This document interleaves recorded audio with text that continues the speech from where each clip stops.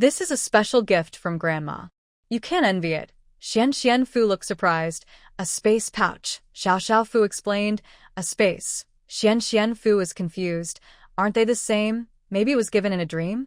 Grandma is so biased, he thought. He also wanted one. Xiao Fu said, yes, I had a dream about Grandma. Then I got into a car accident. A car accident? When did that happen? I didn't know. Xian Fu asked. Xiao Fu explained, it was after the Dragon Boat Festival, on my way to work. I saw broken glass and something hit my eye, but when I looked again, the car was fine. It was just a rear-end collision. Xian Fu thought this was too strange. Just like that? Big sister. Do you actually have some special opportunity and got this gift? But to make me believe and not worry, you made up a story about Grandma giving you a dream and giving you this gift? Did you do some task like with a system and get money? So when you transferred money to me, you did it easily? And the thing about brother-in-law is also fake? You did it to do a task, so you had to marry out to make it easier? Xiao Fu was speechless. Wow. Fu the screenwriter, you're talented even when not writing stories. Xian Fu looked at his sister, whose face twitched as if she was looking at a fool. He said nothing. Could it be a secret you can't tell? Xiao Fu said, overthinking is a kind of illness. You're seriously sick. Xian Fu didn't believe it. Isn't that right? Xiao Fu was speechless. Yes. You must keep it a secret. If it gets out, your life will be in danger. Xian Fu assured her. Don't worry, sister. You don't know your brother. I keep secrets. I haven't told Mom and Dad. We're the closest.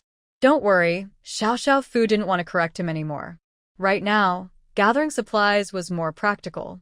Big sister, can you teach me a martial arts move? Just use the move from earlier to throw stones. Fu Xiao was impressed by his bright, shining eyes. Did she really think he was just imagining things? Did she really believe the system would give a reward with a simple ding sound and he would instantly learn a skill? Haha, idiot Fu Xian. What does that mean? Is her sister insulting him? If she doesn't want to share, she doesn't have to, but no personal attacks. Sis, we're humans. We can communicate politely. You are no longer really human. If I tell you the truth, you think it's a lie. I can't help you, and we can't communicate. Fu Xian. Who could accept this? If it weren't true, how else could it be explained? Well, the fact that she has space is already hard to explain. Then why tell me? I thought you wanted to give me some kind of skill card. Fu Xiao. I just need someone to cover for me. Fu Xian. All right, big sister. Then, thinking about her sister's space ability, she got excited again. Space, so she can store whatever she wants? Sis, how big is your space? I don't know, but I can keep putting things in. Sis, don't worry. I promise to check all the supplies. Even if no one rescues us, we won't go hungry. The two worked together to clear the area. They found some useful items, including quite a few tents and many practical things, though some were flashy. Fu Xiao asked her brother to keep watch outside. She sorted the items into two types, those she could take and those she couldn't, and then looked for a way to dig further. They soon saw many bodies, probably people who ran downstairs too slowly during their shopping and got buried. Since that was the case, Fu Xiao stopped digging. After removing the unusable items, she covered the ruins with debris. Fu Xian watched outside, while keeping watch. He still thought the space was truly amazing. They kept walking until nightfall, then found a relatively clean ruin to eat. When he saw the steaming, large bowl of beef noodle soup, Fu Xian almost dropped his jaw. Cease. What is this? Beef noodle soup. Don't you like it? Fu Xiao looked at him strangely. Fu Xian. Did he want to say that? I mean this. Warm one. Just saved it earlier. Eat it. Fu Xian saw that his sister no longer wanted to talk to him, so he could only bury his head and eat happily. It's so delicious. Sister, when did Hualu City open such a store? I haven't heard about it. Even though he had only been back for a few months as a future chef, he had heard some about Hualu City's food scene. When he returned from the army, if it weren't for his brother suggesting they start a renovation company, he wanted to open a restaurant of his own. It's not in Hualu City, While eating, Fu Xiaoxiao started thinking about Lu Haomin. This bowl of noodles was something she had hidden away from Lu Haomin before. She remembered she had comforted him for a long time when they returned to the hotel. Where is it from? Fu Xianxian didn't notice his sister's changing mood and kept asking. I wonder if I'll get a chance to eat it again. Fu Xiaoxiao. I don't know. Just make your own. Fu Xianxian. I want to, but I only ate it once. I don't have the recipe, so it's not easy to figure out. I have some here. Take your time eating, Fu Xiaoxiao said, continuing to eat. She couldn't think about it. Just the thought made her want to cry. After they finished eating and drinking, Fu Xiaoxiao turned on the lights and started working. Sister, we don't have to work so hard, right? Nighttime is better for moving around. It's so dark, if we encounter any danger, we won't see it. If you can't see, I can. Fu Xianxian. What do you mean? Fu Xiaoxiao. My eyes have been blessed. Fu Xianxian. Why do I have no special skills at all? They didn't know how long they had been walking. Fu Xiaoxiao found 2 usable off-road vehicles, along with some car parts and repair tools. She thought about Lu Haomin's Hummer H2 she bought in Shangguang City. It was no longer working, and she started missing him again. They passed by water pipe shops, hardware stores, flower shops, pharmacies, jewelry stores, dollar stores, pet shops, pet hospitals, pet supplies stores, and more. She collected everything that could still be used. Looking at the pets that had died painfully, Fu Xiaoxiao felt both heartbroken and disgusted. They had died, so tragically. If only they hadn't been kept in cages, maybe there was still a chance for them. After all, animals are much more agile than humans, and now no one is still alive. They found a large abandoned building with baby and maternity products, clothes for children and adults, sewing fabrics, and even a sewing machine. This building is probably a clothing wholesale store in Hualu City. These shops don't open at night, so Fu Xiaoxiao didn't see many bodies, only occasional security guards. They collected a lot of fabric and clothes, most of which are still usable. In the nearby areas for daily supplies, cultural items, sports gear, and packaged foods, they found many useful things. Tomorrow, they planned to pick out some urgently needed items. They had walked so far without seeing any living people. They think those people might have moved away. Otherwise, it's strange not to see a single living shadow. Fu Xiaoxiao doesn't want to believe everyone here is dead. Even in such a dense area, there should be some survivors who managed to escape. It was almost 10 p.m. now. Fu Xianxian was exhausted from taking care of his sister. The 2 of them hurried back to a nearby open space to set up a tent and rest. Fu Xianxian insisted that his sister sleep first while he kept watch. Reluctantly, Fu Xiaoxiao took out a set of infrared alarm equipment. Sis, where did you get this? Fu Xianxian examined the devices carefully before putting them down.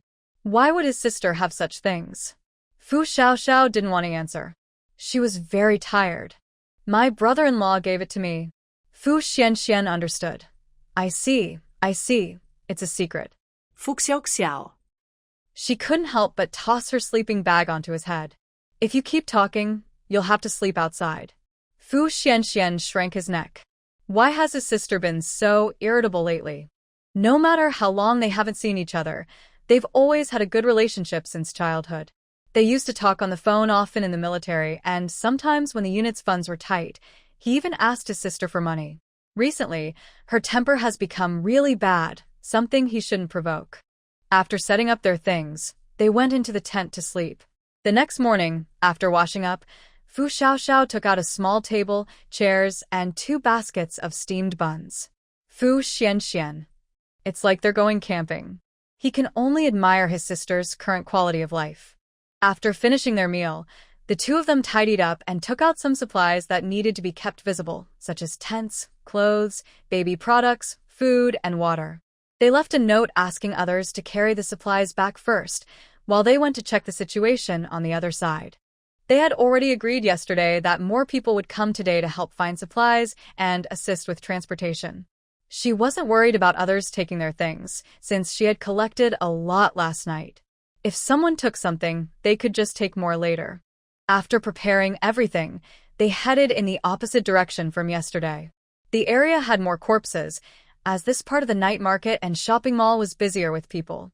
They wore protective suits and walked through the night market street. When they reached the mall, they could still see benches and chairs below. The top floors of these malls are usually massage centers or cinemas, but now, they didn't stay long and kept moving forward. This area was a low-rise commercial district with mostly brand-name stores, pastry shops, milk tea shops, and some pet stores. Surprisingly, they saw a few live cats and dogs. The animals were huddled in square flower beds in the square, the only places that hadn't been damaged. The small creatures looked scared, with dirty fur and frightened eyes. They seemed worse off than stray cats and dogs, almost like they had been mistreated. Xiao Xiao carefully counted 6 small animals, probably 3 adults and 3 babies. One was a mane, another a tabby, and one a ragdoll? The long, striped fur made it hard to tell. There was also one that looked like a small gray dog, and a Czech wolf dog, and a German shepherd. She used to love small animals and knew that Maine, Czech wolf dogs, and German shepherds are large breeds. Seeing these tiny creatures, probably less than half a year old, surviving was really impressive. Usually, if animals could survive, what about humans? She looked around and saw no other living beings besides these animals, excluding the annoying insects like flies and maggots. She noticed a hole near the pet store, probably where these small animals had gone to find food when they were hungry. Xiao Xiao opened some canned food she had taken from another pet store yesterday and placed it near the flower beds. She also set out several bowls filled with water, though she wasn't sure how they drank. After finishing all this, the two of them continued walking forward. The pets probably still have a strong sense of caution, and it's uncertain how long they will survive. Anyway, keep going, little ones. Fu Xiaoxiao saw a row of jewelry stores, all selling jewelry and gold accessories. These shops tend to open together in groups. Big sister. Do you want this? He asked. He often sees heroes in stories using space magic to grab things without hesitation. Since Fu Xiaoxiao got those 3 tons of gold, she no longer cares much for jewelry and gold accessories. But since they are finished products with good craftsmanship, she decided to take some. After they finished looting the entire row of gold shops, they saw a few small animals standing on a big rock nearby, waiting for them. Fu Xiaoxiao and Fu Xianxian looked at each other, thinking, what does this mean? Are they sticking with us? They didn't pay much attention and continued to look at the shops across the street. This was the best place to gather supplies. Beyond this small area, there were tall commercial buildings on both sides, and many items were stored downstairs, making them hard to carry. When they had gathered enough, the small animals still followed them. Fu Xiaoxiao sighed. She didn't want to abandon them, but now everyone is struggling to survive, and she can't guarantee their safety. The camp is crowded, and she can't keep them there. Who would take care of them? Everyone is busy just taking care of themselves. It's a pity her space couldn't hold living creatures, otherwise, she would really keep them. Maybe we should take them back, suggested Fu Xianxian. There are some kids in the camp, and surely someone would like them. He felt sorry for the animals, especially when he saw the 2 dogs, reminding him of the guard dog in the military kitchen. Fu Xiaoxiao said, they're not suitable now. Look at their fur.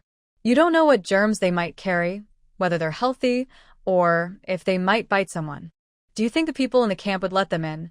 Fu Xianxian also thought about it. Yes. Who dares to keep pets now? No one would even approach them. As if sensing they didn't want them, the 2 dogs started whimpering. The small cats heard this and also meowed softly. Meow-woo. At that moment, Fu Xiaoxiao felt very sad, as if she saw Lu Haomin acting cute and calling her Xiaoxiao. Fu Xiaoxiao found 2 suitable baskets and put all the animals inside. She and her brother each carried one, squeezing in as best as they could. Let's first check near the pet store to see if there's anything we can collect. Later, we can find a place to give them baths and vaccines. Can you give shots? Fu Xianxian looked at her carrying several kittens. Aren't you able to? Didn't you also get some kind of nurse certificate from the military? Fu Xianxian. Is giving shots to pets the same as that? What's the difference with a bunch of needles? As long as they don't die, it's fine. Anyway, it doesn't matter. As long as they can be saved, that's good enough. Fu Xianxian. The 2 searched all over the pet hospital. Many bottles and jars were broken, but some were still intact. The refrigerated cabinets were fine too, impressive. But they didn't know if anything inside was useful. They collected all the pet food, canned food, snacks, toys, medicines, injections, cat litter, and other pet supplies they could find nearby. They kept searching along the way. By noon, they finally found a flat spot to rest. They put the kittens aside, left their food and water untouched, and just watched them eat. It made them a bit uncomfortable. After quickly finishing, Fu Xiaoxiao took out a portable pet bathing tent. It was okay if it was a bit damaged, as long as it worked. She brought out a 3-ton water tank. Fu Xianxian was surprised. "Sister, when did you fill this?" Fu Xiaoxiao replied, "I stocked it earlier." She didn't bother with him and gently took one kitten inside. The kitten didn't make a fuss and stood quietly. "Come here, you help bathe the dog." She squeezed some pet shampoo and started washing the kitten's fur. It was really dirty. She washed it 4 times before it was clean. This ragdoll was very beautiful, big blue eyes that could melt anyone's heart. Its face was nice, looking quite expensive, probably from her "Once I Couldn't Afford It" series. Then she turned on the pet dryer, plugged it in, and let the kitten dry itself inside. Next, she planned to wash the little short-legged one. She wanted to see what it was. After finally cleaning it, Fu Xiaoxiao found herself speechless. It turned out to be a cheese-shaped pet. Very cute, but with that look, like a lost princess. After all 6 were washed and dried, Fu Xiaoxiao felt her heart soften. How could there be such adorable animals? Fluffy fur, big eyes. She loved all cats and dogs alike. I looked at the vials and checked some information. Finally, I found a vaccine that can be used now. I don't know if they had it before, but if they did, it was probably rabies vaccine and Meowsin Duo. Usually, these vaccines are not given, but luckily this pet hospital is quite large, probably owned by wealthy people. After tidying up all the small animals, Fu Xiaoxiao continued to feed them. This time, they listened much better. They were a bit slow, but they ate, and that's enough. As long as they eat, they can survive. She compared them with a pet book and guessed that the 2 dogs were about 3 or 4 months old. The mane was probably about the same. The kitten's age was hard to tell, but definitely less than half a year. "From now on, you will be." Fu Xiaoxiao admitted she was bad at naming. She struggled for a long time, but couldn't come up with a good name. Fu Xianxian couldn't stand it anymore. "Just call them survivors, Survivor 1, 2, 3, 4, 5, 6. Fu Xiaoxiao. Maybe. That works too."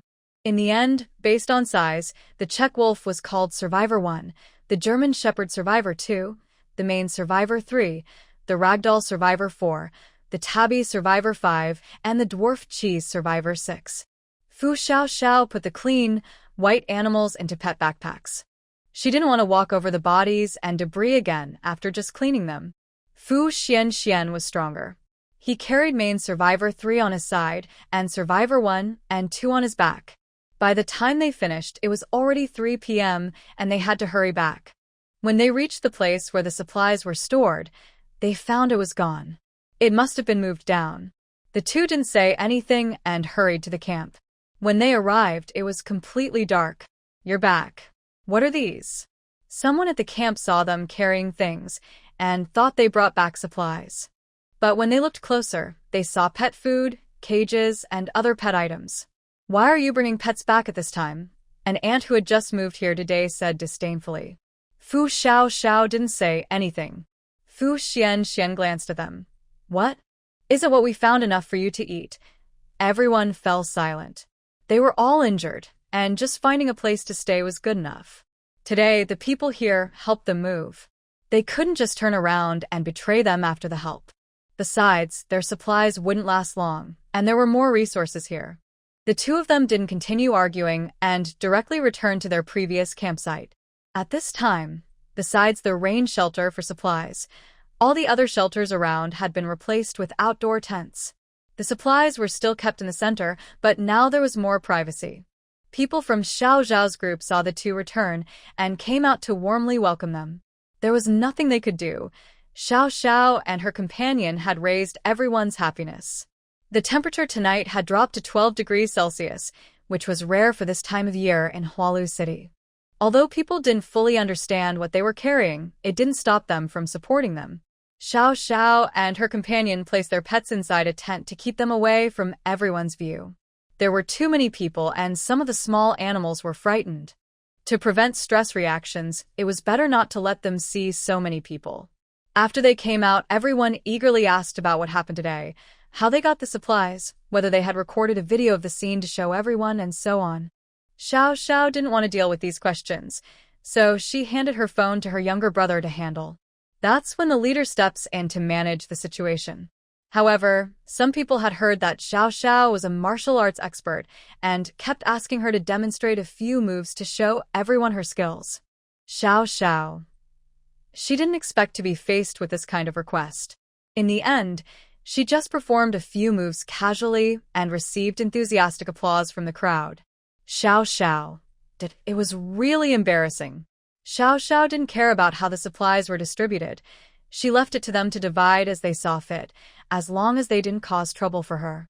When she was about to leave the crowd and go back to her tent to check on her pets, Qin Yujiao stopped her. What's going on with you? Why are you bringing pets back at this time? Don't you have any sense of boundaries? Do you think you're still at home? Xiao Xiao looked at her without speaking. From this angle, Qin Yujiao couldn't see her expression. She continued, everyone is already struggling to survive. Are you bringing them back just to eat meat? Xiao Xiao's heart sank suddenly, and she didn't want to hold back anymore.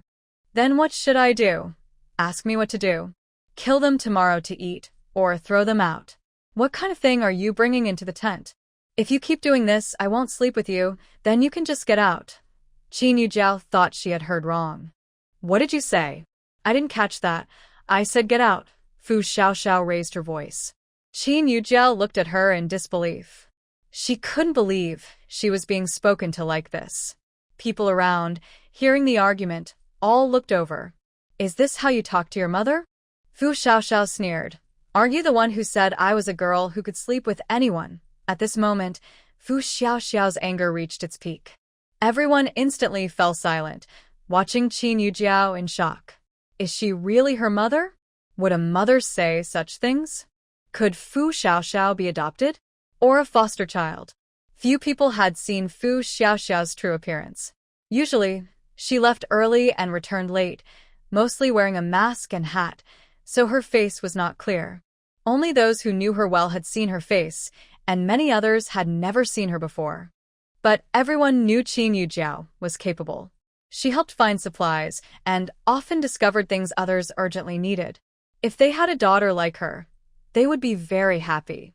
In the countryside, a girl who is 163 centimeters tall is considered tall, and her daughter was quite skilled. Such a daughter being scolded so harshly by her own mother was shocking. Qin Yujiao trembled with anger. They hadn't mentioned the fight that day for over a week. Everyone had been peaceful, even giving her a jade pendant and talking to her. But she had been holding on to that anger all along, and now she was using it to hurt her. You're so capable now. You can't even listen to a few words from me? You remember every mistake I made. Whether I'm capable or not isn't up to you to decide. What's going on? At this moment, Fu Guosheng, who had received a message, hurried into the crowd. Seeing the tense atmosphere, he quickly stepped in. What's happening here? What's happening? I just said a few words to help your daughter, and she snapped back at me, told me to get lost. Is she really my daughter? Huh. She's so capable, she tells me to leave. What kind of child did I raise? He then started crying, feeling wronged. His expression was so pitiful that Fu Xiaoxiao couldn't help but laugh. You're still laughing? Seeing his wife like this and their daughter laughing too, Fu Guosheng felt overwhelmed. At this moment, Fu Xiaoxiao felt a bit cold-hearted. She didn't feel any pity for her mother at all. What's wrong, sister? Mom? Why are you arguing again? Fu Xianxian rushed in, confused about what was happening. You should ask your mom about that, Fu Xiaoxiao said, arms crossed, watching the scene as if she wasn't involved. Fu Xianxian looked at her mother. Qin Yujiao saw her son coming and immediately started crying and shouting, I told you not to bring pets home.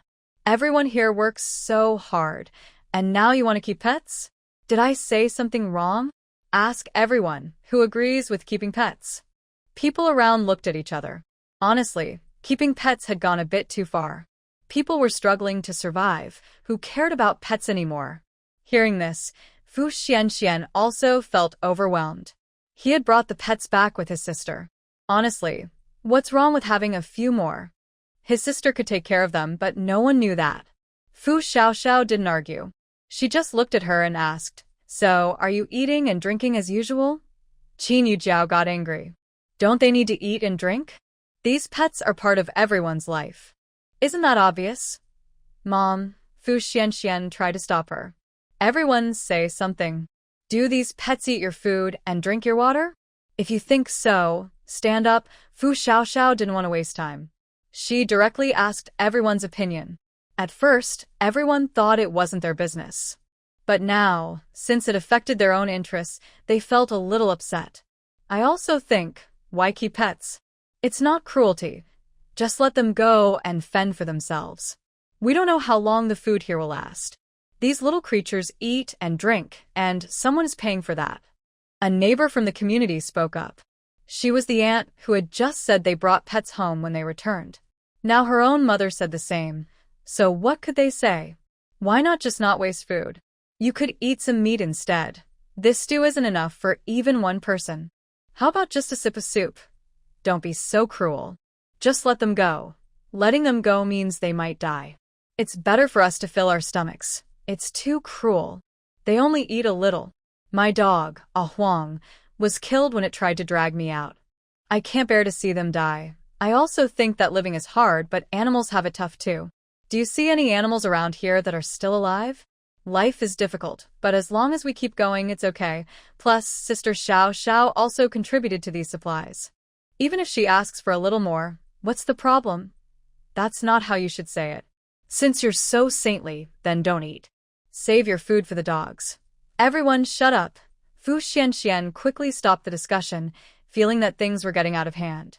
Xiao Xiao chuckled softly, and her laughter gradually grew louder, making everyone feel uneasy and a bit scared. Fu Xianxian looked at her sister with concern. Since you all say that, fine. Let's share the supplies. Give me what I found. The rest, do as you like. Her belongings, she can handle however she wants. Her people, she says it's okay. Others say it's not. She no longer wants to play with everyone. If every little thing becomes a big deal, there will be more petty arguments in the future. If she still had good intentions and wanted to help everyone, who would want to be the saint? It's exhausting and not worth it. That's why she doesn't want to be the leader at all. Share supplies? Share what supplies? Some new people didn't understand what was meant. The others also didn't understand. Share what supplies? Aren't these supplies everyone's? Should she get her own share and live separately? Fu Chongsheng hurried in to mediate. Sister Fu, don't listen to them. If you want to keep the pet, go ahead. It doesn't bother anyone. Annie, if you want to keep it, just do it. With my ability to find supplies, can I take care of a pet? The little security guard also quickly came in to persuade. Yes, Auntie, it's no big deal. This is your sister's biological mother. If you stop her, you'll only hurt her feelings. Others who respected Sister Fu also quickly advised her not to act impulsively. Only by staying united can we get through this tough time. Family disagreements can be resolved with a good talk. There's no need to make a fuss. Fu Guosheng also hurried to persuade his wife. It's just a few pets. Look at how upset you are. Qin Yu Jiao's eyes turned red. I'm causing trouble? Is that what I'm doing? It's your daughter causing trouble. She doesn't care about everyone's safety. How many bacteria do those pets carry? What if everyone gets sick? Ask Dr. Zhao. She had watched short videos on a popular social media app and knew that these pets carried many germs. Now, with bodies all over the city, it's possible that some of those pets are already infected with the virus. Keeping them would only bring trouble.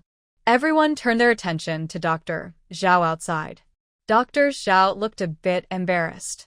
He thought everyone gathered around because something serious had happened, but it was just a mother and daughter arguing. Well, if pets aren't properly protected, they can be a source of infection, but it's not always the case. Just hearing that was enough to condemn the pets. Everyone shouted together, "Get rid of them! Kill them. It was so loud, like a deep grudge. Shut up. Fu Xuanxuan's heart sank. She quickly looked at her sister, but the lighting was poor and she was wearing a mask and hat, so she couldn't see her sister's expression. Fu Xiaoxiao raised her hand to signal everyone to be quiet and calmly asked the people in the camp, "What do you think?" Everyone looked at each other. What was going on? At first, they didn't care, but now they were worried about the worst.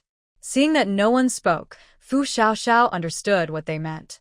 She asked again, "If I want to leave, will you share the things I found earlier with me?" Suddenly, the crowd exploded. "Why should we?" "Yeah, why?" "You're not the only one who went out. Everyone else went too. How much do you want?" "We helped out at the camp too, big sister Fu." "Why are you leaving?" "Where are you going?" The little security guard was anxious. "Why leave now?" "Big sister. Don't be impulsive." Fu Xianxian was almost crying. "Big sister Fu. What are you talking about?" "No one can leave. The people who went out with her yesterday now regretted bringing that group back. Why cause trouble for no reason?" Fu Yuning also hurried to persuade her. "Xiao Xiao, don't be angry. You started this camp. Can you really just give it away?" Everyone else chimed in, trying to talk her out of it. "I don't care about the rest. I just want to ask, if I get half of the supplies I found, will you give it to me? Including today's tents." The crowd started arguing again, like a busy market. Fu Xiaoxiao doesn't look at strangers, only at those who have gone out with her before. "Here." Fu Changsheng nods firmly. "I agree too." The little security guard also supports. "Absolutely, sister. But don't do this." Fu Xianxian looks sad. He knows his sister wants more than supplies. She wants everyone's attitude. But someone opposes. "Why should you just give? These supplies belong to everyone. Who has the right to distribute them?" "Yeah, these things weren't bought by you. Even if you found them, they still belong to the country." "Exactly. Now that we're in trouble, we have to collect these things together. They are shared property. You can't just say you want to give or take. You didn't find them alone either. Right? So many of us. How can you be so shameless, little girl? No wonder your mom doesn't help you. You're just a shameless person." Serves her right to be scolded by her mom. The crowd's words become more insulting. No one cares anymore why they started arguing in the first place. "Since that's the case, I don't want the supplies anymore. Let's part peacefully. Do whatever you want." "I don't care." Fu Xiaoxiao remains calm like never before, as if those insults don't affect her. "Everyone shut up." Fu Xianxian shouts loudly. He's trembling with anger. His sister is being insulted by so many people. What are they? Without her, how could everyone gather? It's not that she's so great, but sometimes a small thing, a small action, a small move can bring people together. They all came together like that. But now, everything has changed. Say nothing more. Take care of your parents. Yes, your parents. She doesn't want them anymore. What nonsense are you talking? Qin Yujiao is angry. She can't believe her daughter is still stubborn at this moment. She slaps her. But before the slap lands, it is stopped. "Auntie, what are you doing?" Fu Changxing quickly holds her hand. "Let go of me. This girl can't be kept." Watch me slap some sense into her. How could Fu Changxing possibly let go? Qin Yujia's other hand was also tightly held by Fu Guosheng. Things were getting more and more chaotic. Why didn't I realize before that she was so capable of causing trouble? Xiao Xiao looked at them with disdain. She didn't care anymore. Would she really have a hard time alone? Why bother with a group? Being alone and special might be better. Xiao Xiao didn't say anything or argue. She went back to the tent, packed away all the dog food and supplies, and carried 2 bags, one on her back and one on her side. Were they coming to stay with her because they knew she would leave someday? She wouldn't blame them. They were just a trigger. This fight was bound to happen sooner or later. Fu Xianxian held her hand. "Sister, don't be impulsive. You know what mom is like. You said that last time too." Xiao Xiao pulled her hand away. Xianxian was stunned. "Last time? What happened after you said that?" Xiao Xiao continued. "And then your mom called me a bad name." Xuanxuan's tears suddenly fell. "Sister, I'm sorry." "Please forgive me. Are you really leaving? Why don't I go with you?" Don't go alone. I'll go with you to relax, and then we can come back. Fu Xian Xian. Goodbye. Don't hold me back. It's embarrassing. After saying that, she grabbed his phone, and without looking back, left the tent. Everyone saw her leave with her things, and realized she wasn't joking. They quickly came to stop her. Sister Fu. What are you doing? Yeah, you're a girl. Just a few arguments, and that's it. Xiao Xiao. Don't be mad at your mom. Little Fu. We didn't mean it like that. Sister. Whatever you want me to do, I will.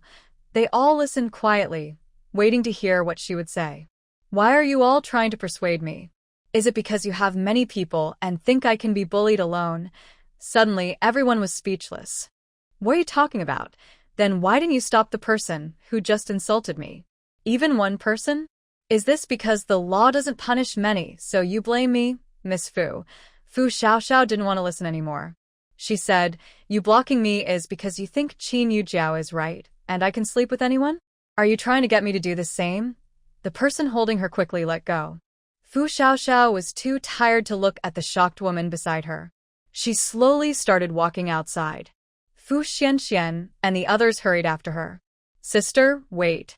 Don't do this. Do what? Fu Xiaoxiao stopped and looked at him. If I leave, take good care of them. I can live well. You know that. Fu Xianxian cried badly. Sister, I'm useless. I can't do it, Fu Xiaoxiao sighed. Look, I'm not sad at all. Don't you see? Leaving here actually makes me happy. Fu Xianxian shook his head quickly. No, you're not happy. I know. I'm your brother, I understand. My real mother doesn't even know. What do you know?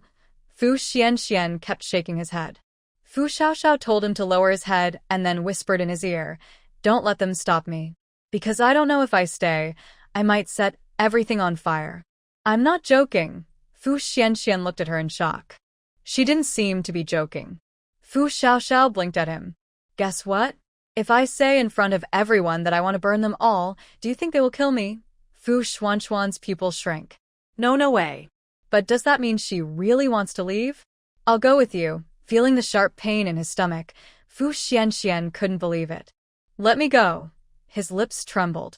At this moment, he felt more scared than ever.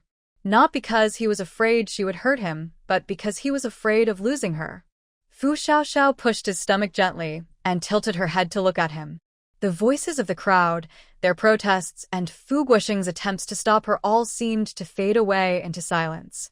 Fu Xianxian struggled to speak one word. Everyone, don't stop my sister. She just wants to get some fresh air. If you keep stopping her, she'll feel worse. After saying that, Fu Xianxian pushed through the crowd and grabbed the people trying to hold her back. Xianxian, are you crazy? Where do you want her sister to go at night? Did Fu Xianxian not know? No, he did. But what could he do? Her sister wanted to leave. And she already did.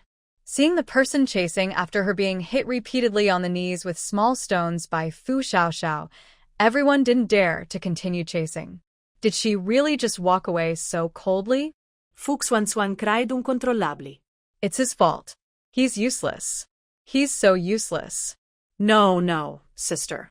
Wait for me. Fu Xuanzhuan ran after the small figure in the dark, but before he got close, he was hit on the knee too. Sister. He could only let out a sharp cry before the figure disappeared ahead. Fu Guoxing looked at Qin Yujiao with tears in his eyes. Are you happy now?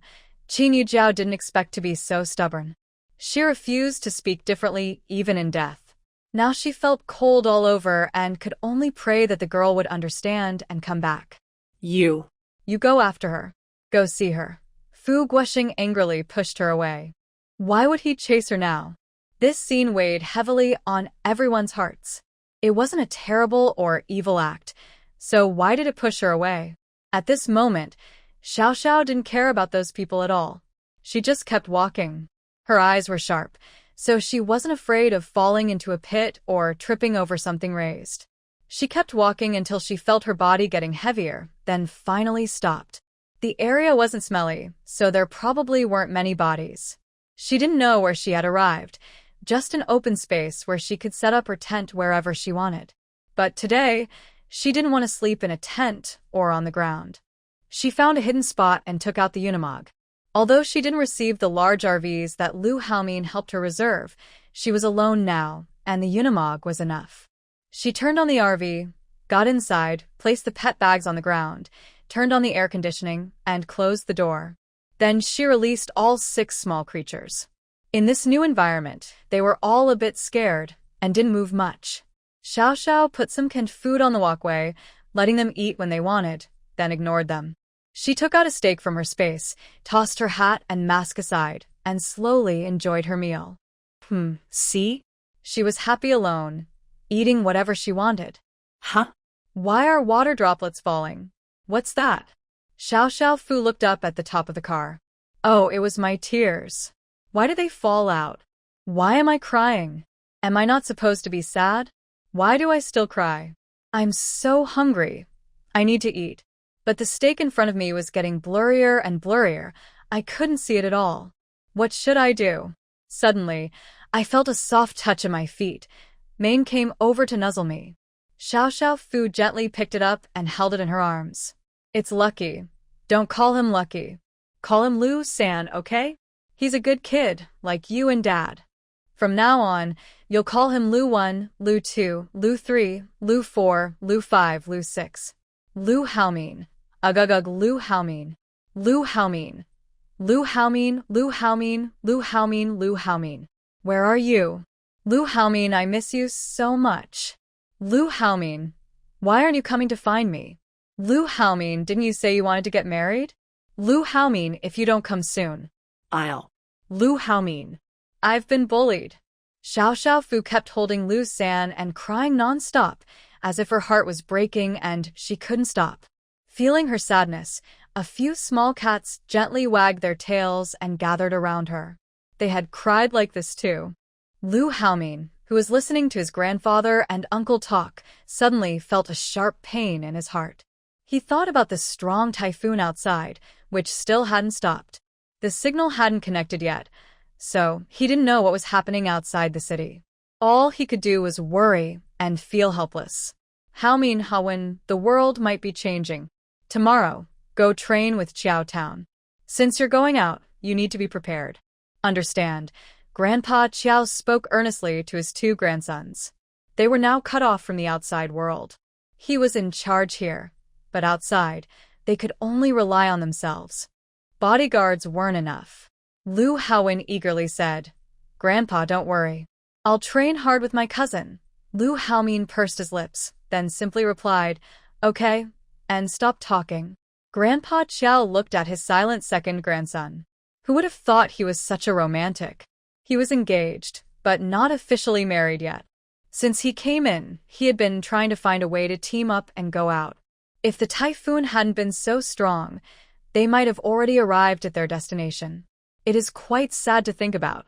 The young girl doing good deeds attracted a lot of attention at the time. Now I only found out she is actually the granddaughter's girlfriend. The young man acted quickly and quietly. It's understandable that the granddaughter cares so much. The outside world is so harsh. I don't know how the girl is doing now, whether she's still alive or how much she has suffered. I just hope everything is moving in a good direction. Tears in her eyes, she finished the remaining steak. Still feeling hungry, she took out a pork chop bun to eat. The food she had been eating these days was just enough to keep her from starving, not real food. Now, she felt very happy. Indeed, eating alone makes people the happiest. A few dogs, smelling the food, sat on the sofa watching her, as if they also wanted to eat. She looked at them, then took out her tablet with information and started searching whether pets could eat pork chop buns. Forget it. The meat in the middle is enough for them. The other side dishes maybe not. She cut the pork chops into uneven pieces, so each puppy could have a share. Holding her bowl, she called out, Lu Yi. No one knew who to call, or if it was the right name. Anyway, everyone was on the sofa, and the short-legged Lu rolled off. She thought he was adorable, but they still needed to know their names. Lu Yi. She petted the German shepherd's head and called his name again. Repeating this several times, she fed him a big piece of pork chop. Maybe because it smelled so good, Louis gobbled it up right away, then sat patiently, waiting to be fed more. The other little ones, though not noisy, were also eager and gathered around her. Lu Air. She petted the dachshund's head and called, Lu Air, repeating this and giving him a piece of pork chop. Then all the puppies learned to respond in the same way. On the second round, she mixed up the order. Unfortunately, they didn't remember the names, but that was okay. She would do it slowly. By the third round, Lu Air remembered his name.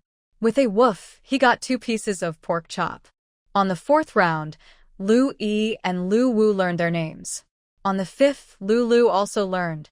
On the sixth, Lu Si and Lu San learned as well. Good babies. You're so clever. After that, no matter who she called, they all responded correctly. They were very smart. After playing with them for a while, Fu Xiaoxiao was tired. She went to the shower to take her first hot bath since the earthquake. The water was black when she washed, but look how clean she became. Why bother gathering with that group of people? Smelling terrible doesn't hide the scent of the surrounding bodies. Fu Xiaoxiao spent nearly an hour washing herself. If the water hadn't run out, she would have kept going. After refilling the water in the camper, she dried her hair.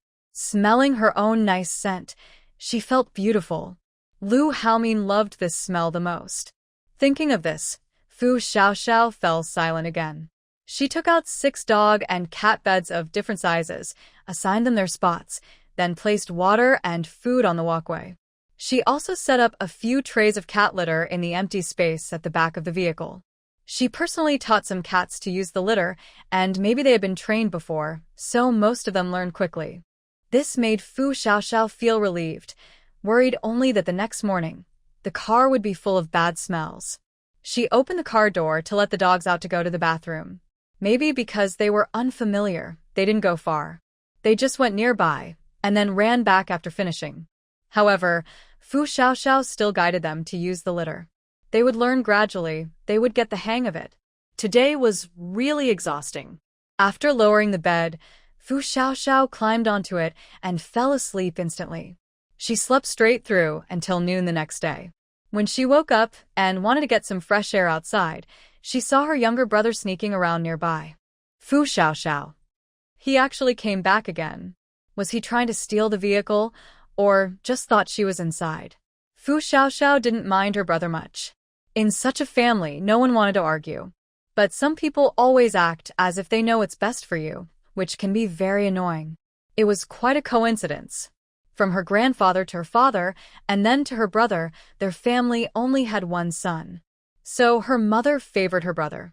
Her mother used to do the same, but as new ideas came in, things gradually improved. Unfortunately, her brother's desire to control was too strong. Since the 9th grade, he had been receiving education based on new ideas, and both of them felt suffocated at home. But they couldn't say anything, since they were their parents. Remember when she finished middle school, her mother insisted she enroll in a vocational college under the 3-2 program. Her mother said this way, she wouldn't have to study for 7 years like in university, saving 2 years.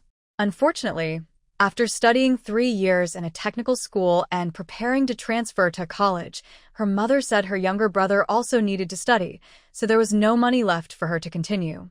Her educational path was cut short. Her brother joined the army before finishing technical school and never returned home, not even when their house was being taken over. However, she and her brother always had a good relationship.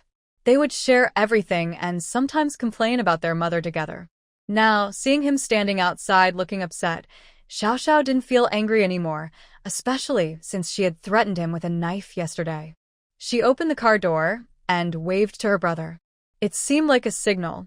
Xian ran over quickly, his eyes swollen like walnuts, looking sad as he called out, "Sister." Xiaoxiao, feeling helpless, sprayed disinfectant all over him before telling him to get in the car. They sat in a row. On the sofa, Lu San and Lu Si were lying down, Lu was on the table, and a few others were resting in the hallway. Seeing the 6 of them relaxing like this, Xuan's eyes started to fill with tears again. Xiaoxiao quickly told him to stop. Don't cry. Don't try to persuade me to go back. Don't say anything emotional or useless. You see, I'm happy living alone, Xian. You've already said everything. What else can I say? Xiao Xiao took out today's brunch, a sandwich with salad, and asked what he wanted to eat. I want to eat French foie gras. Do you have that too? Xiao Xiao really did have it. She put the food out and didn't say anything more. Xian. Forget it, he was hungry too. Knowing he wasn't full, Xiao Xiao prepared several other dishes for him.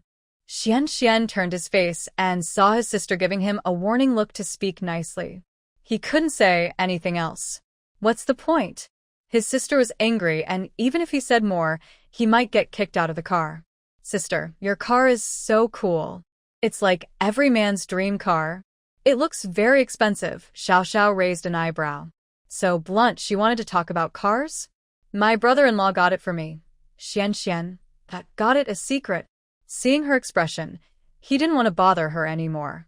Why did you come here alone today? Isn't it because I was worried about you? I looked for a long time. Just now, I saw this car and thought how tough it is. Even after such a strong earthquake, it's still clean. Xiao. So, he was sneaking around just now because he just arrived? If I hadn't gone out, what would have happened to him? If I didn't call you, what were you planning to do? Fu Xian didn't expect her sister to ask that. I haven't decided yet. I just thought it would be better if you were here. It would be great to have the car. I didn't expect this to be your car. How many people came here? She really didn't want to deal with those people right now. More than 20. We split up and searched in different directions for you. The other's task today is to keep looking for supplies. We didn't want to stay, so we came to find you. Xiao didn't ask about where those people went anymore. Don't look for me later. I'm planning to leave here. Xian was surprised. What do you mean, sister? Are you really leaving? Where are you going? Xiao. I don't know. I plan to find my friends first. I might just keep moving, even outside the rescue zone. Anyway, she didn't want to wait. After I get out, I will find someone to rescue you. Xian wanted to persuade her, but after hearing that, she hesitated. Still, she felt uneasy. But you're just a girl. Even if you have some skills, it's dangerous. What if another disaster happens?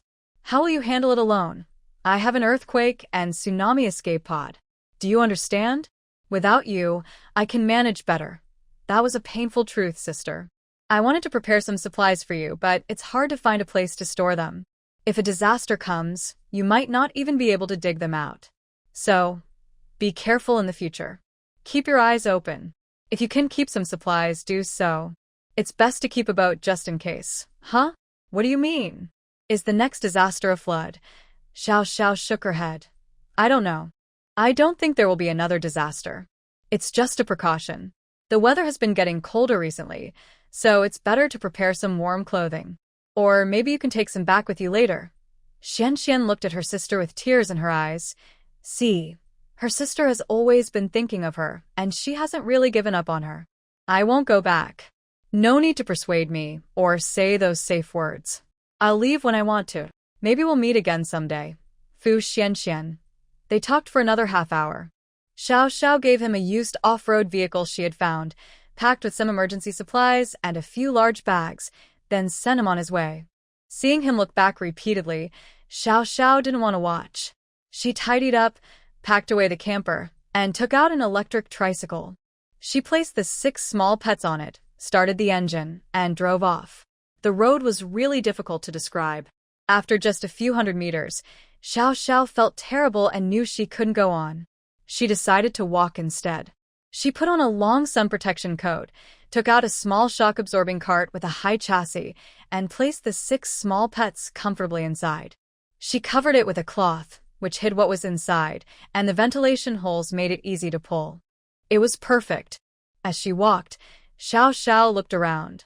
Sometimes she found useful items and collected them, other times she just passed by. When she saw a pet store, she didn't hesitate. She gathered supplies. Sometimes she couldn't find anything at all. She also met some survivors. If she felt it was safe, she would chat with them. If not, she kept quiet and moved on quickly. She noticed she was getting better at throwing stones, controlling the strength and speed well. That night, she camped at the foot of a mountain. She set up the camper, turned on the alarm, took a nice shower, and had dinner. She wanted to stargaze, but maybe because she had walked too much, she was too tired. After checking on the small pets and seeing they were fine, she went to bed. The next day, she slept until almost noon. It was so comfortable. She felt like she was living the dream, eating well and sleeping well, feeling very happy. Today marked the 11th day since the earthquake. She hadn't seen any movement in the sky. It seemed the disaster area was bigger than everyone thought. To avoid wandering blindly, Xiao Xiao decided not to walk anymore. She sent her drone out to scout. She took out her equipment, opened the box, and looked at the sleek, high-end drone inside. Wow, so cool. Yesterday, she also packed a smaller drone for her brother. This was her first time using a drone. She read the manual from start to finish, figuring out what each part was for.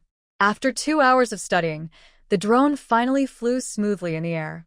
When she saw the devastated ground again, Fu Xiaoxiao felt a bit physically uncomfortable.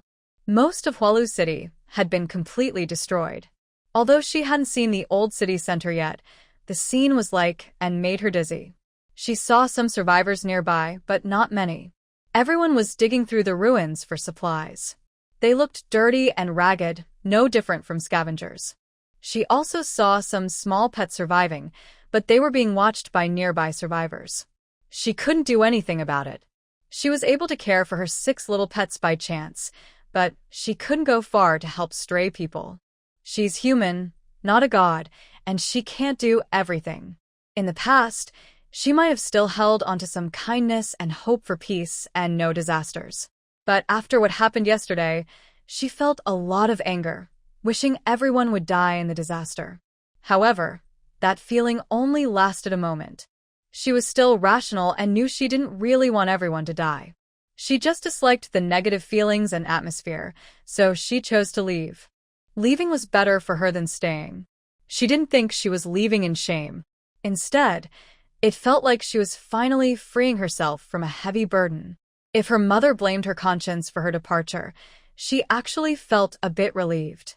When she left, she didn't have to be bound by filial piety or moral pressure. She wondered how her thoughts had become so extreme, cold, and dark. She felt like she was starting to manipulate others' feelings. How did she change so much? She didn't know. Maybe she had always been like this, just never showed it before. If Lu Haomi knew about her dark thoughts, would he still like her? Never mind. She decided not to think too much. Watching the drone footage, she even saw survivors waving and some running after the drone. Fu Xiaoxiao didn't stop. She was looking for a safe route to walk. Because the drone's battery was low, it only flew for less than half an hour before she called it back. It seemed she didn't find anything useful today. Today, I wanted to eat. Barbecue. Let's have barbecue. Suddenly, a quiet drizzle started falling. Luckily, I had set up a large canopy, so it didn't matter. I could keep grilling. I took out the grill and looked at the 6 little pets sitting on a long sofa nearby. Xiao Xiao felt like she wasn't at a disaster site, but rather on vacation. With the mountains behind us, some green plants around, a camper van, a canopy overhead, and a 10-square-meter wooden floor on the ground, it felt like a perfect retreat. There was a low wooden table, a lazy sofa, a pet sofa, and adorable pets. I also set out a few plates of grilled meat and side dishes. What a wonderful life! Who says grilling alone is lonely? I have my little friends with me. I placed a long bench in front of them, opened a can for each pet, and added some water. Nice! Sizzling sounds from the meat in the pan, and the smell of grilled meat filling the air. I was so hungry. I ate a pound of meat slices by myself, wrapped in lettuce. Wow, when I have a good appetite alone, it feels so great. So satisfying. I don't like drinking alcohol, but if I had some wine to go with it, I'd feel even better. After eating and drinking enough, I covered myself with a thin blanket and watched the drizzle outside the canopy turn into tiny raindrops. Looks like the flood season in July is starting. But why is the temperature dropping too? The temperature difference between morning and night is huge. Today, it was about 22 degrees Celsius during the day, but sometimes only 8 or 9 degrees Celsius at night. In Hualu City, summer shouldn't be like this. Could it be because of the earthquake? Disrupting some magnetic field of the Earth? Never mind, no point in guessing. Nearby, I was brewing flower tea and holding a small transparent cup. It felt so relaxing. I wished I could live like this forever. As the rain grew heavier, I packed everything away and went inside to rest. I didn't know how my younger brother and the others were doing. Never mind, that's no longer my concern. I decided to enjoy a few more days here, figure out my next move later. As for supplies, I didn't care anymore. I had what I needed. Let others worry about it. But if I really saw someone dying because they lack supplies, could I just watch without helping? I don't know. I guess I'll see what happens step by step. After turning the sofa into a bed, Fu Xiaoxiao laid a mat on top and arranged it like a real bed. She leaned back and watched TV. During this time, she called 6 little pets to come and keep her company. She hugged Lulu for a while, then petted Lu-san, and now she was spoiling Lu-yi. TSK, having so many beautiful women in the harem is really enjoyable. What kind of divine life is this? Occasionally, she checked the outside surveillance and saw that the rain was falling quite heavily. Anyway, the supplies she received a few days ago included an air-cushioned boat. Whether those people are enough to share the supplies, or whether the supplies can fit them isn't her concern right now. She decided to just enjoy some milk tea and binge-watch shows. By evening, the rain stopped. Fu Xiaoxiao thought it might rain for another week like before, but looking at the sky, there didn't seem to be many clouds. It might be a while before it rains again. The surroundings were very quiet. Usually, in this mountain forest, there would be the sound of insects, and the nearby fields should be filled with frog croaks. But now, almost no sound could be heard. It seems that nature's destruction isn't just caused by humans, but by all living creatures. They had dinner late today. Now, she was thinking about having a late-night snack. What should she eat? She suddenly craved spicy hot pot. Yes, let's go. Eat until full, then sleep. This is truly a pig's life. The next day, Fu Xiaoxiao woke up at noon, looking at the clock on the wall showing 11 o'clock. She really had been slacking off for a few days. She opened the curtain outside and saw a clear blue sky. It seemed there would be no rain today. She decided to go out for a walk. She hadn't thought about it before, but now she was bored and started missing her few poor friends and sisters. Was she really so heartless before? She sent her drone toward her friends' homes. Although she had long given up hope, people are like that. When they don't see results, they still can't give up.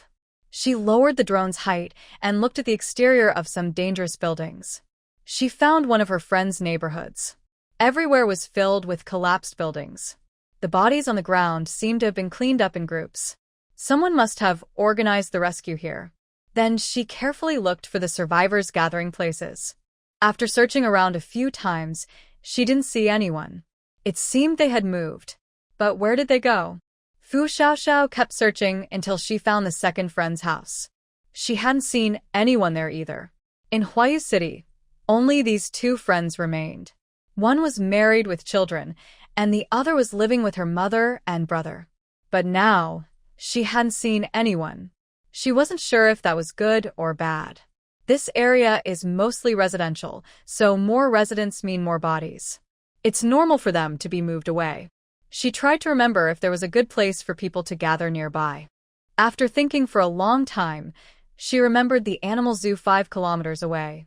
But that area has wild animals. Unless all the animals there are dead, going there might cause conflicts.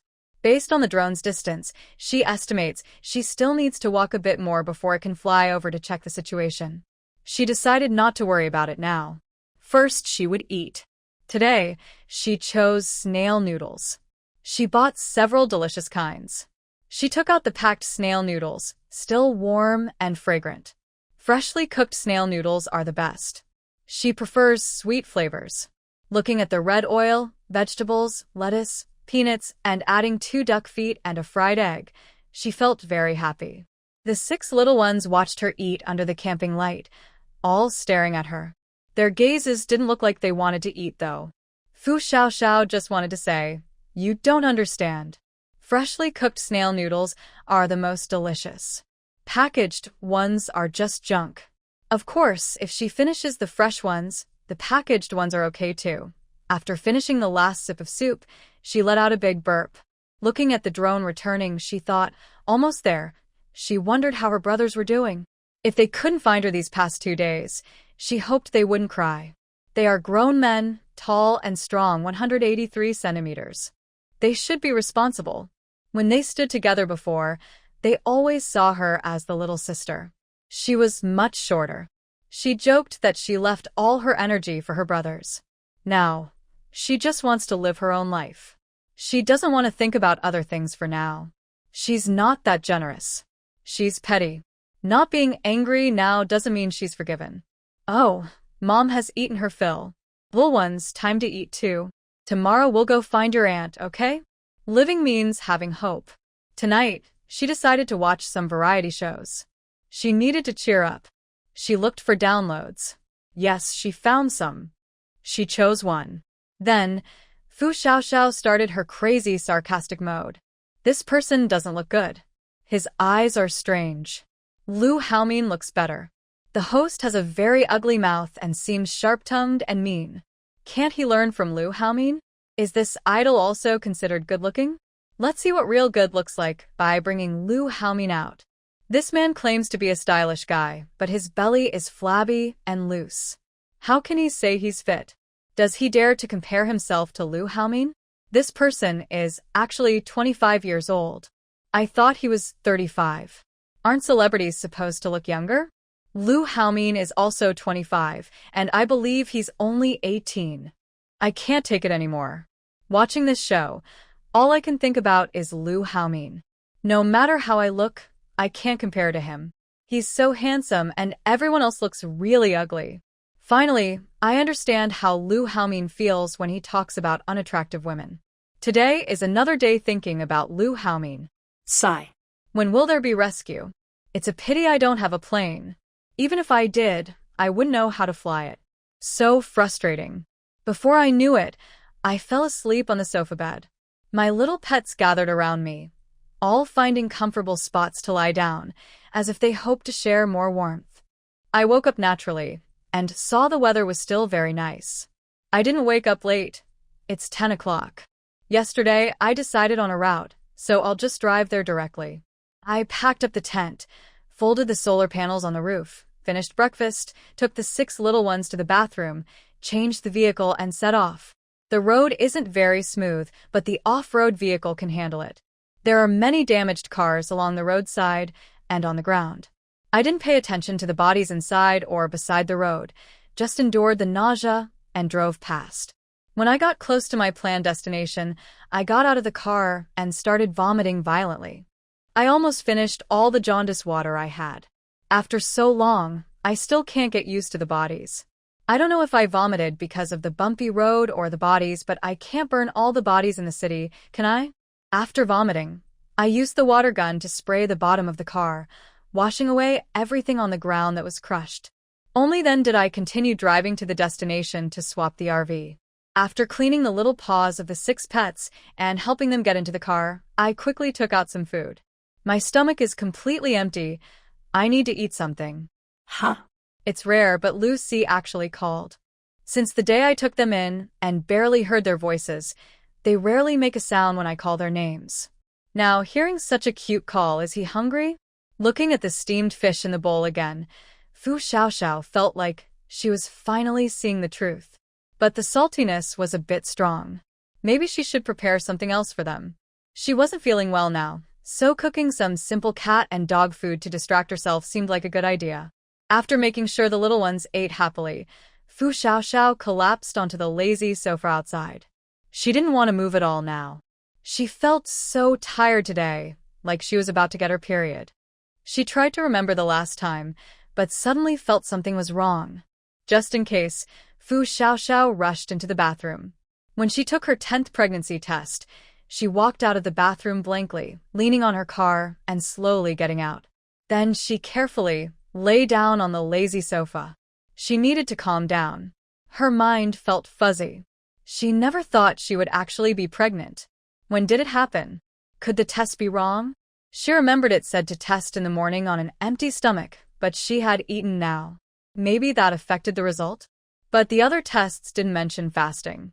She had tested several types, 1 week, 2 weeks, for weeks, and all showed she was pregnant. Could it be that she got pregnant on the very first night? Or maybe just a few days after? Thinking carefully, they probably didn't use any birth control. It was her first time, so she didn't have that concept. What about Lu Haomin? Did he know? He also said it was his first time. Maybe he didn't know either. But could that be true? Or maybe it was intentional? Could he really like her that much, to the point of wanting a child? But why now?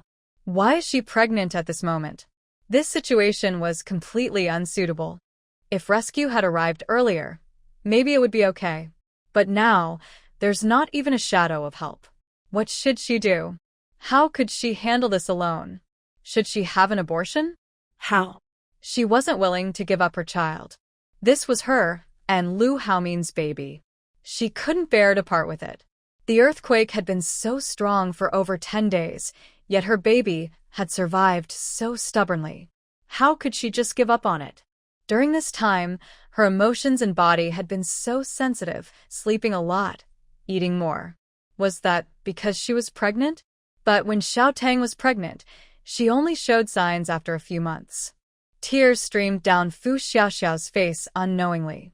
What should she do? Lu Haomin, you. Wow, Lu Haomin, you're going to be a dad.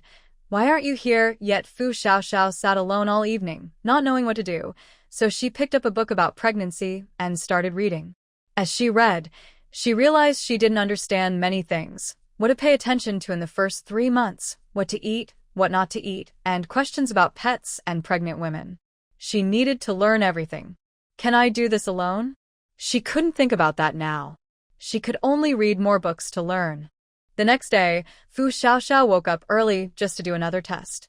When she saw the clear red line, she checked the instructions several times.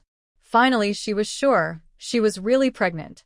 She took a picture of the test and then stored everything in a small box in her space. She wanted Lu Haomin to see it later. This was the record of her first baby. Maybe because she had more hope for life, Fu Xiaoxiao finished her nutritious breakfast and sent out her drone. She planned to check the zoo. After flying for over an hour, she saw many buildings still standing. There were many people searching for supplies. Finally, she saw a large group of people in a 5-story office building. She didn't expect to find such a well-preserved building. There were at least 1,000 people. She hovered her drone above them.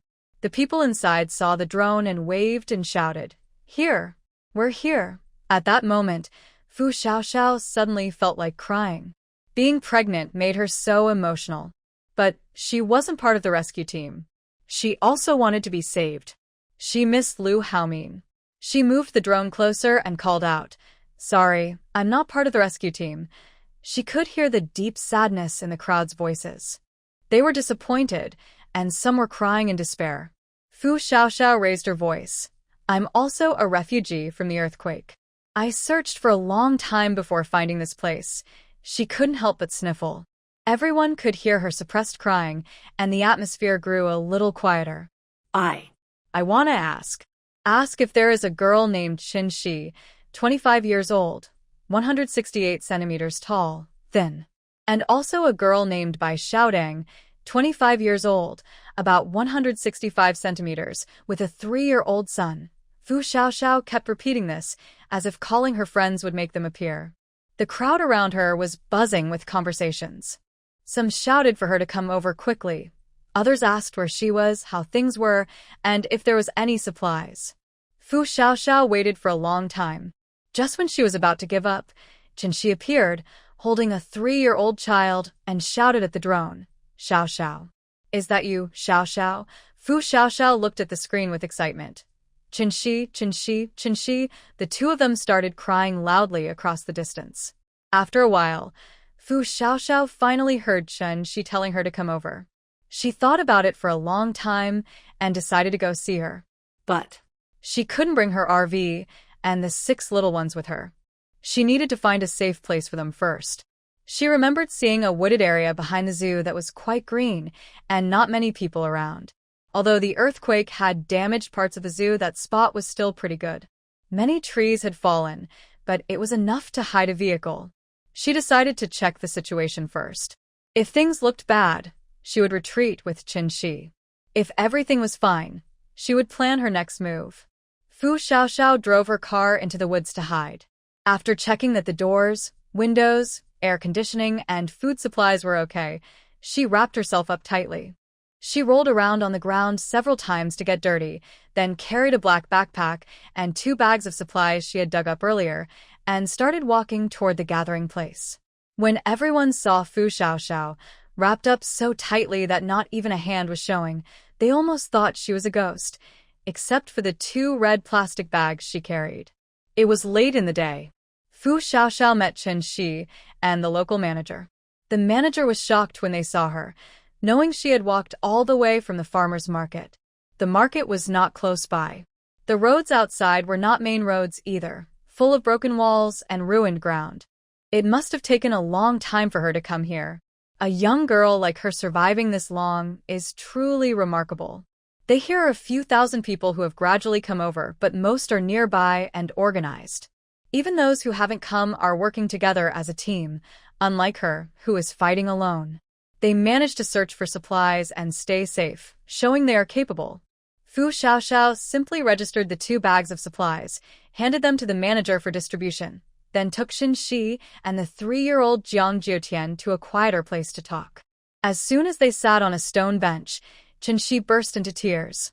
Xiaoxiao, sniff sniff, Xiaodang is gone. Wah. Fu Xiaoxiao felt like she was doused with cold water. She trembled, watching Qin Shi hold Jiang Jiutian and cry loudly. She couldn't say a word now. Her chest was tight, her throat blocked, as if she couldn't breathe.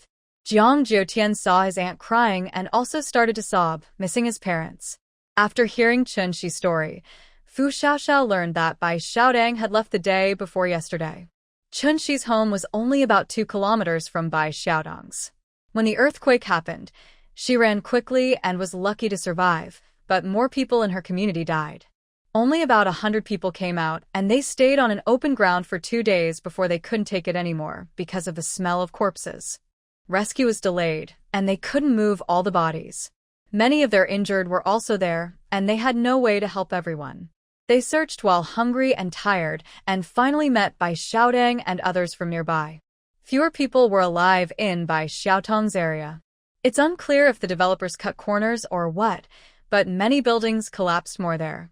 She and her husband protected Jiang Jiutian by holding him, but her husband died on the spot, and Bai Xiaodang was injured in her waist.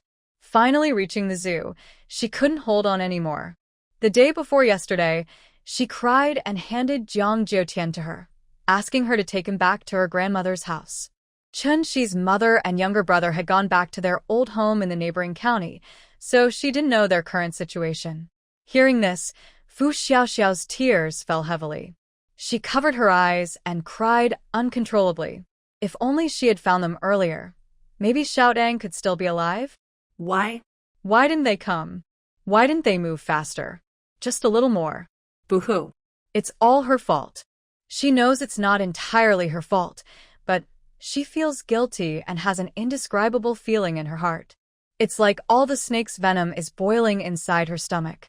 She wants to this pain out but can't, only swallowing it hard, leaving her mouth full of bitterness.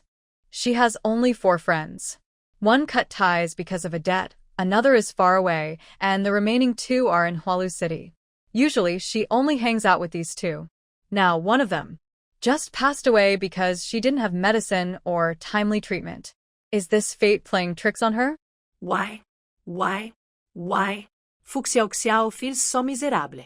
Tears slide down her sad face, and she lets them. This situation is too hopeless for her. Just a little bit more, just a tiny bit, and she could have saved her. What was she doing then? Why didn't she act faster? Qin Shi, Jiutian, and Fu Xiaoxiao hugged together, crying loudly. The people around look at them often, but everyone understands. After all, who hasn't been through this? How many people are lucky enough to have their whole family survive? Even if they usually argue, dislike each other, or compare themselves when facing death, who cares about these things?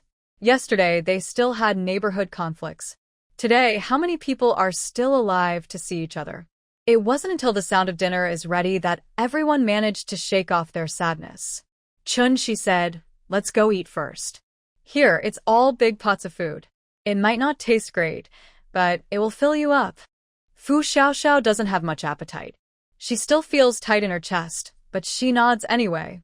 She wants to see how their life is here, whether the conditions are good, and whether Chun Shi wants to go with her. She picks up Zhou Tian and follows. Right now, she just wants to hold him, as if that could make her feel better. Honestly, she prefers they live on their own. She doesn't want to live with everyone else anymore. There are too many worries. She just wants a simple life. While lining up for food, Jinshi tells her that there are over 5,000 survivors here. That's quite a lot compared to their area, but compared to the original population, it's still very tragic. After all, residential communities are usually densely populated. The two finish their food and take Zhou Tian to the spot where they sat earlier to start eating. When Fu Xiaoxiao pulled her mask down below her mouth, Jinshi was surprised. Compared to the people here, even those who had washed their faces didn't look as clear and bright. She also thought Xiaoxiao looked much prettier now. Every place has good people, but there are also many bad ones. She quickly turned Xiaoxiao around, afraid someone might notice her. Unfortunately, it was too late. A troublemaker about 5 meters away didn't pay attention at first. When he turned his face to the side, he saw her bright skin. His eyes, hidden behind a baseball cap, couldn't see clearly, but her fair face and red lips caught his attention. He was instantly tempted. But now, Xiaoxiao had turned her back and her neck was hidden under her hat, so he couldn't see her. He never expected to see such a fair woman in this environment. The troublemaker quickly finished his meal and went to find his friends. They didn't dare to act openly. Half a month had passed, and they hadn't seen any rescue teams. When a drone finally appeared, it wasn't even from the rescue team. This made the troublemakers believe the world was ending. Since it was the end of the world, no one cared about morals or rules. Before, everyone was obedient because they were afraid of being punished later. But recently, small conflicts had happened several times. Even if they didn't escalate, many people in the settlement felt restless. Now, a young woman had come directly to them, and next to her was another woman who looked pretty. Neither of them wanted to miss out on such a chance. They didn't realize they were being watched. While eating and chatting about their recent lives, Jinshi learned that Fu Xiaoxiao didn't leave because her family was gone. She left because of conflicts with her family and the camp. She felt very sad. These 4 good friends had been in the same dorm since school. When Fu Xiaoxiao's former best friend from middle school asked to borrow money, they all felt upset for her. They even wanted to help her pay some back, but she refused. This time, her mother had seriously hurt her with words. She wondered how she could have such a mother. They had visited her house before, and her aunt was very kind. She didn't look like the kind of person who would act badly. Fu Xiaoxiao usually keeps many things to herself and doesn't like to talk about them. Only when she and her friends chat about certain feelings does she mention her family. They all know that she feels very oppressed at home, as if an invisible soft knife is constantly stabbing her heart. Unexpectedly, this time her aunt argued with her in front of so many people. How could she be so clueless? At this point, isn't her daughter more important than a pet? Making her daughter lose face in front of everyone. What was she thinking? The people at the camp are also unkind, like ungrateful wolves. Xian's younger brother also couldn't help. His sister was being bullied, and he couldn't do anything. His uncle just watched without helping. Isn't anyone going to stop this? Xiaoxiao, don't cry. Zhang Jiutian looked softly at Fu Xiaoxiao, who was crying. Seeing her tears made him miss his mom. But Aunt Chin, she said that his mom had gone to heaven and that he could only find her when he grew up. So, he promised to behave well and not cry. Fu Xiaoxiao didn't expect to cry when talking about this. It shows that some things are not because she doesn't care but because she has no one to talk to. Her feelings are hidden, and no one sees her pain or cares for her.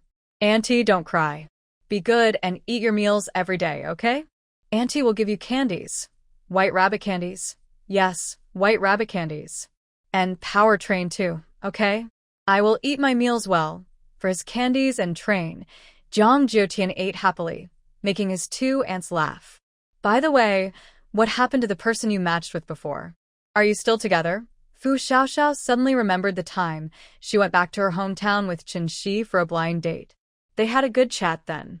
Thinking of this, Chen Shi looked upset. Don't mention it. I thought it was going well, but that night during the earthquake, a guy came in front of me and asked me to leave to help them. I felt so sick. I wanted to complain to you, but then the earthquake happened. Fu Xiaoxiao felt it was unbelievable. Such things could happen around her? It seemed like jokes from the internet. It turns out that life really imitates art. Anyway, she decided to focus on the future. Qin Shi, do you want to go with me? After finishing her meal, Fu Xiaoxiao still shared her plan. I don't want to live with the people here. Even if rescue is coming, I want to find my own place to stay. Qin Shi was surprised. Go somewhere? Where? Fu Xiaoxiao replied. Anywhere is fine. That. We're just two women, plus a child. How can we go? Qin Shi didn't really want to stay here either. At first, it was okay, but as more people arrived, it became chaotic. Everyone lacked water and food. If it hadn't rained the day before yesterday, no one would have been able to take a bath yet. But that was also the day before yesterday, when Xiao Tang left. Everyone here sleeps on different floors, men and women separated, with mats they found themselves. The place smells bad. For delicate young women, this life is hard to accept. But the two women felt even less safe. Especially after they noticed several troublemakers starting to act suspiciously in the gathering place, they dared not stay outside alone. If the disaster hadn't just begun, people might have already started causing trouble. If you want to come with me, I'll tell you how. Qin Shi really wanted to go with Fu Xiaoxiao, but there was Zhang Jiutian too. Their main problem was self-protection. She only knew a little taekwondo, a yellow belt, which was not enough to defend 3 people. I do not want to go, but I'm afraid I might be kidnapped right after leaving the door. Fu Xiaoxiao chuckled. I'm pretty strong now. Just look at how I found my way here alone. Qin Shi looked at her curiously. How are you so strong now? Fu Xiaoxiao said, I can do finger magic. Qin Shi. It wasn't funny at all. Fu Xiaoxiao didn't say much. She grabbed a handful of stones from the ground, waved them in front of her, and suddenly threw one out. Qin Shi didn't see anything, only heard as a tree in front of her snapped in half.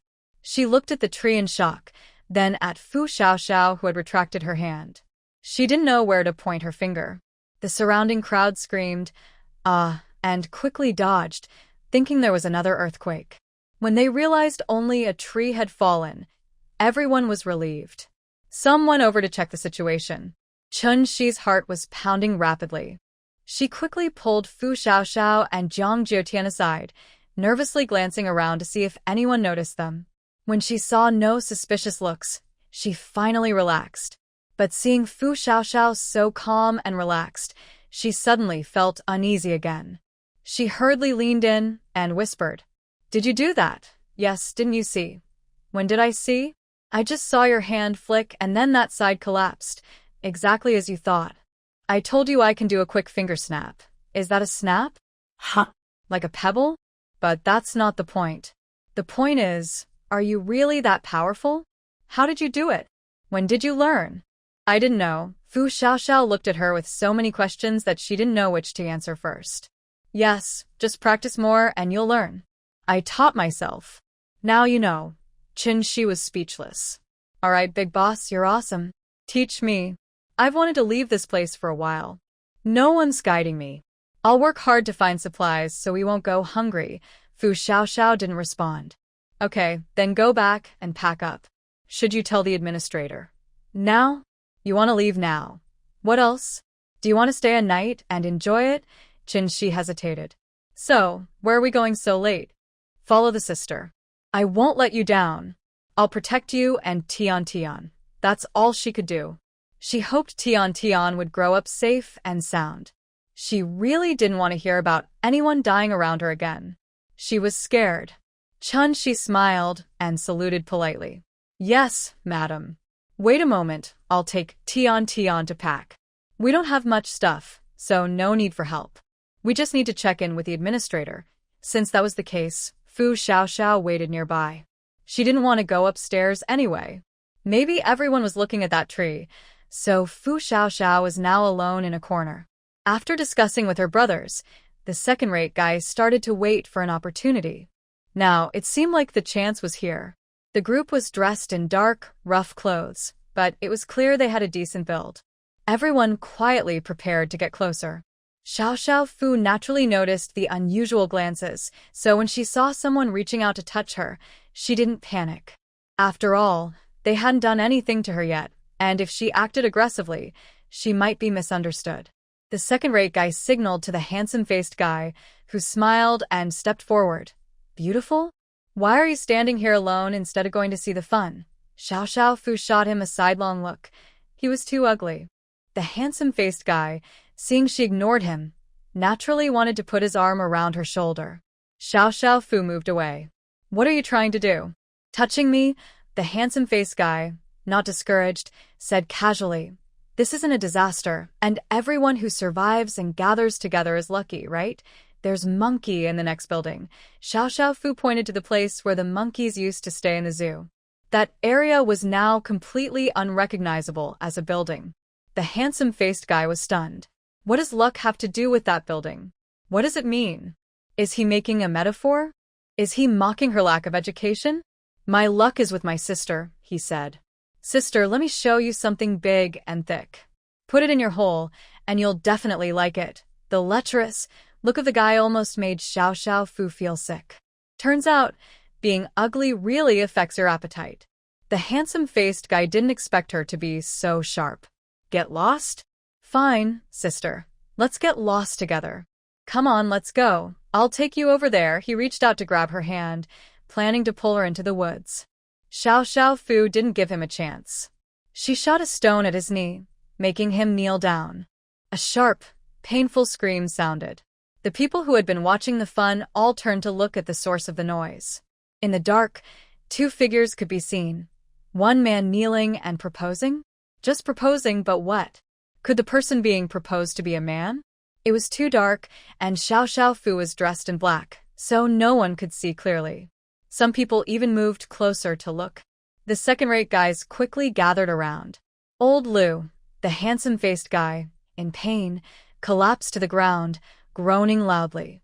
It hurt so much, it felt like his knee had been shot through. About 10 people didn't see how Lao Lu fell, so no one suspected Fu Xiaoxiao. They thought that since this was just the beginning and Lao Lu caused a commotion, it was an unlucky start. Everyone called him to make a joke and then dragged him into the woods. The brothers responded perfectly, and now they had attracted some onlookers. What should they do next? What's wrong with you, girl? Don't just refuse to drink and then get drunk on punishment wine. Fu Xiaoxiao. Yozi signaled to a few people, urging them to quickly drag him away before anyone else arrived. Before they could act, everyone suddenly felt a sharp pain in their knees and all fell to the ground, crying out loudly. The people who had just come to watch the fun. What does this mean? Worship Buddha? Are there still superstitions like this in the new era? Someone recognized Yozi and the others. They kept causing trouble every day. They quickly sent someone to find the security officer. At this moment, Yozi and the others grimaced in pain. They could feel they had been hit, but they didn't see who struck them. Was someone protecting her? You woman, what do you want? You hit our brothers, and when we came to reason with you, we didn't even fight back. Yet you still hit us? How cruel are you? Did we offend you? Fu Xiaoxiao was too tired to look at them. She lifted her foot to leave. Yozi immediately tried to grab her ankle to stop her. Fu Xiaoxiao directly threw a stone at his wrist. More screams followed. The crowd around was hesitant to approach because they didn't know what had happened. Suddenly, a few flashlights shone over. What are you doing? Fighting in a crowd. The security officer is here, someone shouted from the crowd. Seeing the flashlights, Fu Xiaoxiao looked up at the people behind the light. It seemed to be the security officer. Manager Liang, you have to judge for us. We didn't provoke this woman. She called Lao Lu over, and everything was fine. Suddenly, she hit Lao Lu, and when we came to check, she even hit us. We didn't do anything. We haven't even spoken. Look at my leg. It's so painful I can't stand straight. Erliozy was crying, tears and snot everywhere, looking as miserable as possible. The administrator also knows these people usually behave badly. Now he is angry and has a headache, but since the situation isn't clear yet, he can't handle it casually. He needs to ask for more details. Young lady, please tell us what happened. Fu Xiaoxiao sees that the administrator is fair, so she briefly explains the situation. I don't know. I was just standing here waiting for my friend when this guy with a big face suddenly came over and said he wanted to show me something big and thick. He was smiling mischievously, and I got scared and moved away. Then he fell down by himself. After that, these people all gathered around and said I was ungrateful. I don't know what I did to offend them. Everyone. From this, it's clear that this troublemaker and his group are being rude and harassing the young girl. You're talking nonsense. I said I wanted to see what was on her, and I asked her to come with me. She refused, so I just bumped her knee and she fell. The big-faced man retorts. Everyone. Honestly, most people want to believe him, but sorry, they can't. It takes a lot of nerve to say such things. The administrator's face twitches. Help her up first. What does she look like lying there? He then calls a few people to help her up. Unfortunately, her knee hurts and she can't stand straight, so they have to support her in pairs. You're so ugly. How can you be proud to show people anything? Fu Xiaoxiao feels disgusted. Several people in the crowd can't help but laugh out loud, and soon more people join in. The big-faced man glares fiercely at her. You just said I look especially good, and you wanted to see my big thing. I refused, didn't I? Everyone.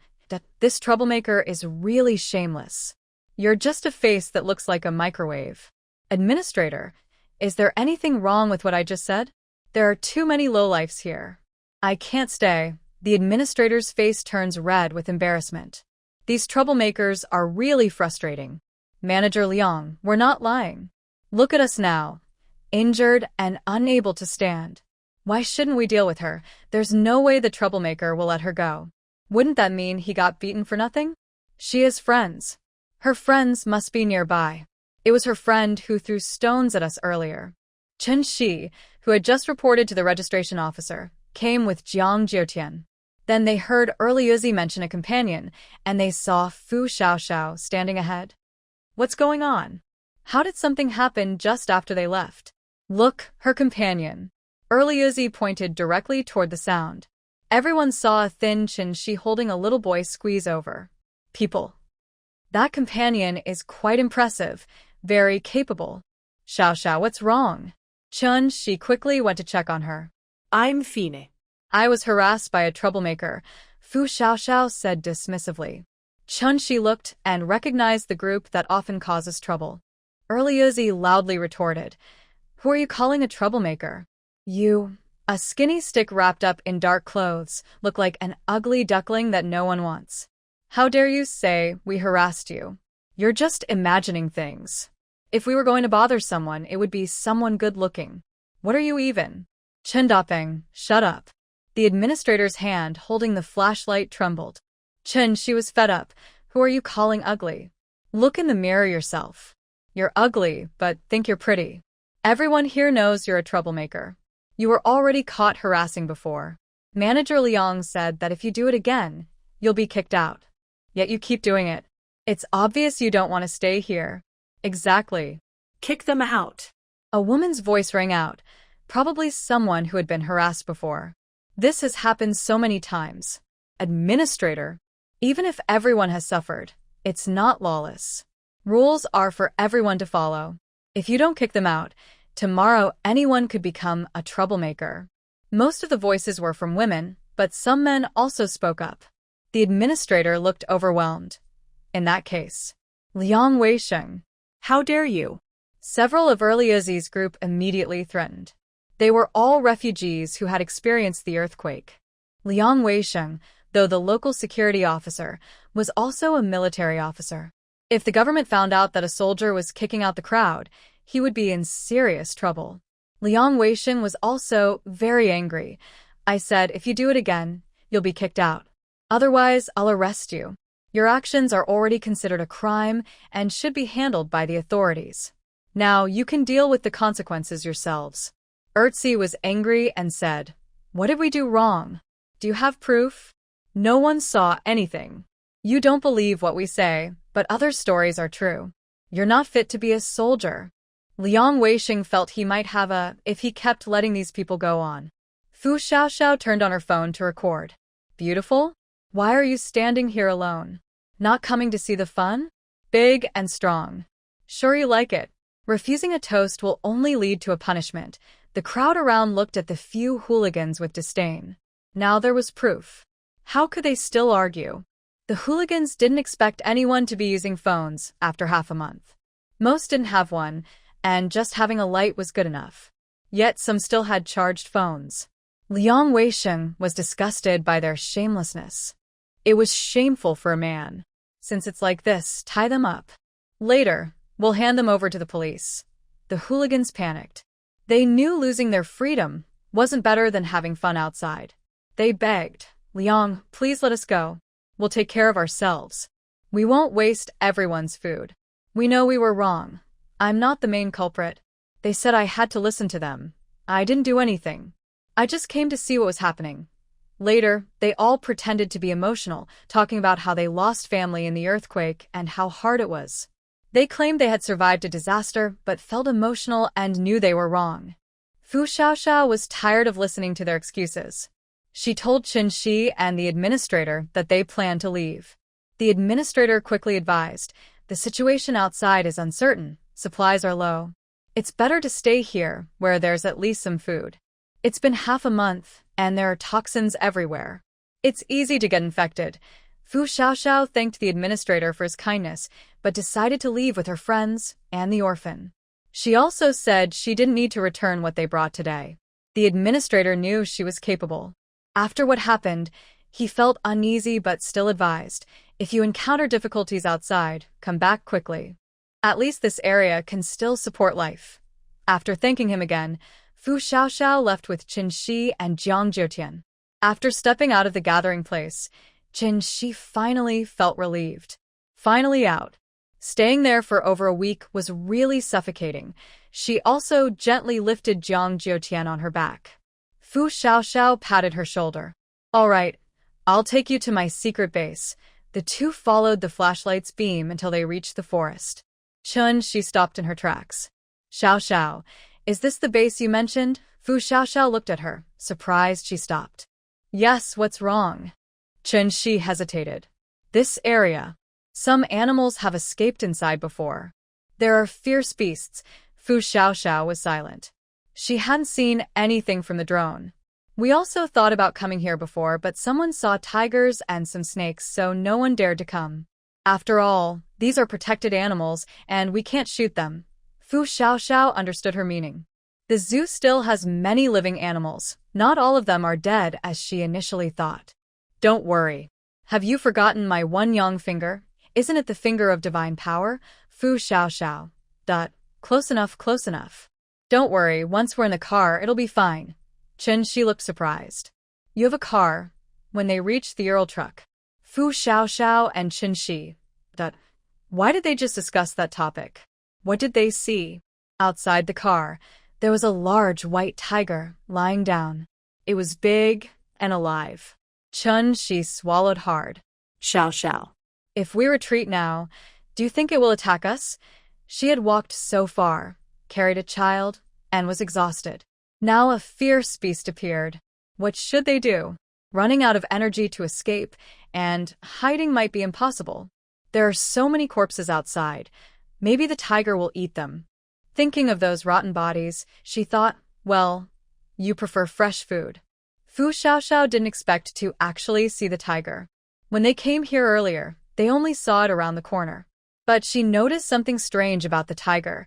It looked uncomfortable, and its eyes kept crying. "Qin Shi, are you a clairvoyant? You saw a tiger crying from so far away? If you hadn't shined your flashlight over, I wouldn't have known there was a tiger."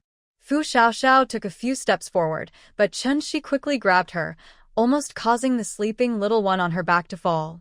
Fu Xiaoxiao steadied Jiang Jiutian and said to Qin Shi, "I'll go check." "It's okay. She couldn't hold her back, but she also couldn't let her carry the child here alone. What if another wild animal comes? The two slowly approached and saw that the tiger's lower body was covered in blood. Fu Xiaoxiao looked at it and thought it didn't seem to be bitten. What's going on? The tiger looked at Fu Xiaoxiao with tears in its eyes, let out a weak growl, then lowered its head and nodded, continuing to growl softly. Maybe it's pregnant, Fu Xiaoxiao thought. She felt overwhelmed with compassion, unable to bear seeing it in so much pain. But she's not a veterinarian. Could it be asking her to help it pass away? It's possible, but where to start? The heart? Or the head? She looked at it again and noticed its belly was quite big. Could it be Pregnant? No, maybe it was about to give birth? Wait here for me. I'll see if it's having trouble giving birth, Fu Xiaoxiao said and moved around to the back of the tiger. Can you deliver babies too? No, just want to check. Shi was speechless, but she didn't dare go closer either. Fu Xiaoxiao saw the blood near the tiger's lower body, especially around the rear, so she thought it might be a difficult birth. She ran to the car, thinking maybe medical personnel were nearby, and came to help. But she didn't know how to deliver a baby either. She slowly moved forward, placed Shi's bag aside, and gently touched the tiger's rear. After feeling it, she remembered she shouldn't touch the tiger's backside. It was too late now, she had already done so. Luckily, it didn't react and seemed to have no strength left. What should she do now? The smell of blood was so strong it made her feel like vomiting. She lifted its tail, but she didn't understand what to do. She wondered if they had downloaded any instructions before. Carefully searching, she didn't say anything, just quickly looked up some videos to learn. After a few, Fu Xiaoxiao, now an emergency delivery helper, prepared to act because she sensed something was wrong with the tiger's condition. Shi, please help me. Xiaoxiao Fei feels she can't handle everything alone. I'm scared, She says, feeling afraid. And she has someone else to worry about too. But seeing Xiaoxiao Fei sweating so much, she finally hesitates and moves forward tremblingly.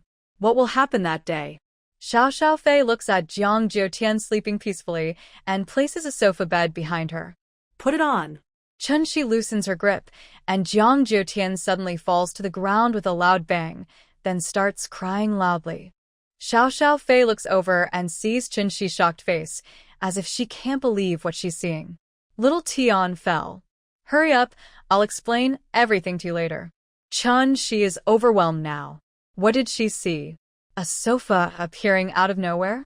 A sofa? A sofa in the forest? Is this a fairy tale? A dream? She hears Xiaoxiao Fei's voice and Tian's crying, but she can't process all this information. She just mechanically moves her hands. When Xiaoxiao Fei delivers two tiny tigers, Shi finally regains her senses. She looks at her best friend's bloodied hands and feels like she's in a midnight nightmare. Come back to yourself. What are you thinking? Xiaoxiao Fei nudges her arm irritably. Bizarre fruit, Xiaoxiao Fei. Foolish thunderroot. They exchange secret signals. It's definitely her best friend, not some strange soul transfer. Wait, isn't soul transfer supposed to come with memories? Are you Xiaoxiao Fei? No.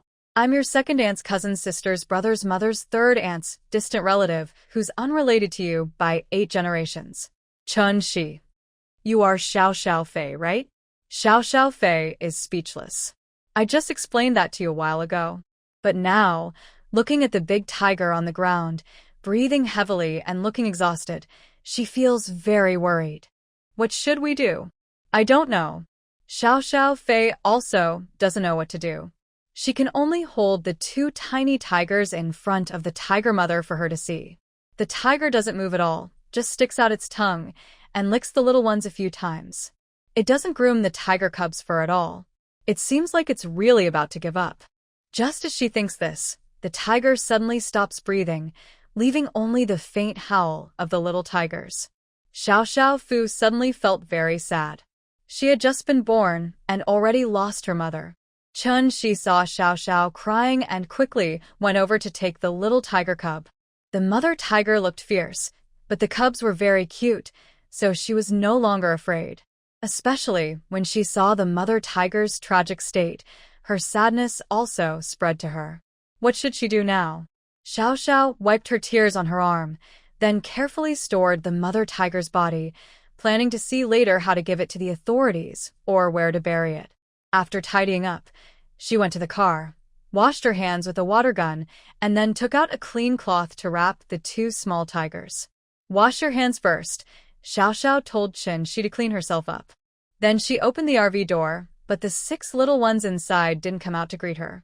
Xiao Xiao got into the car and saw the small tigers trembling under the table. Xiao Xiao, what's going on? Is it because of the tiger outside? Animals are also afraid of bloodline suppression, especially with the strong smell of blood. Xiao Xiao took a basket and placed the 2 tigers, one white and one yellow, inside. Then she went out to bring Jiang Zhoutian in. Qin, after getting into the car, realized it was unusual. Xiao Xiao, are you rich now? Almost, I've made a fortune. Qin looked around and touched things. Why do I feel like this car looks familiar? As she looked closer, she suddenly remembered. Hey, isn't this a Ural truck?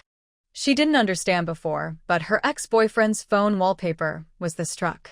When they were together, he kept explaining its features and showing pictures. She only knew brands, not performance, since her ex was obsessed with this truck. She winked at Xiao Xiao. Big boss, what do you think of me? Let's get rich together. Xiao Xiao placed Jiang Zhoutian on the sofa to rest. After he washed up, she would help him tidy up. Then she took out a bathrobe and pushed Qin into the bathroom. Take a shower first. We'll talk after.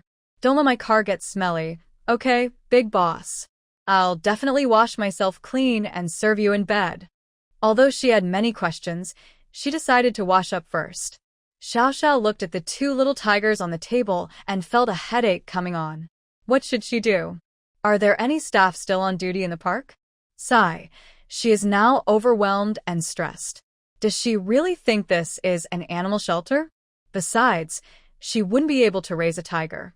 She took out her tablet to look up more information about caring for baby tigers.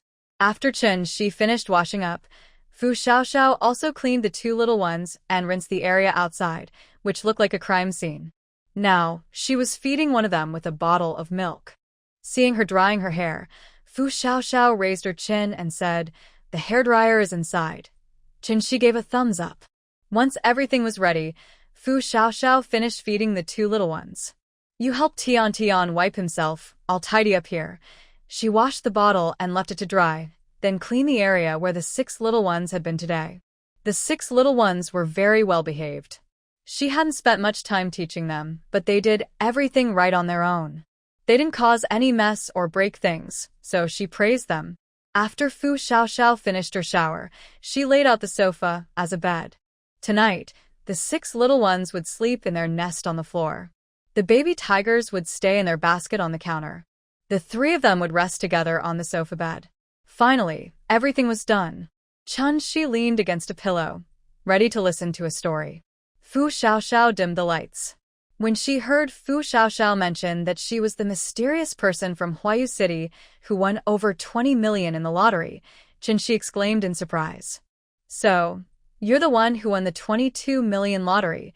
Fu Xiaoxiao asked her to speak softly. She immediately knelt perfectly and said, "Sister, may we stay friends forever." Fu Xiaoxiao, do you want to keep going? Sorry, sister, please go ahead. After I claimed the prize, I didn't tell anyone, not even my family. Then I went to Shangguang City. She looked confused. Why did you go to Shangguang City? This is what I want to tell you.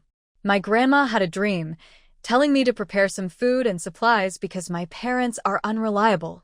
At this point, Fu Xiaoxiao suddenly realized that her grandma seemed to have told her something from beyond.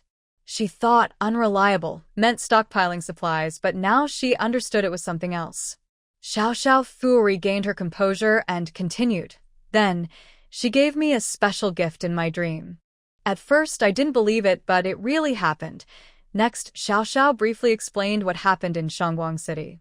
She hiccuped twice, closed her eyes, took a deep breath, and said, "Wait for me," repeatedly. Do you mean you now have a space given by your grandmother, like in the stories, where you can store things and keep them fresh? Xiaoxiao nodded. Then the money from the lottery might also be from your grandmother. She told you to stock up on supplies, and you used that money to do so. Seeing Xiao Xiao's confident look, Qinshi continued, you went to Shangguang City to stock up, but you also met a boyfriend there, who is from a very wealthy family, the son of a star business owner. Before Xiao Xiao could nod, Qinshi said, you fell in love at first sight, played out the prince saving the princess story, loved each other, cheered for love, met the parents, and even planned to get married. Then, an earthquake happened, and you found out you were pregnant, right? Qinshi finished speaking in one breath, waiting for Xiao Xiao to nod. Xiao Xiao thought for a moment and roughly agreed. Qinshi frantically rubbed her head. Oh my gosh.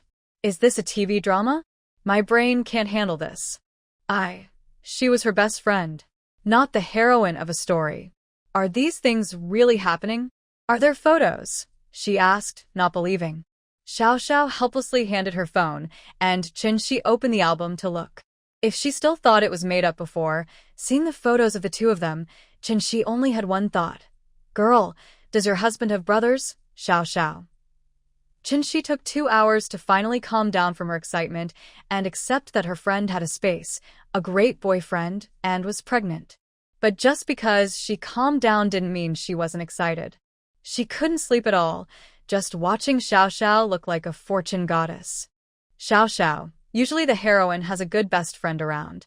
Do you think you could bless me a little? Xiao Xiao closed her eyes, not wanting to respond. I'm pregnant. I'm tired and want to sleep. Okay. Sleep well. I'll keep watch. Qinshi, enough already. I wanted to, but my brain won't let me stop. Don't think about it. If you dare to tell my secret, I will cut you. Don't worry, I won't need you. I'll wash my neck and cut it myself. It would be so great if Xiao Tang could see this. Both of them fell silent. Yes, it would be so wonderful if Xiao Tang could see this. I'm not going to bother you anymore. You should sleep now. I'll think things over. Fu Xiaoxiao remembered Xiao Tang's cheerful and lively personality and felt sad. She really liked Xiao Tang's energetic, happy, and funny nature. She was very fond of Xiao Tang. She was also glad that they shared a dormitory during school. The four of them each had different personalities, but they got along very well. Even after she didn't continue her studies with them, their friendship never faded because of her leaving school. In fact, they became even closer. Wherever they went, they wanted to bring her along. These women had climbed over walls, gone online, and visited bars with her, the obedient girl. Those 3 years of campus life were truly the most daring time of her life. There were so many happy moments, too many to count. Unlike high school, where everything was about studying, college was mainly about getting a diploma.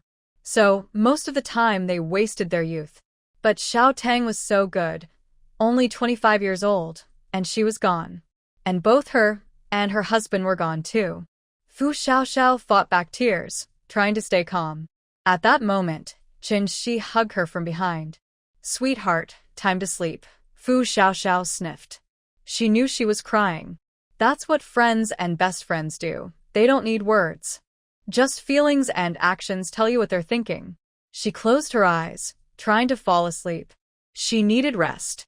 She couldn't let the children suffer. The next morning, Fu Xiaoxiao was awakened by the faint sound of the tiger cubs. How had she become so sensitive to sleep? Meanwhile, Qinshi and Jiang Jiutian were still sleeping. This was probably the most peaceful sleep they'd had in the past half-month. Carefully getting out of bed, Fu Xiaoxiao saw Lu San sitting with Lu Si and Lu Wu, watching the tiger cubs in the basket. She gently patted each of the 3 cubs on the head, then carefully cleaned them.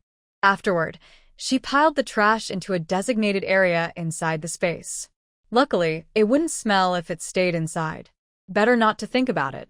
After feeding the tiger cub and preparing breakfast for the 6 little ones, Fu Xiaoxiao filled the living area, fridge, and storage cabinets with supplies.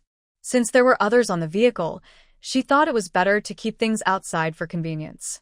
Especially with Jiang Jiutian, who speaks without thinking, it's better to be cautious. Once she finished organizing everything, the 2 of them gradually woke up. Jiang Jiutian was very happy to see himself sleeping in a clean little room. He also saw many small animals, so cute. His favorite was the dog. Chun-Shi was awakened by Jiang Jiutian's laughter outside the car. She had stayed up late last night from excitement and was a bit sleepy now. But when she saw the big blue-eyed plush cat by her bed, her heart softened completely. Wow. It's a plush cat. I love plush cats the most. Wake up and brush your teeth, then have breakfast. It's great to eat by yourself every day. Jiang Jiutian's voice came in. Yes. I eat by myself. It's super great. Good boy, Jiang Jiutian. Chun-Shi saw a set of clothes on the bedside table, probably placed there by Fu Xiaoxiao. Since no one else was in the car except for a plush toy, she didn't care much. She took off her loose nightgown and put on the new clothes. Looking at her clean and fresh appearance in the bathroom mirror, Chun-Shi was very satisfied. After half a month of being unkempt, she finally looked like herself again. Who is this charming beauty? Of course, it's her, Chun-Shi.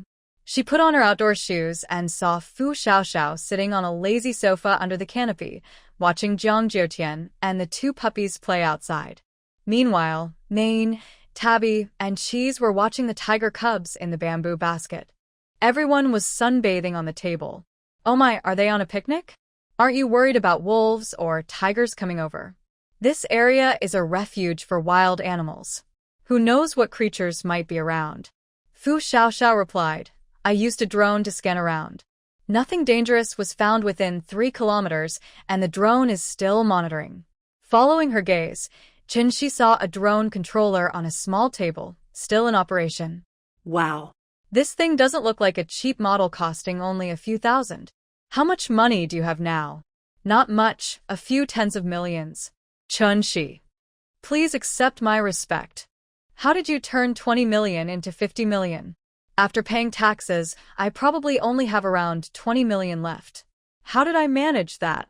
By chance and luck. Chun-Shi sat on another lazy sofa, looking at the simple food on the table. She picked up a sandwich and took a big bite. That's so tasty. Whose is this? It's from Shangguang City. No wonder. I thought if Hualu City had such good food, it would be popular.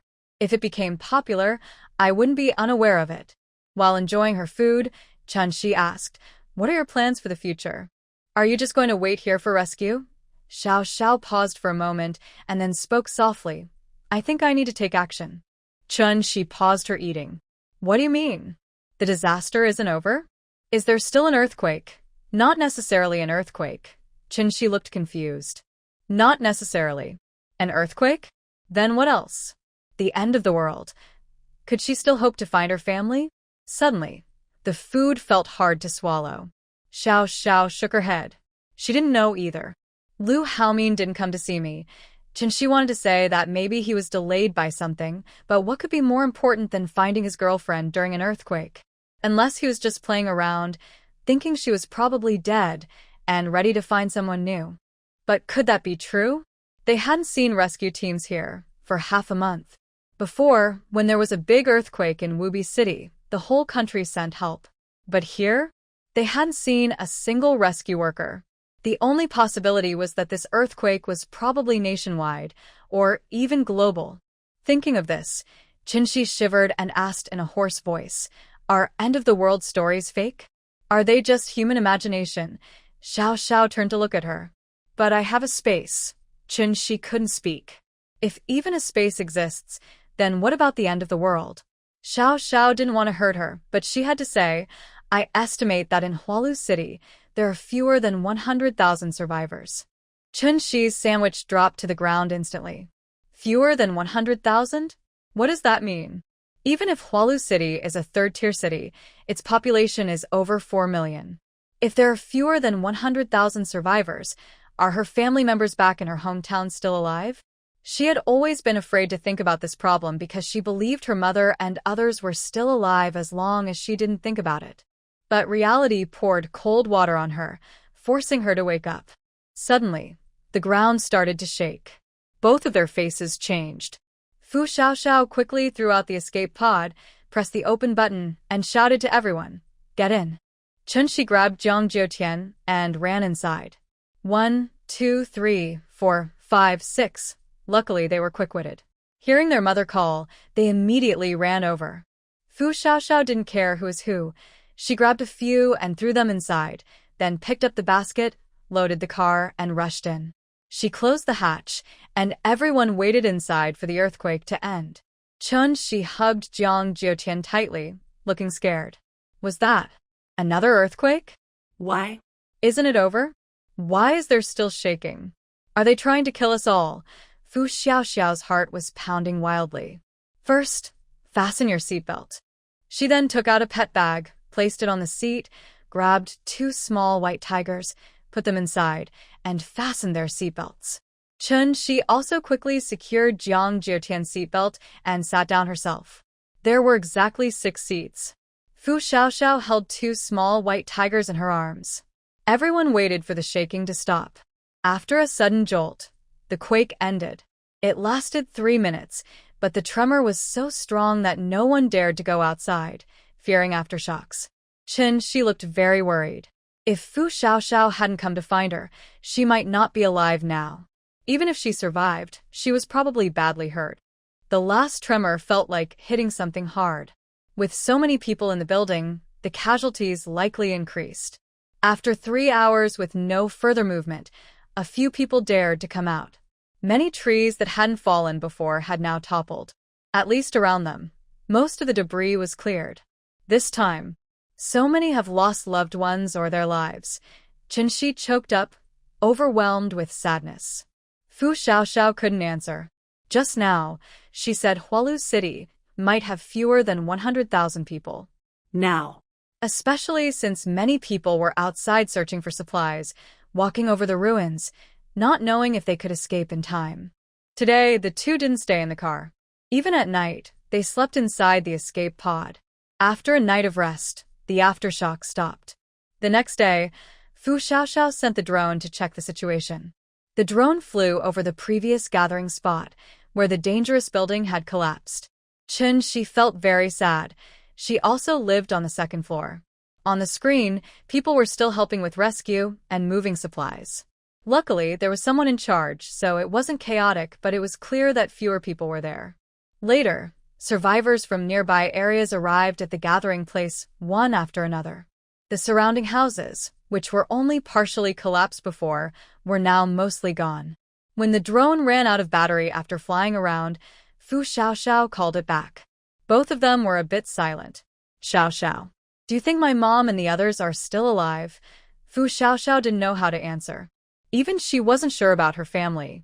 She had given up hope, but since they were loved ones, she couldn't help but worry. Let's go find them. I also want to see if my brother is still alive. They're all heading in the same direction, but I don't know how to get past the Great Rift Valley. Maybe we can follow the cracks and find a way. She didn't know what the situation was over there. Fu Xiaoxiao showed her a video on her phone. After watching the video, Shi was speechless. How could they get across? It seemed impossible. If there was a path below, they could climb down, but that was a cracked cliff. Besides flying over, she couldn't think of any other way.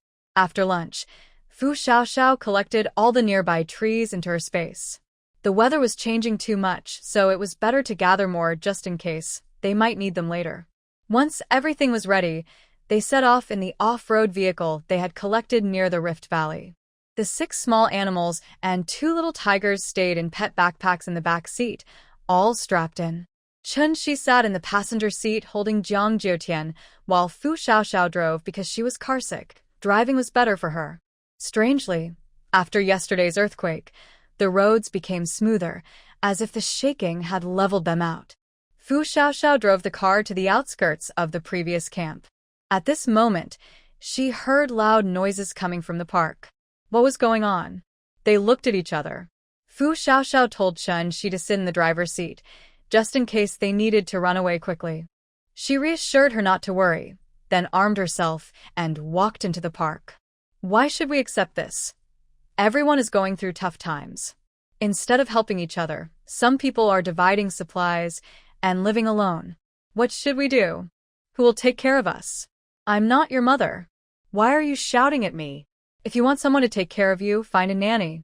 I definitely won't stay here anymore. Do whatever you want. It's already good that I left those things for you. If I take anything else, I won't give it to you. That's heartless. You're all healthy and able-bodied.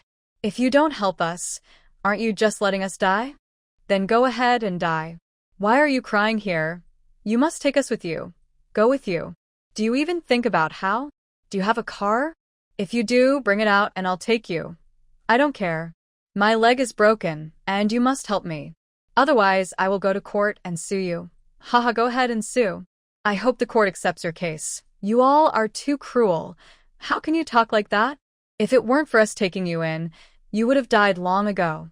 The villagers all agree that Changshen and others can leave. What are you bothering us for? Then why don't you leave? You could all go together. Why are you still here? We can leave if we want. If we don't want to, that's our business. This land was ours first. You're trying to keep us from living. You healthy people leave, and what will happen to those of us who can't? Isn't that murder? If you keep crying, I might really hurt you. Do you believe me? Let's talk nicely. The disaster isn't over yet. We shouldn't fight among ourselves. Who are you calling our own people? I'm fed up. People who don't go out to find supplies and just sit around waiting to die. Are we supposed to bury ourselves with you? We're all injured. How can we go? Don't we want to go too? You don't want to go? Last night, I saw your injured hand holding a box of milk. You too. Your leg is hurt, and your son's leg is broken? We arrived here first and we found the supplies. We shared with you already. We've done our best. Do you expect us to support you forever? Exactly. Do you know how many of us didn't come back yesterday? We went out to get supplies for you, and this is how you repay us. I wouldn't even feed you to the dogs. You guys are too much. You can leave, but the supplies must stay. Go to. If you keep talking, I'll cut you. Do you believe it? How dare you? Are you trying to break the law? Fu Xiaoxiao approached and saw two groups standing against each other. One side was led by Fu Xianxian and someone called Dalong, while the other was a group that looked like troublemakers. What's going on? Someone in the crowd recognized her and shouted excitedly. When Fu Xianxian saw her sister had returned, she didn't want to argue with the others anymore and ran straight to her. Sister, you're back? Fu Xiaoxiao nodded. I came to see if you're alive. Since you are, I'll leave now. Fu Xianxian quickly grabbed her. Sister, wait. We're leaving too. We wanted to find you first. Fu Xiaoxiao looked confused. Find me? Why? Fu Xianxian explained, Sister, we've decided not to stay with these people anymore. We found some big trucks and are planning to leave this place. She was surprised to hear this. So, the fight earlier was about this. It must have been about supplies. But then she asked who's leaving. Fu Xianxian immediately answered, our family, Chongqing's family, Uncle Dashin, brother, uncle, and about 40 others including Li Xiaoming and Dalong's group. Listening to her count, quite a few people wanted to leave, and they all seemed strong. The former leaders had already left 6 or 7 people. They had been the ones collecting supplies at first. Even though they ate a lot over the past week, there should still be plenty left, since someone collected supplies every day. But this wasn't her concern. As long as her brother was alive, she was fine. She didn't care about the others. You all go ahead. I'll leave first. Fu Guosheng hurriedly stopped his daughter. Xiao, you just got back and you want to leave? Wait a little. We'll be ready soon. Xiao, how have you been these past few days? Qin Yujiao asked with concern. Hearing her voice gave Fu Xiao a headache. Her whole body felt uncomfortable. Some people really lack self-awareness. They think a few days will make everything better, and when they see her again, they act like nothing happened. If you're upset about it, then you're the one who doesn't understand. As you can see, I am doing very well. My clothes are cleaner than yours, and I smell better. Didn't you notice? Qin Yujiao saw that she was still holding a grudge about the last time. Child, parents always want what's best for their children. How can there be hatred towards parents? Can't you speak nicely? Coincidentally, I am that person who holds a grudge. Don't bother me, or I might do something you won't like. Xiao, don't pay attention to her. Your mother already knows she was wrong. Haha, sorry, I didn't realize that. Sister, wait for us. We really have to leave. This camp isn't suitable for us anymore. Please don't leave us again. We're begging you. Aunt Fu. don't go alone. We really can't stay with this group anymore. We promise, no one in our team will oppose you. Xiao Xiao chuckled softly.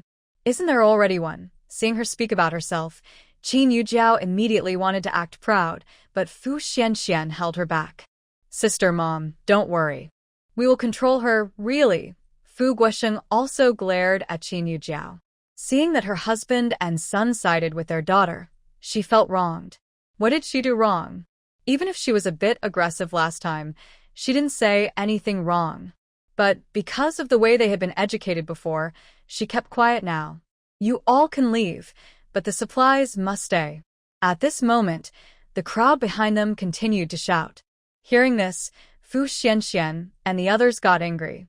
They had not been easy on this week, and it looked like a fight was about to break out. Dr. Zhao quickly stepped in. Everyone, don't be so anxious. Calm down and talk nicely. If this continues, I won't treat your injuries anymore. I will leave with them. Dr. Zhao has gained a lot of respect over this time. The doctors here are well respected, so everyone suddenly quieted down. In the end, Fu Xianxian and the others decided not to take half of the supplies. But they did load enough food to last over 2 months for their group. They carried 100 bags of rice, 20 boxes of fruit, which would spoil soon, and 40 bags of flour, each weighing 50 pounds. Most of these supplies were gathered by them, including noodles and seasonings. They also took all their tents, leaving the rest alone. They only took a little medicine and supplies because most of the people there were healthy, unlike here where there are many weak, elderly, women, and injured, so supplies are limited. They also took some daily necessities and sleeping bags, which were brought by Fu Xiaoxiao before, so they had to take some of those. They took 100 barrels of drinking water, each 40 liters, averaging 2 barrels per person. They also took 200 bottles of 24-pack, 500 milliliters purified water, because water is really scarce. They took 50 boxes of packaged food and some snacks and tools. All of this filled 3 trucks. Additionally, 1 truck's supplies were kept back on purpose, as Fu Xianxian listened to his sister and decided not to take everything to the camp. These supplies are much fewer than what they initially planned for 10 trucks to carry. Now, only the people at the camp remained silent. They left 8 trucks at the camp and didn't want the rest. They planned to travel and see how things go. If they don't find a group in 2 months, it will truly be the end of the world. In the future, even common people might have to dig for food. This time, the distribution of supplies made everyone realize many things. So, the remaining people divided everything among themselves. Everyone would go their own way, partner with whoever they wanted, and no longer share meals together. Fu Xiaoxiao didn't expect they could find so many vehicles. It seemed her brother had grown a lot, knowing to keep the vehicles under control and even filling half a truck with gasoline and diesel as preparation for today. After learning about Fu Xuanchuan's plans, he was definitely going to follow his sister. He simply asked others if they didn't want to join, they could leave on their own. After spending this time together, everyone had nothing more to say. Since they were leaving, they would go together. They didn't even know where they were headed. After searching for so long, most of their family members were either dead or missing, so no one had strong attachments here. If they did, it was somewhere far away and they didn't need to think about it. Fu Xianxian begged his sister. He promised to listen and also thought it was better not to bother her with worries or Qin Yujiao's problems. Fu Xiaoxiao looked at him for a long time. She was also thinking about what to do. Honestly, whether she was indecisive or not, she wondered if she could really ignore her family's fate. She hesitated because she wasn't sure if she could do it. If she was angry, she might have no choice but to let things happen as they would, go ahead and die if they wanted. But now? Seeing Fu Xianxian constantly begging, she softened her heart. Still not cruel enough. In the end, she only said to wait outside until he finished his work. Chun-Shi saw that Fu Xiaoxiao came out safely and sighed in relief. I was just wondering if you were planning to go on a killing spree. Otherwise, why did it take so long? Fu Xiaoxiao chuckled. I'm not a villain. I've never killed anyone. That's not certain.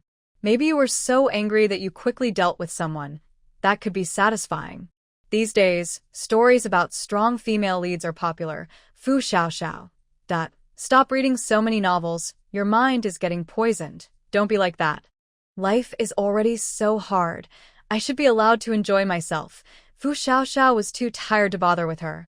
She sat in the driver's seat and waited quietly. What's wrong? Waiting for someone? Qin Shi asked curiously, noticing she hadn't started the car. I'm waiting for my brother. They've also left and aren't staying here anymore. Huh? What's going on? I don't know. They probably couldn't take it anymore. Is this place very chaotic? Otherwise, why would they leave? Fu Xiaoxiao thought about the people she saw earlier. It seems more crowded than before. More people are coming. The supplies here are running out fast. I heard some people arguing. They're probably just freeloaders who don't work. Qin Shi also felt disgusted. Those people have such big faces. Hee hee, that's why I don't want to stay in a place like this. Thinking of something, Qin Shi looked at her. Have you forgiven them? There's nothing to forgive. At least back then, some people spoke up for me. I just don't want to stay anymore. I don't feel appreciated. And your mother? Fu Xiaoxiao was silent. Maybe. She doesn't exist anymore. Qin Shi didn't know what kind of feelings Fu Xiaoxiao had when she said this, but she still asked, Are you planning to take all these people with you? Take it step by step. Who knows when we'll split up? Since she had already made her decision, Qin Shi had nothing more to say. She remembered that Fu Xiaoxiao had firmly said she would follow the boss. After more than an hour, Fu Xianxian drove out of the park in an SUV, followed by 2 military-style off-road vehicles and 10 large trucks. The convoy looked quite impressive. Fu Xianxian happily watched her sister waiting for her. It seemed her sister still hadn't given up on her. Fu Xiaoxiao didn't say much and started the car, preparing to leave. Earlier, while waiting, the two of them sent a drone to explore the road. To their surprise, the 20-meter-deep soil layer near the city center was gone, and even the big canyon had disappeared. Although the road was still bumpy, some parts could be driven through. They were shocked when they saw the canyon had vanished. Was the earthquake gone? It looked like the two sides of the land had merged together. Maybe the earthquake only lasted 3 minutes because the lands were moving closer and collided. Seeing the scene, Fu Xiaoxiao felt dizzy. What is Earth trying to do? Was it broken apart and then patched back together? When the convoy arrived at the plain where they previously collected supplies, everyone felt strange. If they hadn't seen this place before, who would think it used to be 2 separate lands? At the plain, Fu Xiaoxiao gave each vehicle a walkie-talkie for communication. Do you know where this is? Standing on top of the car, Fu Xiaoxiao looked around. She really didn't know such a place existed in Hualu City. No one could explain it clearly. A capable-looking woman raised her hand and said, Actually, I think this place looks a bit like Manhwa Plain in Hualu City. Everyone looked confused. Hualu City? Is that the Hualu City they know? Are you joking? Hualu City is about 500 or 600 kilometers away from here, and it's not in this direction at all. The woman was named Fan Xiangyi, from the Dalong community. I just think it looks similar. I used to work in photography, and once, a couple wanted wedding photos at Manhwa Plain in Hualu City, so I only went there once. Why do you think it looks similar? Fu Xiaoxiao didn't think a plain could be called Manhwa Plain just because it looked similar. She believed she saw something that made her say it looked like Manhwa Plain. Fan Xiangyi pointed at a distant mountain. That mountain looks like Mahashan, which was used as the model for Manhwa Plain. Xiaoxiao Fu looked at the mountain and thought it looked nice, but she couldn't see anything special. However, she decided to search for pictures of the Mahopping Plain on her tablet. Surprisingly, she found some, and after comparing them, the two looked more and more alike. Take a look, she said. Xiaoxiao's scalp felt a bit numb. She didn't understand why they had suddenly arrived in Hualu City. Hualu City was near the border. Could it be that after their city split, they moved here? Is that why the earthquake in Hualu City was so strong? Maybe the Earth's tectonic plates are all shifting again? Thinking about this, she quickly took out a compass and spun it several times to be sure. Yes, they had arrived in Hualu City, not the other way around. There was a lot of discussion among the crowd, mostly disbelief. Who would have thought that one earthquake could change their location so drastically? Is there any hope left? Should they try to find help in another country and then be sent back home? If that's possible, it might be a good idea. Xiao Xiao decided to keep observing. She ordered a drone to fly up. When Fu Xianxian saw this, she quickly took out her drone and flew it in another direction. By 7 p.m., the drone returned. It was clear they were indeed in Huada City, and this area had also experienced the earthquake. Who would have thought that they could come here and try to find their family, only to find they were even farther away now? Everyone was confused and decided to set up camp. While eating, they sat around a campfire. The weather was changing quickly. Tonight it dropped to 5 degrees Celsius. Maybe the climate had shifted because of the earthquake. They discussed plans for the next day. In the end, they agreed to go to the city center of Huada to see what was happening. Early the next morning, everyone prepared to leave. Just as they were about to get in the car, they saw movement in the sky. An airplane? Seeing the plane, everyone cheered loudly.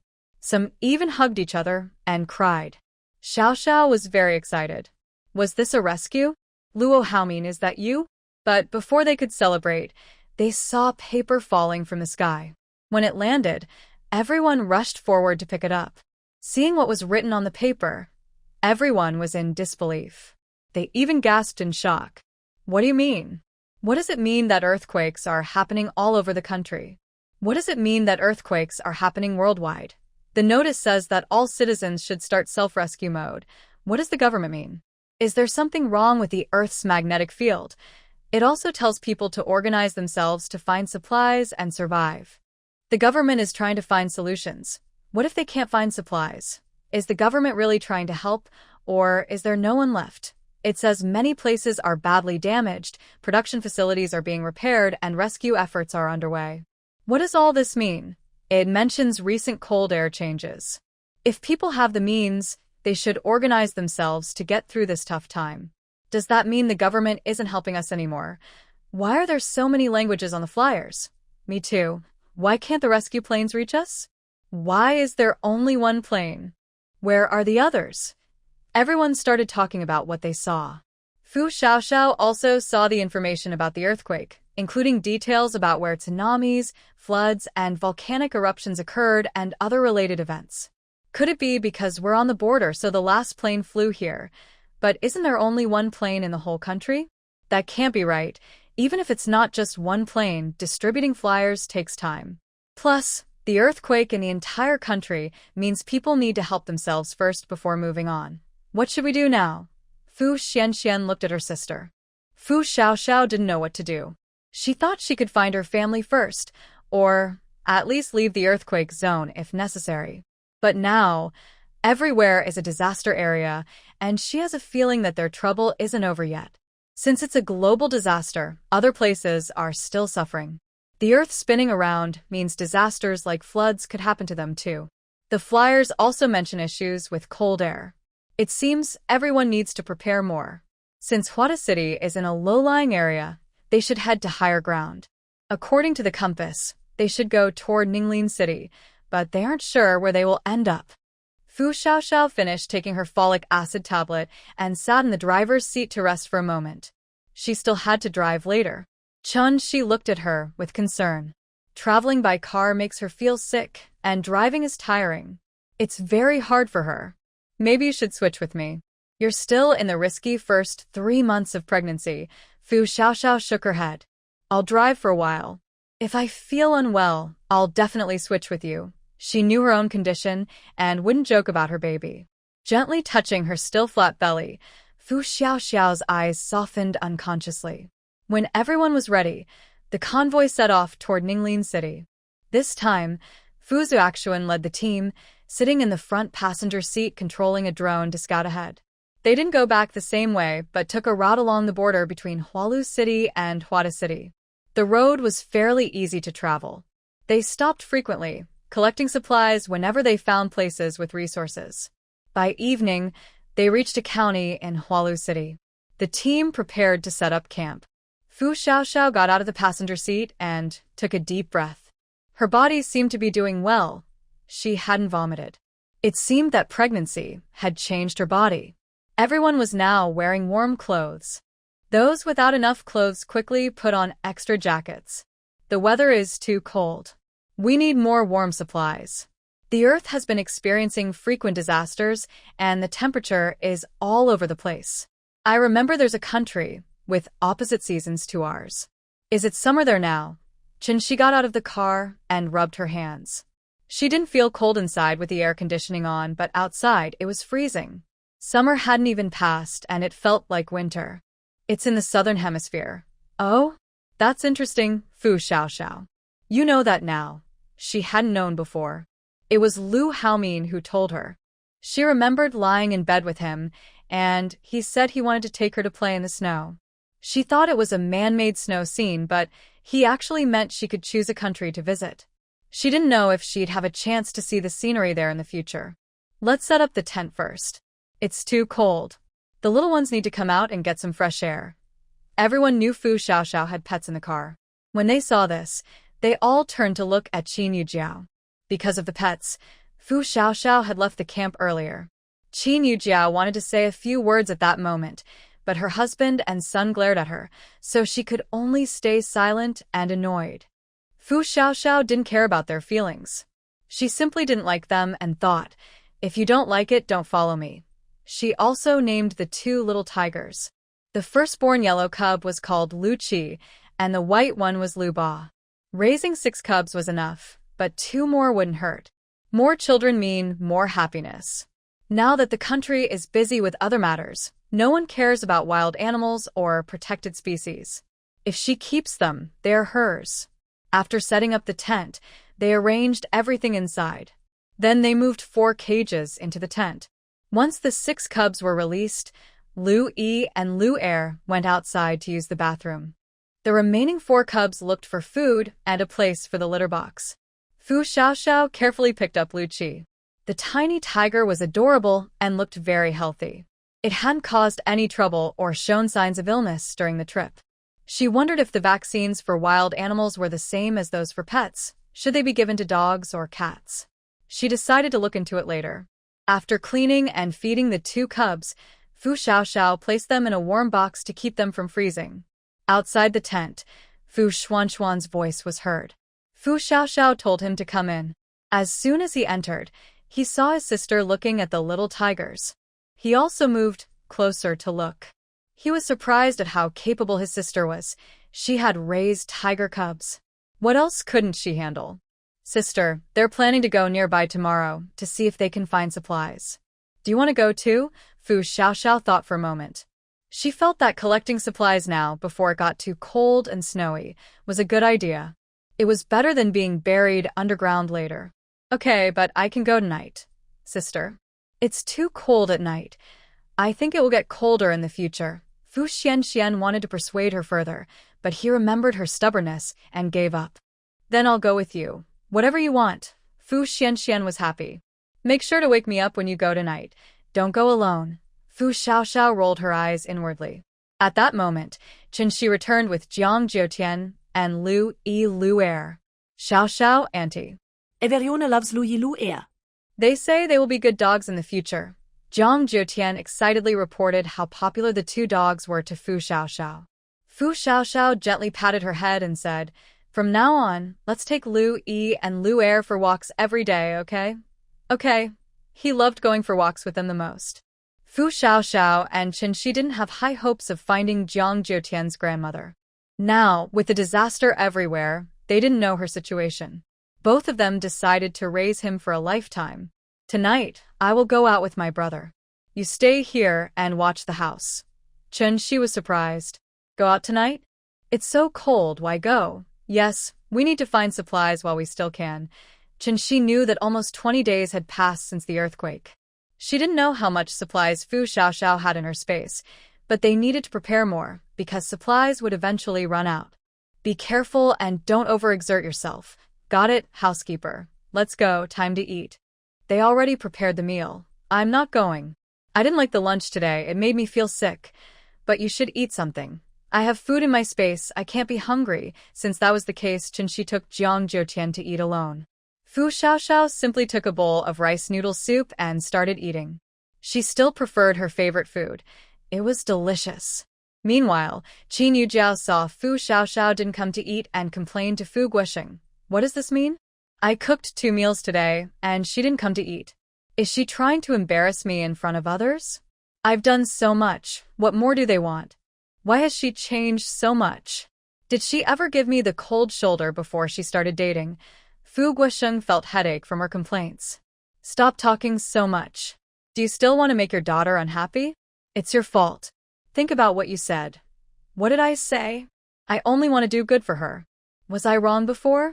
With her personality, if no one cares for her, she's easy to be taken advantage of.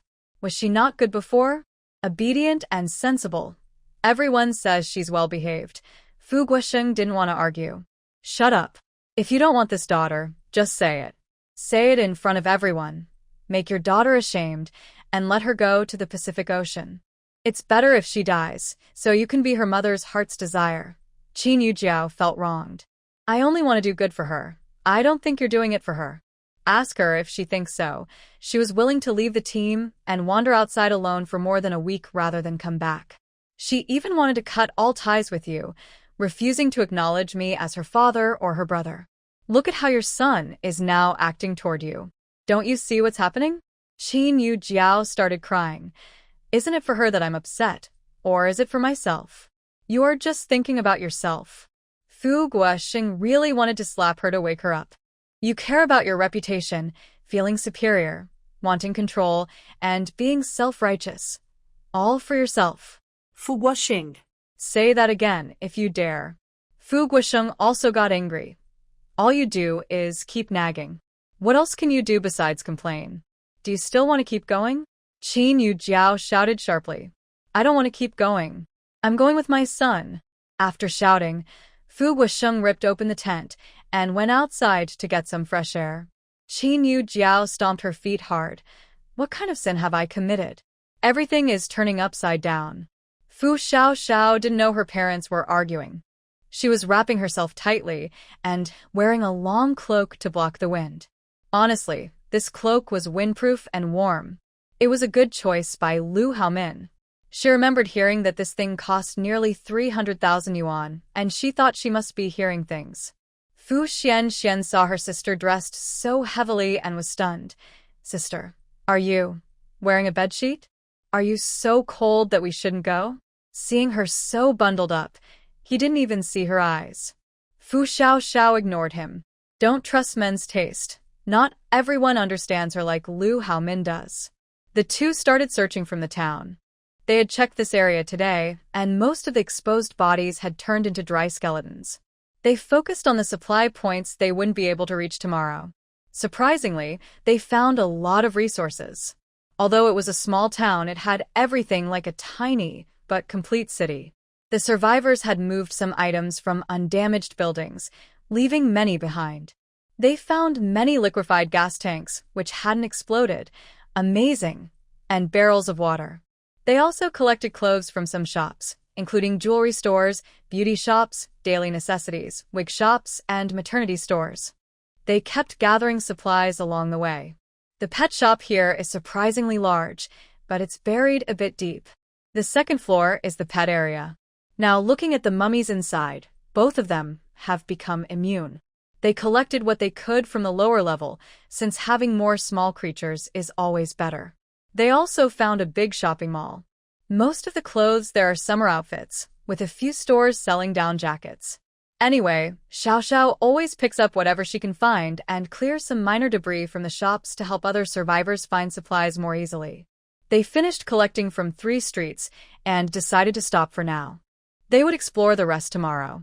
By the time they returned to the tent, it was already midnight. Don't wake me up tomorrow.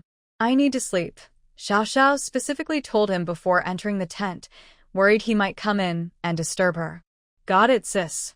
You go inside quickly, he replied. He felt the temperature must be even colder. Otherwise, how could he be shivering in his down jacket? Inside the tent, Xiaoxiao took off her cloak, coat, pants, and shoes, then snuggled into her warm, water-heated blanket and fell asleep instantly. When Fu Xianxian returned to his tent, he was startled to find his dad in his sleeping bag. Dad, what are you doing here? Fu Guosheng, awakened by the noise, looked annoyed. Why are you so late coming back? I had something to do. You should tell me what you're doing here first. Can't communicate with your mom? Great, it must be because of his sister. His mom really can be difficult.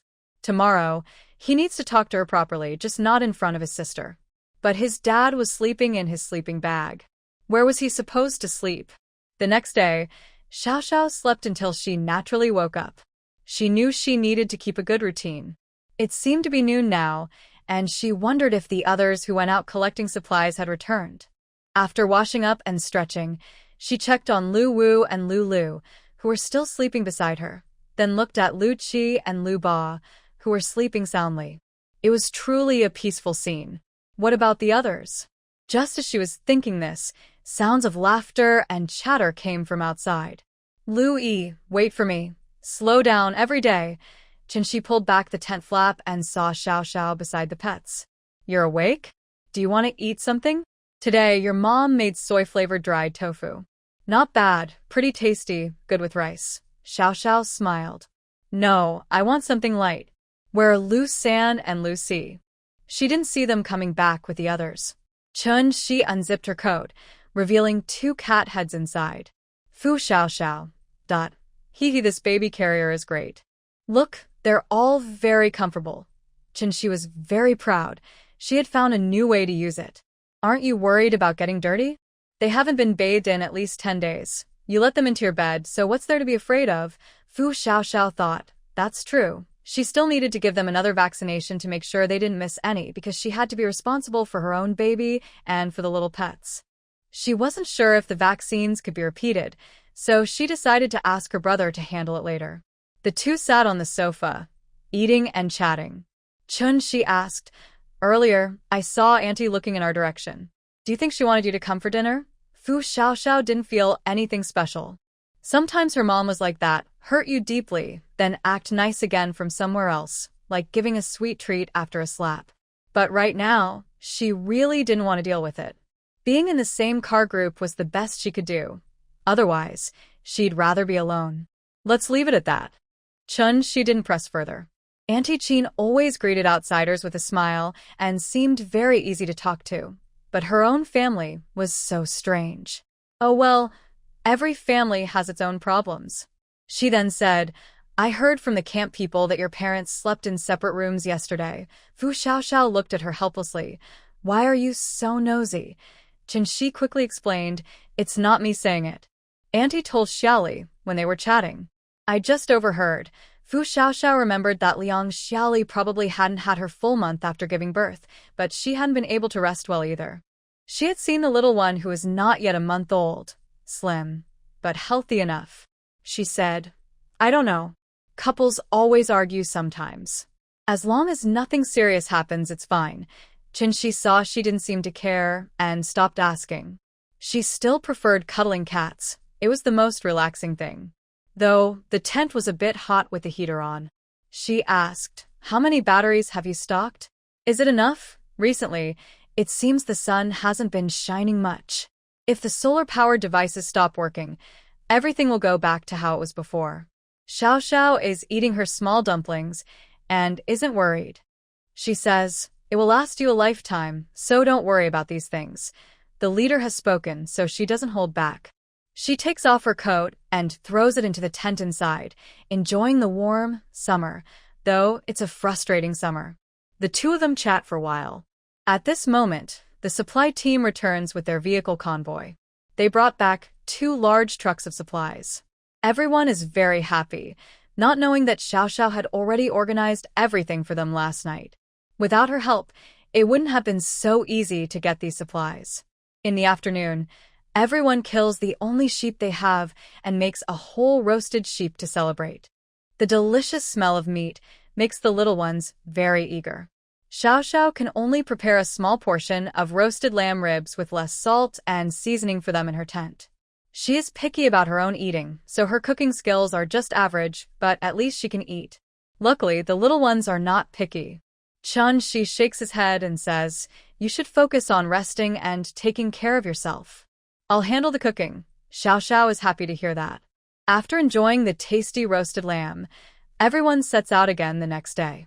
The weather is very cold now, with some frost on the ground. The forecast shows the weather will stay bad, and no one knows when they will reach their destination. During the day, temperatures are around 5 degrees Celsius to -5 degrees Celsius, and at night, it drops below -10 degrees Celsius. It seems the cold will only get worse, coming so quickly. Everyone is worried but can only be careful to prevent the vehicles from slipping and keep collecting supplies as they go. When passing a gas station, they try to fill all the empty oil cans and look for usable items inside. Luckily, they find a full container of gasoline at a highway gas station, and the warehouse still has some undamaged empty cans. Everyone is very excited. They work together to gather enough gasoline and diesel for 2 full trucks. Unfortunately, most of the food in the gas station seems to have been taken by others. The shelves and warehouse are almost empty. Although mosquitoes are small, they are still meat. Everyone searched through the remaining items that hadn't been taken, collecting anything useful. Since no one knew when the country would resume normal production, they decided to take whatever they could. They also wondered if they could exchange supplies with others in the future. They traveled back and forth for a week and finally reached the border between Ninglin City and Wudong City. Along the way, they filled their vehicles with supplies. Each truck carried at least 3 people, and the rest of the supplies were packed into the 3 off-road vehicles driven by Fu Xianxian and others. The heavy load of supplies was their confidence, but their meat supplies were very low. Still, everyone felt satisfied. They wouldn't have to worry about food for over a year, maybe longer. They hoped to find some wild animals to hunt for a feast someday. At this point, the country was too busy to care about protecting wild animals. Just staying alive was enough. On the way, they saw other survivors, some of whom tried to stop their vehicles and asked to be taken along. The convoy mostly ignored them. It wasn't because they didn't want to help, but because they simply couldn't. After experiencing the camp, everyone had become tougher. They preferred to avoid trouble, especially since the roads were difficult to travel. However, their convoy was too noticeable, and some unexpected events still happened. When they just entered Ninglin City, about 200 people stopped their vehicles. The survivors climbed onto the cars, and the people inside were anxious to get out and drive them away. But there were too many people, and it was beyond what a few dozen could control. Fu Xianxian was anxious too. He led the others out with a wooden stick to drive them away. But it was useless. More and more people climbed onto the vehicles to grab supplies. Some even found water and snacks and immediately started looting everything.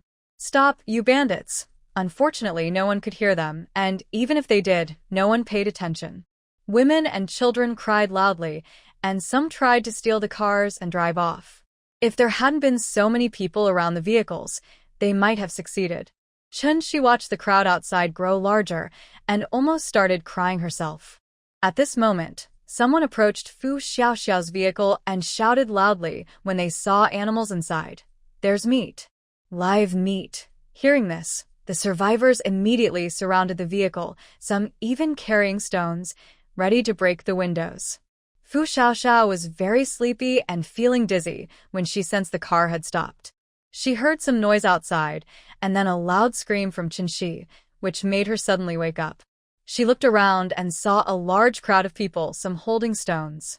Fu Xiaoxiao couldn't stay still, so she opened the car door and got out quickly. When the people saw the door open, they were about to get excited, but sharp objects suddenly hit their knees, shoulders, and bodies. More and more people around the car fell down, crying out in pain. The people in the front vehicle didn't understand what was happening at first. Some were hit and fell out of the car, while others collapsed on supplies and cried out in pain, feeling sudden, sharp pain. As more people fell, the survivors in the front and back vehicles noticed something was wrong. The smarter ones grabbed something and ran away, while the greedier ones tried to take more, but they all got beaten. Some people, ignoring the supplies, dropped what they had and tried to crawl out. The convoy seemed cursed. Everyone was struggling, but they didn't want to die just for supplies. They thought they could find some items by digging around. They believed the supply convoy had arrived and wanted to eat first. Some who were badly hit had their legs broken, and a few died instantly from hits to vital spots. Though rare, it was enough to scare everyone. Everyone desperately moved away from the convoy. Supplies were scattered everywhere, and no one dared to pick them up, afraid they might lose their lives. Why you? You people are too much. You're supposed to be sent by the government to deliver supplies, but now you're attacking the people. We will report you. You killers. A man, bleeding from a head injury after falling from the car, shouted angrily. The convoy members were furious. The supplies were stolen from them. Most of them had been beaten during fights with these people. Now they looked battered and bruised. If they had worn more clothes, they wouldn't have so many injuries. Bingmao was furious. Who told you we're delivering supplies? We're also refugees. If you steal from us, how are you justified? The people on the ground looked surprised. Although the trucks were different colors, some looked military. They thought it was the army, but that didn't justify shooting at them. Even if you are not responsible, the way you beat us up is wrong, and you have to take responsibility. Xian was so angry she almost laughed. Why is your face so big? I haven't even said we were beaten by you, and you're already trying to settle the score? Stealing is okay now? Do you think this is the old days when you were weak and had a reason? I will kill you all. Wandalong and a few others had been hit several times. Now they were full of rage, wishing they could hurt all these people. Changshen quickly stepped in and gave him a look, nodding toward the other side. Only then did Wandalong and the others see Fu Xiaoxiao walking slowly over. She was dressed in sports clothes, wearing a mask and baseball cap, with one hand in her pocket. They all thought she looked a bit underdressed for the cold, worried about catching a cold. Although her outfit was normal, no one dared to underestimate her. Everyone near her knew that once she got out of the car, everything changed. No one saw her make a move, just that she was playing with 2 black beads in her hand. Fu Xiaoxiao approached the person who had just spoken. For some reason, even though they couldn't see her face clearly, she gave off a very intimidating presence. Are you asking us to pay compensation? Zhang Yuxin was worried that Fu Jie might be too soft-hearted and tried to explain, but Fu Xianxian stopped him with a shake of her head. She thought, why would her sister be so kind? She wouldn't have beaten these people so badly if she was. Others hadn't even reacted yet. Doesn't he know that? The man thought the girl was easy to talk to and immediately made a request. Of course, it's not easy for us to survive until now. At this point, everyone should support each other in times of trouble.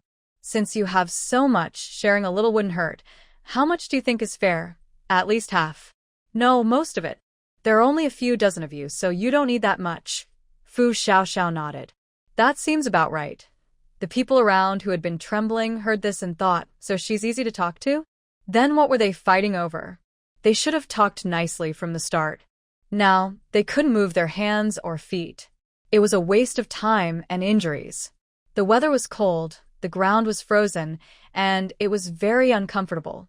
The women had just been pulled out of the car and were still trembling with fear. Hearing Fu Xiaoxiao speak made everyone anxious. The man who had been speaking earlier let out a few screams. Everyone watched as a sudden blood hole appeared on his knee, and then a stream of blood shot out, startling the people nearby. The people in the convoy were all shaken by this sight. Seeing such deliberate violence and the aftermath of accidental killing or mistaken death was very different from witnessing it firsthand. Everyone present was deeply frightened and felt their bodies tense up. Fu Xiaoxiao slowly spoke. He's right. There are too many people. Why do we need so many supplies? So, who still wants some? No one dared to say they wanted anything anymore. They had seen how she had acted. Everyone immediately knelt down, begging for mercy. Sorry. I only took things because I saw them stealing. I didn't mean to. I'll leave right away. Stop it. We'll leave now. We really were just following along, not leading the charge to steal. Some who couldn't kneel also shook their heads and tried to crawl away. Did I tell you to leave? Everyone was shocked. Were they about to be killed to silence them? You made a mess with our things everywhere. Shouldn't you clean it up? Fu Xiaoxiao wasn't a murderer, but today's events really annoyed her. She didn't want to get involved, but she needed to show some authority so that her team would think twice before bothering her again. These robbers could be used as a warning. Some who had just recovered quickly stood up. We'll clean up. We'll help pack the things. Soon. More people came forward to help pick up the items on the ground. Only then did the people in the convoy finally look away, some helping to load the items onto the cars, while others kept watch to prevent anyone from sneaking around. Fu Xiaoxiao returned to her car and sat in the front passenger seat, watched by everyone. The convoy members wiped their sweat hard. Fu Xiaoxiao was truly too strong, so powerful that it was hard for everyone to match. Having her in the team was like having a steadying force. Fu Zuaxuan also admired his sister immensely. As soon as they got in the car, Chen Shi, who had been excited like a fan, finally couldn't hold back. He hugged Fu Xiaoxiao tightly and kissed her several times. "Baby, you're amazing." Fu Xiaoxiao looked at her and asked, "Don't you think I'm scary?" Chen Shi looked surprised and said, "What do you think? If we were weaker, things might be different now." I don't believe that the evil in human nature in apocalyptic stories is just made up. Human nature is even uglier than described in books. Right now, it's either you die, or I die. I don't pity them. I'm just worried you might think I'm too cold-blooded. Fu Xiaoxiao hugged Chen Shi back. They are good friends, and best friends. Boo-hoo, she needs to change herself. After loading everything onto the car, except for some people who had already run away, the remaining people finally finished their work and left. After counting, the losses of the convoy were within an acceptable range. About 1/10 of the supplies were taken or damaged. It hurt to see, but it wasn't enough to weaken their spirits. Fu Xiaoxiao's actions definitely taught everyone a strong lesson. On the way, they still encountered roadblocks or robberies. At first, everyone was cautious. When there were fewer people, they just fought and drove the others away. But when the opponents started using knives, the team members became more decisive and aggressive. It only took 2 days for everyone to accept that the world had changed. However, the whole convoy both admired and feared Fu Xiaoxiao. Her skill with stones was so impressive. She moved so quickly and silently, like a gunshot. No, the gunshot was loud, but if the sound of the stones hitting flesh wasn't there, no one would know she was throwing hidden weapons. It was truly terrifying. Actually, when Fu Xiaoxiao first accidentally killed someone, she wasn't as calm as everyone thought. She had nightmares that night, but she learned to adjust herself, whether through mental preparation or changing her mindset. Now, as long as no one provokes her, she won't attack. Otherwise, it would be pointless to kill. Even Qin Yu Jiao fully accepted that her daughter had changed. She was no longer the obedient girl who would never argue back, no matter how much she nagged. She even thought that if she argued with her again, she might just shove stones into her mouth to make her shut up forever. But she's her daughter. How did things get to this point? This time, their drone finally found a house in a mountain hollow. The fence was mostly broken down, but it was still clear that the earthquake was less severe here. At least the small house could still be lived in. They could hide here from the daytime temperature of -10 degrees and nighttime of -20, along with the snow. It was barely enough to survive. The main problem was that the weather and ground were no longer suitable for moving forward. They needed to fix the broken window, or staying outside would be no different. This time, everyone split into groups. Some went nearby to look for building materials, while others stayed inside and covered the windows with plastic sheets. Once they found glass, they would replace it. They also looked for a generator and small solar panels. If that was not possible, charcoal was a good alternative. They had used up most of their charcoal on the way, and often burned wood outside until it was dry and smoke-free before using it. Inside, burning charcoal could cause carbon monoxide poisoning, which was very dangerous. It was safer to avoid that risk. They also wondered how to trade with other survivors without money. If the property was unclaimed, it was easier. But if someone owned it, that was more complicated. Fu Xiaoxiao didn't worry about this. She went to the top floor and chose a large room for the 3 of them and their small pets. The entire 4th floor had only 2 rooms. Outside was a big balcony, and no one came to join her. It was beautiful. After cleaning, she used new wall panels to cover the walls, skipping wallpaper. The material was soundproof and very nice. The new building materials Jiang Kaiho gave her were perfect. She finished everything in less than 10 minutes, including the floor. When Chun-Shi saw the finished room, she was amazed. Wow. This is incredible. It looks better than those fancy DIY materials on TV. Just put it in place, and it sticks perfectly? What kind of magic building material is this? And it has no smell at all. Fu Xiaoxiao smiled. My boyfriend's brother's company makes this. It's their product. He helped me get a lot of building supplies. Chun-Shi immediately put her arm around Fu Xiaoxiao. Does he have a girlfriend? Fu Xiaoxiao thought for a moment. Not sure, but he seems to have a lot of romantic interests. Chun-Shi looked resigned. Well, let's just decorate the room now. Meanwhile, Jiang Kaiho, who was with Lu Haomin, suddenly sneezed. Wow. The temperature dropped so suddenly, and I've caught a cold? This is terrible. If Jiang Kaiho knew that the sister he admired was criticizing him like this, he would definitely protest loudly. He takes every relationship seriously, but unfortunately, he keeps encountering strange women. Lu Haomin looked at Jiang Kaiho. Maybe you shouldn't go. The storm has finally stopped, and the temperature is dropping sharply. I'll take some people and go myself. No, I want to go. Someone was definitely insulting me just now. Probably that Jiang Xinyu. Bad luck. Whether it's bad luck or what, his little cousin's family was almost wiped out. When she and her sister met him, she immediately clung to him. Her sister was fine and went to join the rescue team, but she stubbornly insisted on following him, saying she had no family left. Does she want old grudges to carry on to the next generation? He didn't know why he was so impulsive at that moment. Seeing her crying so heartbreakingly, he couldn't bear to leave her. At first, everything was fine, no trouble. But after they found Lu Haomin, problems started. He kept coming around, even when there was nothing urgent. He didn't do anything harmful, so no one could really chase him away. Today, she wanted to come out with him, but he refused. She must be holding a grudge because he didn't bring her along and scolded him. Lu Haomin saw that he didn't seem to be in trouble, so he continued studying the map and route. He had already gathered people.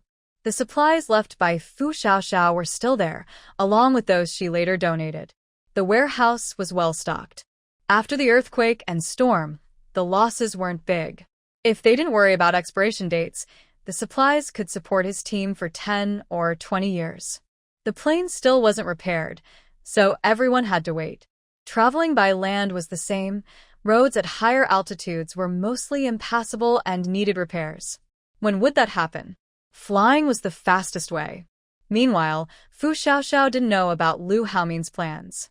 She simply set up a big bed and prepared cozy nests for the 8 little ones along the wall.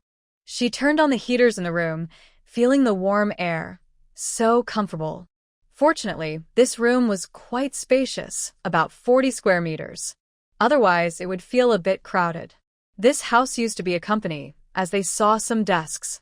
The room was so large, rare for a self-built house. She didn't know why it had been left empty all this time.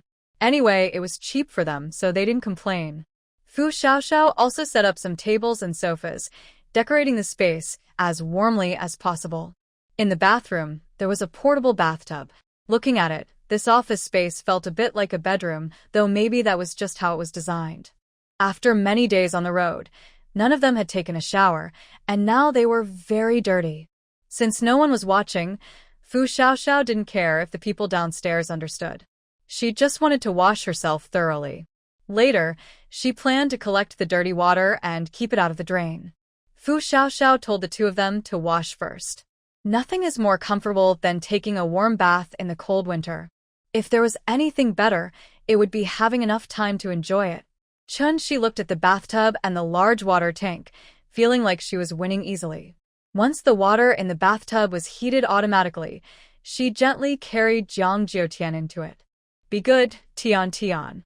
Auntie will help you take a bath, but you can't tell anyone, okay? Although Jiang Jiutian is only 3 years old, he is very good at keeping secrets. When he first saw Auntie Xiaoxiao perform magic, they told him to keep it a secret. He remembered and never told anyone outside, no uncles, aunts, grandparents, or friends. Because of this, they trusted him a lot. Whatever she told him, he would try his best to follow through. He is a very honest little boy. Tian Tian knows. Tian Tian is the best. Then I can see Mom and Dad sooner. Chun-Shi paused while washing his hair, feeling a bit emotional, but she quickly suppressed it. Yes, Mom and Dad will be very happy in heaven. They will be proud of me. Seeing his innocent little face, Chun-Shi really wished he could stay like this forever. Because they didn't know how long they would stay here, everyone was worried about the cars and supplies left outside. So, they decided to build a wall directly. With more people working together, they could dig the foundation and build it quickly. They had thought about this. Now the snow is getting thicker and thicker. When the time comes, they can use the snow water for daily use. This is very lucky, especially since after the earthquake, they rarely saw water sources outside. Although Fu Xiaoxiao didn't join the wall-building work, she watched the busy scene from the 4th floor. About 30 people worked together, and in just 3 days, they built a wall over 4 meters high. They even put broken glass on top for extra protection. The dozen or so cars in the yard were now inside the wall, making everyone feel much safer. They also built a shed in the yard.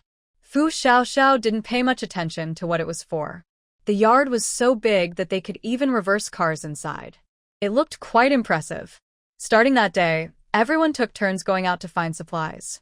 It was very cold now, with temperatures below -10 or 20 degrees Celsius, and at night it dropped below -30. It was no different from the northern regions.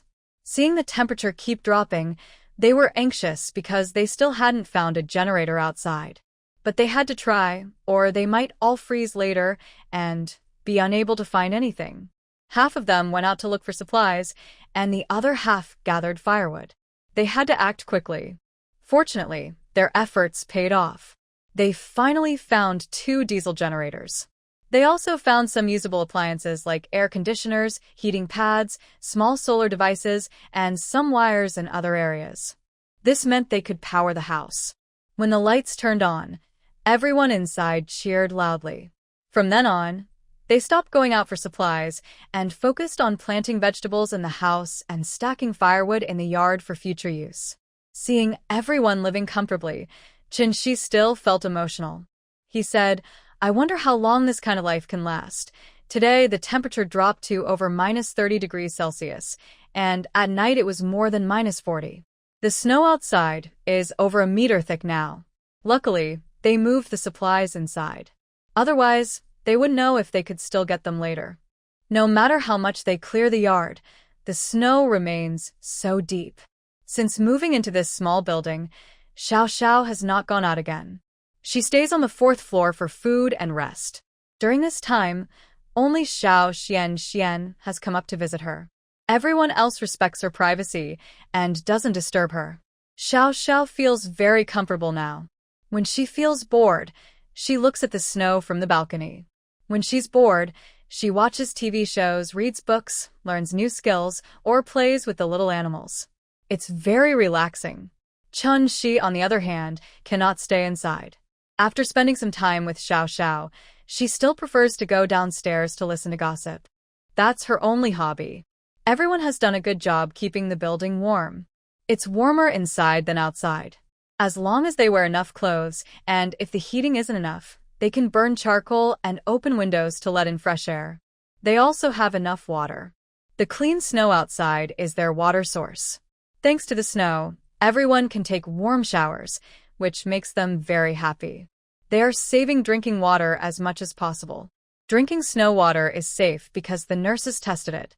Yes, it's the same nurse who was injured but still took care of everyone. She didn't know why she liked Li Xiaoming, the security guard. When Li Xiaoming decided to leave with everyone, she also chose to go with them. Her family is far away, and she doesn't want to stay in the camp and deal with the people there. She wants to find her family. They collected the snow water in several large buckets. These buckets were already in the building. After cleaning, the water is ready to use. Boiling the water makes it safe, or they can add water purification tablets if needed. Xiaoxiao plays with Luwu in her arms and says softly, "Things will work out. We just need to take care of ourselves and be happy. What's happening outside isn't something we need to worry about." If you're worried about your family, remember that others are in the same situation. Yes, how many people can hide in warm houses like them? Just being alive is good enough. Overthinking only causes trouble. Forget it. Don't waste your brain power. Meanwhile, in downtown Huayu City, Lu Haomin finally found the survivor base with 3 helicopters. It's important to note that now, helicopters can't connect to any signals, and snow is starting to fall from the sky. This flight was entirely based on the pilot's many years of flying experience. When the citizens saw the airplane overhead, they all cried and cheered. Since Hualu City fell apart, only some government and military forces still had rescue capabilities. The rest of the city was mostly paralyzed. Now that an airplane finally arrived, it must be sent by the national government. It shows they haven't given up on us. Lu Haomin didn't plan to chat with the survivors. He went straight to the leaders to explain his purpose and also brought news from Shangguang City. He was able to come out smoothly this time because he had a mission. Wherever he went, he had to inform all the survivor bases about military updates before doing anything else. Otherwise, who would let him use these transportation resources alone? Many other areas still needed help. Even if these resources belonged to private individuals, it wouldn't be allowed. All supplies must go to rescue teams first, especially since many people are waiting for help.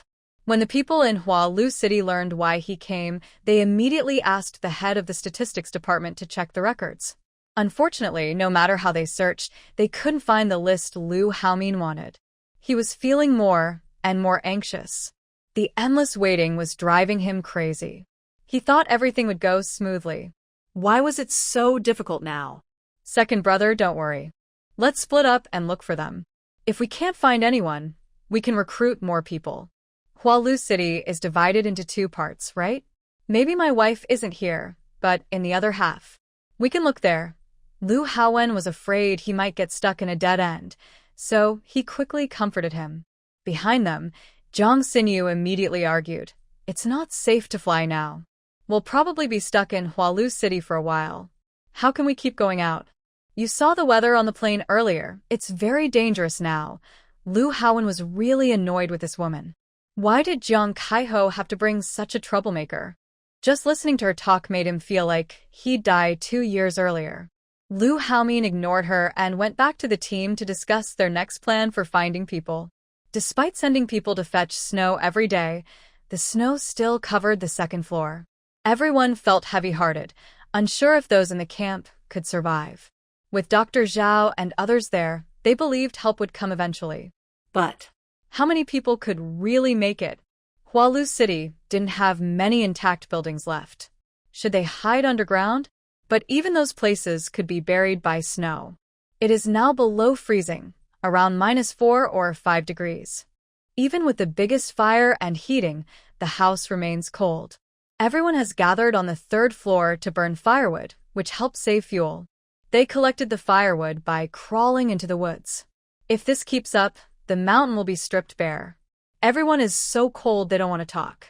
Qin Yujiao looks at the room upstairs. Since everyone moved to the 3rd floor, even Qin Shi rarely comes downstairs. Xian, isn't your sister cold in her room? Shouldn't you call her down to warm up? Xian still can't believe his sister is pregnant. Over 4 months now. He once joked that she was so comfortable living that she might have gotten pregnant. But she said, "I'll be giving birth in 5 months. At first, he thought she was joking. Then he saw the baby formula and some nutritional supplements on the table. He blurted out, "Wow, I really have a brother-in-law." His sister rolled her eyes at him. He still can't accept this news. His mother patted his thigh and turned to look at her. "What?" Qin Yujiao thinks this guy is really unreliable. I said, "Aren't your sisters upstairs cold? Why don't you call them down? What if they get sick from the cold? Something might happen. Everyone's sister won't get into trouble. The room is warm enough that he wants to stay inside forever. It's fine. I prepared a lot of warm clothes for her. Don't worry, she won't freeze. But she doesn't come down for meals either. I haven't seen her in a long time. If Qin Shi hadn't come down to visit and brought some food upstairs, I wouldn't even know if she's alive or not. Mom, can't you be more careful with your words? Stop saying these things. I'm just worried about your sister. Guisheng, standing nearby, pouted. Why didn't you go earlier? Qin Yujiao glared at him. Are you trying to start a fight again? Guisheng took a cup out of the charcoal fire, poured hot water into his thermos, blew on it, and calmly took a sip to warm himself.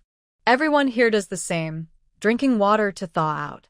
It actually works pretty well. There's a bucket of snow water nearby. Whenever they want a drink, they scoop some out and boil it. Plenty to go around.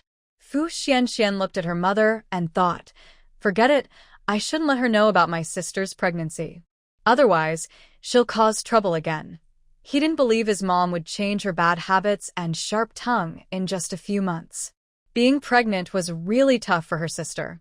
She had a hard time, and her brother-in-law was not a good person. Fu Xiaoxiao didn't care about what was happening downstairs.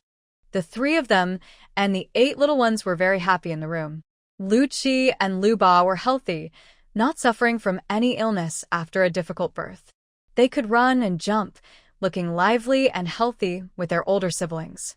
They even took some time to teach Jiang Jiutian some basic knowledge and simple facts. They enjoyed playing teacher. But later, it became more difficult. Teaching numbers and pinyin made them want to give up. They realized how hard it was to teach children. It must be exhausting for school teachers. They forgot how they managed in kindergarten and thought elementary school was not that hard. Later, Qin decided to exercise nearby, practicing basic martial arts. Jiang Jiutian watched educational videos to learn on his own because he didn't have patience. Fu Xiaoxiao also read about pregnancy and did prenatal yoga. While everyone was enjoying their peaceful days, the alarm in the building suddenly went off. At first, everyone was confused because it had never happened before, even after several months. Fu Xianxian and the others quickly checked the security cameras inside the house. Fu Changsheng pointed to dozens of small black dots in the upper left corner. Everyone looked and saw that it was true. Whether animals or people, they weren't sure. It should be people, Fu Xianxian examined carefully. Based on their walking and crawling movements and body shapes, they looked more like humans. What are they doing? Coming here for shelter or spying on us? Li Xiaoming guessed it was probably one of these two. It looks like all adult men. Fu Xianxian looked again and noticed they were quite big. Wow, I thought we could stay peaceful. These coming out in this cold weather instead of staying home. Since killing someone, Wanda Long's temper had become worse. Now, holding a knife, he was ready to go out and fight. Don't be impulsive. Fu Dashan was stopped, but now he is fully recovered. In a place with little medical help, people thought his wound would at least leave him limping, but he surprisingly healed completely, with his bones naturally mending. It seems that surviving a great disaster brings good fortune afterward. However, we still need to stay alert. Let's inform everyone. When the people downstairs heard someone approaching, they all became nervous. Everyone put on protective gloves, grabbed knives, tools, spatulas, hose, chainsaws, sticks, anything that could be used for self-defense. Children and some weaker women were ready to retreat to their rooms at any moment. Fu Xianxian went upstairs to tell his sister about the situation, so she could prepare. Everyone held their breath, waiting for what might happen next. Big brother, do you think if we go over there, they might think we're burglars? One large, bundled-up person in the snow asked the person next to him, who looked like an astronaut. The person heard the question, but didn't stop walking. Isn't that what we are doing, breaking into a place, he replied. The questioner was stunned. Oh, right. What kind of question was that? His mind was probably frozen. If he really couldn't go on, who would be a criminal? His wife and son were gone. If he hadn't followed his older brother, he might have already turned into a skeleton. So, as long as his brother told him to do something, he would do it. The others behind them were also struggling to move forward. If they hadn't run out of supplies, and if they didn't want to starve or eat human flesh to survive, they wouldn't be risking this journey. The people in the house had been seen, leaving to gather supplies. Back then, everyone could find plenty of things, so they only envied the fact that the others drove big trucks to load up. But what they could find was limited, and there were many people, elderly, women, children. After 2 months without much meat, the ugly side of humanity started to show. At first, these people didn't dare to act openly. But later, As the children, women, and elderly around them gradually disappeared, and when rumors of dried meat spread, everyone felt a chill down their spines. Was this the start of eating human flesh? Soon, those who ate human flesh and those who didn't split into two groups. One side accused the others of lacking humanity, the other called them hypocrites. Anyway, everyone's relationships became hostile. But now, if they cannot solve the supply problem, they will have no choice but to resort to cannibalism to survive. Fortunately, they are strong and capable. After discussing, they divided into two groups. One stayed behind at the main camp to care for the elderly, women, and children to prevent them from being taken and eaten. The other group set out to find the whereabouts of the other group and see if they could locate them. Yesterday, they finally found them. Their intuition told them it was the group with trucks. They initially planned a night attack, but the cold at night was unbearable, so they had to act during the day. With over 70 people, they believed they could take on the few dozen opponents, who also had women and children. As they got closer, they saw the glow of fire through a small window more clearly. It looked warm and inviting. Brothers, keep going. We're almost there. First, reason with them.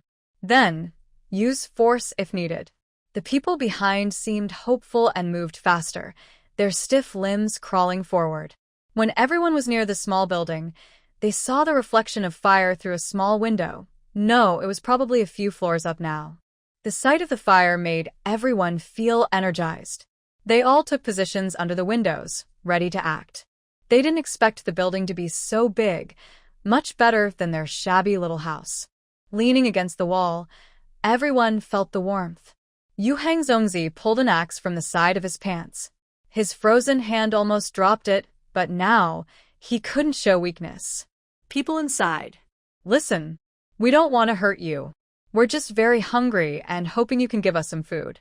We don't need much, just 100 bags of rice and flour and a few dozen packets of quick food. We know you have plenty of supplies, and these are nothing to you. In times of great trouble, we should help each other. Please, do us this favor. Thank you. After saying this long plea, he felt exhausted. It was so tiring. The people inside couldn't believe what they heard. They thought, how could someone be so shameless? Asking for 100 bags of rice and dozens of boxes of supplies. Why not ask for a few trucks of resources? It was utterly shameless. Wanda Long couldn't help but laugh angrily and shouted outside, "Sorry, I didn't hear you clearly." The people inside couldn't help but laugh and cover their mouths. They knew speaking in the cold was hard, especially shouting in low temperatures. Long was trying to wear them out. The space-themed dumpling was surprised. Did he just feel like he spoke very loudly? He was still speaking close to the window, not through soundproof glass, just plastic sheets. Why didn't anyone hear him clearly? Could he be joking? If so, we won't be polite anymore. Listen up inside. You are surrounded. Surrender your supplies quickly, or don't blame us for being harsh. Fu Xiaoxiao watched the surveillance from the 4th floor and felt speechless. What are these old-fashioned lines? Have they watched too many war dramas? She knew where they came from because her dad loves watching those shows. Every time he comes home, he plays them, sometimes watching the same episode again. It's hard not to know. Fu Xianxian was also stunned. People outside, put down your weapons and surrender. No killing if you cooperate. Resist and you'll be killed. Everyone inside the house. How did this serious scene turn into a play? People in the snow also looked at each other. Although everyone's faces were covered, they could still send a message. Attack. The space dumpling grabbed an axe and swung at the plastic sheet on the window. The cold air that rushed in made everyone shiver. Fu Xianxian and others got angry. They grabbed knives and started chopping at the outside. Other windows were also broken one after another. Everyone was furious. These pests. Everyone inside gathered around each window, waving knives and sticks, making it impossible for anyone outside to get in. People who were warmer or had been outside longer moved more quickly. Even strong men could tell that their strength was uneven. Both sides were waving weapons like they were playing house, but no one got hurt. The women and children hiding inside, who were anxious earlier, suddenly felt speechless. Were they just playing? Don't underestimate them. After several thefts and witnessing scenes of violence, everyone's hearts had hardened. Now, seeing this, they almost wanted to jump in and fight hard. When would this end? Both sides realized that if they kept going like this, they'd only tire themselves out with no progress. The space dumplings seized the moment when the other side swung their knives and grabbed one, stopping it with his hand. When Fu Dashan's knife was taken away, he was surprised. He never expected it to be snatched so directly. The person nearby immediately waved a weapon at him. Fortunately, Fu Changsheng pulled him back a few steps, narrowly avoiding the attack. Fu Dashan also looked scared. He had no weapon left and needed to find one again. Wanda Long didn't expect the people outside to be so fearless, trying to a knife with their bare hands. He quickly stepped forward and pulled the chainsaw out, pointing it at the people outside. The person outside was startled. Wow, they even have a chainsaw? How can we fight like this? We might get killed before we even get inside. Yu Hang Zongzi and the others hurried to retreat. But they were in such a rush that they didn't step carefully and sank into the snow. Only their heads were visible, while the others sank at least halfway. Seeing this dramatic scene, Fu Xianxian and the others twitched their mouths. Is this supposed to be funny? It feels like they just started and they might already be about to end. The people fighting around saw their leader and others sink into the snow and quickly try to help. Unfortunately, puff puff puff, a few more people sank in. Everyone saw they couldn't fight anymore and had to rescue the others. But then, puff puff puff, the snow was so heavy that more people sank into the cottony snow. Wow, why is the snow here so soft? When they carefully stood up earlier, they felt something was off, but they managed to stand. They thought it was just like the snow in the distance, at most half a meter deep. But now, how can they get the others out? She was stunned. She slowly turned to Fu Xiaoxiao and asked, "Do you think we're bored at home and hired some comedians to liven things up?" Fu Xiaoxiao had been thinking about whether she should go on stage, but everyone gave her no chance. Seriously, it's like opening the door to endless frustration, completely speechless. "Do you want to go see the show up close?" She saw her joking and immediately shook her head. "Forget it, staying warm inside the room is better. There's a live broadcast anyway. Watching here is just as good." Everyone inside was standing by the window, watching those people struggle to pull others out of the snow. Then they started digging instead. Suddenly, they felt the weather wasn't so cold, at least not as cold as they thought. Is this their own fault? They fought but couldn't win, and they're not very good. Why did they come out in the freezing cold? Maybe those people aren't dead yet, but are almost frozen. What's the point of having so many people? The timing, location, and people all didn't favor us. Still, we learned from others and broke into the house to steal. Haha, if we hadn't missed a single strike, we might have been kind-hearted. At this moment, someone outside suddenly started crying loudly. What did we do in our past lives to deserve this? Are we going to starve to death? Boo-hoo, we can't bring back the things we took. What will happen to my son and daughter? Are we really going to be eaten? Boo-hoo, boo-hoo, emotions are contagious. Another person also knelt on the ground, crying loudly. My daughter was kidnapped and eaten. Boo-hoo. Now, we can't find any food. What should I do when I go back? Will my wife starve to death? Suddenly, a big, dark rice dumpling shouted from the window. Brothers, we really can't go on like this. We had to come here because we had no choice. There are even people eating human flesh over there. Boo-hoo. We really don't want to eat people. Boo-hoo, we had no other way. Please help us. Fu Xianxian wasn't going to let him get away with it. You come to rob us because you can't survive? If you can't fight us, you try to use emotions. But what if we can't fight back? Wouldn't you all be wiped out? Why are you talking about hardships now? Why didn't you go look for supplies earlier? Even during an earthquake, there are places with resources. Why didn't you go there? The country still has grain reserves. Why don't you ask the organization? I know there's a government group in Ninglin City distributing food. The dark rice dumpling cried desperately. It's not that we don't want to go. We just can't get much when we do.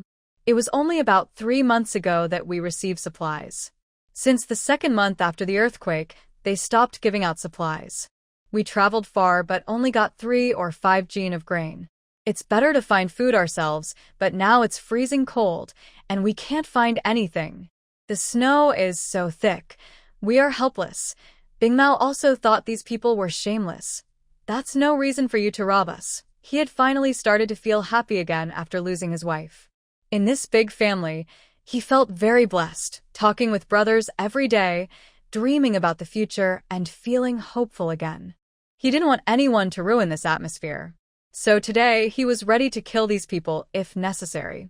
Who would have thought that they were just a bunch of fools? The dark rice dumpling immediately begged for mercy. We were wrong, really. This is our first time doing something like this. Who would have thought it would go so badly? You still want to make it go well? Li Xiaoming pointed at him with a long stick. This guy didn't tell the truth at all. Even murderers say it's their first time. The black rice dumpling was helpless and tearful. They really were first-timers. I didn't lie to you. There are over 300 people there, including elderly, children, and women about 200. The rest are split into 2 groups. One half is protecting them over there. Otherwise, those cannibals might have kidnapped and eaten them. We truly had no choice but to come here. We asked for 100 bags of rice because we thought that saving some and drinking thin porridge could last at least a month or 2. We just wanted to get through this period, then have more time to find supplies.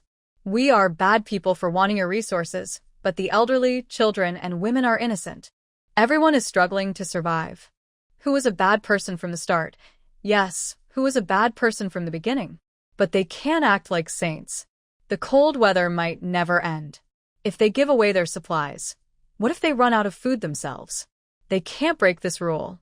Go ahead and leave. We don't have much either. We pulled some cement and sand earlier to build a wall. We don't have as many supplies as you think.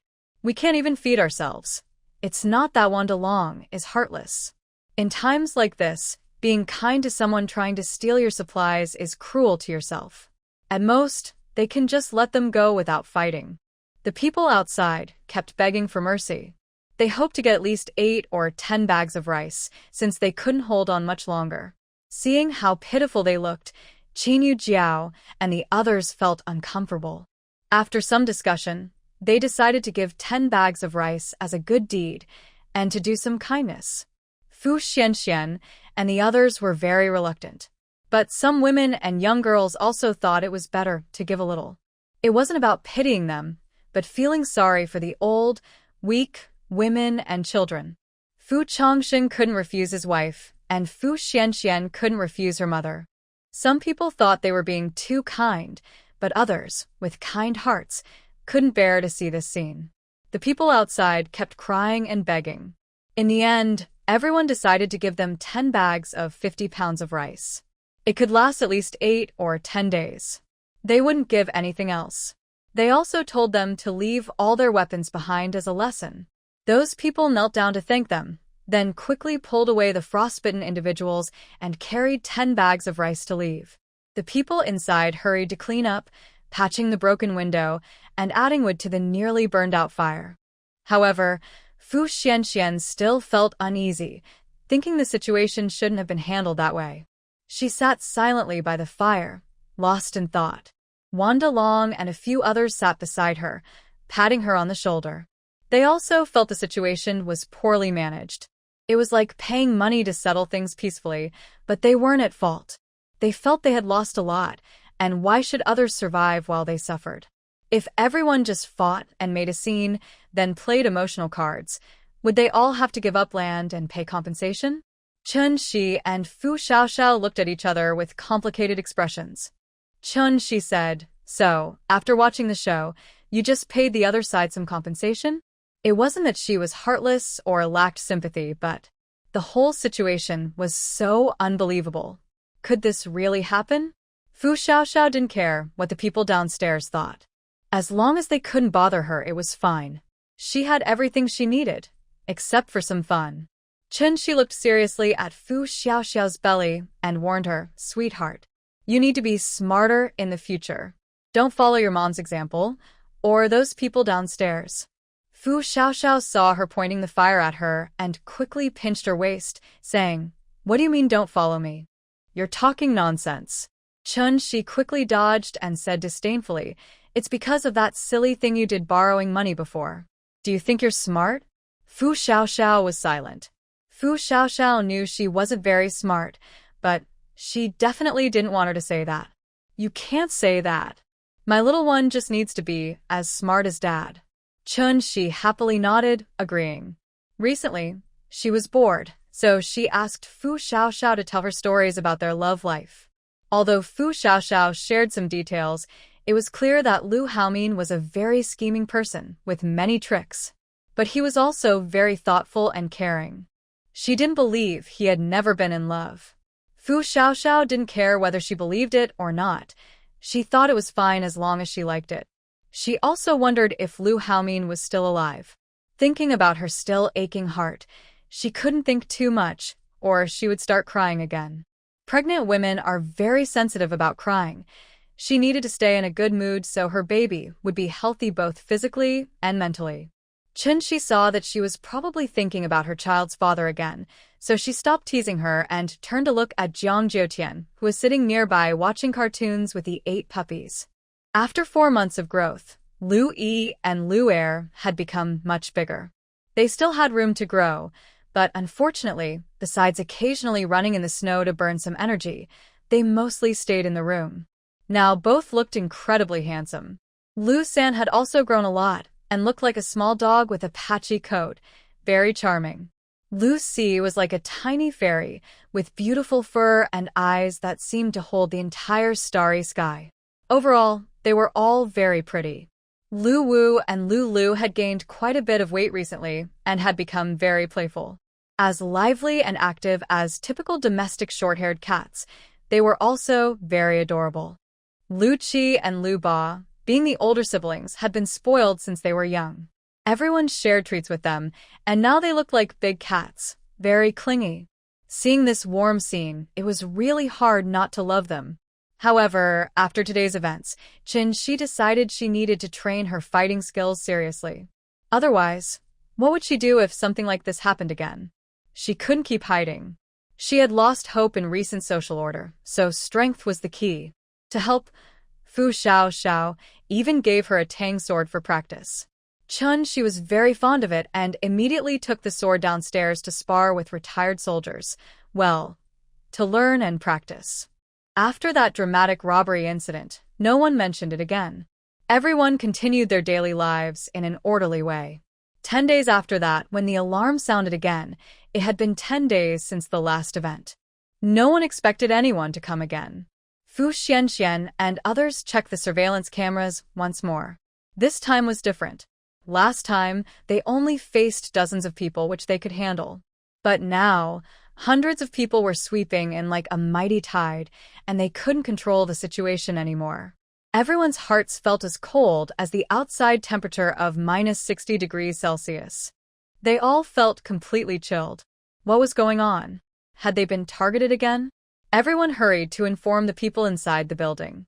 Fu Chongxing pointed at a figure dressed like an astronaut and said, "It's the same group as last time." He remembered their outfit very clearly. Everyone was shocked. Is this a betrayal? Fu Guosheng felt his scalp tingle. What should he do now? When everyone learned that these people were brought by the same person as last time, they were all stunned. Especially those who had pleaded for them last time. Their faces turned pale. Did they cause trouble for everyone? Qin Yujiao didn't expect her kindness to lead to such a result. If things go wrong, they might all be wiped out. What should she do? What can she do? Did she do something wrong? Everyone started blaming the people from last time. They shouldn't have helped them. Look at what kind of trouble this has caused.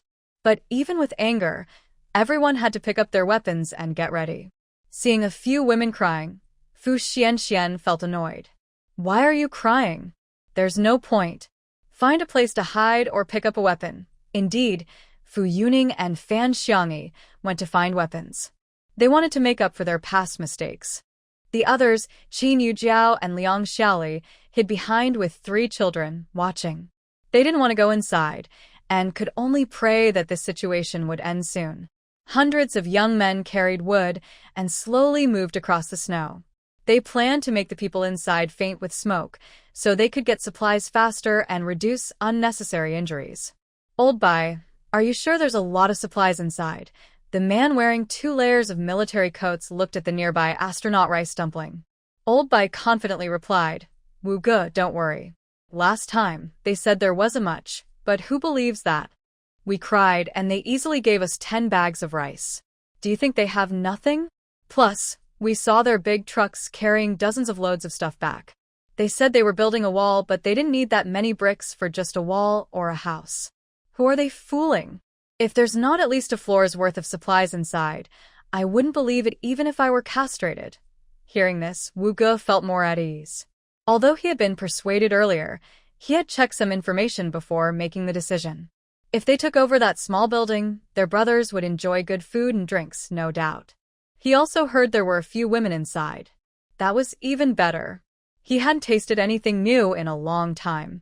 The people inside the house had enjoyed their time for so long. Now it was time for a change of owners. Everyone keep going. We're almost there. Don't worry, they are all cowards and won't amount to anything. Let's work together to take him down. Wu Ge shouted, and the people behind him immediately cheered in response. When the people inside saw them carrying wood, everyone looked unhappy. Are they going to burn us alive? One young man turned pale. Fu Xianxian didn't know what was happening now, so she took out the loudspeaker and said, People outside. Stop immediately, or we will force you out. The people outside laughed loudly, not feeling threatened at all, just thinking the people inside were funny. Wu Ge asked Lao Bai to speak. Lao Bai cleared his throat and said, People inside, put down your weapons and surrender. We won't kill you if you don't resist. If you fight back, we will use force. Wow, Fu Xianxian cursed loudly, returning the words from last time. Everyone was very angry and wanted to go out and fight right away, but they couldn't now because there were too many enemies. Fu Yuning tightly followed her father, trembling and asking, What do we do now? Are we going to give up today? People inside. Men, stand in line on the snow outside. Women, stay inside and wait. Don't worry, we treat women kindly. Women, please tell the people around you to stay calm. As long as the mountains remain, there will be firewood. We won't kill everyone. Lao Bai finished speaking, and the laughter around grew louder, mixed with rude words. The women inside looked pale and trembled uncontrollably. The men were also shaking with anger. These shameless. Fu Changshen clenched his long sword tightly. Li Xiaoming held his trembling girlfriend, and everyone was furious. Qin Yujiao was full of regret. How did the world become like this? When she saw her daughter kill someone, she looked at her like she was a demon. Later, her son also killed someone. She was terrified. As more of these things happened, she gradually accepted the changes in the world. But she had never seen such a bunch of hooligans. The meaning of what they were doing to women was obvious. If the young girls here were harmed, she sobbed, how could they live after that? At this moment, the people outside did not approach the house. Instead, they kept about 5 meters away and began arranging the wood. One person poured oil from a barrel onto the wood surrounding the house. Wu Ge slowly stood up and shouted inside, Dear fellow citizens, I am very sorry about how things have turned out. To save more lives, we have no choice but to sacrifice you. Rest assured, I will make sure you smell deliciously smoky and easy to preserve. When the time comes, sprinkling some salt will make it taste wonderful. Ha ha ha. The hundreds of people with him laughed even louder. No matter how many supplies were inside, if today's plan succeeded, it would make them so excited that their blood would be rushing. They seemed different now.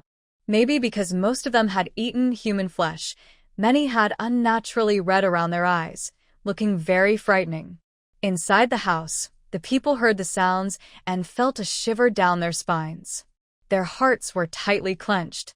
Are they really going to turn them into smoked meat? Have these people already started openly eating humans? How many people must they have eaten to speak so naturally about it? Fu Xianxian clenched the megaphone tightly. I advise you to leave quickly, or you might not even know how you die. Ha ha ha. Laughter erupted again. Everyone watched as the people inside made their final desperate struggles. Old Bai also looked disdainful. Listen, women inside, count to 5. If your people don't surrender, don't blame us for not showing mercy. Remember, a woman's meat is the tenderest. The people inside suddenly felt their hearts tighten. What did that mean? Were they going to set fire and burn them if no one came out? There are probably children inside, right? I haven't eaten children in a long time. You know, children's little bottoms are the best part to eat. Qin Yujiao started trembling and crying out loud. Hurry up and come out, or I'll make you faint from the smoke and then drag the women out to feed 100 or so people before eating. Wanda Long grabbed his chainsaw, ready to rush out. I'll fight them, ugh. Before he could finish, Lao Bai suddenly collapsed. The people nearby were all startled. What's going on? Why did Lao Bai faint? Is this really nothing? Wu Ge frowned, signaling another person to step in, preparing to drag Lao Bai away. That person immediately shouted, "Number 2, but before he finished, he also collapsed. Now, when two people suddenly fall, something feels wrong. Wu Ge quickly steps back. Do they have guns? Or silencers? Someone nearby also instinctively retreats. This feels really strange. Blood. Blood. They're bleeding. One person shouts at the bright red blood on the snow. Everyone suddenly takes several steps back. At this point, forget about the countdown. Wu Ge signals to the person who lit the fire. But before that person can light the fire, they collapse into the snow. Now, the people in front panic. Some on the edges didn't see what happened and try to move forward to check, but this causes a stampede. Gradually, more people fall down. Wu Ge is completely panicked. I really don't know how they died. Everyone quickly retreats. Unfortunately, it's already hard to walk in the snow, and with everyone rushing and panicking, their steps sink and more people get stuck, unable to move. Wu Ge climbs over his brothers, but when death comes, who even recognizes who is the boss? Running away is the best choice. 5 minutes later, no one is left standing in the snow. Some with wide eyes don't even know how they died. Most are crying out in pain, begging for mercy, but the temperature drops below -60 degrees, and more people stop struggling as they fall to the ground.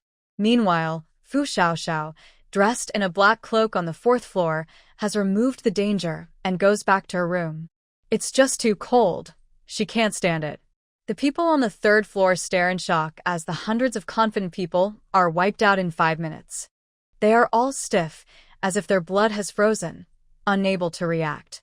A thunderbolt seems to explode in their minds, and their reason shatters into pieces. Fu Xianxian remains relatively calm. Although she is also very shocked inside, she won't be scared by her sister. Let's clean up outside. My sister doesn't like seeing those dirty things. Only then do they start to realize that what they saw was real. It was all done by Fu Xiaoxiao. Until now, they realize how terrifying she truly is. This surpasses human understanding. There is a big difference between her injuring the people blocking the car and shooting everyone here. The first was self-defense. The latter was almost to eliminate everyone. Most people haven't seen Fu Xiaoxiao's true face before, so now she seems even more mysterious. Qin Yujiao felt like she was choking, unable to breathe at this moment. She couldn't say anything. Her daughter was already so terrifying. How is that different from a killing machine? At first, the men seemed to have stopped their hearts, but after regaining their senses, their respect for Xiao Xiao reached its peak. No one dislikes a strong person. Whether in peaceful times, wartime, or the current end-of-the-world situation, everyone wishes they could serve Xiao Xiao. Although her way of killing was very cruel and almost left no survivors, if they didn't have Xiao Xiao, would they still have a chance to live?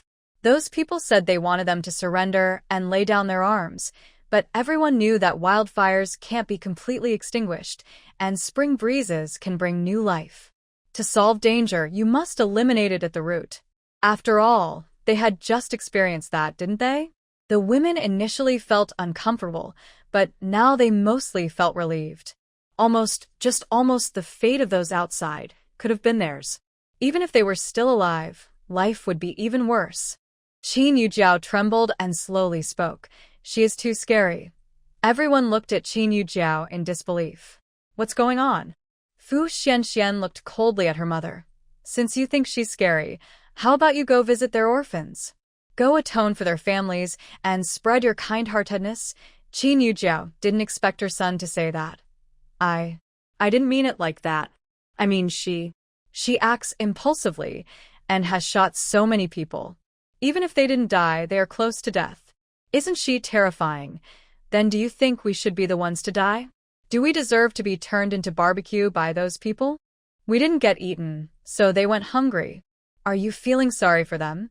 Do you think Sister Fu wouldn't be alive if she hadn't acted? Even a young girl can see that. I don't understand why Auntie is so stubborn, so clueless. In such a situation, she still talks about how pitiful the outsiders are. Annie, last time, you led us to feel sorry for the outsiders and gave them food.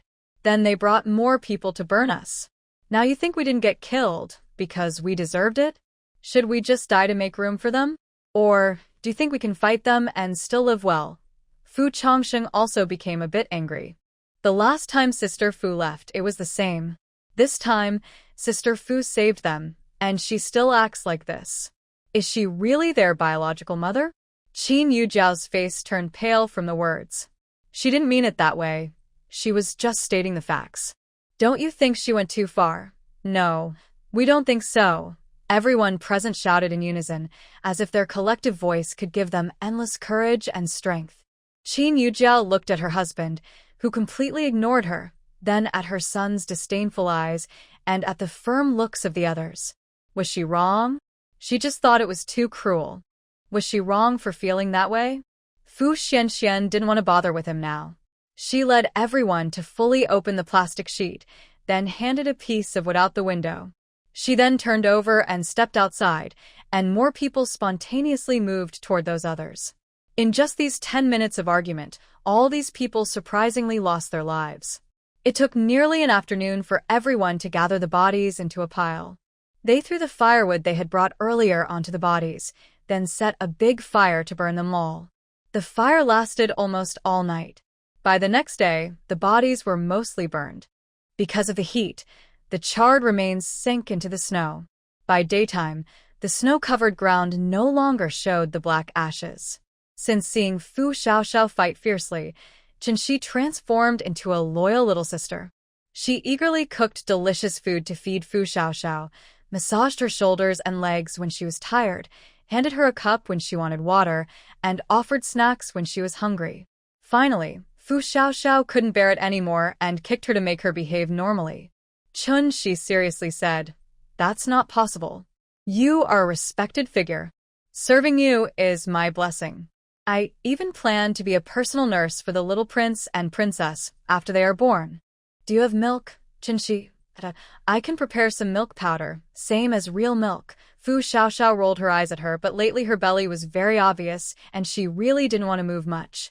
Now she is over 7 months pregnant. The outside temperature still stays around -6 to 7 degrees Celsius during the day and -8 to 10 degrees at night, sometimes even -12 degrees. No one knows when this cold will end. Several outdoor air conditioners have broken down, and it has been cold for half a year. The snow outside has turned into ice. She wonders if her baby will be born in winter. Now, the baby inside her belly moves quite strongly. She guesses the baby will be a lively one. The 8 little ones love to come close to her belly and interact with the baby. They also like to lie on her stomach and listen to the baby's heartbeat. A few months ago, they did some simple pregnancy checkups themselves, not at a hospital, just basic things like listening to the baby's heartbeat. Anyway, Fu Xiaoxiao knows she needs to exercise more, eat well, and take supplements. During this time, Fu Xianxian asked Fu Xiaoxiao if she wanted Li Xiaoming's girlfriend to come and help. She didn't mind either way, but since there was a nurse around, even if she wasn't an obstetrician, she could give some advice. When Zhang Yixin, Li Xiaoming's girlfriend, entered the 4th floor, she was shocked, especially when she saw Fu Xiaoxiao heavily pregnant. Her head felt dizzy. No one knew that Fu Jia was pregnant. Well, her brother knew and her friends knew, and the pets knew too. Now, she had added herself to the list. But she was very happy. This was a chance to get close to the big boss. How could she not be happy? Although Fu Xiaoxiao didn't hide her pregnancy intentionally, Zhang Yisin still zipped her lips, promising she wouldn't tell anyone. Fu Xiaoxiao felt helpless. How fragile do these people think she is? She's pregnant, so they are extra careful. Are they afraid she might get hurt? Actually, there is a real risk.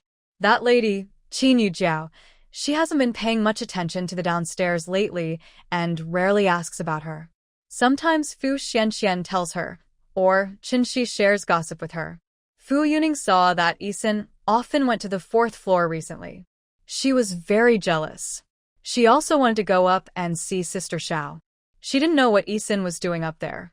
Ever since she went up, everyone asked her questions, but she kept her lips sealed and didn't reveal anything. Even Qin Yujiao didn't say anything when asked about it, as if she was hiding a secret. The more she kept quiet, the more it made people anxious and eager to know the truth. The men had fewer gossip topics now.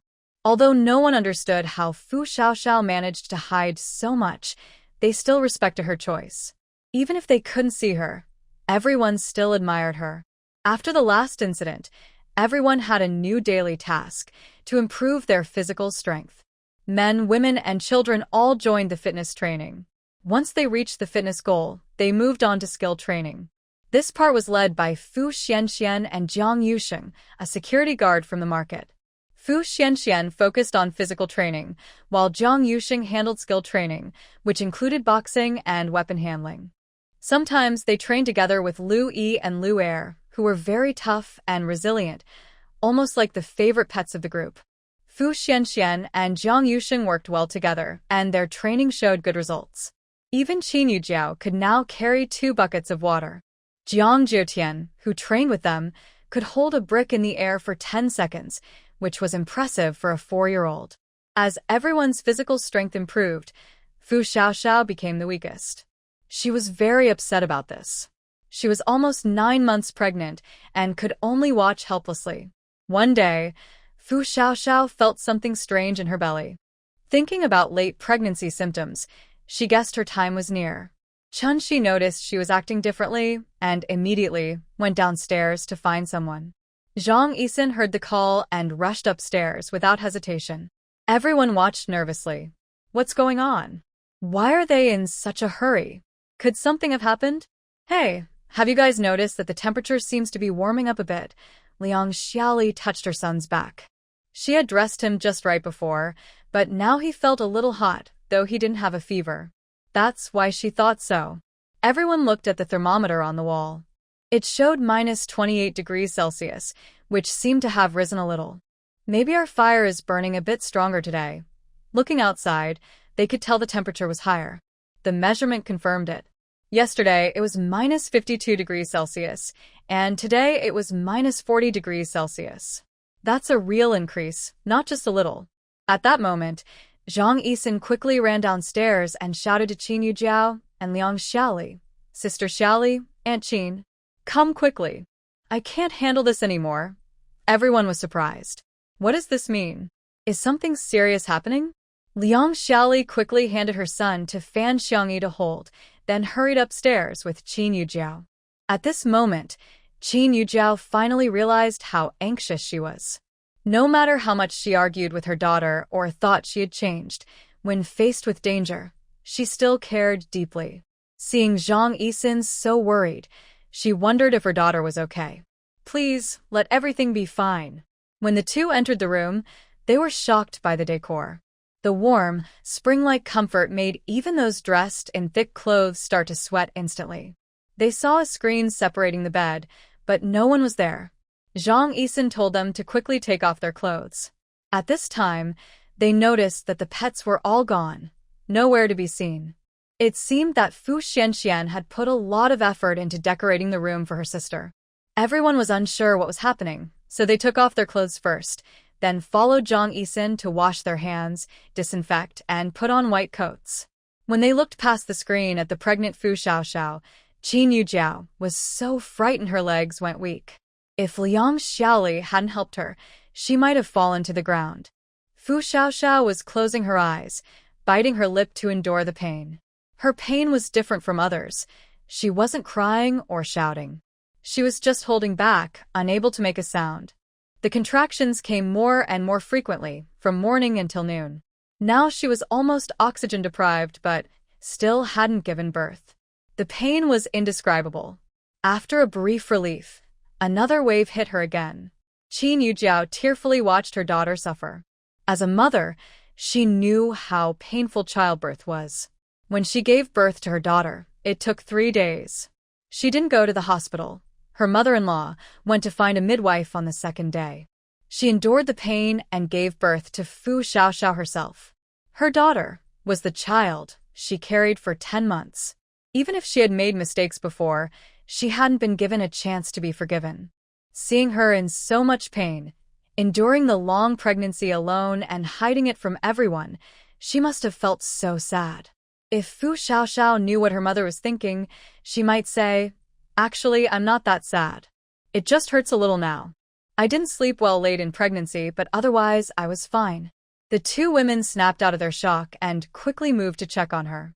Liang Xiaoli, who had experienced childbirth herself, knew how painful it was. At this moment, she gently wiped the sweat from Xiao Zhao's forehead and tried to give her some nearby drink to keep her mouth moist. Liang Xiaoli and Chen Shi each held one of her hands, staying with her through the contractions, as if this could help ease her pain a little. Qin Yujiao tremblingly lifted the blanket covering her lower body to check the progress of her labor. It was still too early. She was far from ready. Zhang Yisin had already prepared some supplies needed for childbirth. Although she wasn't an obstetrician, she had taken a course on the subject. She lacked clinical experience, but based on her years as a nurse and recent extra study, she believed she could handle it. Xiao Xiao, take deep breaths just like in the video. You've done this many times before. You're doing great. Keep going, just a little more. Chen Shi wiped her tears and continued to encourage her. Xiao Xiao instinctively made a sound of discomfort, but clenched her teeth and endured. Liang Xiaoli looked anxious and said, "It hurts," but then remembered she needed to save her strength for giving birth. She changed her words, saying, "Almost there. Very soon you'll see the head. It's trying to come out. You're all doing very well. You're amazing." Qin Yujiao was overwhelmed with sadness. She wanted to encourage her daughter, but was choked up and couldn't speak clearly. At this moment, Zhang Yisin also grew anxious. "Sister Fu, it will be over soon. Follow my hand downward. Take a deep breath. Inhale, exhale, inhale, exhale." That's the rhythm. Just as Xiao Xiao found a bit of a rhythm, she started to breathe heavily again. After more than half a minute of contractions, they subsided briefly, then started again in another half-minute. They didn't know how much time had passed before Qin Yujiao finally found her voice. "Xiao Xiao. Keep going. Almost there. Keep it up." She was truly mistaken, completely wrong. Dear heavens, please don't hold it against her. She just wanted everyone to be safe and sound. Zhang Yisin also helped push on her belly. She had seen her teacher do it this way, though she wasn't sure if her technique was correct. If only she had paid more attention in class. It was only 2 lessons after all. Why hadn't she listened more carefully?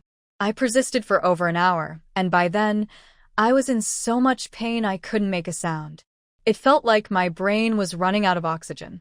Suddenly, I heard a voice beside my ear. "Xiao Xiao, Lu Haomin. Think about Lu Haomin. If he saw you giving birth, he'd be very happy. Yes, Lu Haomin. I still have Lu Haomin. But where is this now? Lu Haomin you. Boohoo, Lu Haomin, I heard. Lu Haomin, our baby is about to be born." Ugh. I don't know if it was because I kept hearing Lu Haomin's name or what, but suddenly I heard everyone cheering. "It's coming out. It's coming out. Keep going, Xiao Xiao. I see the head. The head is about to come out. You should know, once the head is out, the rest will follow quickly." I was in so much pain I couldn't push anymore. Suddenly, I heard a baby's cry and a few excited shouts nearby. After that, I didn't remember much. Lu Haomin, who was watching everyone pack up supplies, felt a jolt in his heart. It was as if something was slipping out of control. This feeling made him helpless. Was it because Xiao Xiao couldn't wait for him? So something went wrong? No, this can't be. Wait for me, baby. I'll be there soon. Wait for me. You have to wait for me. When Xiao Xiao woke up again, she saw a faint light nearby. Her mother was sitting beside her, dozing off. Xiao Xiao didn't know how she felt at that moment. She was just a bit lost, confused, and sleepy. She had slept so long, but she still felt tired.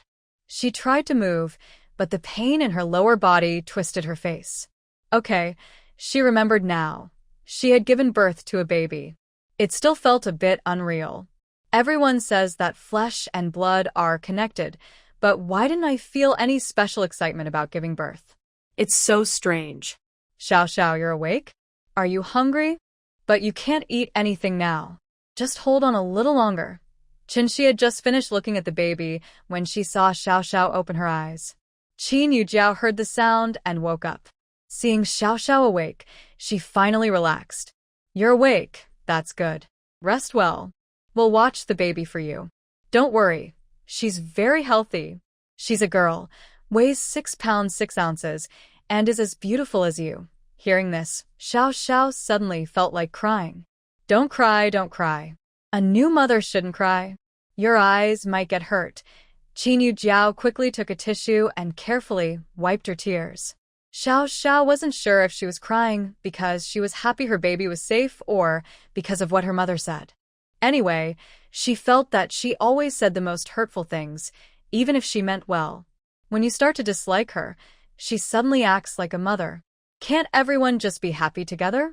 She felt she was useless. She had already decided to ignore her and treat her like a stranger. But now, hearing her gentle words, she felt it wasn't so final. Why was she so weak? Was she secretly craving pain? At this moment, Qinshi came over holding the baby. Xiao Xiao, look. This is the first time I've seen such a cute baby. So pink and tender, with tiny, soft hands. Her face doesn't have those baby wrinkles. She's super adorable. You did a great job, giving birth to such a beautiful daughter. Yes, look at her eyes. They look just like yours when you were little. And her mouth, it's like a perfect copy. Her little nose is so cute, definitely a high nose bridge. Her eyes are so long, with long eyelashes. She's probably going to be a girl with big, beautiful eyes. Her eyebrows are nice too. She won't need makeup when she grows up. She looks so good. Her hair is growing well, and she's getting taller, 52 centimeters now. She'll probably be tall when she grows up. Qin Yujiao was counting all her little features happily. Xiao Xiao looked at her. She didn't see much. She didn't think she looked like the babies in videos, who are often wrinkled or swollen. She looked normal, with a fair, pinkish skin tone, probably inherited from her father. She should grow up to be a pretty, fair-skinned girl. Honestly, Xiao Xiao didn't feel much about this tiny thing. She didn't feel close to her, and she didn't think she was her own child. It just felt strange, like suddenly a person appeared and said, "This is your kid." But with Qinshi's help, Xiao Xiao still kissed her. She was soft and tiny, quite cute. By the way, what time is it now? The room was so dark, she couldn't tell if it was night or day. It's already 4:30 a.m.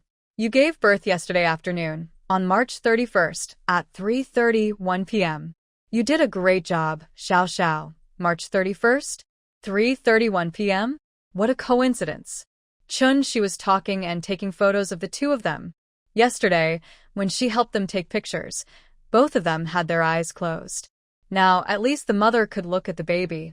This scene was so warm and touching, it almost melted her heart.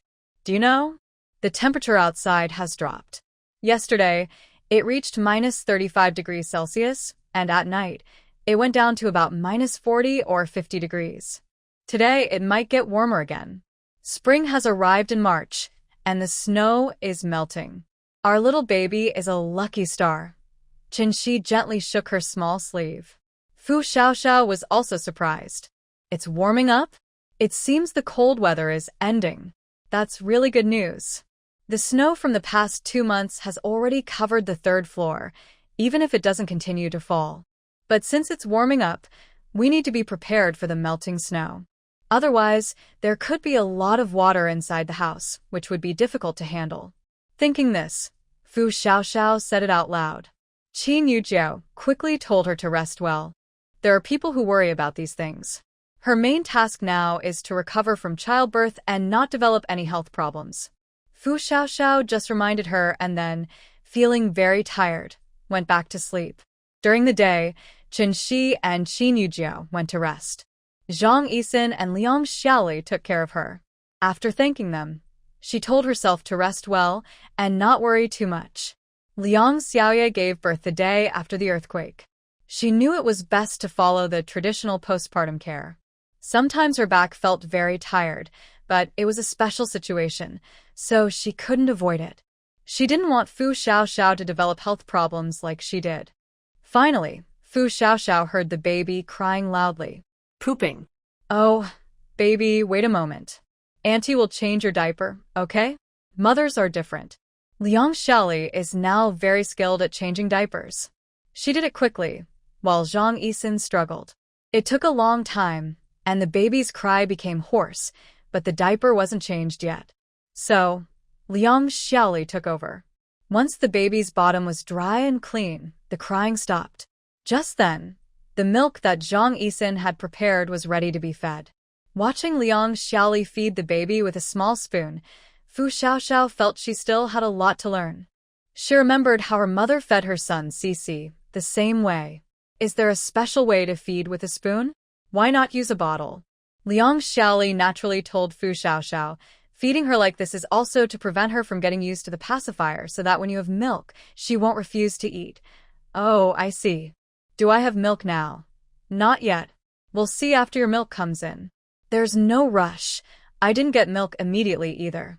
Since that's the case, Fu Xiaoxiao patiently waited, though she was a bit hungry. How could she not be? She hadn't eaten for 2 days. Now, she could only drink some chicken soup and take it slow. Big sister Fu, let me help you get out of bed and walk around. Fu Xiaoxiao was surprised. Do I have to get out of bed now? She thought she could just stay lying down since she only read some postpartum care for babies, not much about herself. Yes, you can rest a bit longer if you want, but later you should get up and walk around. Vaginal delivery has some benefits.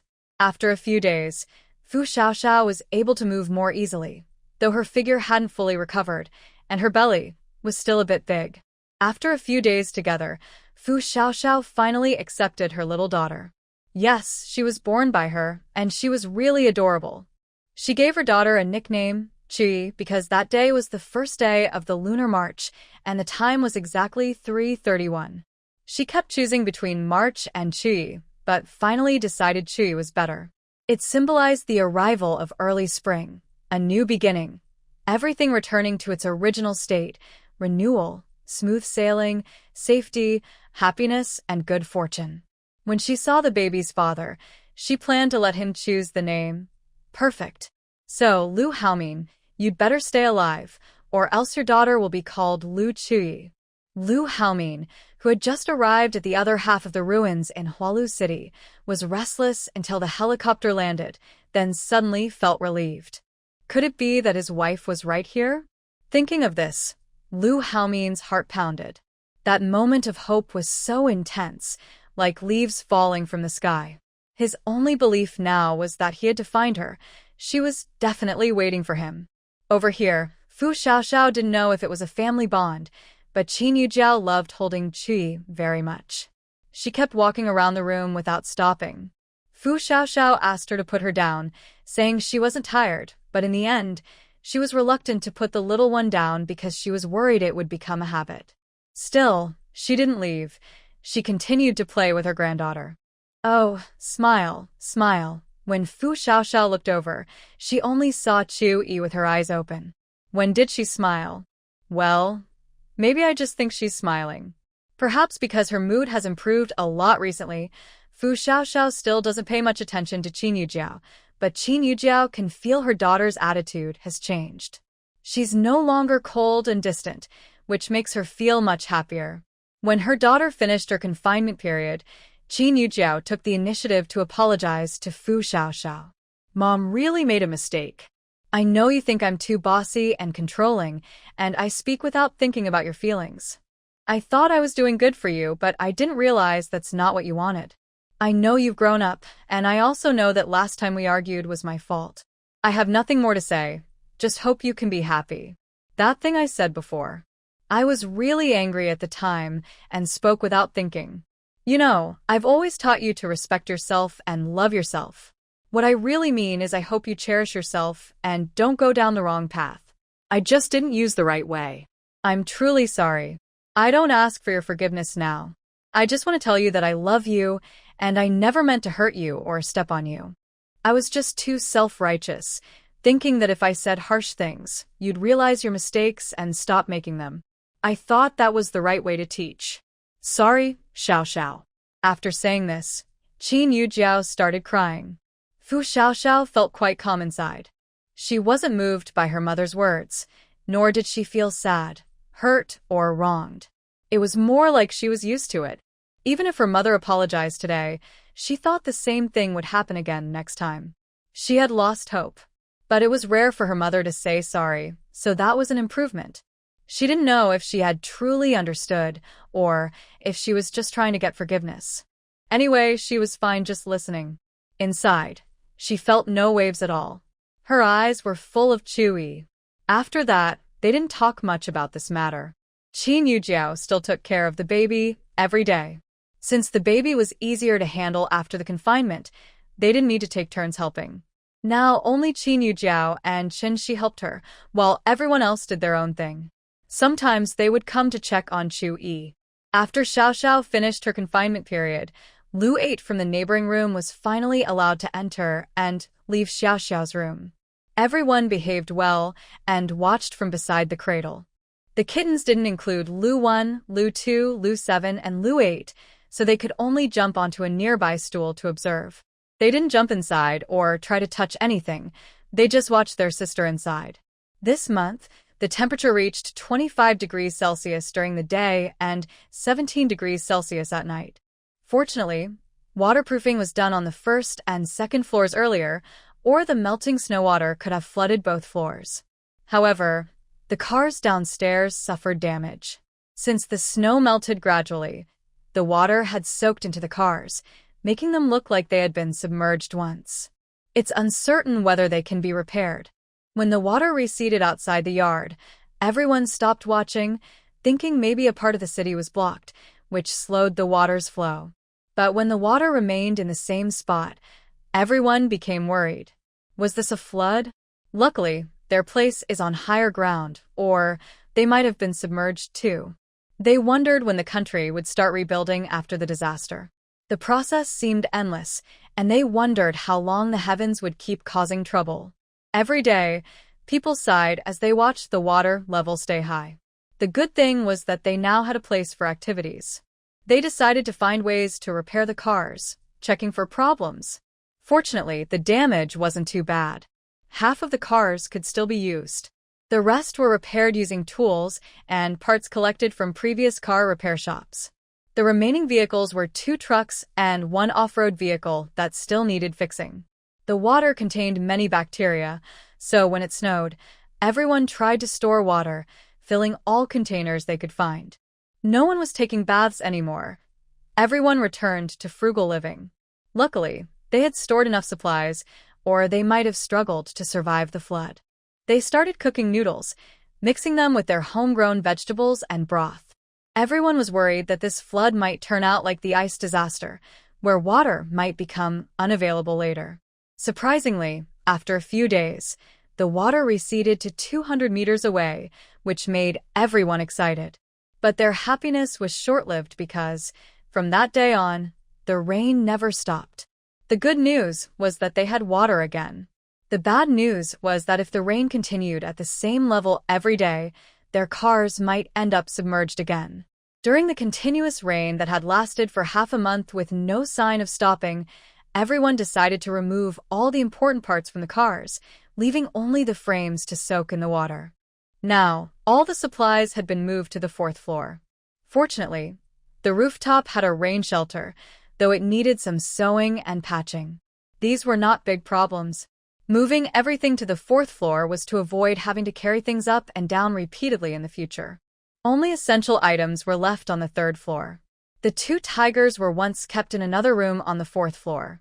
When they were young, they were adorable, but as they grew up, they became quite fierce. The balcony on the fourth floor used to be their play area, but now it was occupied. Sorry about that, but safety comes first. Everyone was shocked when they saw how fierce the two big animals had become compared to when they were small. Was Fu Xiaoxiao trying to create a zoo? People were curious about what they ate to grow so big, but no one asked.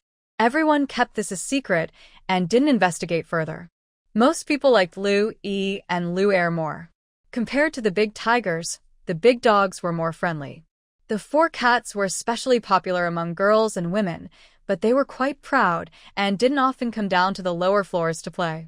Watching the endless rain outside, everyone felt a bit annoyed. After surviving an earthquake, then extreme cold, then winter, and now a flood, what might come next? A tsunami? Fu Xiaoxiao sat on the balcony watching the rain. Actually, she felt pretty good, no big ups or downs. She led 8 of the animals inside. Fu Xiaoxiao looked at Lu Qi and Lu Ba, who had grown to over a year old. They were now big tigers. Most people didn't dare to get close to them, so they mostly stayed in Fu Xiaoxiao's room or the next door to rest. Only her family dared to approach them.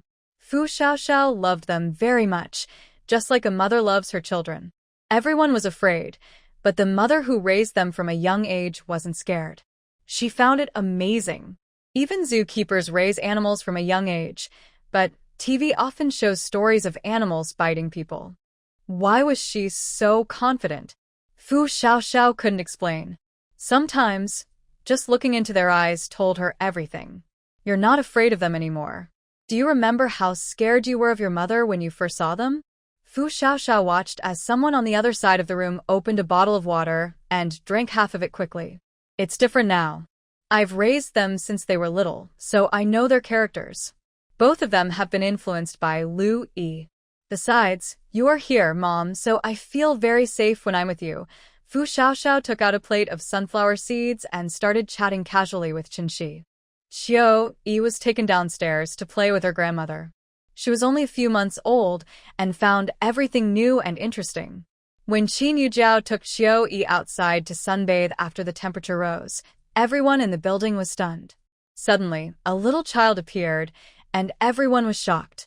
When they learned that this was Fu Xiaoxiao's daughter, everyone was so surprised they almost dropped their jaws. Even Grandpa Fu took a long time to accept that his daughter was pregnant and had a granddaughter. Everyone then realized that Fu Jie had been staying upstairs to rest during her pregnancy. It was impressive. She had quietly prepared a big surprise, shocking everyone. Once they knew she was Fu Jie's daughter, everyone looked at the little girl like they were watching a giant panda. She was really adorable. Her big eyes were shiny like black grapes, her long eyelashes curved beautifully, her little nose was playful, and her face was white and tender. Her small mouth was red and pouty. The whole little girl looked pretty and cute. Everyone wanted to reach out and touch her, but her grandparents and uncle protected her tightly. In these months, Qiu Yi became the most popular baby in the building. Especially after she grew up a bit, everyone said they had never seen a more beautiful child. Coincidentally, whenever people praised Qiu Yi for being cute and pretty, she just kept smiling happily, as if saying, "Yes, yes. Keep praising me, I love to hear it," making everyone laugh. When do you think the rain will stop? It's been pouring for so long, Qinshi complained while munching on sunflower seeds. If it weren't for the dryer, I think our clothes would have grown mold by now. Fu Xiaoxiao didn't know either. It's still so humid here, so it means we're still in the south. It's not like the whole area is drifting somewhere else. We don't know why the weather suddenly turned cold before. There's no weather bureau now, and it's already August. This disaster has lasted over a year. Qinshi also felt frustrated. It was like they had been trapped here for a year. If this continued, they didn't know how long their supplies would last. Everyone is now trying to grow plants inside their houses, but it's just a small effort. Outside, except for high ground, resources in low-lying areas are no longer available. Does the country really think it can hold on? I hope we find out before we realize there aren't many of us left. Xiao Xiao finds this funny. Do you think the country is just supporting idle people? We common folks can survive, so how could the country not? It's just that they haven't made a move yet. I wonder how many people will still be alive when they finally reach us. She no longer dares to hope for her family. No matter what, you have to take responsibility for me. Take me wherever you go, or I'll starve. Xiao Xiao rolls her eyes. No one's going to starve you. Don't worry. At this moment, Qin Yu Jiao brings back Chewy. Look, look. The baby is hungry and wants to nurse Grandma. Xiao Xiao stands up and takes the little one into her arms. The baby starts to nuzzle her chest even before her clothes are fully pulled aside. Well, this little one can't go hungry either. After feeding Chewy, she looks at her sleeping face, which strongly resembles Lu Haomin.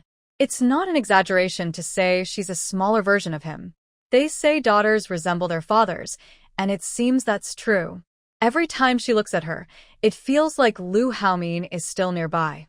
Although they've only been together for a little over a month, it feels like they've been together forever. That's probably what it feels like to always be thinking about someone. Especially now, with a little one. How could she forget? My Chu-yi is the most beautiful in the world. She always finds Chu-yi stunning. There are many pretty children, but Chu-yi's beauty is different. She immediately catches your eye. Just like her dad, Xiao Xiao strokes her little face, as if she's looking at someone else. TSK, TSK, TSK, I finally understand why you like her dad. With a face like that, I wouldn't be able to resist either. Xiao Xiao's lips curl into a smile. That's true. She was initially captivated by his looks. Imagine if you two meet again. What would that scene be like? She fantasizes about a tearful reunion. So touching. But I don't know. Who can say?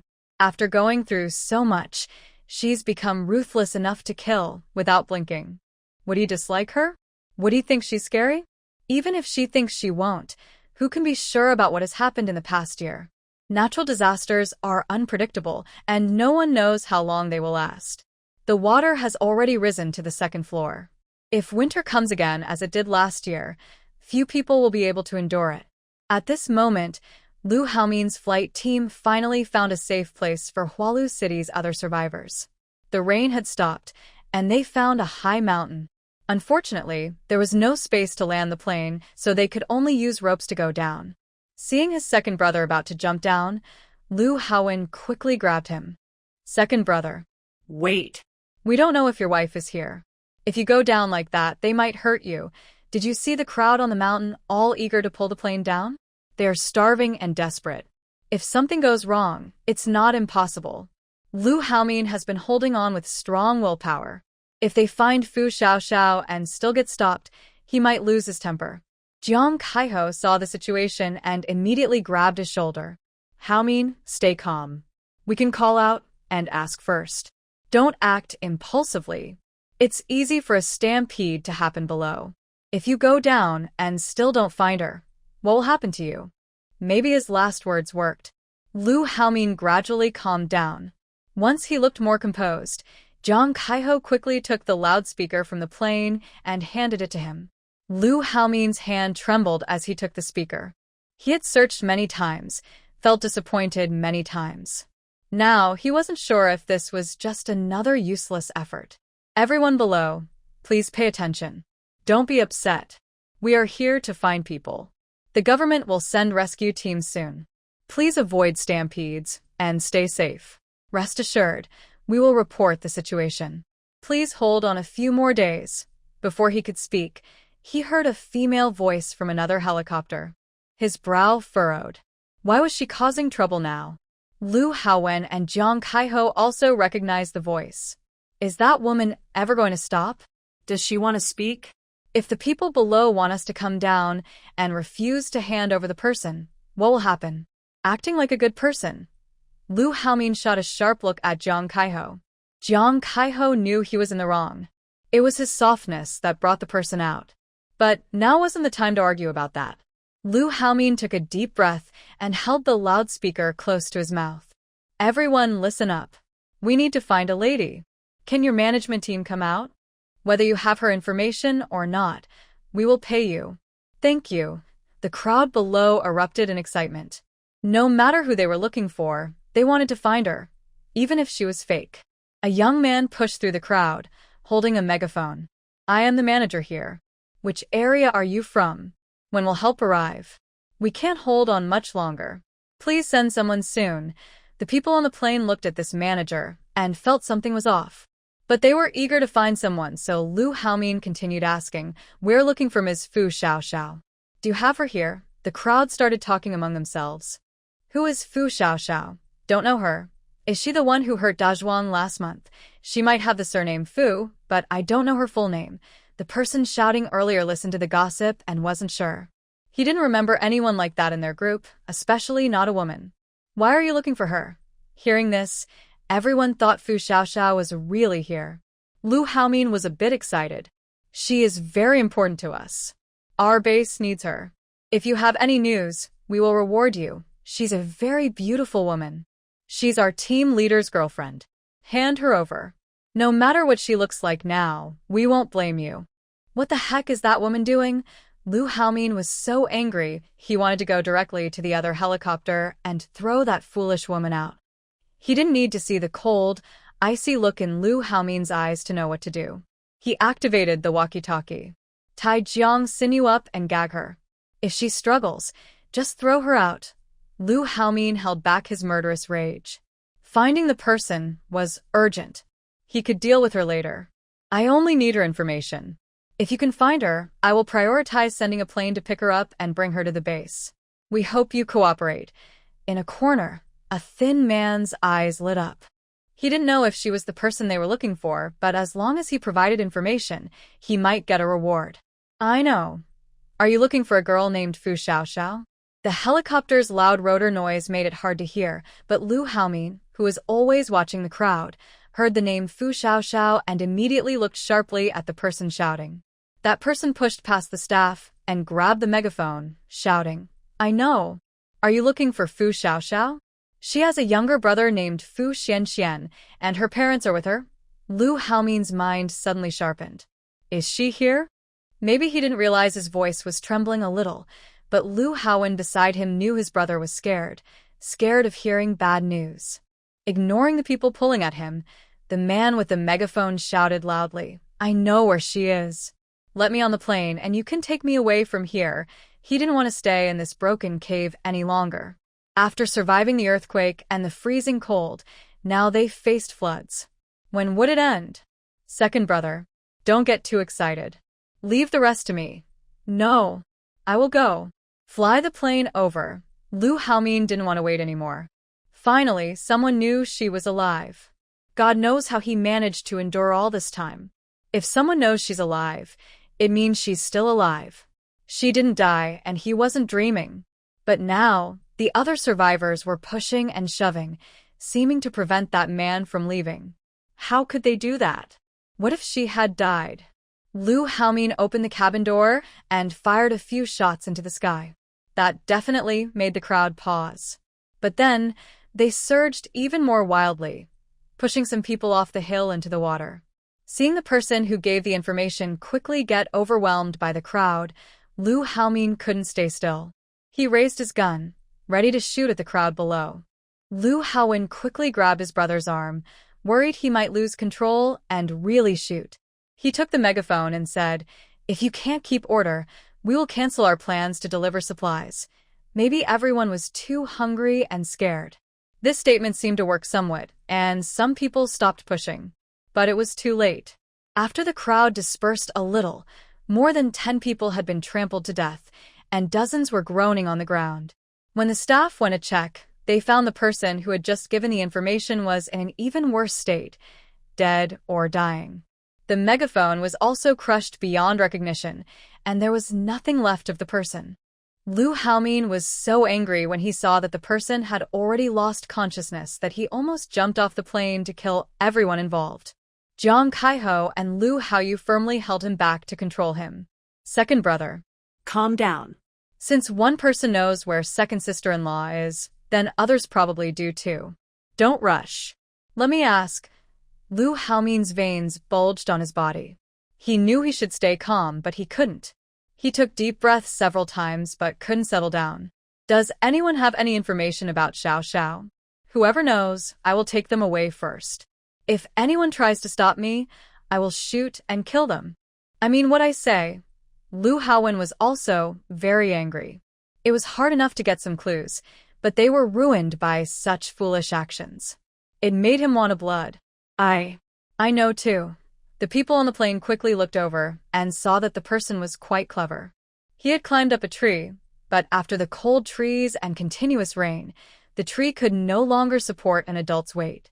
Not long after, the branch broke and the person fell down because he couldn't hold on. Everyone on the plane was very anxious, worried that the rare clue would be lost again.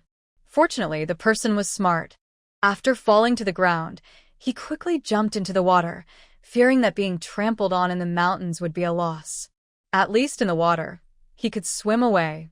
People on the mountain saw him getting farther from the edge and were afraid that the helicopter might be lured away. Several of them quickly jumped into the water to try to catch him. Lu Haomin shot him in the shoulder, without hesitation. The people in the water dared not go further. No one dared to pull the struggling person out of the water either. Everyone just watched him sink underwater. Lu Haowen felt a cold shiver down his spine. His second brother, although not directly killing anyone, was responsible for those who didn't help in time, which led to his brother's actions. This was a serious matter. Looking at his second brother's calm expression, even asking someone to lower the ladder to pull the person up, his brother's mindset had changed. Jiang Kaiho didn't expect to see that person struggling to death. Cold sweat appeared on his forehead. Lu Haomin had gone crazy. Everyone could no longer hear what the people on the shore were shouting. All eyes were fixed on the person holding tightly to the ladder. After finally getting the person onto the helicopter, Lu Haomin, with red eyes, pressed his pistol against the person's head. You better tell the truth. Feng Xiaosheng, who had just boarded the plane, didn't expect to be on such a terrifying aircraft. Wet and trembling, he stammered, I don't know. No, I do know. I know the direction their convoy is heading, but I don't know where they are now. I really know the way. Please don't kill me. Lu Haowen held his pistol with both hands. Second brother, listen to what he's saying. Don't be so anxious. Lu Haomin suppressed his emotions. He had waited too long. He couldn't help but feel anxious. Jiang Kaiho patted the trembling, gaunt figure. Hurry up and tell us. Feng Xiaosheng knew he couldn't keep secrets, so he quickly revealed everything he knew. They are heading toward the city center. I think they want to cross that big canyon to find people on the other side, but I don't know exactly how they plan to do it. How many of them are there? Are anyone hurt? What's the situation with Xiao Xiao? Feng Xiaosheng, seeing that they didn't seem to want to kill him, calmed down and continued. There are about 40 people. They all left. After several questions, Lu Haomin finally learned that Xiao Xiao was safe. However, he didn't know much about what had happened earlier. He only knew that when he arrived at the camp, Xiao Xiao wasn't there. She only returned on the day the Xushuan group was about to leave. He didn't know what she looked like, only that later, someone in the camp said she had argued with her family and left. He didn't know why she came back to take those people away. Since hearing that Xiao Xiao wasn't with her family at the camp, Lu Haomin's brow had been furrowed. What had happened? She left alone, arguing with her family. Why? But Are you sure what you're saying is true? Absolutely. truly, Really? If you don't believe me, ask someone else. Someone else must know. Then why didn't anyone answer when we asked? Lu Haomin looked at him suspiciously, as if he could be killed instantly if he lied. I'm telling the truth. We actually don't know many people, because we separated from the original camp. Well, we were driven out. He didn't want to say more. Seeing the cold looks from a few people, it didn't seem like they believed him. He also didn't want to reveal too much. Lu Haomin said nothing. His expression was blank, so no one could tell what he was thinking. Lead the way. Tell me which direction to go. Feng Xiaosheng saw he wasn't holding a gun or making any other move, so he relaxed. He was just guiding the way. As long as he didn't die, he was fine with whatever. Unaware that Lu Haomin had already started looking for Fu Xiaoxiao and Qin Shi, who were still talking, it suddenly started to rain without warning. Maybe it was a sign from heaven or something else. The two looked at each other. The clear blue sky and white clouds looked like a painting. What's going on? Has it completely stopped? It's been 3 months, and now it finally stopped. Chenxi immediately leaned out from the balcony to see if she was dreaming. The noise downstairs confirmed it was real. Lu Ba also came to the balcony. Lu Yi and Lu Er barked loudly, scaring Chu Yi, who opened her eyes wide in surprise. This little one was brave. She didn't cry even now. Lu Qi and Lu Ba roared like tigers, their deep voices shaking everyone's scalps. The sound was powerful. Chu Yi was very happy. She hadn't learned to sit yet but wanted to crawl over. Fu Xiaoxiao gently held her closer to Lu Qi. Unexpectedly, the little girl leaned on Lu Qi's back and grabbed his fur. It looks like Chu Yi will be a leader someday, Chenxi joked. She didn't expect her words to come true. Fu Xiaoxiao saw Lu Qi didn't resist, so she let her be, just holding her to prevent her from falling. Lu Ba also approached Chu Yi and nudged her with his head, making her giggle happily. So you like playing like this?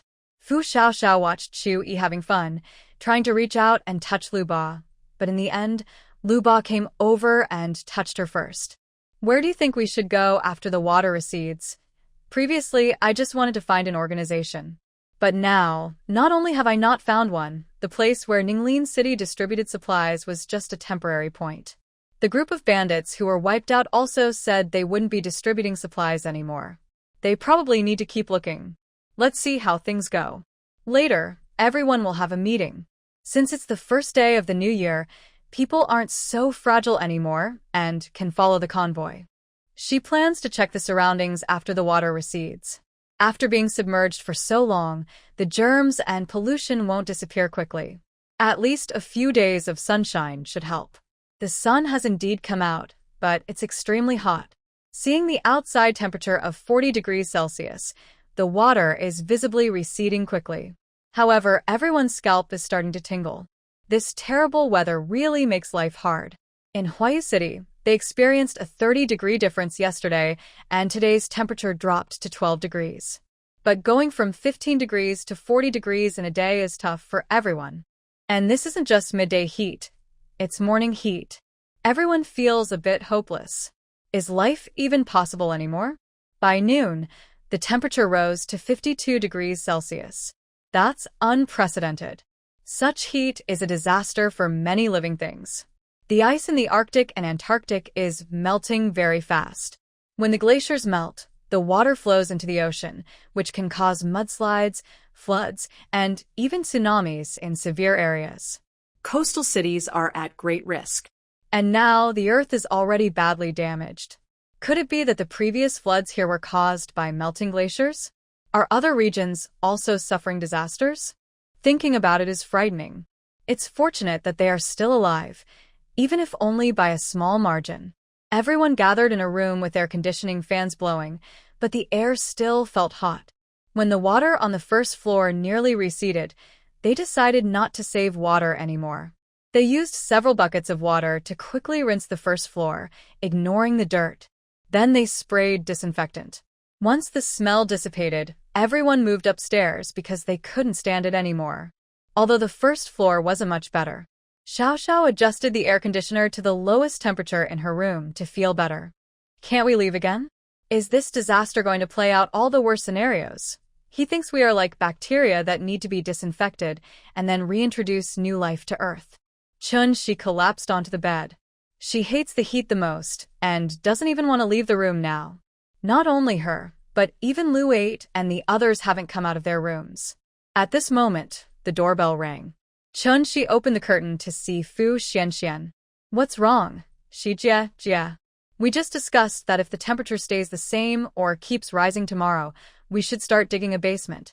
The car tires outside have all been removed. She quickly stepped inside, where it was very cool. Honestly, if they hadn't taken off the tires, they probably wouldn't be able to move the cars later. It's better if the heat doesn't last too long.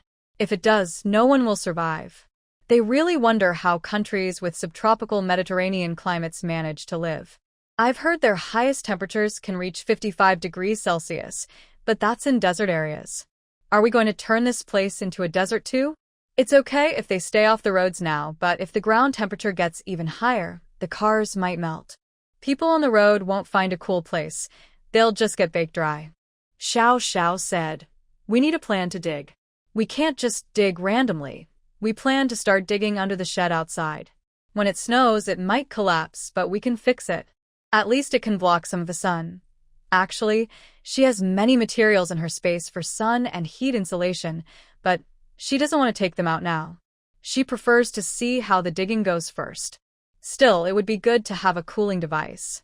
Better not dig a hole, and everyone ends up getting heat stroke. Then take this. Fu Xianxian took a box from her. When he opened it, it looked like masks. Masks. It's so hot. Wearing masks would be suffocating, right? But they have masks too. This is a cooling mask, the kind that feels refreshing.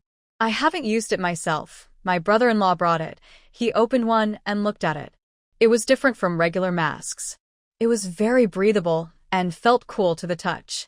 Are these available on the market? He hadn't heard of them before. His brother-in-law is impressive. This stuff can be used again if it gets wet, but you need to use clean water. Otherwise, bacteria might grow. Xiao Xiao reminded him. There are 50 masks in the box, enough for everyone. Xian happily went downstairs with some items. At least today, they could relax a bit. The temperature outside was around 30 to 40 degrees Celsius, feeling like a cage. No matter how many diesel generators they used, it wasn't enough to cool the place. The next day, the temperature reached 56 degrees Celsius. They couldn't wait any longer. If the temperature kept rising, what would they do? So, they covered the shelter with a sunshade cloth, trying to block the sun as much as possible. Then they moved a portable air conditioner and started working. About 10 people dug holes first, while another group inside used a generator and other materials to build a conveyor to move dirt outside the wall. This way, they didn't have to carry the dirt by hand. With such hot weather, no one could keep running back and forth all day. Xiao Xiao watched their progress through the security cameras. She thought about how these people used to be almost ready to fight each other. Now, they didn't care about their backgrounds or pasts. They all worked together to find ways to survive. This showed they still had hope for life. She also hoped Lu Haomin felt the same way. She wished he felt the same about her. While everyone was busy working, a few fighter jets flew overhead. Look, even the fighter planes were in the sky. Maybe soon, the country's order would be restored. But she wondered if those who had taken lives or eaten human flesh could return to their old lives. She herself had also been stained with blood many times. Ah. Lu Ba, are you having diarrhea? Qin Shi, lying on the bed and watching shows, frowned and looked disgusted toward the bathroom. Xiao Xiao also smelled a bad odor and saw Lu Ba come out of the bathroom looking miserable. Lu Ba was holding its head, walking unsteadily. Even though it buried its litter quickly, it couldn't hide the smell of diarrhea. She didn't care if it was hot or cold. She quickly opened the balcony door to let the smell out. Xiao Xiao put on a mask and checked their big basin. The waste had been buried, but it was clear Lu Ba had been very sick. Xiao Xiao changed the basin because the smell was coming from the contaminated area, making the odor hard to get rid of. After cleaning up, Xiao Xiao checked Lu Ba's condition. She thought, again, she needed to look up information. This was Lu Ba's first time having diarrhea, but the professional stuff was hard to understand. She could only guess it was caused by something they ate. Yet they usually gave them similar food, so she was confused. Qin Shi, did you give Lu Ba anything special to eat before? Only after the taste was gone did Qin Shi close the door. Nothing special. All the ingredients were taken from your space. Fu Xiaoxiao also felt it shouldn't be like that. Since they could eat meat, she had given them lots of raw and cooked meat to eat together. Later, after their teeth grew in, she gave them the chicken, duck, goose, and lamb meat she had bought from the market. They had been fine all along. Could it be that some of the meat from the market was spoiled? But Lu Qi ate without any problem, and the other 6 didn't have any issues either. What could be the reason? It probably isn't because of sudden weather changes, right? At this moment, Chu Yi turned over in the crib, looked at Lu Ba, and drooled while making sounds. When Lu Ba heard her, he walked over to the bed, licked her little hand, and then lay beside her, squinting his eyes. Since they couldn't find the cause of the problem, Fu Xiaoxiao didn't know what to do. The water in the distance had receded to about 500 meters away. She felt it should be gone in a few days, but she wasn't sure how many people were still in the city. Lu Ba, do you want to go out for a run? Fu Xiaoxiao wondered if they had been cooped up for too long. She remembered the roar of Lu Qi and Lu Ba yesterday. Since coming here, they had rarely been able to go into nature. Maybe not enough exercise was causing some of their functions to decline, and their bodies couldn't keep up. Lu Ba heard his mother calling him, and he responded with a soft, huh. Unfortunately, Fu Xiaoxiao couldn't understand him. She thought she should find a chance to let them go out for a walk, but she wasn't sure if they would come back on their own afterward. They had been cooped up for a year. Fu Xiaoxiao had never stepped outside the 4th floor. She felt she should go out and explore too. Thinking this way, Fu Xiaoxiao sent the drone out to check the situation within a 10-kilometer radius. She saw this and joined in. She was also very skilled at flying the drone, and she and Fu Xiaoxiao split up, flying in different directions.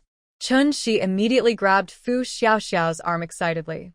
I think I found something incredible. Fu Xiaoxiao quickly turned her head to look. The screen showed a granary? She quickly switched the controller to Fu Xiaoxiao and examined the image repeatedly. It was indeed a granary. It seems that the mountain has just experienced a landslide, and a large rock has broken off a corner of the granary, causing it to spill out. Both of them are very excited. The location is not far from them, about 5 kilometers away, in a deserted area. If they can dig out the grain, it could save many people.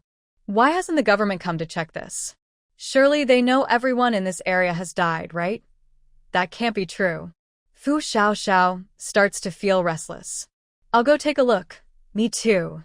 Qinshi refuses to let her go alone and insists on accompanying her. Fu Xiaoxiao thinks for a moment. Bringing people along isn't a bad idea. She takes out a walkie-talkie and asks her mother to come up and look after the baby. When Fu Xiaoxiao and Qinshi finally come downstairs, everyone is very happy to see them. Sister Fu. Since Fu Xiaoxiao went up to the 4th floor, no one has seen her. Now she's like a legend in everyone's mind, finally coming down from the heavens. Isn't that exciting? Fu Xiaoxiao is wearing a new type of sun protection suit made from a cool material. It's comfortable to wear, with the usual hat and mask. She is dressed the same. Seeing the two carrying a small boat down, everyone is curious about what they're planning. The people outside digging the basement see their outfits, and immediately come over. Sister Fu, long time no see. Where are you headed? Fu Xiaoxiao says she found a place with grain and wants to check it out. Everyone gets excited and says they want to go too. But Fu Xianxian steps forward to stop them. Are you crazy? Do you have the skills to follow my sister? Fu Chongxing wants to say that Sister Fu and the others aren't afraid, and that big men like them have nothing to worry about. But someone standing nearby suddenly faints. Everyone quickly drags the person inside. Zhang Yisun looks at the situation and says the person has heatstroke. Oh my, just a moment of heatstroke? All their months of training were wasted? How can their physical condition be so poor? Zhang Yisun explains that this is just an isolated case, probably because they didn't drink enough water today or due to lack of rest. Everyone feels a bit scared. Fu Xiaoxiao tells them to stay put. We're wearing special clothes made from a material that helps lower our body temperature and prevents us from overheating. But we only have 2 sets, so we can't take everyone with us. Please wait for good news. Everyone was not worried about them encountering robbers, since they were capable of defeating hundreds of bandits. Anyone daring to fight them would be risking their life. After they saw her and her companion go into the water and then leave by boat, the others discussed briefly and then continued working. When Fu Xiaoxiao and Qinshi reached the mountain, it didn't take long. When they climbed up, they saw there was actually a path leading through. It was probably Ninglin City's grain storage warehouse. Even after so long, no one had come to take the supplies. They wondered if the place's manager had met with trouble or something else. The mountain likely experienced an earthquake, combined with long periods of rain, and then sudden intense sunlight, which changed the soil. The two didn't know the exact reason, but the corner looked like it had been recently damaged. At least the grain and storage inside didn't seem to be damp. Fu Xiaoxiao cleared away the broken stones and dirt, then carefully crawled inside to check the situation. She turned on her flashlight and saw the full warehouse. Even though some parts had collapsed and been damaged by the quake, she still felt amazed. It was her first time seeing a city's grain reserve. The large amount of food was a sign of a country's strength and confidence. She looked at the supplies and felt it was unreal. She even reached out to touch them. It was really rice. How much could it be? Thousands? Tens of thousands? Hundreds of millions? She usually understood what a 20-gene bag of rice looked like, but this entire warehouse was hard to estimate. Fu Xiaoxiao took out 2 oxygen masks just in case. When they finished exploring, they were overwhelmed with shock. Xiaoxiao, should we take all of this? She asked. There was so much that their group could eat for dozens of generations. Take it, Fu Xiaoxiao said firmly. Huh? Not leave some for others? Qin was surprised. She didn't think Fu Xiaoxiao was the type to deny others a chance, even after she had previously eliminated some robbers without mercy. If we send these supplies out, not only will it cause chaos when others come to take them, but I also worry they might not find this place. If more natural disasters happen, everything here could be destroyed. Qin understood this reasoning. The damaged corner meant the supplies couldn't be stored safely anymore. The weather was already very hot, and if it rained again, these supplies would be lost. Since that was the case, Qin told her to quickly pack up the items. Maybe there are other storage warehouses nearby. Fu Xiaoxiao didn't waste any time. She estimated that the amount of grain was at least a few million tons. This estimate was based on her comparison with her own stored grain. There were also some rice, oil, sugar, salt, beans, seeds, bottled water, and more. This was enough to supply a city or even a province. Luckily, they discovered it in time.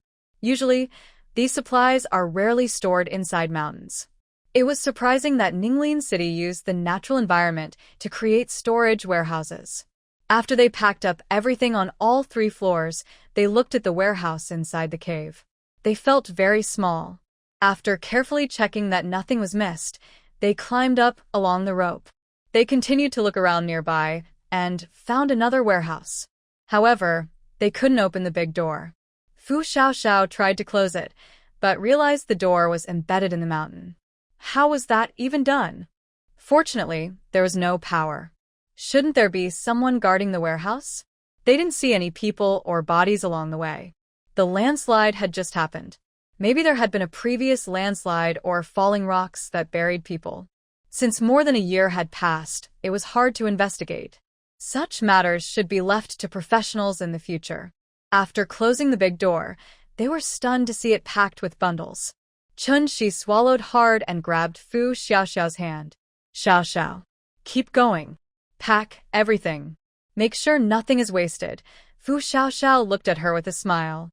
Didn't you just say we should leave some for others later? No, you don't understand the fun of unpacking deliveries. Fu Xiaoxiao was speechless.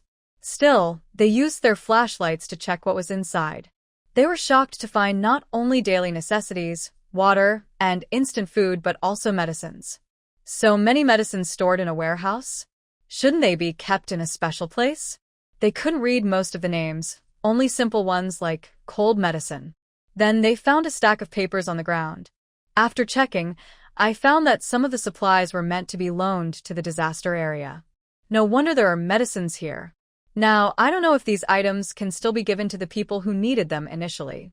Both of them felt a bit heavy-hearted. When you feel helpless, you can only cry.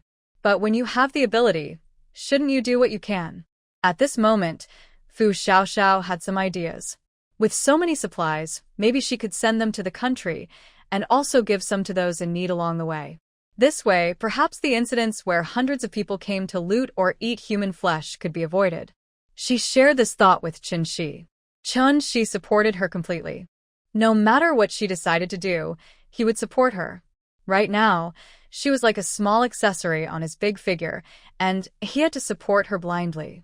But he asked, what if the government comes later and finds this place empty? Fu Xiaoxiao didn't know what the future held. As she thought earlier, if the government people arrive before she can do anything, the supplies might be lost. So, she decided to keep them for now. When the time comes, she could send them in batches, making sure the government wouldn't find out. By the time they finished, it was already 8:30 p.m. They didn't delay and drove the inflatable boat back to the small building with some of the sorted supplies. When they finally reached near the small building, they saw many people waiting on the shore. Everyone immediately cheered and rushed forward to greet them. Without needing to say a word, people carried the supplies onto the boat and took them away, even lifting the boat itself. The temperature that night was close to 40 degrees Celsius. She felt deeply moved that they could wait like this, but Fu Xiaoxiao didn't say anything. Fu Guosheng saw them return and immediately brought 2 bottles of water. Here, you've worked hard. Are you thirsty? Drink some water. Fu Xiaoxiao took the bottles and was surprised to find they were cold. In this weather, water usually turns warm. Where did this cold water come from?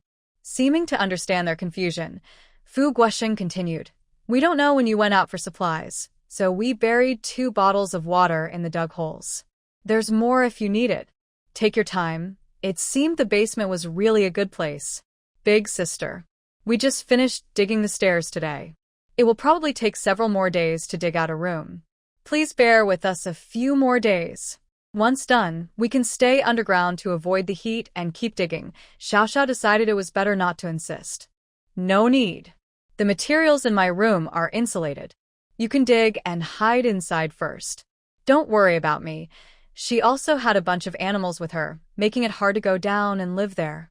Besides, she wasn't afraid of Lu Qi and others every day, but the other 3 children and some adults were quite scared. Huh? I still can't stay with my sister? She asked. Be good, she replied. She needed to go upstairs to check on Chu Yi. It had been a long time since she saw her. She wondered if she missed her mother. Back in her room, Chu Yi, who was just drinking milk, heard her mother's voice and immediately got excited, waving her arms and trying to reach her. Be good, sweetheart. Mom will change her clothes first. After saying that, she took a set of clothes from the wardrobe and changed behind the screen. When she held Chu Yi again, the little girl kept leaning into her arms. Qin Yujiao smiled and gently patted her little bottom. You know, since Mom is back, you don't want the bottle anymore, right? The little girl didn't understand, but she just wanted her mom's milk. Xiaoxiao thought this little one was clever. Since she had just come back, she needed to wipe her down. She rinsed her with warm water and cleaned her briefly, then fed her milk. Did she have any problems today? Xiaoxiao asked. Qin Yujiao replied, No, she's been good. She even wanted to go out and play, but it was too hot, so I didn't take her. Hearing this, Xiaoxiao felt relieved. She missed her outside today. At that moment, she came in. I just checked. Lu Ba is fine. Because Qin Yujiao was there, Lu Qi and Lu Ba had been sent to the neighbors before they went out. It's good that they are okay. But thinking about tomorrow's plans, Xiaoxiao told Qin Yujiao to continue taking care of Chu Yi. She still had to go out. Huh? Going out again? Bring more people. She suddenly remembered the last time her daughter was overwhelmed and paused. Never mind, bringing more people might just be a burden. The next day, the 2 first checked the direction of nearby survivors, then headed that way. There were very few living people around. She wasn't sure if the group she saw earlier were the same orphan survivors who had been silenced last time. In the footage, everyone looked no different from beggars. When they reached nearby, the people in the building cried out to their boat, some even so excited they fell into the water. Xiaoxiao Fu and Shi wore protective suits over their clothes, so no one could see their faces. They drove a speedboat carrying half a boat of water, pulling 3 other boats loaded with supplies behind them. Shi took out a loudspeaker and shouted to the people inside the building, People inside, please line up and send someone down to receive supplies. If you don't, we will leave. Don't push or shove. If we don't have enough, we will bring more later, so please stay orderly. There are enough supplies. Hearing this, the people inside the building started crying loudly. Husband! Husband, did you hear that? Did you hear? Boo-hoo. We're saved, we're saved. The woman cried uncontrollably, holding her husband, who was almost too thin to recognize. Mom. The government has sent people. Mom, hold on. Mom. Boo-hoo. Food will be here soon. The man gently laid his mother on the ground and quickly ran downstairs. Seeing the chaos outside, Xiao Xiaofu decided to fire 2 shots into the air. It worked well. Chun, she said, we told you to line up properly. Everyone has a turn. They had expected at least 100 people here. Surviving until now was a miracle, so they brought 200 boxes of bottled water, 100 jars of porridge, and 100 packs of instant noodles. At this moment, 2 rough-looking people approached with big smiles. If not for their bloodshot eyes, they might seem friendly. The taller one spoke first. Hello, hello. Thank you, government, for still caring about us refugees. We've waited a long time for your help. Please come in and sit down for some tea. Xiao Xiaofu and Qinshi looked at each other, thinking, just sit and have tea? Do you even have tea? Who are you? Xiao Xiaofu asked directly. She saw that the excited crowd now looked a bit scared. The tall man quickly grinned widely. Well, everyone here is a disaster victim. We're helping each other out. Since there are so many people, things can get chaotic. That's why I was chosen as the building leader to organize supplies. He then pointed to another person with glasses. This is our security officer, responsible for maintaining order. Great, just 2 bullies. Qinshi, how many people do you have to maintain order? Is it enough? Yes, yes, yes. We are all honest people, and everyone obeys the rules. We don't need many, Fu Xiaoxiao. How many exactly? After all, you work so hard. We should give more support, so it can also save us work, right? Huh? Is there such a good thing? The tall man modestly said, not too hard. We only have about 20 people. Qinshi was surprised. Didn't you say everyone is easy to manage? Only so few people, and you need over 20 to manage. The tall man hesitated. Is there a problem with the staff? Why aren't they coming over? No, it's not. There used to be more people, but now. Sigh. Everyone has starved, and only these people are left. Boo-hoo. After speaking, he pretended to cry a few tears. Chun-Shi was stunned. His acting was good. Could he have been an actor before? Fu Xiaoxiao looked at the crowd behind the 2 men, some of whom looked angry but dared not speak, and others who looked away nervously, clearly scared. Fu Xiaoxiao understood. All right, first call the management staff over to help. I'll distribute the supplies for auxiliary management. You sign for me, and later, you can help distribute the people back to yourselves. The tall man sighed in relief and quickly agreed. Some people in the crowd had tears in their eyes. If the supplies were controlled by them, how could they survive? This group of people eats human flesh. One woman shouted loudly. The tall man's expression immediately changed, and he signaled to the people behind him. The woman was immediately covered by the 2 men, who muffled her mouth. You woman, are you crazy wanting to eat flesh? Qinshi was a bit anxious. What should he do? Fu Xiaoxiao calmly ordered the tall man. Call people. We couldn't do anything before, but the country understands. The tall man trembled. What do you mean? The country understands what? That they eat human flesh? Impossible. Without giving him time to think, Fu Xiaoxiao directly told Qin-Shi to count the people. Qin-Shi took the radio and shouted, Managers, stand in front. The crowd, stand behind. I will distribute to you once your managers receive the supplies.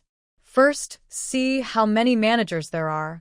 Are the 2 at the back also managers? No, please step back over there. Qin-Shi quickly spoke loudly, not giving the 2 people a chance to respond. Finally, the tall man called out to the people on the stairs and hallway behind him. The managers are coming to deliver supplies. Hurry, don't keep our loved ones waiting. Everyone is hungry. Soon, about 20 people gathered around. The 2 who had covered their mouths earlier did not come down but instead pulled someone upstairs. Fu Xiaoxiao looked around and asked, Is it just these 20?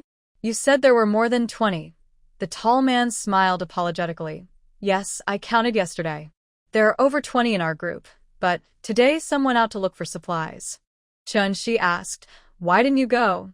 Too many questions. The tall man gritted his teeth in frustration. We wanted to, but there are very few boats available. Only a few managers took everyone out, and there's no room left. Fu Xiaoxiao said nothing and told them, All right, step back a little. I need to row across. The tall man finally relaxed when they started to come closer. If he had asked any more, he was ready to order someone to jump into the water and fight for the boat. There were only 2 people, no bodyguards, so it would be easy. When Fu Xiaoxiao was about 5 meters away, she saw some of them looking nervously. She quickly threw a small stone at their shoulder muscles. She hadn't been wasting her time lately. Since she shot and killed that group last time, she studied human nerve points. Next time she encounters someone she doesn't want to hurt, she can shoot at these points to make them unable to move. When the first few people cried out and fell, the others didn't understand what was happening. By the time the managers tried to run away, it was too late. They had been shot in the shoulder, neck, waist, or legs at nerve points. Some weren't fully paralyzed, but were also affected. The crowd behind was shocked and shouted in fear, thinking they were about to be killed. They pushed and scrambled to run away. Some, too panicked, even fell to the ground. Everyone was starving and thin, and being stepped on made it worse. Chun Shi immediately shouted, "These managers have been subdued by us. Are there any other bullies upstairs? We are here to deliver food to the people, not to give evil people a chance to do harm. If there are other wrongdoers upstairs, please point them out." Hearing this, everyone wondered, are they going to kill us? Some people on the ground, feeling their nerve points recover, immediately tried to stand up. Fu Xiaoxiao shot another small stone to stop them. Everyone started to cry loudly at this moment. There's still 5 more. As they spoke, 3 people from the crowd were immediately pushed forward. Then all of them lay on the ground crying loudly. Some people who still had strength quickly ran upstairs toward the direction where they had carried the woman earlier, but those 2 were pulled back down. "Let go of me. Don't you want to live?" Seeing the 2 still shouting, some timid ones shrank back, but soon they picked up their weapons and struck them. At this point, there was no need for Xiao Xiao. The 2 immediately fainted. Perhaps seeing these people finally fall, or maybe because they had long been oppressed by them, the crowd suddenly erupted with strange courage. Everyone started hitting whatever they could find onto the 2. "I let you eat my wife. I let you eat. Those people, give me back my daughter's life. Die, die. Just die." Until the last person was beaten to death. Everyone started crying and holding their heads. Almost all of them had been threatened, intimidated, or beaten by these people. They had thought about fighting back, but failed. In short, they were not united enough. When they finally wanted to unite, it was already too late. Xiao Xiao signaled Chun Shi to continue.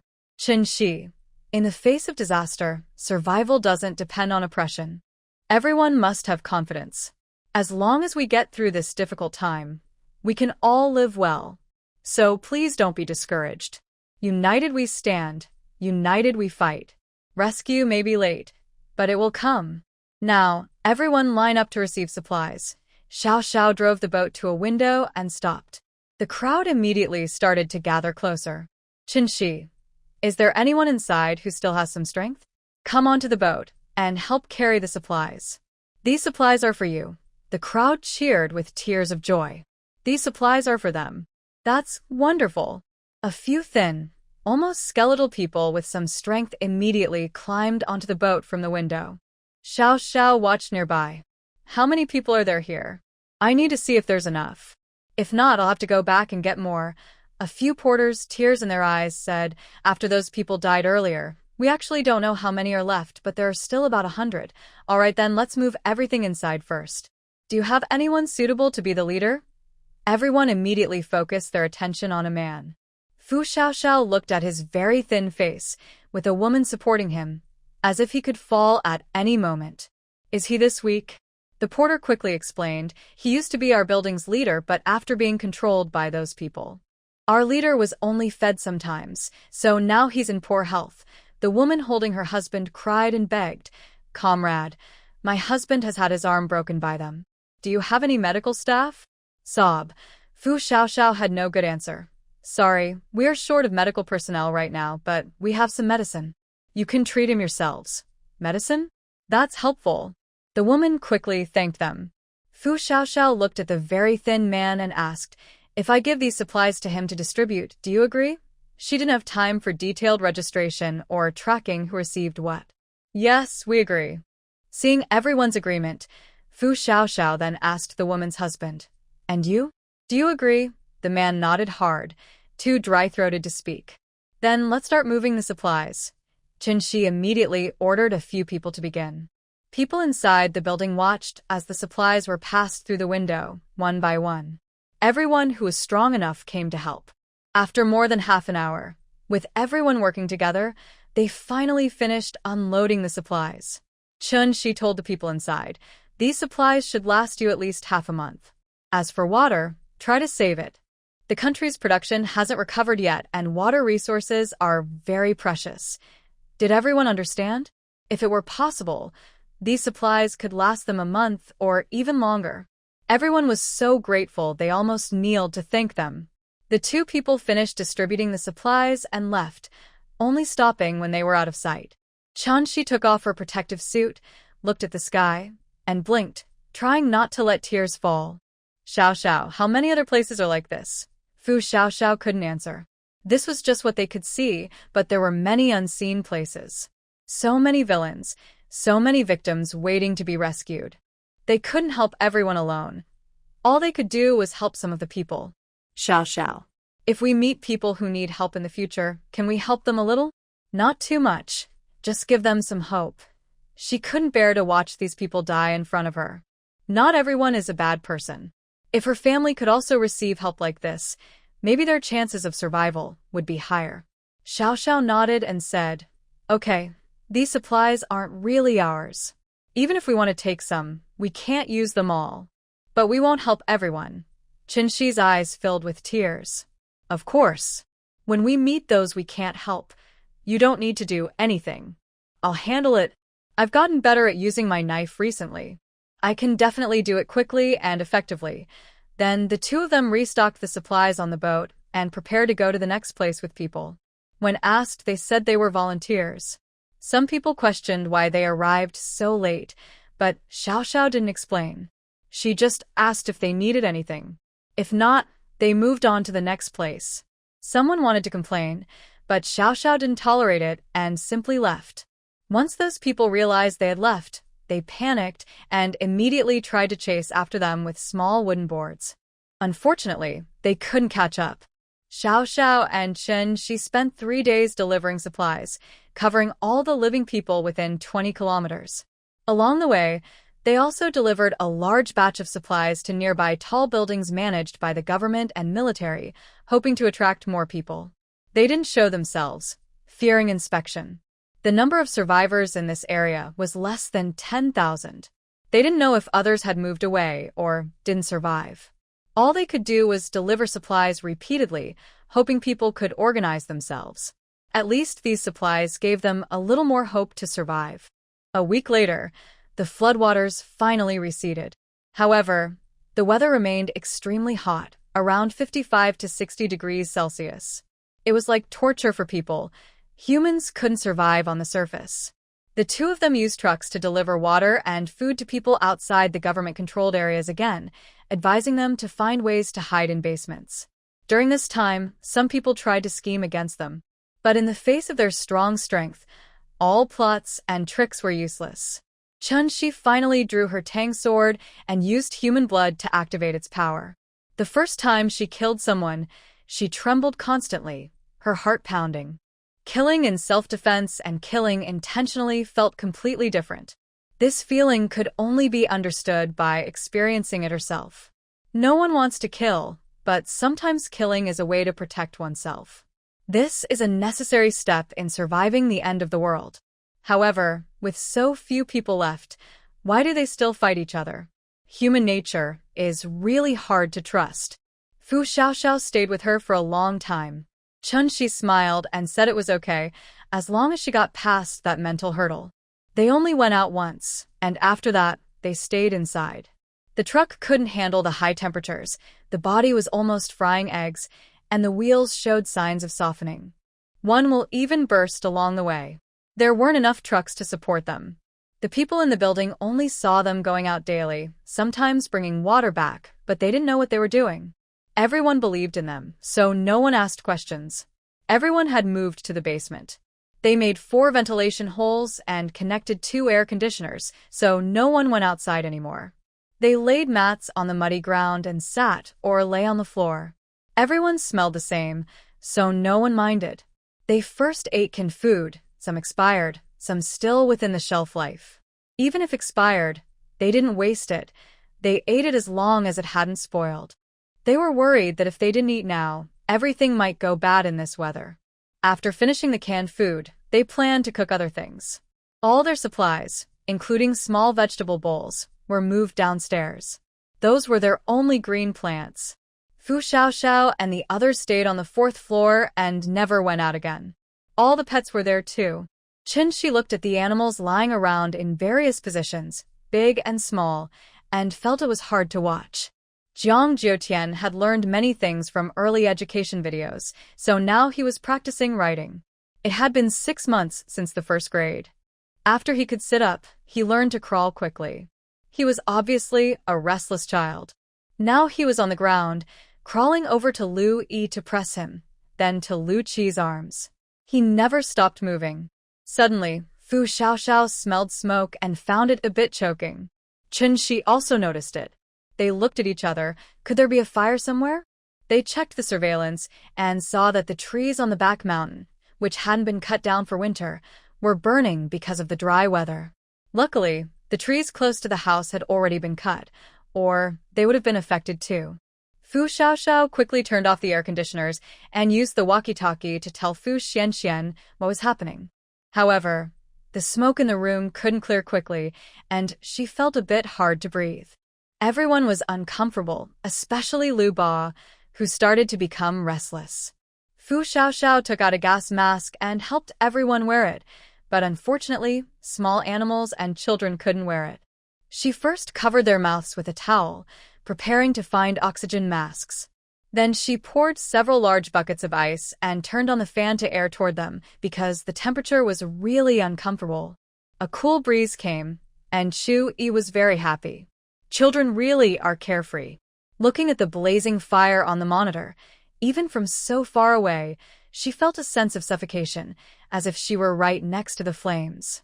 Humans are so fragile. Thinking about how she had recently taken out some trees from her space to dry, which only took a day, she realized the weather was like a harsh test, repeatedly filtering humans. The big fire burned for 4 days and 3 nights before it was finally extinguished. Basically, no plants remained near that mountain. Not only plants, but even the underground worms probably all died. Fu Xiaoxiao suspected that it wasn't just their area. Other hot zones probably also experienced fires. She could see thick smoke in many distant places through the monitor. Recalling the supplies they had collected earlier, if not properly handled, this fire could have burned everything. Just thinking about it made her feel scared. Those supplies were life-saving items. The people in the basement were also suffering badly. If they hadn't had the heat-proof masks earlier and the nitrate she provided to make ice, they might have fainted or suffocated from the heat. Everyone thought she was like a little fairy or a cartoon character. If her name wasn't Fu Daxian or Xiao Daxian, they would really want to worship her as a goddess. They didn't know if the large amount of smoke in the air caused climate changes. The sky darkened, and the temperature seemed to drop quite a bit. They wondered if this was good or bad. At least, after the fire was out, the suffocating feeling finally disappeared, and the air conditioning could run again. Because she didn't know what was happening outside, Fu Xiaoxiao didn't turn off the monitor. But when she woke up the next morning, she found the sky was extremely dark. What was going on? Had the entire Ninglin city and Wudong city burned down? Xiaoxiao adjusted the camera angle slightly, and the sky around her looked dark and gloomy. Suddenly, there was a dark spot that looked like a missing corner, with a straight line going downward. What is that? Xiaoxiao looked for a long time but couldn't tell what it was. Could it be a tornado? But it didn't seem right. It looked like a thin line turning into a thicker one, slowly spreading out like rain leaking. Qin Shi, what do you think this is? Xiaoxiao quickly called out to Qin Shi, who was still sleeping. Maybe Xiaoxiao's urgent call woke Qin Shi up, and she sat up quickly. What? What's wrong? Come here quickly. Seeing Xiaoxiao calling from the monitor, Qin Shi wiped her face and ran over barefoot. The line on the screen had already thickened from a thin line to the size of a pencil, and it looked like a funnel. Chun, she frowned tightly. What is this? It looks like it's falling from the sky. As soon as she said that, their pupils shrank in shock. Forget what it is, just run. The only safe place to hide now was their deep underground basement. There was nowhere else. Xiao Xiao picked up her daughter, and Qinshi also held Jiang Jiutian. 1, 2, 3, 4, 5, 6, 7, 8. The 8 creatures on the ground immediately perked up their ears, then saw Xiao Xiao open the door and rush out, with a few following quickly. When they reached the first floor, they saw a huge white mass falling from the sky nearby. Xiao Xiao's face turned pale. Is that hail? The 2 of them, along with the others, hurried down. Fu Xian Xian. Xiao Xiao immediately knocked on the door and shouted loudly, almost pounding it to break. Inside, the people heard the noise but found it strange. Who was knocking so urgently? Besides Xiao Xiao's family, no one else was upstairs. What's going on? When Fu Xianxian heard her name, she quickly told the people by the door to open it. As soon as the door opened, everyone saw several shadows rushing in at high speed. Before they could see clearly, there was a loud bang as the door was forcefully shut. Everyone looked closely. Chen Shi, Jiang Jiutian, and Xu Yi were familiar, but the person holding the child, was that Xiao Xiao's sister? Is Xiao Xiao's sister really that beautiful? Wow, she's like a fairy. No, wait, then why are the tiger and those other creatures also coming down?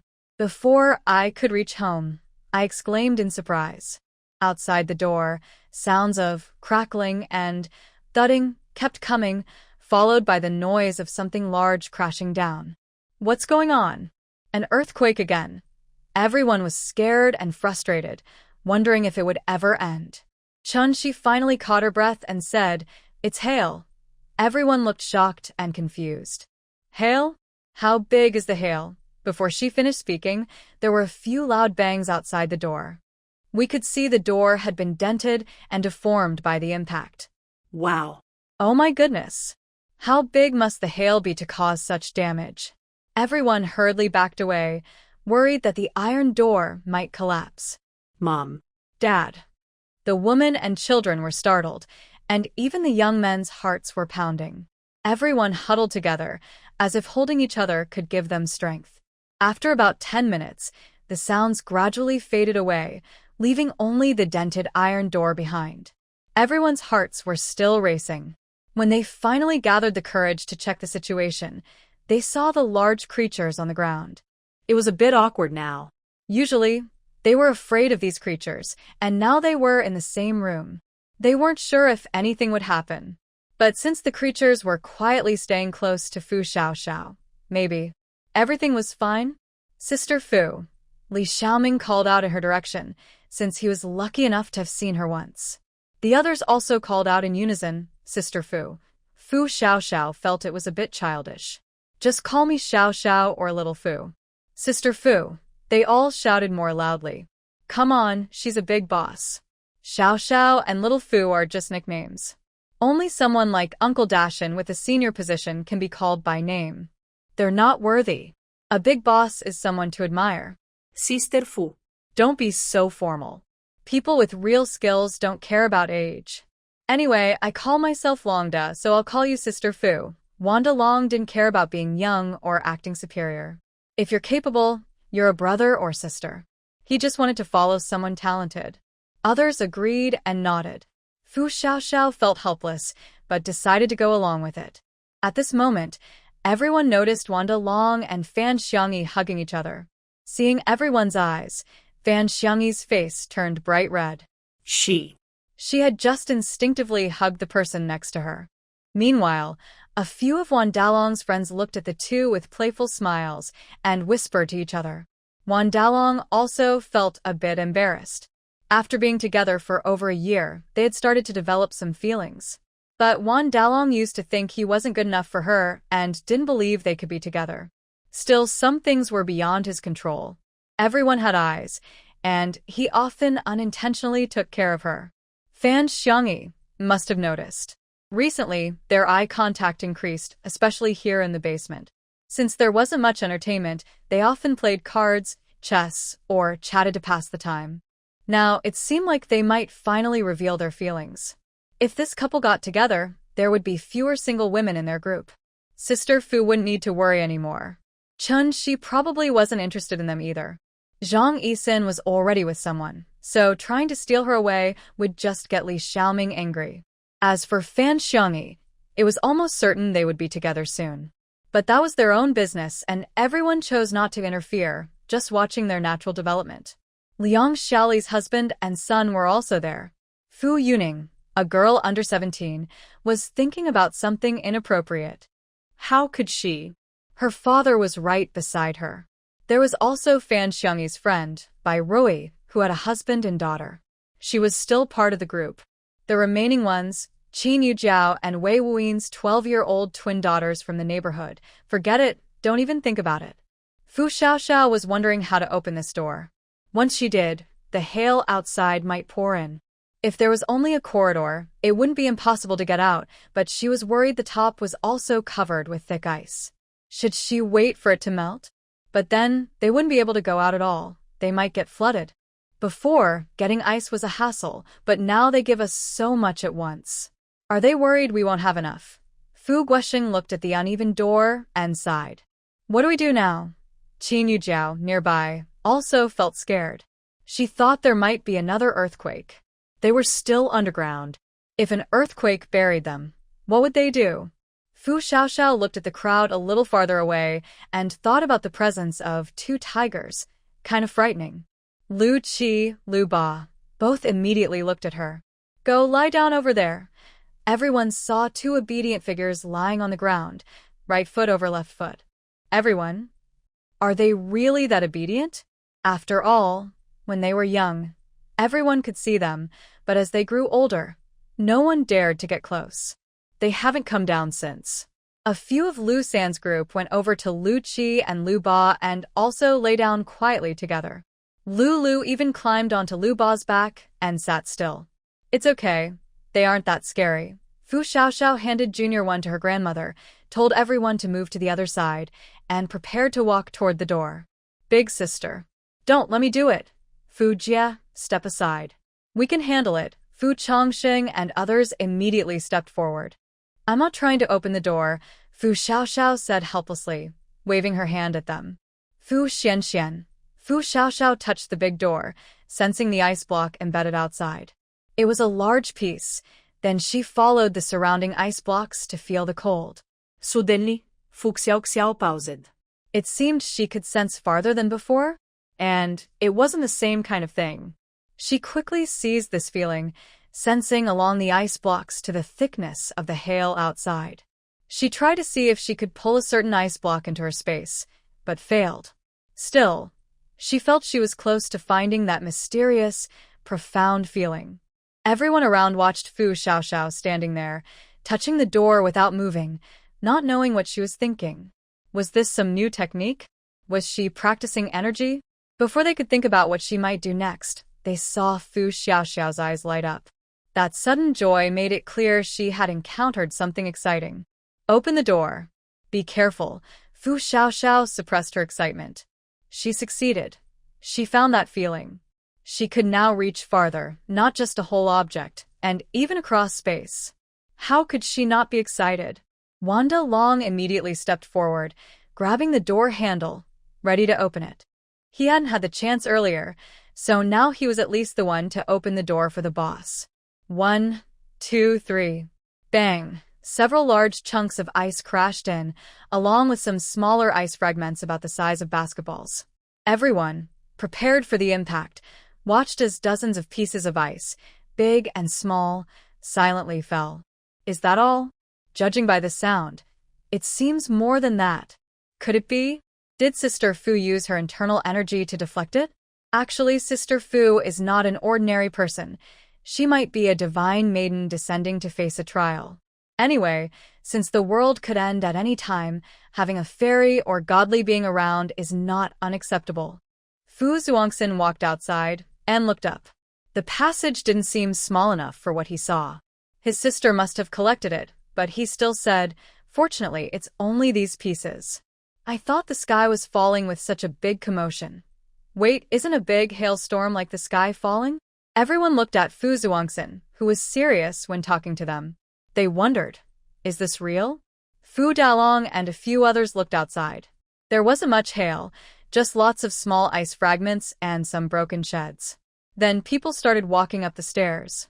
They saw a huge ice block in the yard, like a car hood. It looked like it had fallen and broken apart. Since it was so big when broken, what about the unbroken parts? The houses might collapse under such weight. Wow, Li Xiaoming immediately shouted in surprise. Half of the 4-story building had collapsed. The remaining part had several holes, and everything on the roof that hadn't been moved was crushed by hail. Everyone felt a shiver. If they had been inside the building, the consequences would have been terrible. Today, they had been thinking about whether to move upstairs, especially since the temperature seemed much lower now. All they could do was feel scared now. Was the small amount of hail in the underground passage lucky, or was Sister Fu responsible? After all, Sister Fu has always been mysterious. Fu Xiaoxiao also came up and said, "It seems we're quite lucky." Seeing everyone suspiciously staring at her, Fu Xiaoxiao shrugged. "I just tried pushing that door. I sensed some resistance outside, but it wasn't as much as I expected." Sense? What does that mean? How do you sense it, Sister Fu? Yuning looked at her with admiration. It's a special internal skill, unique to me. It's similar to the one-finger Zen before. You can't learn it. Qin Shi, who just came up, said, "Wasn't it supposed to be the one-yang finger? Did she change the name again?" Everyone listened and immediately felt it was impressive. So, there really are ancient martial arts in this world. It opened the eyes of these ordinary folks. Su Xiaoxiao.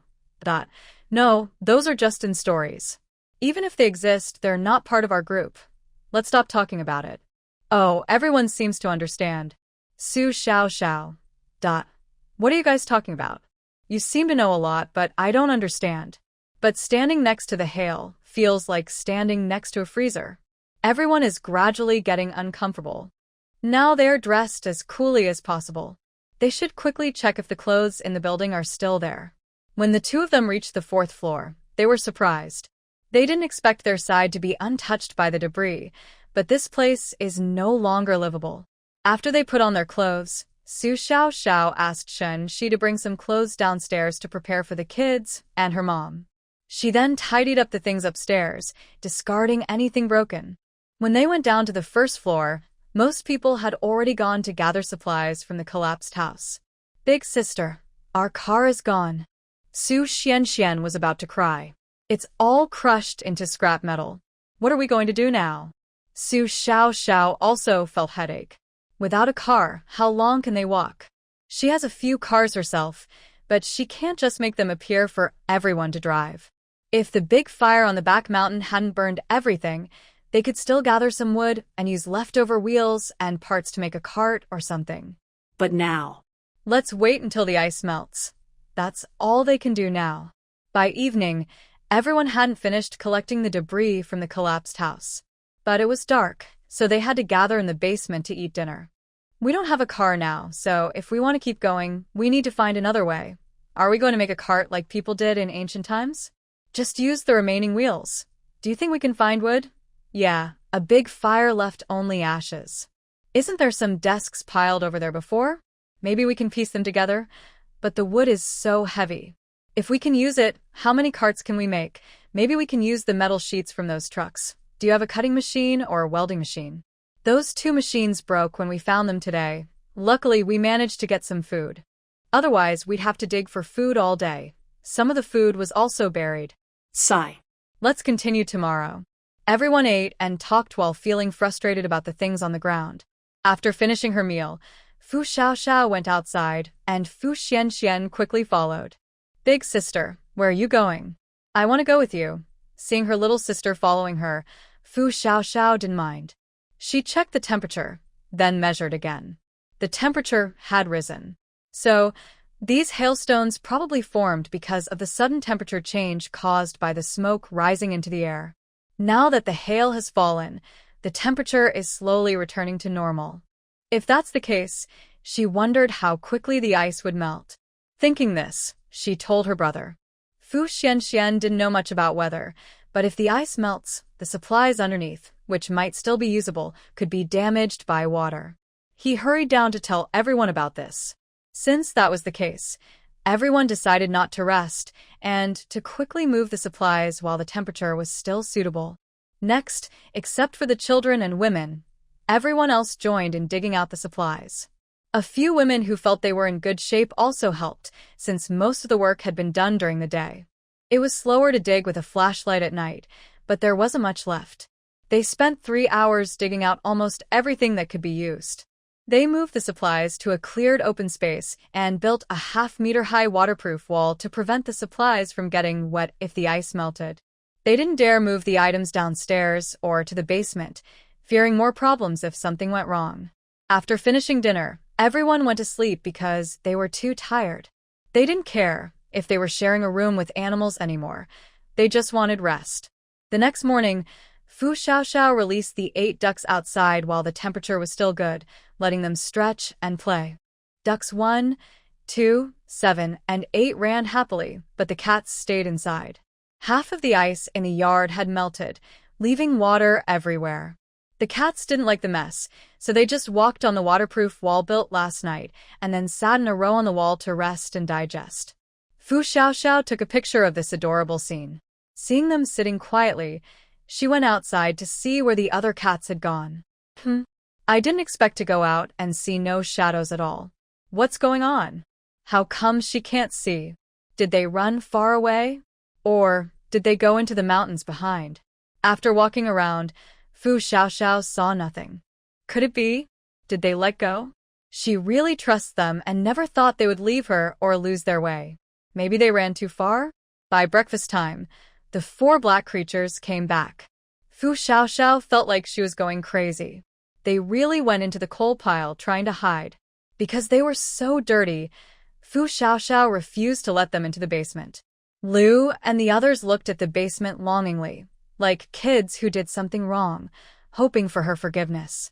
But Fu Xiaoxiao didn't feel like seeing them right now. She found their looks so funny, she almost laughed. They are really unique. Haha, I should take a picture to remember this. Earlier, everyone was afraid of the tiger.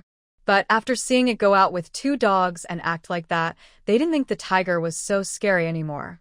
Instead of fearing it would pounce right away, they thought about how dark and sneaky it looked before it attacked. In the end, Fu Xiaoxiao softened after hearing the sounds at the door woo-woo-woo, hoo-hoo-hoo, a-wah, and glared at them. She took them upstairs to wash. When asked where the water was from, she said it was from the ice water they stored earlier. Since the 4 big ones finished bathing, the 4 small ones did too. When they were clean and smelling nice, everyone looked at them with envy.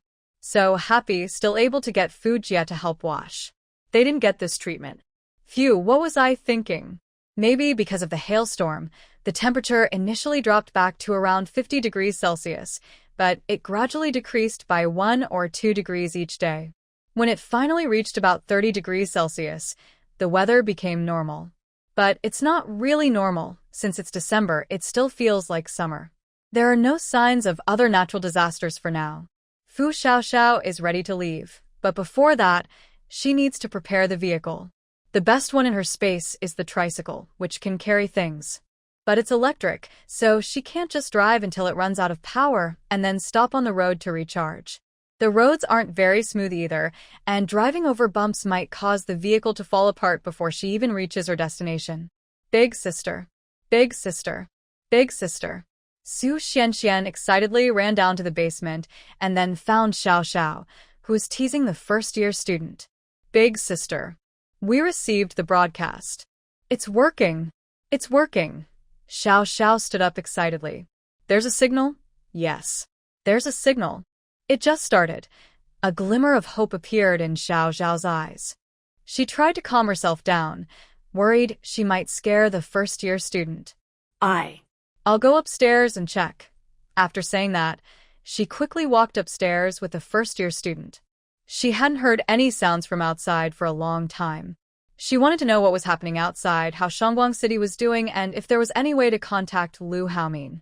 Thinking back now, how funny it was to consider that she once thought about having a carefree relationship with Lu Haomin. She cared a lot, very much. When they reached the yard, a group of people surrounded them, listening to the broadcast. So, people who can receive the signal, please go to the above locations. After Xiao Xiao arrived, she only heard these 2 sentences and thought it was over. Then the broadcast sounded again. Dear fellow citizens of Huagua, dear fellow citizens, this is the central base. We apologize for only being able to connect to the broadcast today, but our country's disaster is not over. By the end, Xiao Xiao realized that the earthquake that happened last July was a global event. Each country had shifted slightly from the original equator, but the disasters caused by the earthquake were still ongoing. When the earthquake started, the southwestern part of Huagua, including Hualu City and the coastal areas, shifted 90 degrees westward to connect with Huada City, while the original areas remained part of Huagua's territory. The earthquake was very strong across the country. Yulon City was completely destroyed, Shangguang City's elevation increased by over 1,000 meters, and Sangnan City was hit by a tsunami. Wubei City, which had experienced earthquakes before and later improved its earthquake resistance, was the least affected city in Huagua. Mammoth City experienced a volcanic eruption, and there were reports of other disasters in various regions. Basically, no city in Huagua was safe. Only the severity varied. Afterward, there were reports of ongoing disasters. The city of Shangguang, at a high altitude, experienced a typhoon lasting a month. Wudong City suffered multiple landslides, and Sangnan City was submerged in the sea for a year and is still underwater. Less than 1% of the people could be moved to safety. It's important to note that Sangnan City is a major city with a very large population. I remember a news report mentioning that the population was about 27 million, and less than 1% of that is roughly 270,000 people alive. Most of Huagua's regions have also faced long periods of extreme cold or heat, with many unexpected events in between. It seems like they're upset about our country having too many people.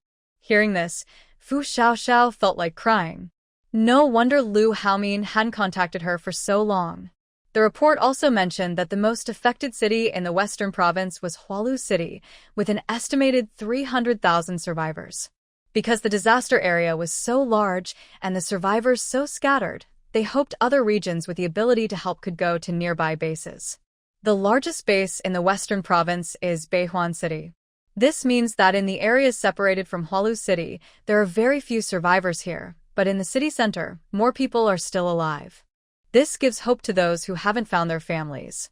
The report also explained the changes in Earth's magnetic field, which caused problems like aircraft navigation failure, difficulty taking off, maintenance issues, and damage to supplies. It's safe to say that the disaster has been a heavy. Natural disasters are happening more often and unpredictably, as if nature has given up on humans. Everyone can only rely on themselves to survive. The broadcast also mentioned the signal problem caused by the magnetic field, which might last a while. They asked those who know more to inform nearby people. Finally, they repeated the locations of the government-built bases in each area, where people can go for safety. Fu Xiaoxiao was silent for a long time. At least she knew that Lu Haomin's city wasn't as badly affected as hers. Although it also experienced an earthquake, it wasn't too severe. Later, it also faced typhoons, hailstorms, extreme cold, gas explosions, extreme heat, and water shortages. Well, it was just as terrible. She wondered if he was still alive. She looked at Qi and asked, "Do you miss Dad?" P-A-B-A-B-A. Fu Xiaoxiao paused, a hint of happiness flashing in her eyes. "Qi, you can call him Dad now?" "Bot Pa." Zhao's small mouth moved open and closed, then she giggled to herself before continuing to make sounds. Xiao Xiao tearfully said, We will find Dad." Xiao Yi didn't understand what her mother was saying and kept trying to read the new words she had just learned. That evening, everyone held a meeting to decide whether to go to Beihuan City or stay with Sister Fu. Xiao Xiao didn't care much about where they went. She actually preferred to leave on her own, so she wouldn't have to hide things. "Anyway, I will follow Sister Fu. As long as she doesn't send me away, I will stay with her." Changsheng and his wife had discussed this before and now made their stance clear. Wanda Long and the others also wanted to follow Xiao Xiao. They understood that if they couldn't go to Beihuan City, they would have to go to local camps or find supplies on their own. The country was overwhelmed with many places needing help. Transportation was almost paralyzed, and resources were being prepared but couldn't be distributed all at once. It was best for them to find supplies locally. Since the country is powerless, no one knows how society will develop in the future. Supplies are scarce everywhere, so it might be better to follow the leaders and accept whatever comes, even if it means starving. Half of the security team members wanted to stay with Xiao Xiao because their families were still in Hualu City. The other half wanted to go to Beihuan City mainly because their families were nearby. But if they had to travel alone, they might not reach their destination. Father and daughter Dasha were following Xiao Xiao's wishes. Now, he only has his daughter left. They are willing to go anywhere as long as Xiao Xiao doesn't reject them. They are willing to do anything since they are from the same village and tribe. Uncle Bing Mao and Huanping also wanted to follow Xiao Xiao. One had lost his wife, and the other had lost his family. They were both free and willing to go anywhere. Xiao Xiao planned to go to Hualu City first, so they could check if their relatives were still there. The remaining few also wanted to go to Beihuan City mainly because the government was still there. They didn't want to cause trouble for others and hoped that if they found the government, they could get some food and resources to survive longer. Qin Yujiao initially wanted to go to Beihuan City because it had a government presence, which meant order and safety. She thought it was too dangerous outside and too far to Hualu City. However, she couldn't go alone, so she decided to stay where her family was. Fu Xiaoxiao looked at everyone's hopeful faces and finally seemed to make a decision. I won't go to the government-organized base or shelter. I prefer to build my own shelter and strength. She glanced at everyone. Some looked disappointed, probably hoping everyone would go together. Others remained firm, as if whatever she said, they would do. Anyway, since we met, let's part on good terms. Those of you who want to go to Beihuan City, pack your things. When the time comes, we'll share supplies. Beihuan City is unknown territory, so it's better to be cautious. I will take you there myself. Everyone looked at her in disbelief. She would take them there? How? There were no vehicles available now. How could they travel? Jiang Yusheng tearfully said, Sister Fu, I really want to follow you, but my parents are in Beihuan City. I need to find them. Boo-hoo, I really want to go with you. I also want to stay with everyone. I'd be willing to eat less just to stay. My wife and others are still in Xinan district. I don't know if they're alive. If I find my wife and them, can we still stay with the group? Yes, if they find their family, can they continue with the team? Originally, no one wanted to leave the group. They had been together for so long, shared so many experiences, and although they weren't always perfectly harmonious, there were no grudges. They had become very close, almost like family. They didn't know much about the Beihuan City base or if they could adapt. Honestly, they preferred their current life. Everyone who wanted to go to Beihuan City shared their thoughts. After hearing everyone, Fu Xiaoxiao realized that they were all searching for their families but preferred the current environment. This made things complicated. Wu Ge, do you think any of those cars outside can be fixed? Wu Ge was good at vehicle repair because his family had done that work before he joined the army. The cars in the park were his handiwork, and he was now the mechanic in their convoy.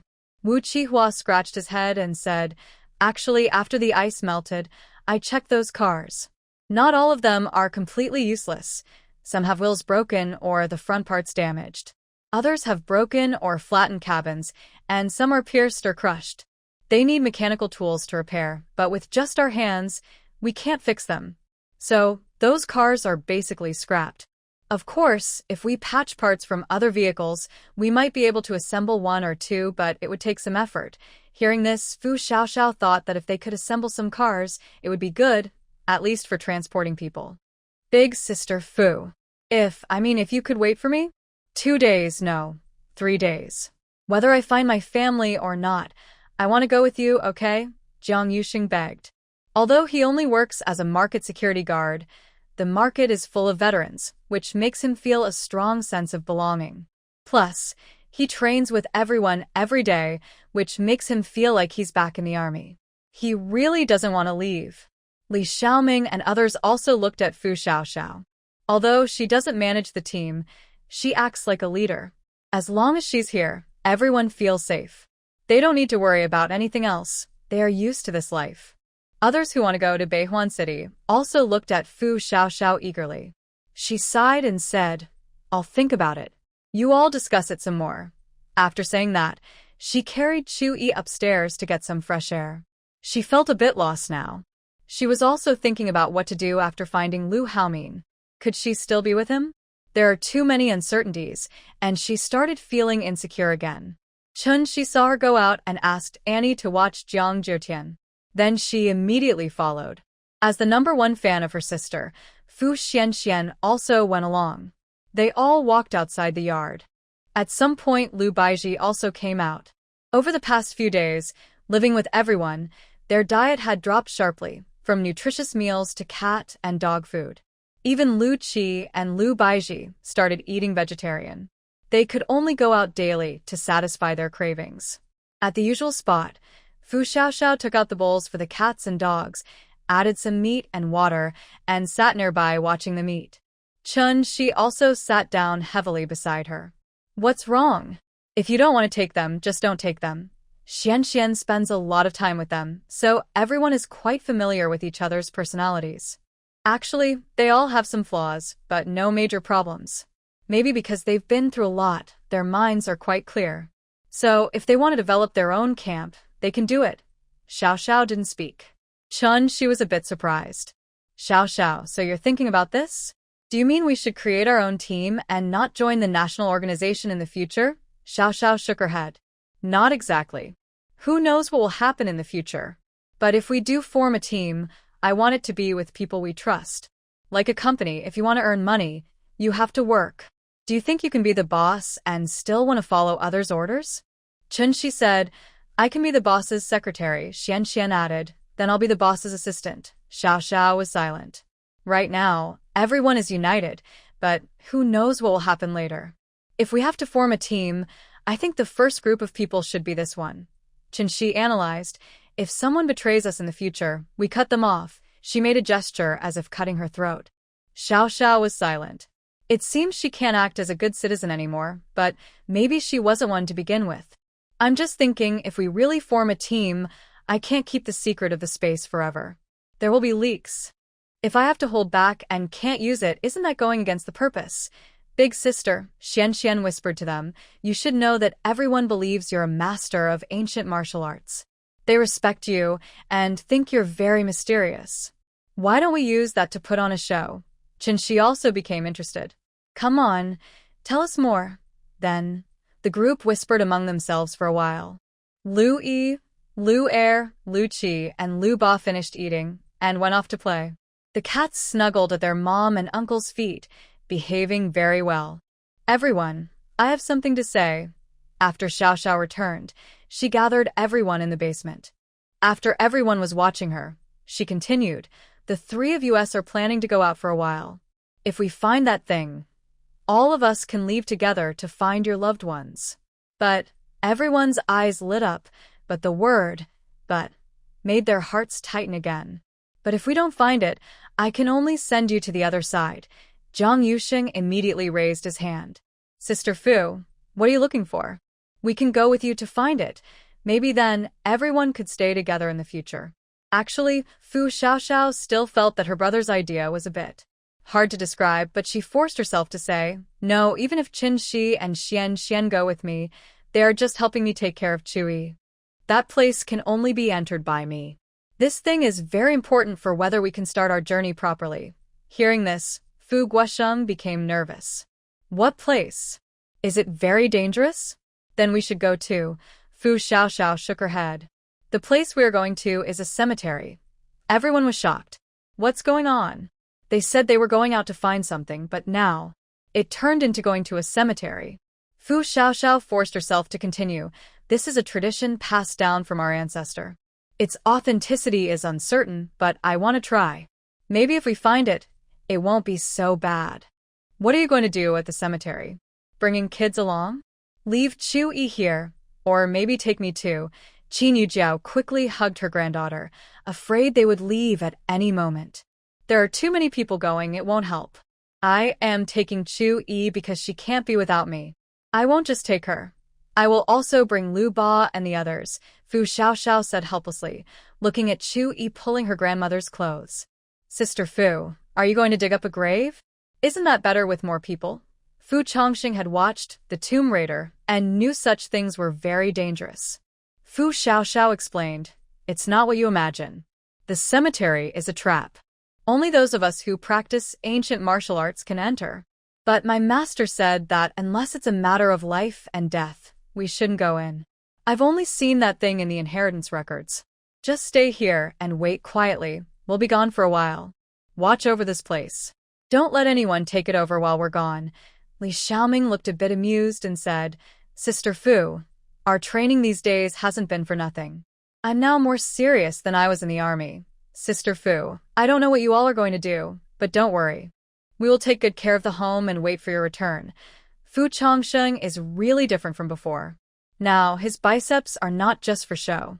But what exactly are you looking for? Is only Fu Xianxian reliable? Na Wandalong looked down on Fu Xianxian, mainly because bringing one person is fine, but bringing two isn't a problem either, right? Fu Xianxian was not happy and said, What do you mean? Say I'm weak, Wandalong. Stop arguing. This is my decision. Everyone agreed that was right. But then someone asked, Sister Fu, your sect says you can't go in unless it's a matter of life and death.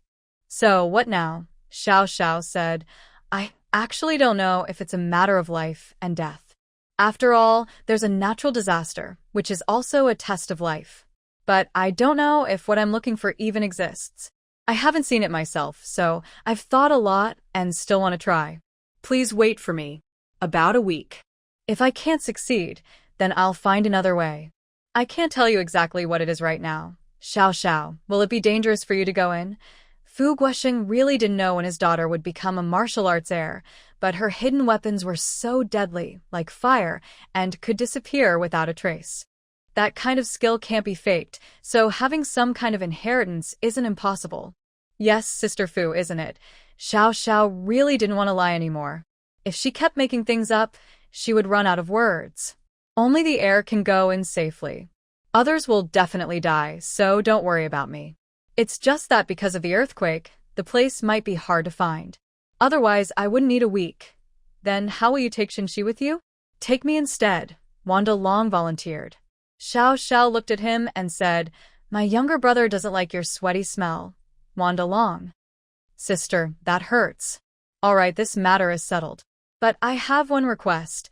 No matter whether I find what I'm looking for or not, I hope you all can keep your mouths shut.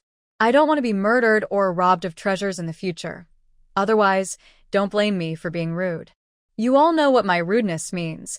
It's the same even for biological parents, siblings, or friends. Let's be clear from the start. Everyone shook their heads wildly. Absolutely not, Sister Fu. I swear, I didn't hear anything today. Sister Fu, I won't see anything in the future. Sister Fu, what did you just say? You want to go out for some fresh air? Okay, Xiao Xiao, I will watch over them for you. Sister Fu, don't worry. If anyone leaks information, I won't need you to act. I'll help you. Xiao Xiao, I didn't quite catch what you just said. After all, no one knows exactly what they're looking for, so how can they say it out loud? Listening to everyone's confident promises, Fu Xiaoxiao wasn't in a hurry. After all, time reveals people's true nature. If their promises were reliable, why would they need the police? I believe you for now. We will leave tomorrow morning. You all figure out how to fix the car, even if only one can be repaired. That's good enough. Fu Xiaoxiao gave them something to do, so they wouldn't be bored. Qin Yujiao still wanted to persuade them, but was finally stopped by Fu Guosheng. Is he still unhappy with their good relationship now? The next day, the three of them prepared to leave. Everyone was dressed in long sleeves, long pants, and sturdy boots, with masks and hats on. Fu Xianxian carried a large backpack with supplies, and on both sides, she slung two straps holding Lu San and Lu Si. Chun Shi also carried a bag of supplies, crossing it over her shoulder with Lu Wu and Lu Lu. The others all ran along on the ground. Fu Xiao carried a black backpack with a first-grade child, initially called Chu-yi, on her chest, protected from the sun. Chu-yi was so excited to sit in the harness for the first time, giggling nonstop, as if he knew they were going to have fun. Their grandparents, uncles, aunts, and older siblings watched them leave with mixed feelings of reluctance. Listen to Grandma every day, okay? Fu Xiao patted Jiang Jiutian's head and reminded him. It's not that she didn't want to take him, but carrying too many children would seem burdensome to others. If one Chu-yi isn't enough to take care of, why bring another? Fortunately, Jiang Jiutian was almost 5 years old and quite sensible, so he was willing to wait patiently here. Chun Shi also hugged Jiang Jiutian. Be good every day. Auntie will be back soon. Wait for me, okay? Jiang Jiutian blinked his big eyes to look obedient. Aunt Shi, Aunt Xiao, don't worry. Tian is very good. You need to take good care of younger sister Chu-yi. Don't worry about me. Be safe and have a safe trip. I'll be waiting for you every day. Chen Shi also patted his head and waved goodbye to everyone. After they walked away, Jiang Jiutian finally lowered his mouth and a small golden bean fell out. This was the first time he separated from his aunts, but he didn't want them to worry. So when they were around, he acted very sensible. But children are still children. Seeing the little guy crying badly, Qin Yujiao quickly thought of a way to cheer him up. They had apart for so long, and there was no other choice. The three of them walked quite far, turned several corners to a place where no one could see, and then took out the camper. When they saw the Ural truck again, Chen Shi shouted happily, rushing forward. She missed this vehicle so much. It was the first place she had a good sleep in after the disaster. Since the space was kept fresh, the truck still carried the smell of the past. Lu Qi and Lu Ba could even smell their childhood memories, which was quite strange. Fu Xuanxuan's eyes lit up with excitement as he looked at his sister. Sister, can I drive? The key is at the front of the car, she said, ignoring his silly look and got into the vehicle. Drive away from here first. I need to give these guys a good wash. They smell terrible. Yes, sir. Fu Xianxian quickly climbed into the driver's seat. He patted and looked around, surprised that he might also get a chance to drive this car someday. When they were out of sight of the survivors and reached a mountain hollow, the three of them opened the canopy and set up a tent. Yes, they went camping. It took a lot of effort to wash all 8 of Lu's vehicles. Only after they were clean did it become time for the adults and children to wash themselves. After Chen Shi finished washing, she saw Chu-yi still sitting in the bathtub, playing happily with the water. Fu Xianxian was using the water gun outside the car to take a shower. She thought to herself, Xianxian, the younger brother, actually looks pretty good, tall and handsome. Why hasn't he found a girlfriend? Such a waste. After everyone finished cleaning, they gathered around the table to enjoy grilled meat. Chun Shi even drank some cold beer with Fu Xianxian. This is life. Qin Shi shouted happily after taking a sip of beer. Sister, from now on, I can only eat delicious food because of you. Fu Xianxian took a big bite of lettuce wrapped around meat. It was so tasty. Lu Ba also stood nearby, holding 8 blocks, still better to stay with Mom. Where should we go in the next few days? Qin Shi asked while eating, since 7 days is enough to do many things. First, let's see if there are people nearby. If there are, we can leave supplies close by for them to find, and also leave some flyers. What we do next depends on them. I don't have the energy to manage all this. The weather is now normal and people are more active. If we stop cars and ask questions or cause trouble, what's the point? What about later? Are we just going to wander outside forever? Actually, we could go further to places we've never been to see if there are cars or something similar. If we don't find any cars, I have many small electric bikes, tricycles, and even hot air balloons. I wonder if we can use those. Fu Xiao thought about her supplies and her space. It's another option. Cough cough, what? Qin Shi looked at her in surprise. You have those things. Big sister, can you fly a hot air balloon? Fu Xianxian also found it hard to believe. Fu Xianxian. She forgot. She has them but doesn't know how to use them. What should she do? I think we can figure it out, she said. Qin Shi and Fu Xianxian. take them back for them to study. Fu Xiao. I don't just have hot air balloons. I also have parachutes, gliders, and more. Qinshi. Then why don't you have a plane? Fu Xiao. Actually, I did have one, but I ordered it late, so it didn't arrive. Well, I didn't even get the car Lu Haomin sold me. Thinking about it, it was a waste. I also had a yacht and 2 super luxury large RVs. But I was in Hualu City at the time, so I couldn't get them when they arrived. Fu Xian. So, only he's poor? Your brother-in-law is so rich. She remembered at first she thought her brother-in-law was just an excuse her sister made up. Until she saw her sister pregnant. She didn't say anything. Thinking back, she felt she was pretty naive. Seeing her calm and relaxed tone as if she was saying that today's meal was quite good, Qinshi and Fu Xian stopped their actions and exchanged a glance. What did your sister just say? She said. She has 3 billion. Both fell into silence. She looked serious. You didn't just get 20 million, but you also have 3 billion in wealth. Fu Xian. Sister, so you only gave me 3 million and you wouldn't blink an eye. The key point is, he didn't get to spend a single cent. Fu Xiao saw they weren't eating anymore and said, yeah, what's the problem? Qinshi and Fu Xian. What's the problem? It's a big issue. Wow, there's a super rich person nearby, and you're so close, yet we didn't know. Looking at their resentful eyes, Fu Xiao found it a bit funny. What? Want to see cash again? Or gold? I still have jade too. After all, she used to love gold very much. Without caring about their reactions, she really laid out a solid wood coffee table and placed 20 boxes of 20 million each on it. Qinshi and Fu Xian. Are we not allowed to eat anymore? Forget it, no more eating, just look at the money. The two opened the boxes, which surprisingly weren't locked, and inside, the red banknotes instantly took their breath away. Oh my goodness! How much is this? About 1 million? How many boxes are there? After admiring for a while, they looked at Fu Xiao with a hint of regret. Why don't you spend all the money? Why keep it now? As a souvenir?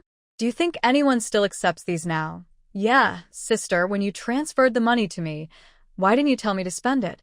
Now? Sigh. Fu Xiao packed up the boxes and then laid out 10 more for them to open. What is this? When they saw the shiny yellow gold, they almost wanted to hug the gold bars and kiss them fiercely. No, wait. Why can't they kiss? They should bite them with their mouths. Xiao. Wow, rich lady, you should break up with Lu Haomin. Look at me, how do I look? Gender shouldn't be so strict. Big chest, big hips, good for cuddling. I can definitely make you comfortable. Fu Xiao's face darkened.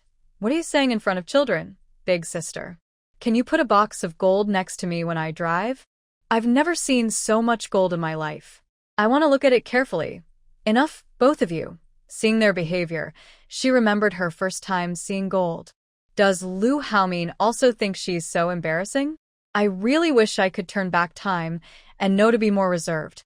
Fu Xiao ignored them and let them play with the gold bricks. She was grilling meat and eating alone, so delicious.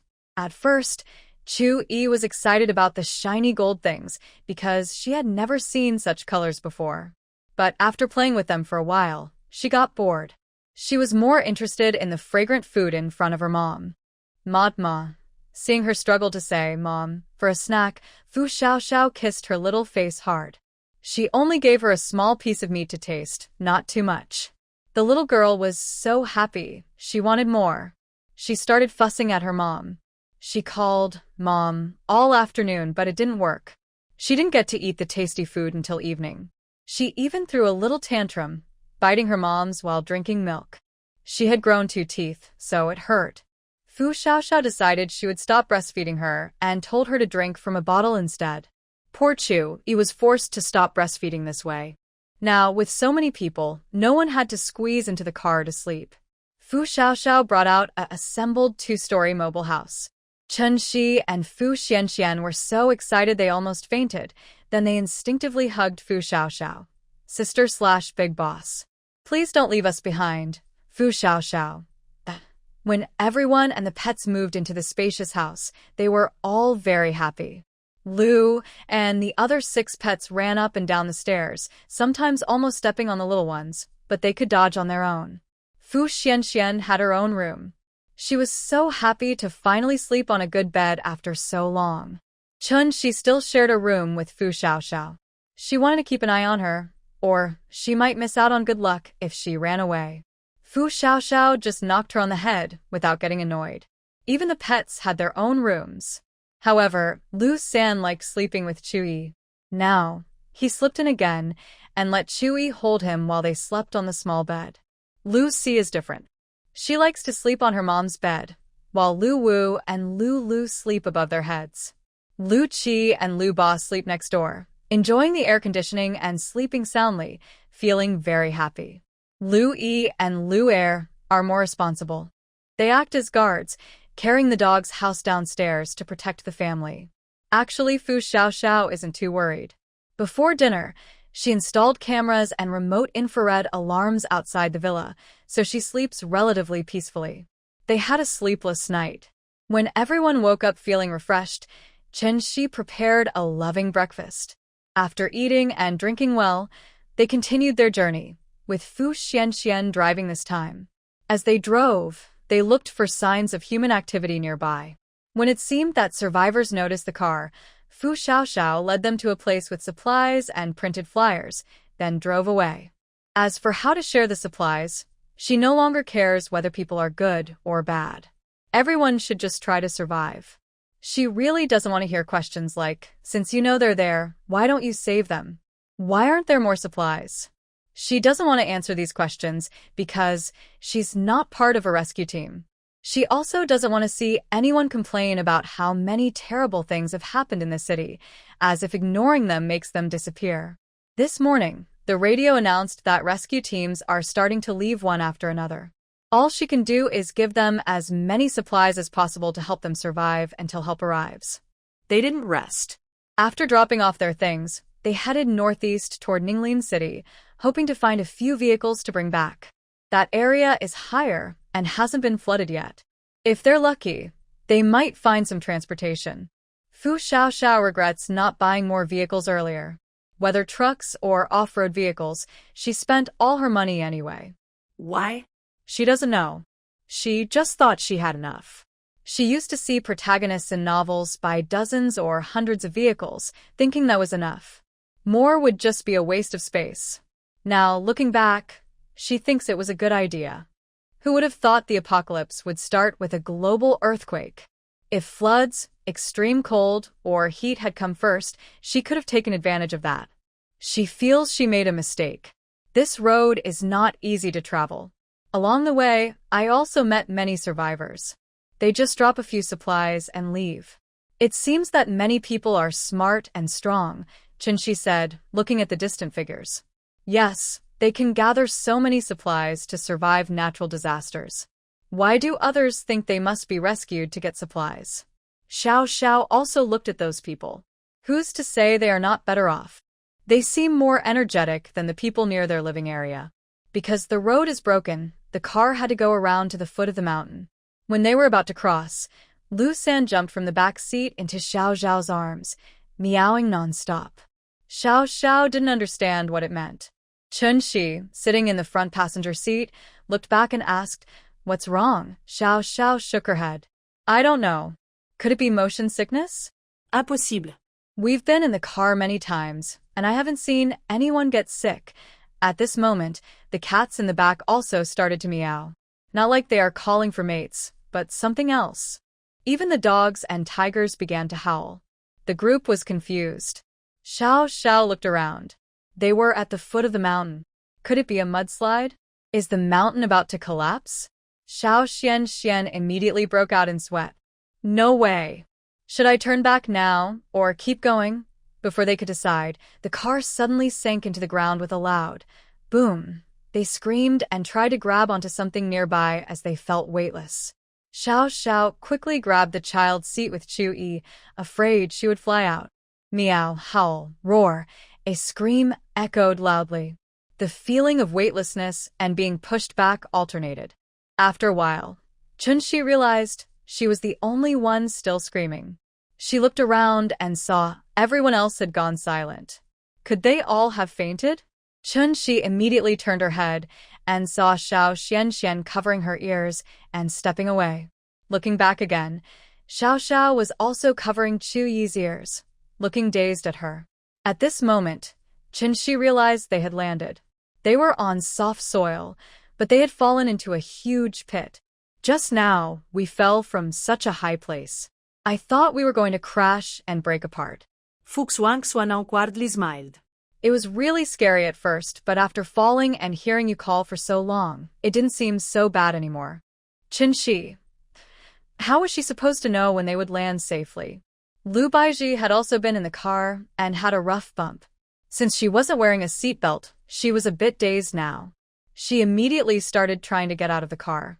Fu Xiaoxiao quickly opened the door and saw Lu Baiji jumping into a pile of dirt and vomiting. Not to mention, Fu Xiaoxiao couldn't hold back and vomited too.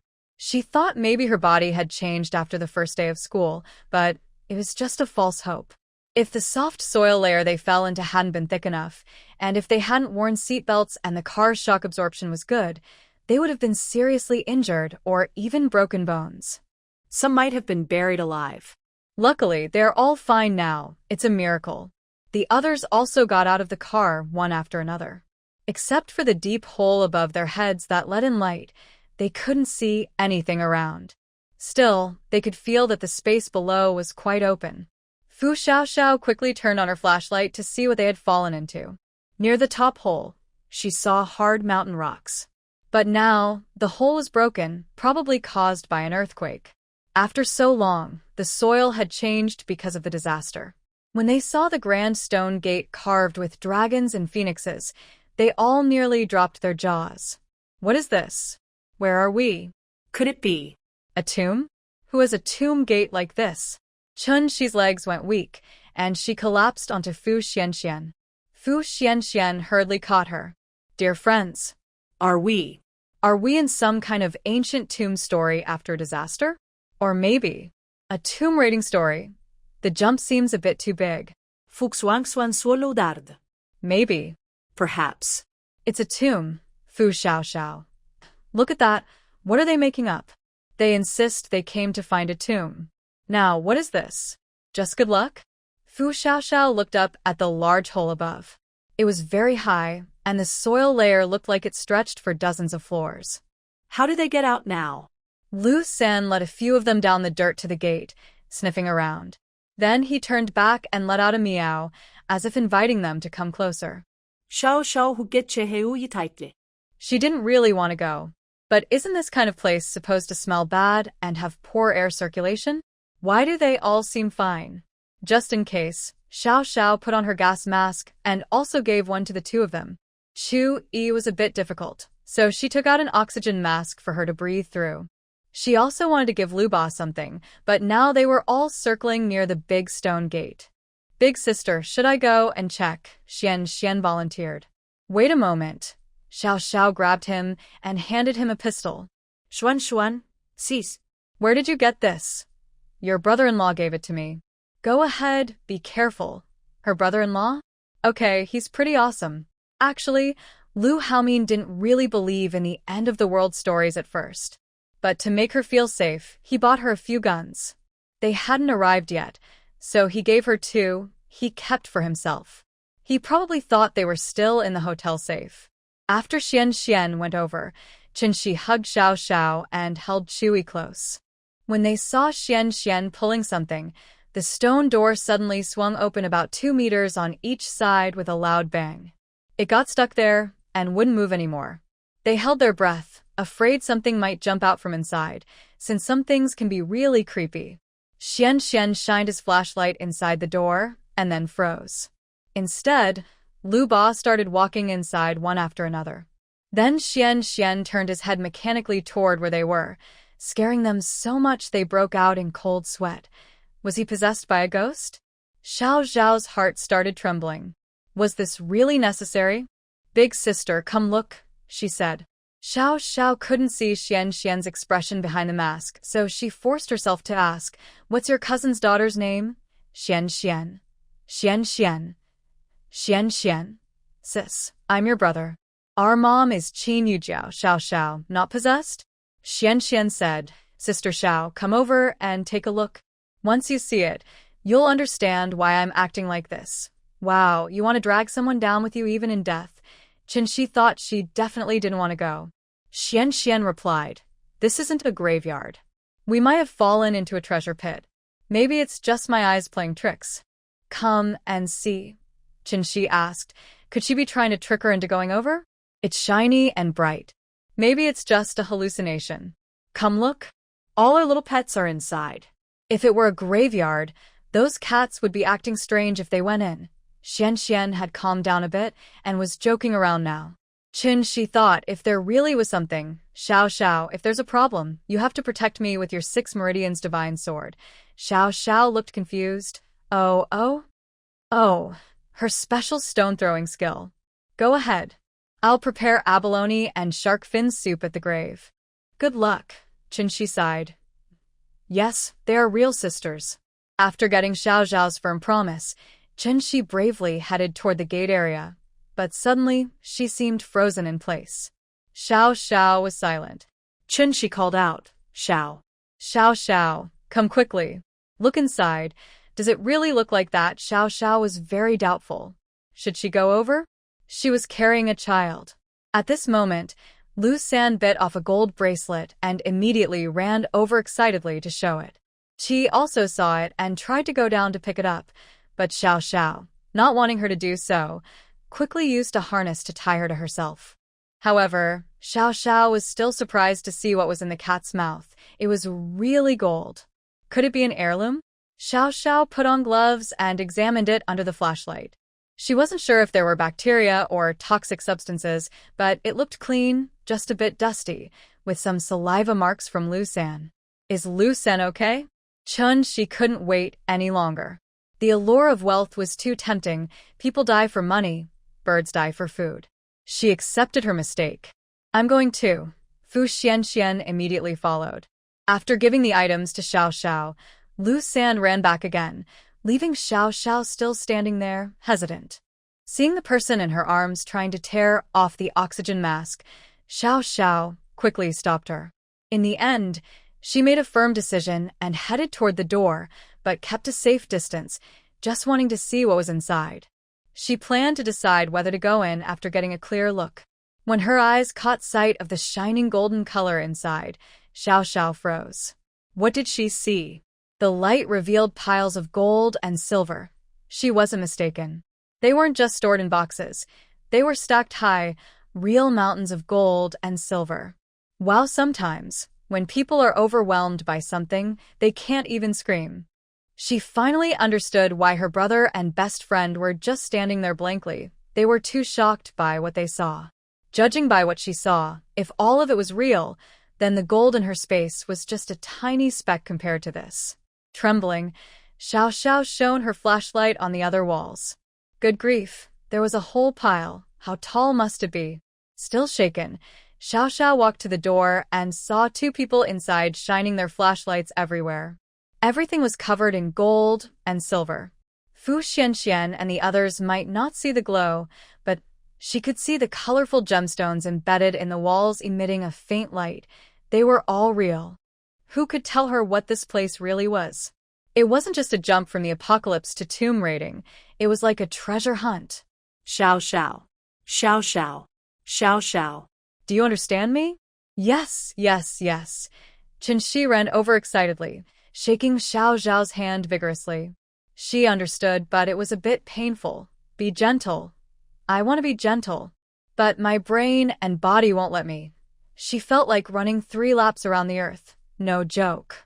Fu Xian also ran over excitedly, grabbing her, then waved her hand as if to say, Look, this is the empire I built for you. Big sister. My mind is still excited, but I just observed around this mountain of gold. There are no traps, and it's not a tomb. Really, there was originally a mechanism, but I don't know if it was caused by an earthquake. Anyway, it's broken. Do you understand what that means? It means that as long as they want, all these things belong to them. Even the 7th grader was giggling happily and didn't bother to adjust the oxygen mask. She was excitedly waving her hands and feet, not knowing what she was so happy about. Fu Xiaoxiao said, "In our western province, there's a treasure place. Has anyone heard of it?" Qinshi replied, "Dear, you know my grades, right? Besides, what history does a vocational school have? What history talks about treasures?" Fu Xianxian said, "Sister, my history isn't good either. Besides, if everyone knew about the treasure, would we still have a chance?" Fu Xiaoxiao was worried.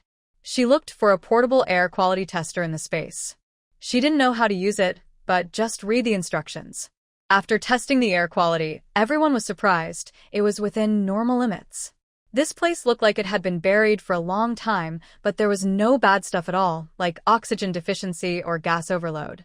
It even showed that it was safe to breathe. Thinking about it, it made sense.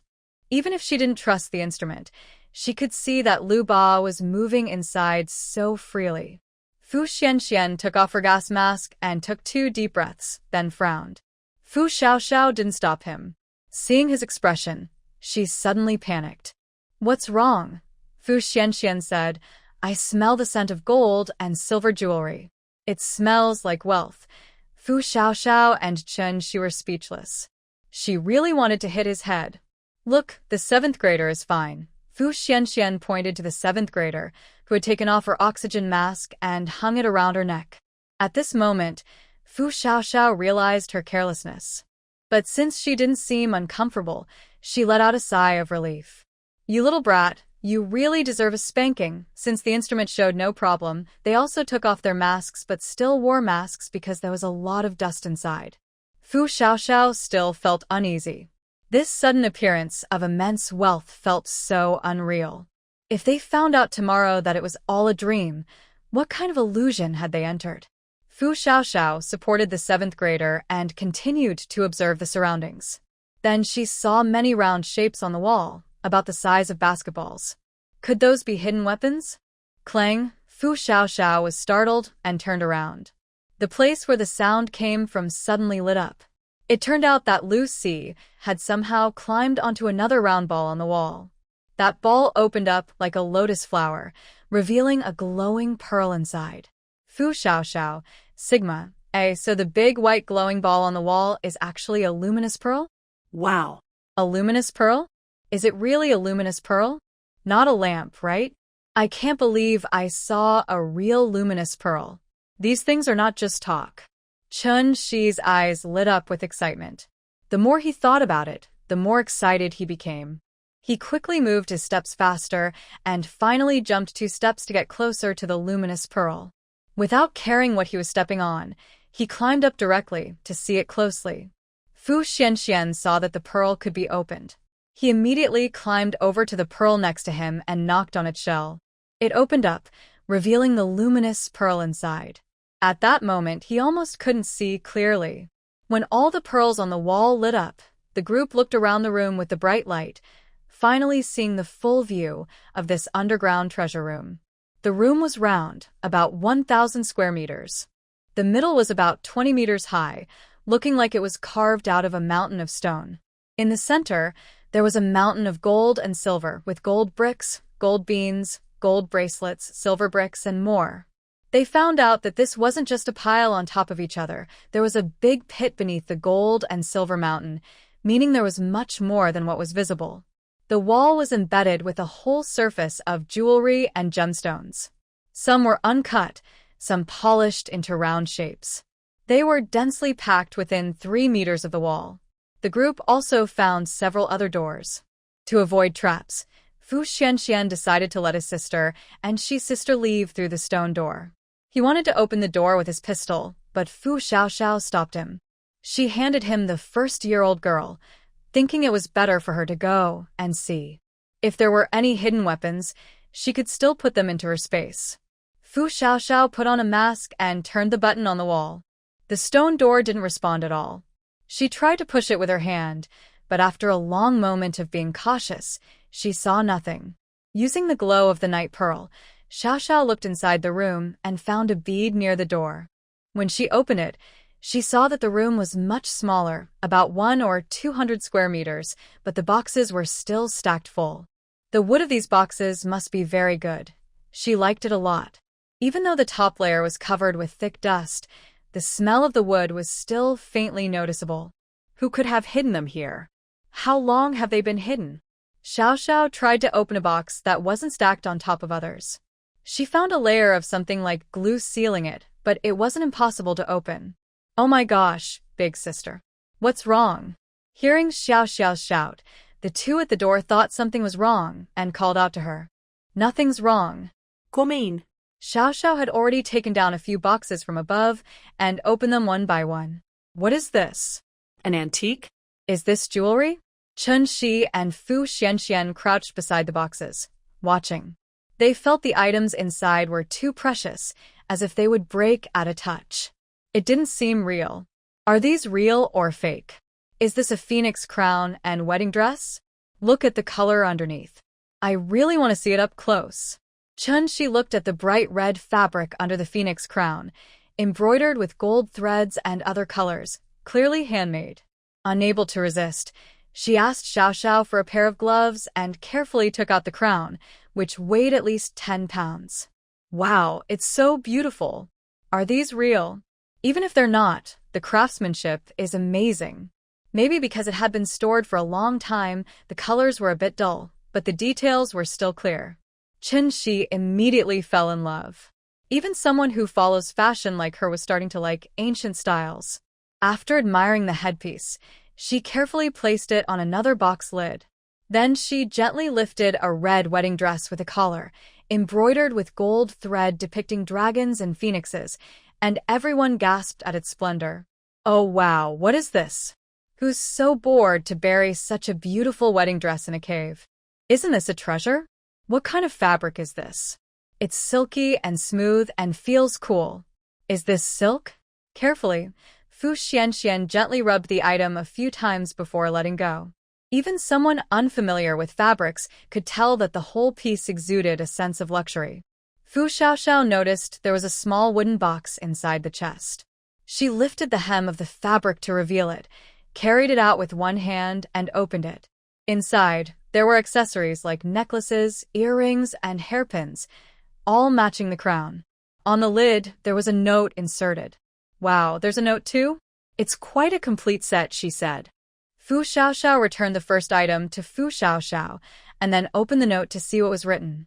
Chen Shi carefully placed the clothes back and hurried over to see which shop made these items. They looked at the rough, yellowed paper covered in calligraphy that resembled clerical script. After discussing for a while, they guessed what it might be, but they were a bit unsettled. Fu Xianxian asked, "Is this a princess's dowry?" Chen Shi replied, "Maybe. Someone just thought it was fun to write this. Otherwise, how could something so old still be intact? Look at this character, Zhen. The Xinhua country has been around for many years. This must be at least 2,000 years old from that time. Bones and ashes are long gone. What material could have preserved it until now?" She didn't believe it. Fu Xianxian thought that made sense. That's true. But then they wondered about the boxes. Don't you think there's a lot of white powder here? Could it be a preservative? Chen Shi also noticed the powder, but wasn't sure what it proved. Unless an archaeologist came and examined it, she said, maybe it's lime that fell from the top. If it was something special, why doesn't it have any smell? Look at the tomb of Emperor Qin Shi Huang. Who could open it? They stopped overthinking and continued to see what was inside the neighboring hole. Oh my God, I thought the exquisite embroidery, fabrics, and antique jewelry in that first hole were the best. But this, a whole room of jade boxes? Are they made of jade? Or is it some kind of resin? Fu Xianxian didn't need their answers. She was talking to herself, not noticing the heavy boxes. They weren't as tall as the wooden boxes next door, but they still had 3 layers. She struggled to open the top lid, and everyone saw inside a row of bottles. What's this? Fu Xianxian picked up a white jade bottle, on which the words illusion poison were carved. Poison? What the heck? Then I checked each bottle, and they all had the same words on them. Is this some kind of small commodity from Wu-I? Aprop. Chen Shi took one bottle and compared it with the jade bead bracelet that Fu Xiaoxiao had given him before. Why do I feel like this texture looks so much like jade? Such fine craftsmanship. Fu Xiaoxiao also looked at it. She was sure these were all real jade, whether in the boxes or bottles. But this is really not ordinary wealth. Who could have hidden these treasures? These items are not just a few. The mountain cave is full of jade boxes and bottles, and they are of high quality. Plus, the ancient craftsmen were so skilled. When Chui reached out to grab something, Fu Xiaoxiao quickly stepped back. Fu Xianxian continued opening several boxes, which contained poisons like venom and curse toxins, along with various other poisons. She even saw some herbs that looked like ginseng, but she didn't dare touch them, feeling they might break if handled roughly. After opening a few more, they couldn't recognize what most of the items were. Only the bottles along the wall seemed to contain antidotes. Everyone didn't understand what they were, but they didn't dare open the bottles either. What if a curse toxin was inside, and a bug crawled out? There were so many other items that they didn't open them all. After exploring this stone chamber, they moved to the next 2 chambers nearby, which contained jewelry and accessories. Lu Ba took them to the back of the Golden Mountain, while the others waited outside.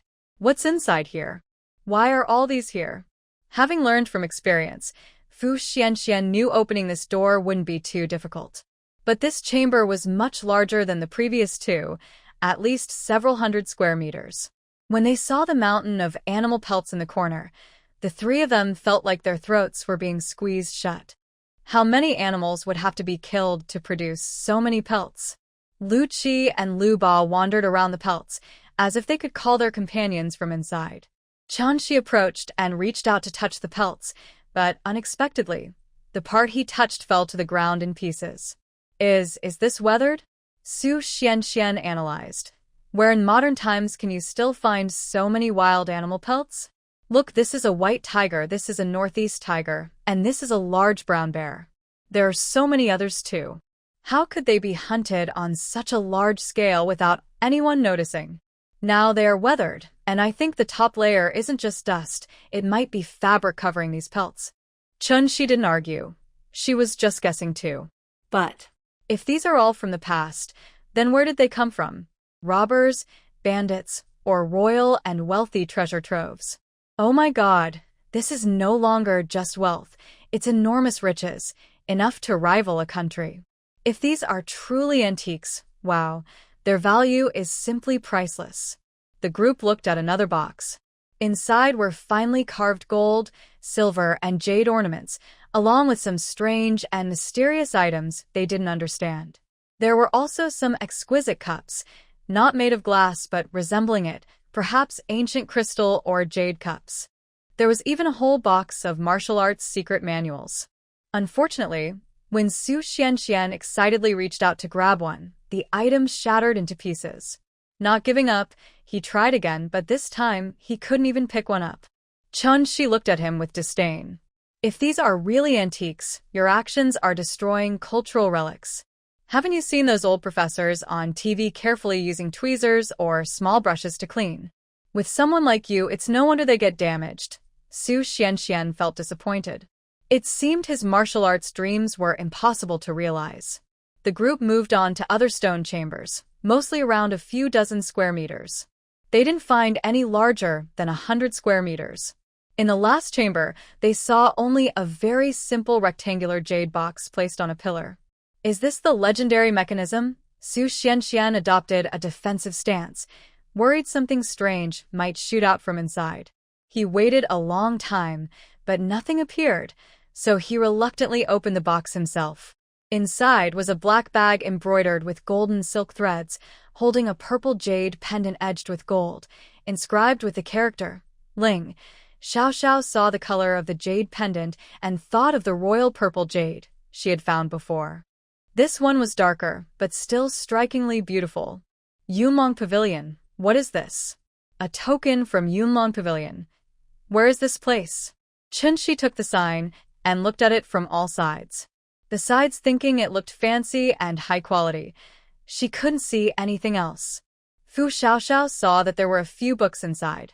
She didn't expect these books to be well preserved and not damaged. However, the writing on them looked like hieroglyphs to her, so she couldn't understand it. She flipped through a few pages and felt it looked a bit like an account book. Good stuff. Fu Xiaoxiao and Qinshi looked at Fu Xianxian, who was speaking. Fu Xianxian put the token into a mysterious black bag and waved it in front of them. A Qianquan bag. Now we have one, Fu Xiaoxiao and Qinshi. So, never make up stories randomly. What if they turn out to be true? This time, the story they made up wasn't too dangerous. But if they told a ghost story? Just thinking about it made Fu Xiaoxiao, who is afraid of ghosts, shiver. Qinshi also took the bag and looked at it carefully. Don't say it, it really looks like one. Xiaoxiao, if you say this is a Qianquan bag, no one would doubt it. Without even mentioning the token, just this bag gives off a mysterious vibe. It would definitely scare people if used to bluff. Fu Xuanxuan looked excited. See? It's all in our hands. Things happen because of us, but success depends on fate. Even the heavens are helping us. Thinking about the wealth outside. Should we take some? Qinshi immediately ran to the gold mountain and hugged it.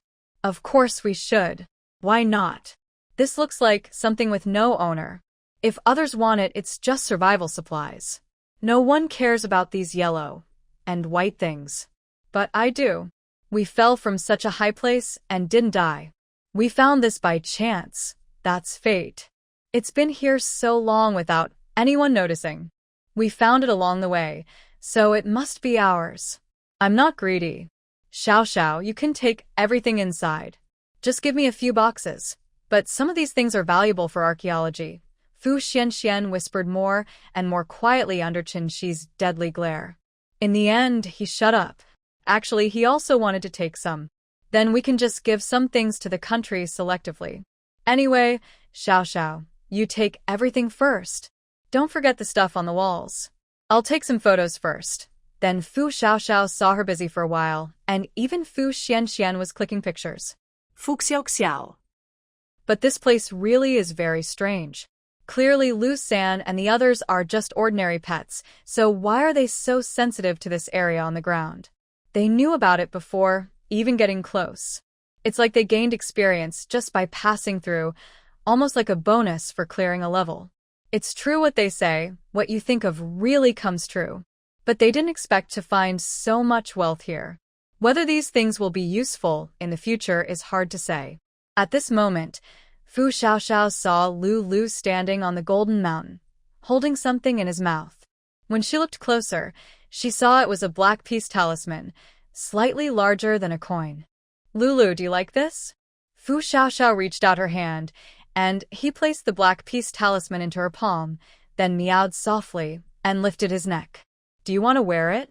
Meow. Fu Xiaoxiao looked at the dark object, which resembled the ink green color she used to see in her past paintings. Not sure if she had unlocked some strange skill, Lu Yi also bit off a large gold chain and brought it over. One by one, the other pets also carried items. Lu Qi and Lu Ba were too big. They searched for a long time but couldn't find anything they liked. Fu Xiaoxiao, are you serious? All of you are showing off? Even the taste in that big gold chain is unmatched. She decided to keep all the items they gave her, planning to put them on when they left. Lu Qi and Lu Ba searched for a long time but couldn't find anything in the Golden Mountain, so they immediately ran to the big stone chamber to look for jade pieces. Finally, they found 2 white jade dragon-shaped clasps, each about the size of a man's palm and 3 centimeters thick. They really have good taste. After Qinshi and Fu Xianxian finished taking photos, Fu Xiaoxiao stored all these items away. At this moment, everyone finally saw that beneath the Golden Mountain was a series of steps, about 10 meters high, with many doors below. Oh my god, is this really something left by ancient people? It should be. You saw earlier, the gold and silver bricks didn't have any marks, and their purity isn't as high as modern refined gold. Also, the gold color issued by banks like my sister's isn't as bright, but these carved dragon and phoenix tiles are impressive. The inscriptions on them look very antique. I wonder who planned the uprising and hid these. If only I had studied history better, I wouldn't be so clueless. TSK, look at these stairs. They're full of interesting carvings. What do these symbols mean? Phoenix. That's a dragon, right? What's this?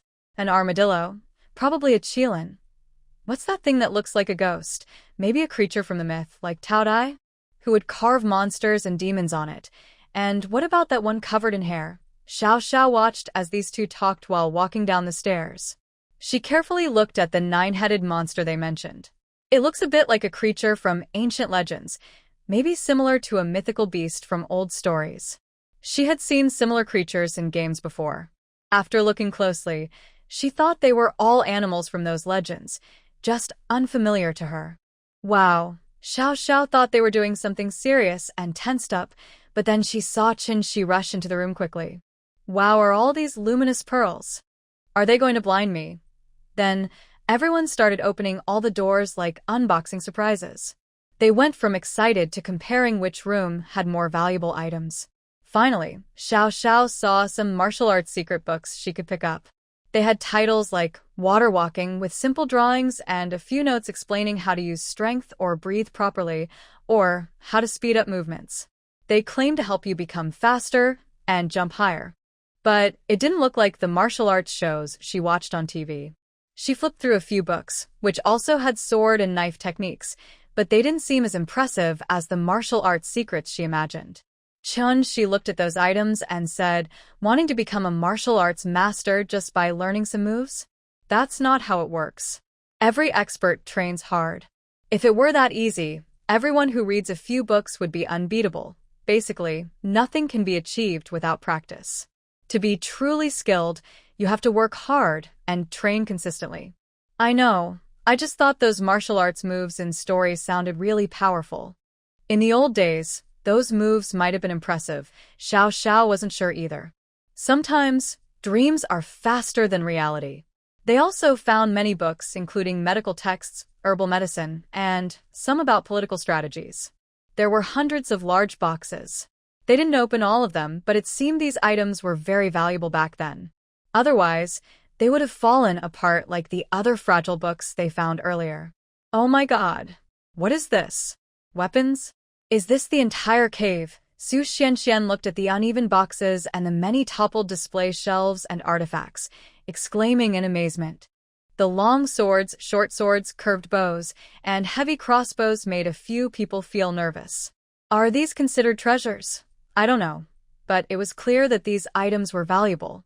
Su Xiaoxiao remembered the cold weapons she saw at an auction before.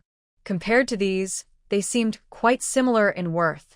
There are so many in this cave. Oh my, if these had been found before the end of the world, it's hard to imagine. Wow, are those crystals or diamonds on top? Qin looked at the uncut stones inside the boxes. She really didn't know how to describe them.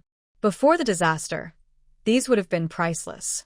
The colorful gems were so many that they were used to decorate walls outside. Where could these have been mined? They were incredibly luxurious. Xiao Xiao, if the disaster ends and the world gets back to normal, let's become gemstone suppliers. That way, she could also become rich. Su Xiaoxiao thought that was a good idea. As long as people liked these things, they wouldn't need her to think about selling them. Then I'll just help you run errands, Su Xianxian said. He felt safe with his size. He wouldn't do business himself, but he wasn't sure if the end of the world counted as over now. Or, we could open an auction house. Then I'll be the auctioneer. They also saw many boxes filled with wood or medicinal herbs. They smelled a faint fragrance, but once opened, the scent dispersed.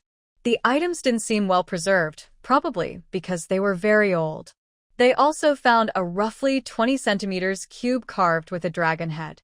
The group looked at it for a long time but couldn't understand the writing on the seal. Could it be a jade seal? Yeah, I think so. Who would make such a big stamp otherwise? Oh my, is that the legendary jade seal? Though I don't know which dynasty it's from. Maybe we should keep it for the country if we get the chance. We wouldn't even know how to appreciate it ourselves. Yeah, I think so too. I'm happy with my gold, silver, and jewelry. As they discussed where to put the seal, Su Xiaoxiao's eyes curved into a crescent moon. At that moment, her hands casually rested on the dragon head. Junior 1, this is too dirty.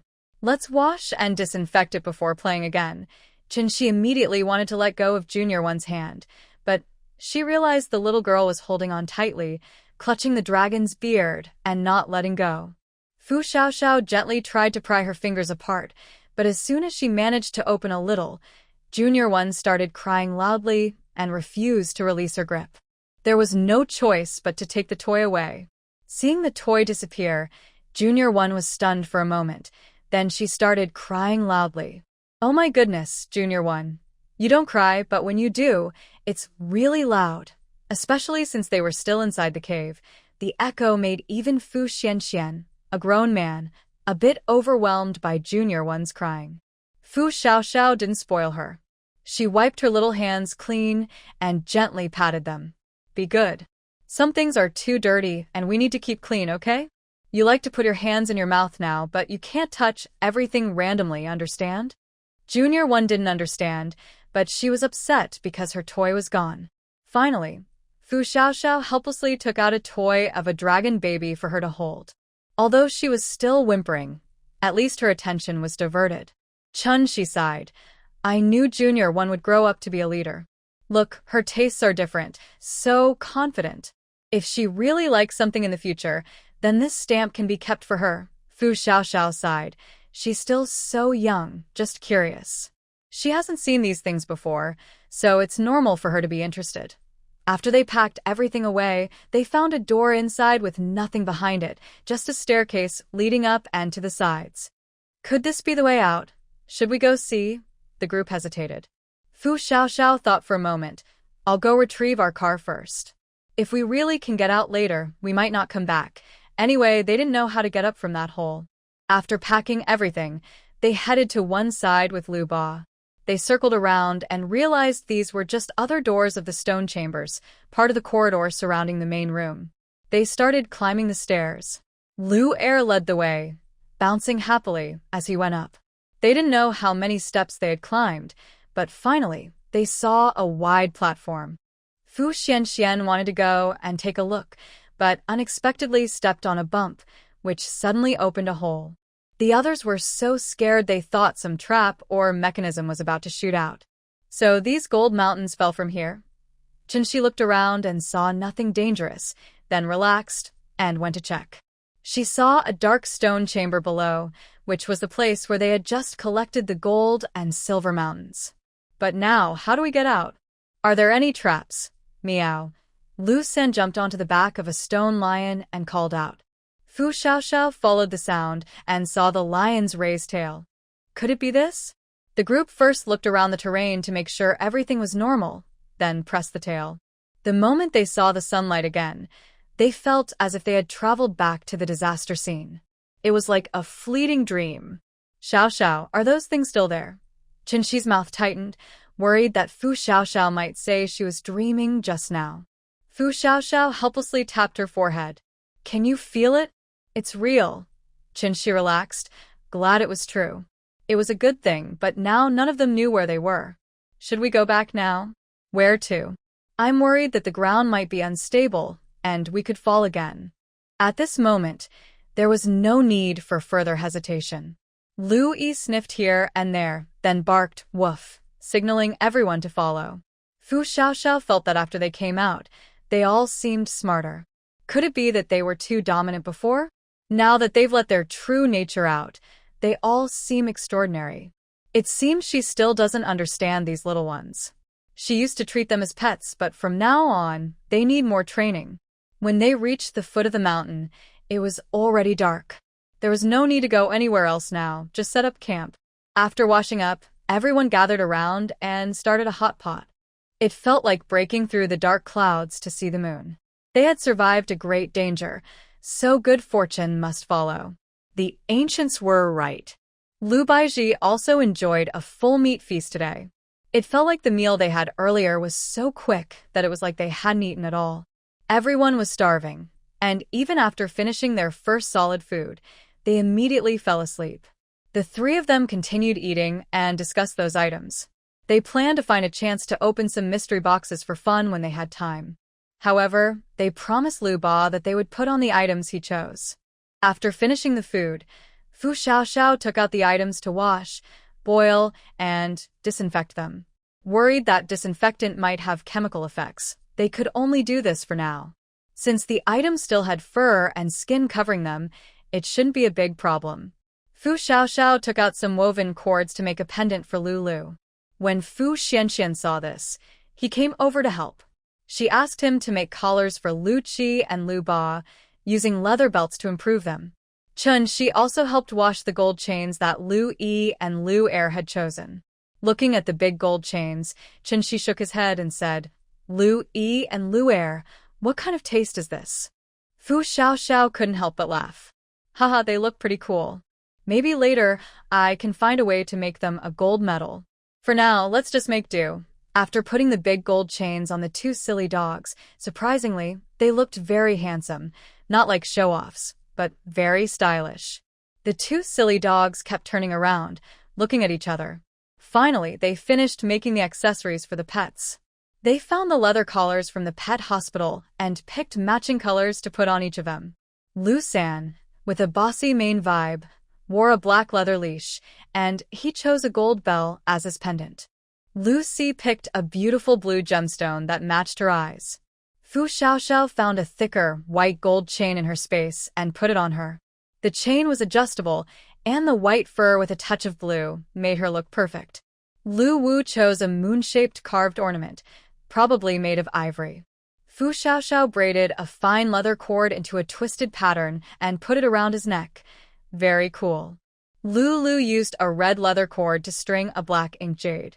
The cord's clasp was woven with gold thread. The three colors looked bright and eye-catching, especially on his white neck, making him look very high-end. Seeing their beautiful pets, Fu Xiaoxiao felt very happy. Watching them grow from tiny kittens into lively, strong cats filled her with a sense of achievement. She wondered, Lu San and Lu Wu are both male cats. If they aren't neutered, could that cause any problems? Chun Shi suddenly thought of this issue. Usually, everyone is together, and she forgot that male cats need to be neutered. This is better for their health and also friendly to female cats. Otherwise, how can they keep breeding endlessly? Fu Xiaoxiao had never considered this before. Now she thought, but I haven't seen them do anything special. Do Lu Si and Lu Lu also not go into heat? Yes, this was strange to both of them. Could it be that the earthquake scared some nerve, causing them to lose the desire? Fu Xiaoxiao. Losing desire? I am still Duanjing Chun. Unfortunately, there are no vets around now. They haven't shown any problems, which is really impressive. They are very well behaved, and caring for them is not difficult. All of them are wearing their favorite collars, proof that they are good and happy pets. Early the next morning, Lu Yi, Lu Er, Lu Qi, and Lu Ba went out for 2 hours of running before coming back for breakfast. They still seemed full of energy. Fu Xiaoxiao decided to let them follow the car back and rest when tired. When they were about to return to the foot of the mountain, Fu Xiaoxiao saw from afar several helicopters parked outside the damaged gate. She looked carefully and saw no one on the ground. What's going on? Fu Xiaoxiao told Fu Xianxian to stop the car quickly. They couldn't see far, and now they were all confused. After hearing Fu Xiaoxiao, Chun Shi immediately used binoculars to observe. What's happening? People came so soon after they left? She carefully watched the helicopters and saw no one inside. The yard also looked undisturbed, with no signs of a fight. Could it be that the other side was too strong and got taken out? Big sister, what should we do now? Fu Xianxian put down the binoculars. He hadn't seen anything unusual. What should we do? Our parents are still inside. Maybe it's the rescue team. Chun Shi thought they shouldn't jump to worse conclusions. Maybe the rescue team saw signs of life here and came to help? Fu Xiaoxiao uget chui tightly. She didn't know why, but she felt a little nervous. She couldn't quite explain what she was nervous about. Let's walk over carefully. Fu Xiaoxiao packed up the car, while Fu Xianxian and Chun Shi carried Lu San, Lu Si, Lu Wu, and Lu Lu. The remaining 4 followed them slowly down the mountain. They were about 1 kilometer away when they saw a group of people coming out from behind a broken wall. Behind them, several members of their own team looked like they were about to board a plane. Could they really be rescue team members? Fu Xianxian guessed, because otherwise, everyone wouldn't be so obediently following. When Fu Xiaoxiao saw the person leading the group walking quickly, her mind suddenly went blank. The leader seemed to sense something. Just before boarding the plane, he suddenly looked into the distance. Then, she saw 3 people with 4 animals standing far away, watching each other. Lu Haomin hadn't reacted yet when he heard someone behind him say, "Sister Fu is back." At that moment, Lu Haomin's heart pounded loudly. He stared straight ahead, eyes fixed. He had imagined countless times what it would be like to meet her, but now that he had finally found her, he realized he was completely unprepared. What was everyone cheering about? What was his third brother saying to him? Why was Jiang Kaiho running so fast? What were those 2 tigers guarding? He seemed to forget how to breathe. He didn't dare move, afraid that if he did, the dream would shatter and wake him up. He just stood there, staring at her from afar. There was no bright sun, no gentle breeze. In this silent world, all he saw was her dark figure. He knew it was her, definitely. Finally, Lu Haomin's eyelashes fluttered. He took a deep breath to calm the suffocating feeling. He didn't know how he managed to walk over. She was right there, but everything before his eyes was blurry. No, it couldn't be an illusion. He pressed his lips tightly, steadied his mind, blinked several times, and his vision gradually cleared. He forced himself to walk step by step closer. Closer, closer, closer. Fu Xiaoxiao watched the tall figure and his rising chest in front of her, tears streaming down her face. She had waited for this moment. Her Lu Haomin had come to find her. She wanted to call his name, wanted to speak to him, but the ache in her chest made her voice fail. She wanted to walk toward him, but her legs wouldn't obey. She wanted to see clearly who he was, but tears kept blurring her sight. She dared not wipe them, afraid that if she did, the shadow would disappear. They stared at each other silently, neither speaking. The others nearby watched but dared not disturb them, only feeling anxious. Chen Shi and Fu Xianxian also learned about the situation from their teammates' explanations. Chen Shi really wanted to curse loudly. After such a long separation, they just met again, and ended up crying like this? Hug. What are you doing? Isn't this the moment you finally meet? Hurry up. She was almost eager to see them settle down and go into the wedding chamber. Zhou Yi looked at the tall, dark-clad person in front of her with curiosity. Why was he blocking her way? Lu Haomin felt something touching his waist. When he looked down, he saw a pair of big eyes staring at him and a small hand pulling at his clothes. If seeing Fu Xiaoxiao made him feel full of sadness, seeing Zhou Yi made him feel full of concern. Is this their daughter? She's grown so much, but he knows nothing about her. He is such a fool. He came so late. So late. He looked up again at the person he missed so much. His hands trembled as he took off her hat, then her mask, and wiped away her tears. His dry throat made a hoarse, choked sound as he said, "Wife, I've come to pick you up." Fu Xiaoxiao cried even harder, trembling slightly all over. Tears kept flowing uncontrollably. She hid her chest with her hand but couldn't speak. Lu Haomin reached out and wrapped both of them in his arms, as if afraid they might run away at any moment. He really wanted to control his emotions, but he failed. He had never known he could cry so uncontrollably. Now, with his head buried in Fu Xiaoxiao's neck, tears falling wildly, he felt happy but also very sad. Why was he so upset when they were finally together? He had always thought that when they met, he would kiss her many times to show his longing. But now, he didn't want to do anything except hold them tight. Chen Shi, who had thought their actions were too slow, was now crying too.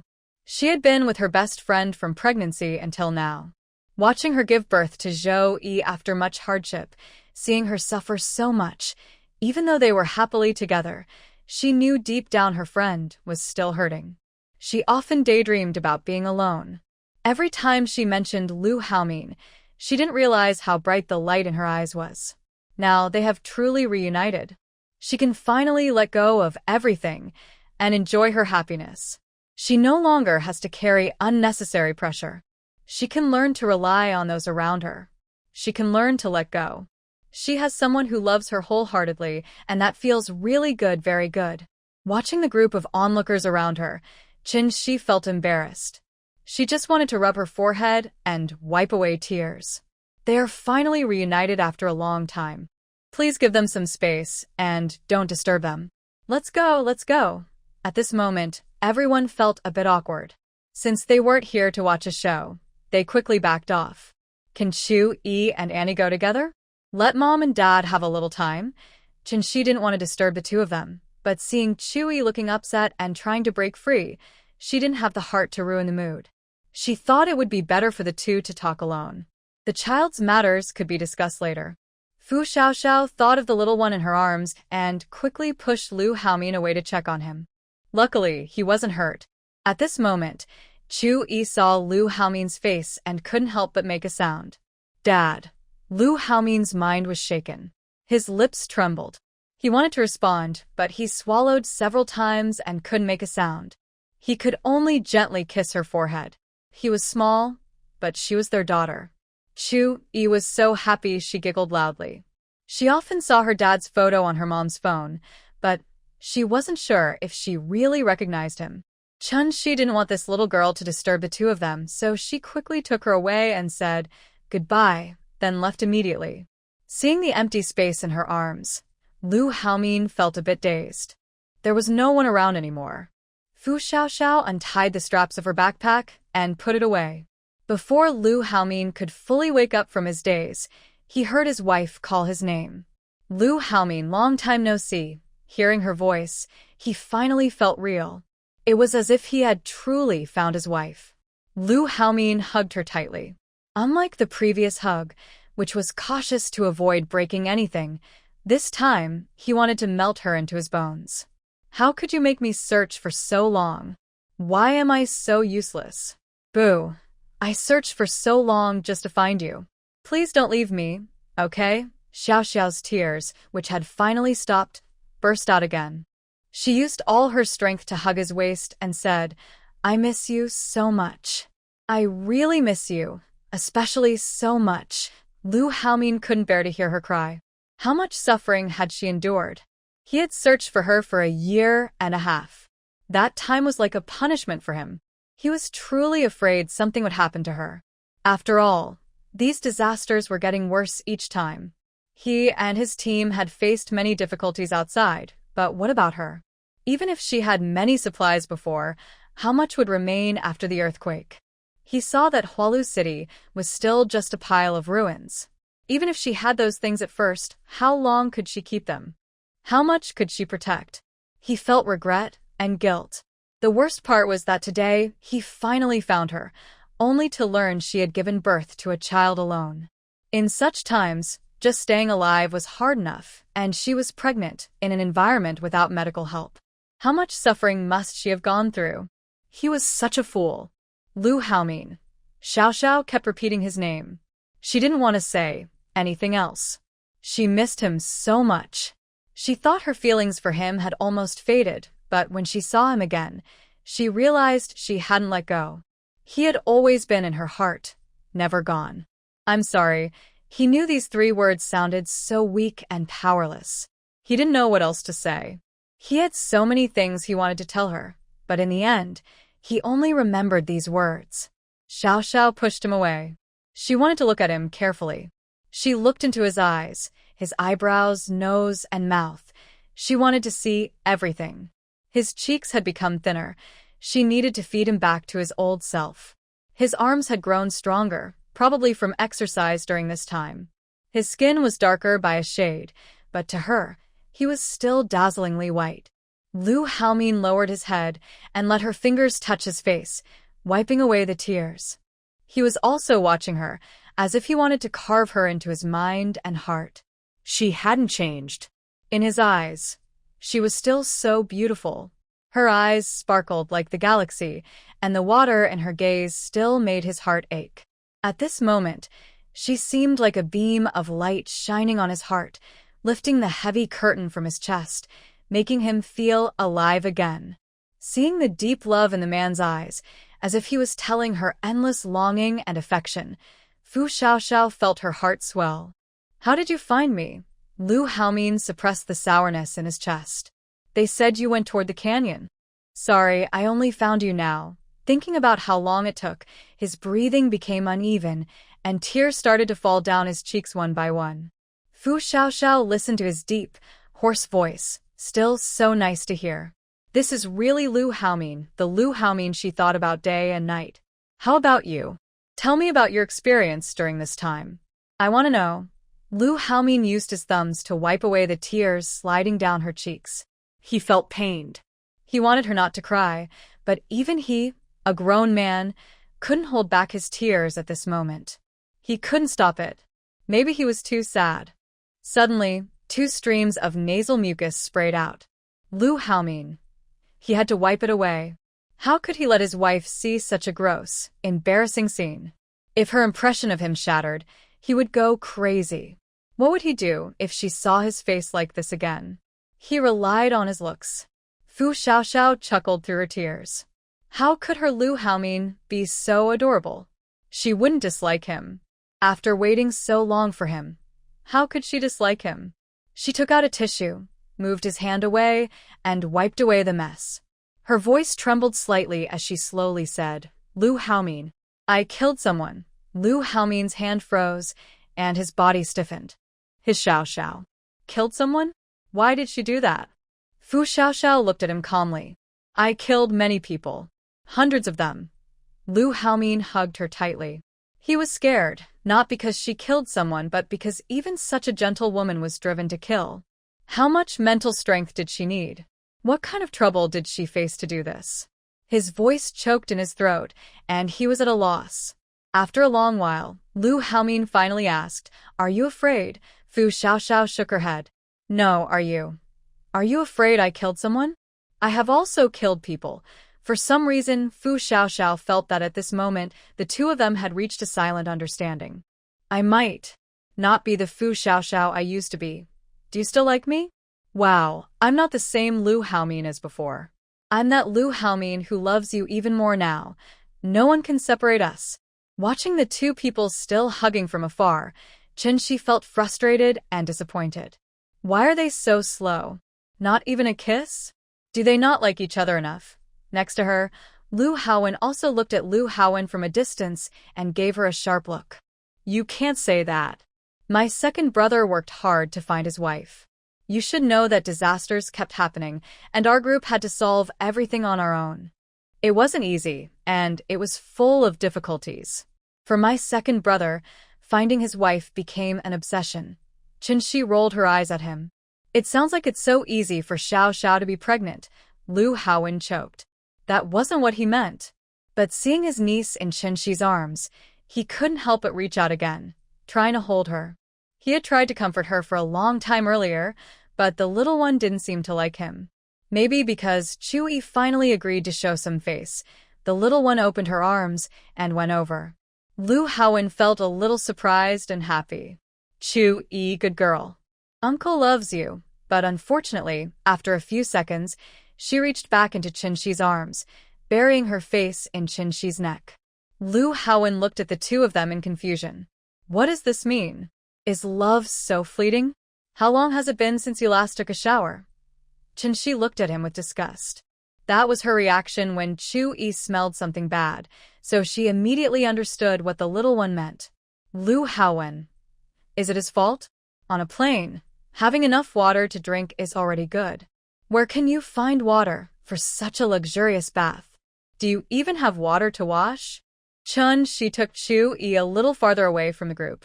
Even Fu Xianxian, who was chatting with the team members, moved aside unconsciously. Lu Haowen, Jiang Kaiho, and the others. It's not that serious, right? Aren't they all about the same? But when they looked at the big two and the little one, they noticed something different. They seemed a bit cleaner than the others. Auntie, I brought some pancakes. Hurry and eat. At this moment, Zhang Jiutian happily ran over holding 2 scallion pancakes. He was very excited when he saw his auntie come back earlier. He wanted to bring them something to eat, worried they might be hungry. Today, his mother-in-law made especially fragrant scallion pancakes. She is full of smiles. Every day, she becomes more sensible and well-behaved. Let's go down to eat. Aunt Xiao Xiao will come back after she finishes her work. Watching the show from above doesn't reveal much, so it's better to go down and rest for a while. After Qin Shi and their original group leave, Lu Haowen also feels that staying upstairs is boring. He decides to go down and learn more about second sister-in-law's situation. They were in a hurry to find someone earlier and didn't know many details. Now is a good time to have a proper talk. However, seeing the two big tigers watching closely, everyone still feels a bit nervous. Although they were told that the animals they raised are not dangerous, their expressions don't look like they are harmless. Chun Shi sees them follow without saying much. She's a bit surprised when she notices there's a woman among them. Whose girlfriend is she? She looks gentle and fragile. Did she come out to gain experience or was she rescued on the way? Since she doesn't know her, Qin Shi doesn't go over to greet her. After some people stay on the plane, everyone else rushes down to the basement. The fact that there's air conditioning downstairs surprises Lu Haowen. It seems second sister-in-law is living quite well, much better than the other survivors outside. At least, this way, second brother doesn't have to feel too guilty. Lu Haomin, I want to show you something. Something I've wanted to show you for a long time. Lu Haomin just calmed down from his emotions. When he releases the person in his arms, he doesn't move away. Xiao Xiao doesn't mind and directly pulls out a packed, steaming steak from thin air. Lu Haomin's heart trembles as if struck by a powerful electric current, then starts pounding wildly. I have a space. Do you remember I told you before that I could move those supplies? This is my way. Originally. You should be the first to know. Lu Haomin's mind is temporarily unable to calm down. Is this real? Does such a thing that defies human understanding really exist? Is it magic? But it appears right in front of him, so. Does that mean she already had a space back then? No wonder she said she didn't want to tell anyone because she couldn't then, and the fewer people knew, the better. This fool kept such a big secret and hoarded supplies little by little, probably preparing for the end of the world. Now, are you telling me directly? Lu Haomin reached out and touched the food. It was still warm, meaning the space really exists or it's kept warm. Fu Xiaoxiao believed him. Yes, I'm sorry you're not the first to know. Lu Haomin immediately became serious. Don't apologize. You should know that even the closest people can't always share everything. So you didn't do anything wrong, understand? Don't casually say sorry to me. You shouldn't tell me now. If I had bad intentions, I trust you. I was worried that if I said something, you might miss the chance to stock up. After all, Lu Haomin had more money than she did. Even now, maybe in the future, there might be no chance to spend it all. She didn't know exactly how China had changed, but she believed she could judge the value of money. Silly woman, fool. So he had to stay close and watch over her. How many people know about the space? Fu Xiaoxiao honestly answered, you, my younger brother, Qin Shi, and my late best friend's son, Tian Tian.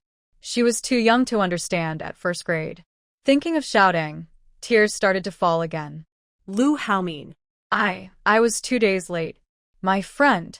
She died because she didn't have medicine. She always remembered this. She didn't mention it often, but she hadn't forgotten. When she saw Lu Haomin, she wanted to share her past sadness. Lu Haomin held her tightly again. Baby, it's not your fault, you know? Everyone has their own fate. Destiny isn't something you can control. Her son is still alive. We should take good care of him and let him grow up safely. That's the best comfort for her, understand? I've seen that boy. He's strong. You've taken good care of him, so don't worry. Your friend won't blame you. She probably wouldn't blame you either. If anyone's to blame, it's this world, these disasters, or that earthquake. Okay? Fu Xiaoxiao sniffled and nodded. She knew she was overthinking, but she couldn't help it. Hearing Lu Haomin's voice, she realized she should let go. What she needed was others' approval, Lu Haomin's approval. That was her source of courage and confidence. Lu Haomin. Thank you. I actually have so many things I want to tell you, so many feelings I want to share. But right now, I just want to listen to your heartbeat to prove you're real. Thank you for giving me peace of mind. She no longer just wanted to hold him. She wanted to kiss him. She pulled his head down and pressed her lips to his. Lu Haomin held her close, as if he wanted to swallow her whole. When their kiss deepened, he lifted her into his arms. Fu Xiaoxiao wrapped her legs around his waist to prevent falling. The two of them kissed passionately, ignoring anyone watching. It had been so long that just thinking of the other made her heart ache. Everyone in the basement was busy discussing their own lives and the outside situation, but not everyone could feel the same warmth. Jiang Xinyu kept looking outside, wondering what those two were doing now. If the weather hadn't been so hot that a helicopter couldn't send her back alone, they would have already taken her away. But what had she done wrong? She admitted she was a little petty at the time, but she wasn't wrong. They had tied her up and wanted to leave her in the safe zone. If they abandoned her, how could she survive? In the end, she begged her cousin, since he was the one who brought her out. She couldn't just give up. She promised she wouldn't cause trouble again. She just couldn't understand why none of these people cared about her feelings. Was it wrong to like someone? She hadn't done anything terrible. Why did everyone dislike her so much? She listened to everyone talking about the outside situation, feeling heavy and very upset. Suddenly, she noticed someone's gaze on her. When she looked over, she saw it was one of the women from the group, but her eyes didn't seem to be looking at Qinshi. Instead, they seemed to be fixed on the child in her arms. What did that mean? Was she admiring the child's cuteness? But her expression looked a bit strange. Maybe unfriendly? Was it just her imagination? Jiang Kaiho saw Qinshi, who had been listening to the others, staring in another direction. He instinctively looked over and immediately looked displeased. Jiang Xinyu, what are you looking at? Hearing the voice, Jiang Xinyu suddenly snapped out of her thoughts. She hadn't realized she had been staring at the child for so long. Nothing. I just think the baby looks a lot like second young master. She didn't dare say she was jealous. She always felt that what was said sounded strange, then suddenly thought of something.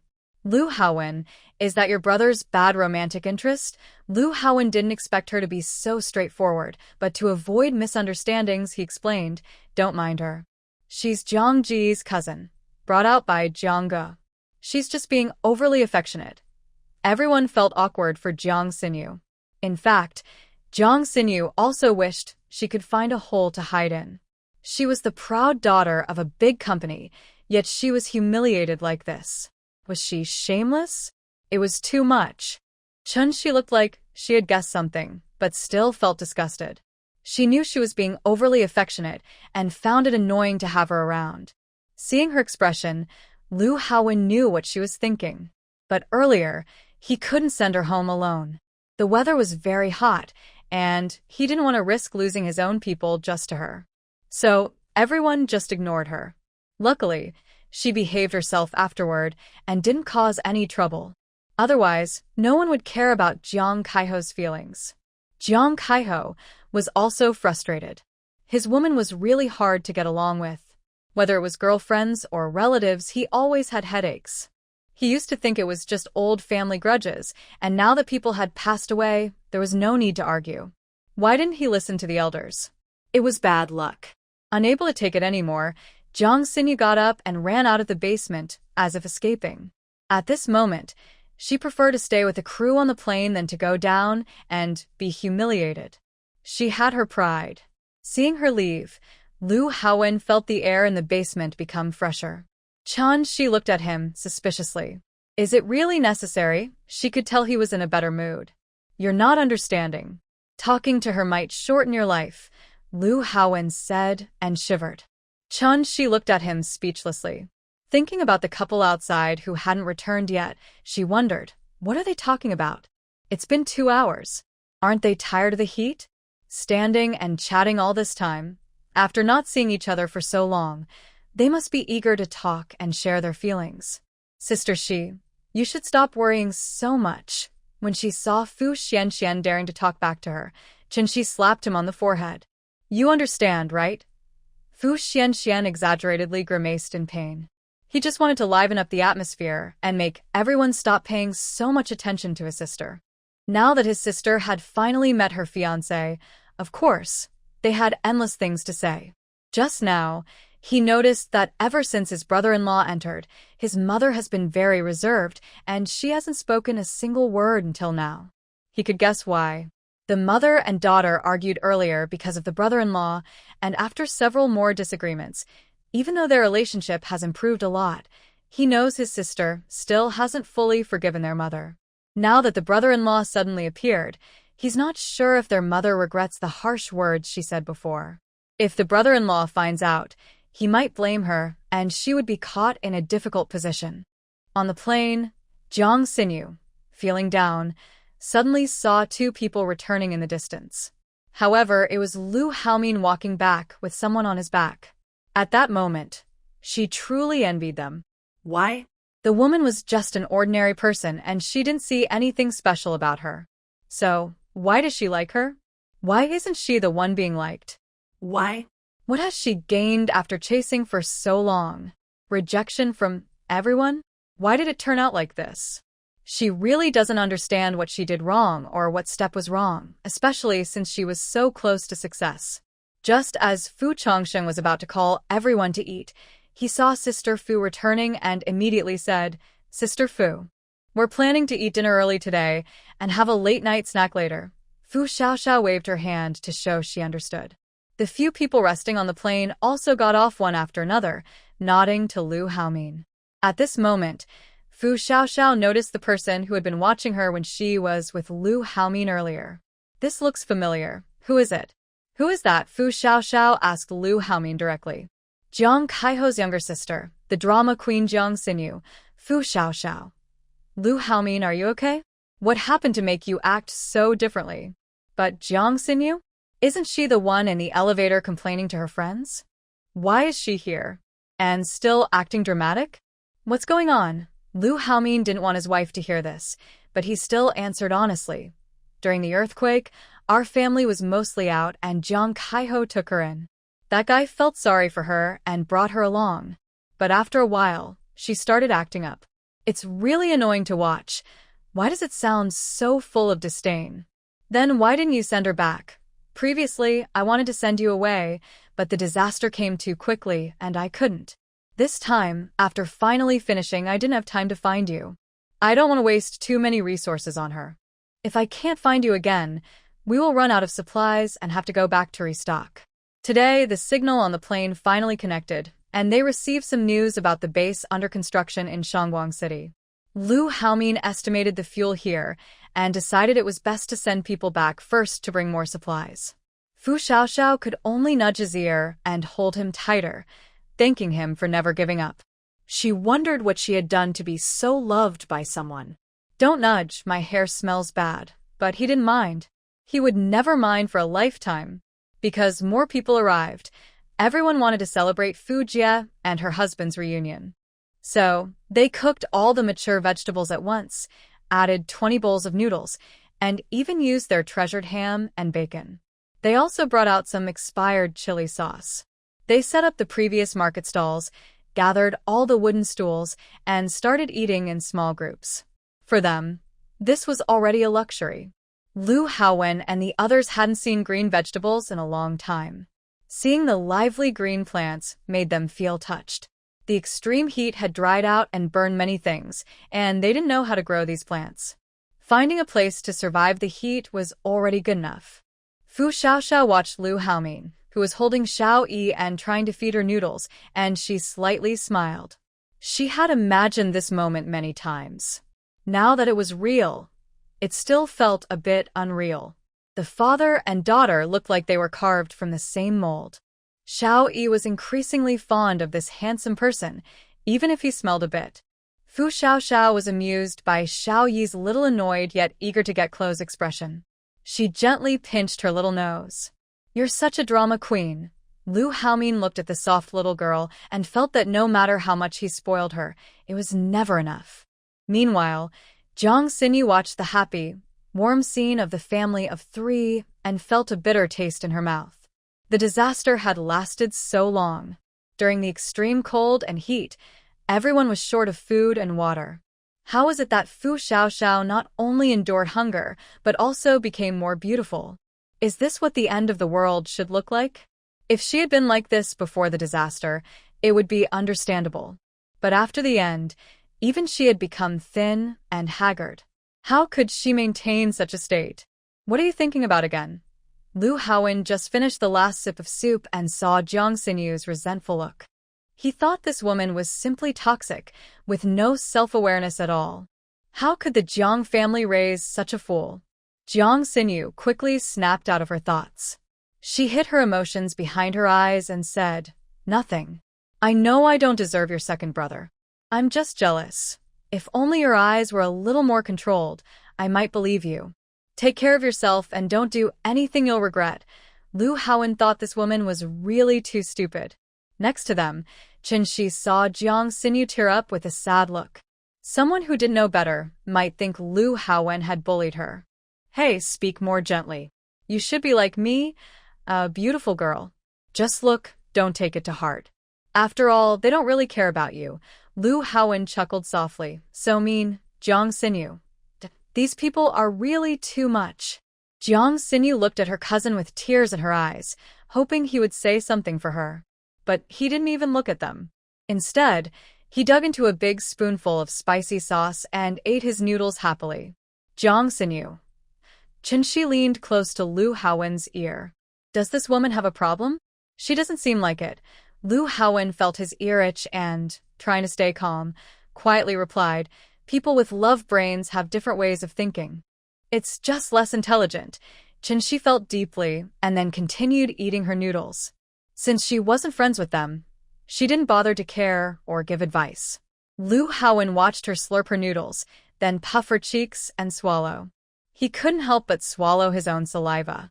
He cleared his throat and went to clear the dishes. "Auntie, how do I do this?" Lu Haowen asked Qin Yujiao, who kept looking toward his older brother. He knew she was his future sister-in-law's mother, but he always felt something strange about their atmosphere. Since his sister-in-law and brother came back, she hadn't gone over to talk. It was obvious she wanted to, but why didn't she? Qin Yujiao saw the handsome young man approaching and felt a bit awkward. She quickly smiled. "It's okay. Leave it to us. We'll handle it later." Lu Haowen saw they didn't need help, so he put it down. Qin Yujiao shyly pulled Lu Haowen, who was about to leave, aside and whispered, "Young man, may I ask if your brother really likes our Xiao Xiao?" "Lu Haowen? What kind of question is that? If he didn't like her, would he come all this way?" "Of course, Andy. Don't worry. My brother only likes sister-in-law. She's his only girlfriend, and they've met the parents. No one in our family objects. Everyone likes second sister-in-law. Otherwise, he wouldn't have come out looking for her for so long, right? That's good. That's good." Qin Yujiao forced a smile that looked a bit strained. Lu Haowen was a bit confused and didn't understand what Annie meant. "Qin Shi, I forgot to ask, how come you guys came back so quickly this time?" Fan Xiangyi saw Qin Shi finish eating and immediately gathered with a few female teammates to ask. "Last time they said it would take a week, so why are they back so soon? Did they find what they were looking for, or not?" Qin Shi also didn't know how to answer. They had already prepared a story, but who knew there would be surprises? How should they handle this? "It's complicated," Qin Shi said, giving Fu Xianxian a look to help. Fu Xianxian understood and immediately used her storytelling skills. Under everyone's eager eyes, she began narrating. Everyone listened as Fu Xianxian described how they searched for the place, the many wrong turns they took, the bandits they encountered, and how they finally got a vehicle but almost fell into a huge 100-meter deep pit, making everyone sweat with tension. Then she told how they opened a large stone door, triggered a trap while exploring the stone chamber, and almost got trapped inside, which made everyone's hearts race. They also described how they faced many dangers, used their wits, and fought bravely to find a way out, finally escaping the trap and the stone chamber. When they dug through the dirt and safely returned through the underground tunnel, everyone took a deep breath. The exciting story made everyone sweat and realize how difficult their journey was. Luckily, they returned safely. Even Qin Yujiao looked at the family of three with concern, her eyes full of sympathy. Everyone watched as the animal heroes rescued people during their actions. They all thought how cute the animals were, and their images instantly looked more impressive. Fu Yuning and a few others got closer to Lu San and started petting some cats. At this moment, everyone noticed that each animal was wearing a collar around its neck. Wow, this is so pretty. It suits Cheese very well. So adorable. Zhang Yisan thought that Lulu's collar matched her very well. She couldn't help but want to touch it, but Lulu saw her reaching out and immediately jumped away, running to her mother. Are you that stingy? The other animals, tired of being petted, quickly gathered around their mother. Fu Xiaoxiao and Chen Shi listened to Fu Xianxian brag. They secretly wanted to give him 100 thumbs up. He was really impressive, so good at making up stories. He should become a scriptwriter instead of a soldier. After hearing the story, everyone was eager to go explore the adventure themselves. They started talking excitedly about the adventure notes, though they regretted losing the vehicle they found. Holding Lulu, Fu Xiaoxiao sighed. It's not that serious, everyone. Lu Haomin felt even more worried. I will become stronger in the future. I won't let you go on adventures alone anymore. Fu Xiaoxiao hesitated, unable to explain with so many people around. It seemed her younger brother's story was a bit exaggerated. Actually, it's not that bad. Lu Haomin didn't believe her. They hadn't been together long, but he thought he knew her well. She never liked to talk about her troubles and always endured silently. How could he not feel heartache? This time was lucky, but what about next time? Just thinking about it made him feel scared. He almost wouldn't be able to see her again. Can we go back to Shangguang City? The base there is more developed now. Today, we received news that many snakes, insects, and rats have appeared from the northwest.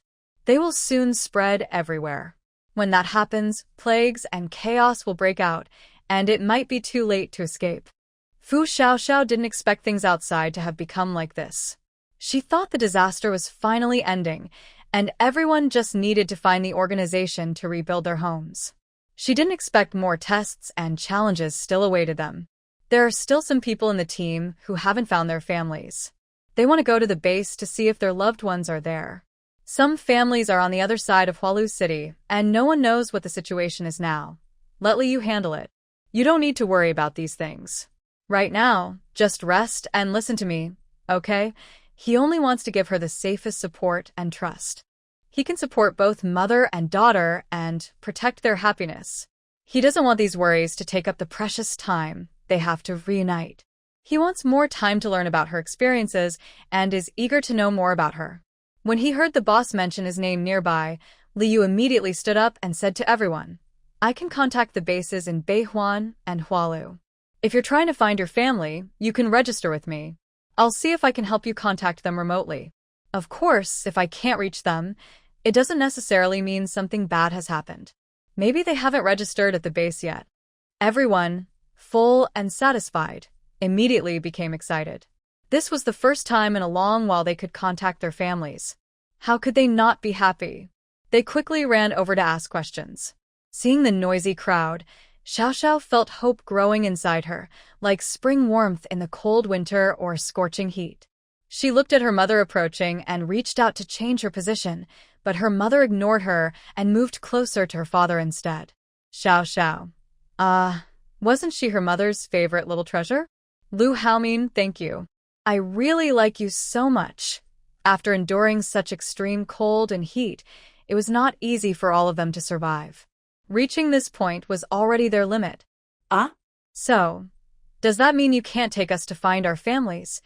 She thought that finally the clouds would clear and she would see the bright sky. Turns out everyone was struggling so much. She had thought the team of the bossy CEO was all-powerful. That's difficult with so many people. Going to the North Ring base might be hard, but on our way back we will pass by the base near Hualu City. Qinshi understood. The plane was only so small, not a commercial airliner. How much could it carry anyway? Seeing she didn't ask further, Lu Haowen cleared his throat. Do you want to find her family? Qinshi thought about her mother and younger brother back in the county town. She was worried. Yes, my mom and brother are still in the other part of Hualu City. I don't know if they're still alive. She wondered if they were still alive. Seeing her mood was not good, Lu Haowen couldn't help her find people right now.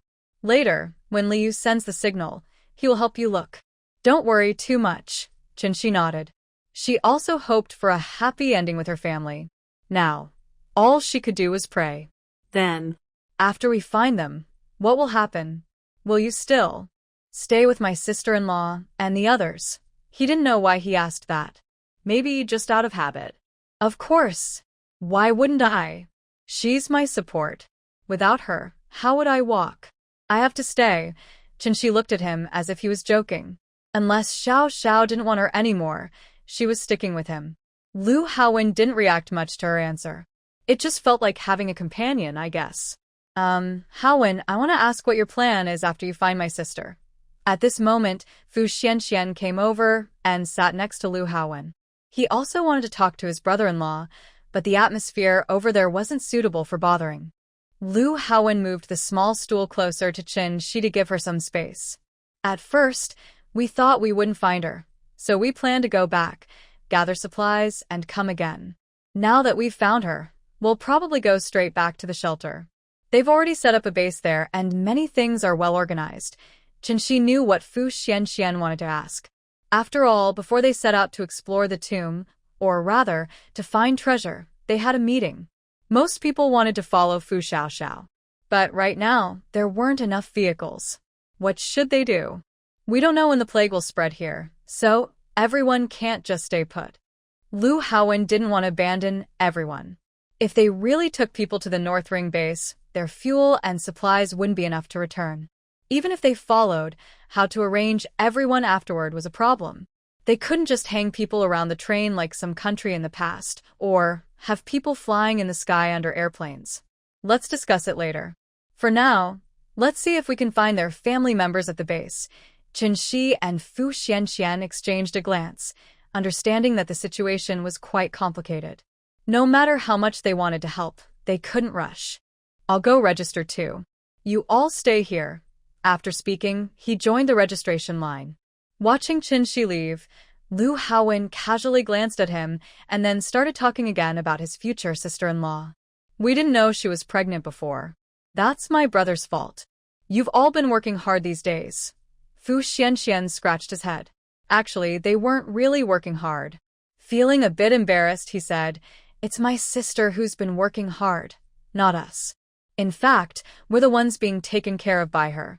Lu Haowen was curious. From what Qinshi said earlier, it seemed his future sister-in-law was quite impressive. Your sister seems different. Why do you all say that? At this moment, his brother had already taken his wife and daughter back to the tent they set up in the yard to rest. He could only ask about his sister-in-law's brother. Fu Xianxian was used to his sister's skills. When asked, he was momentarily caught off guard. What? Lu Haowen said.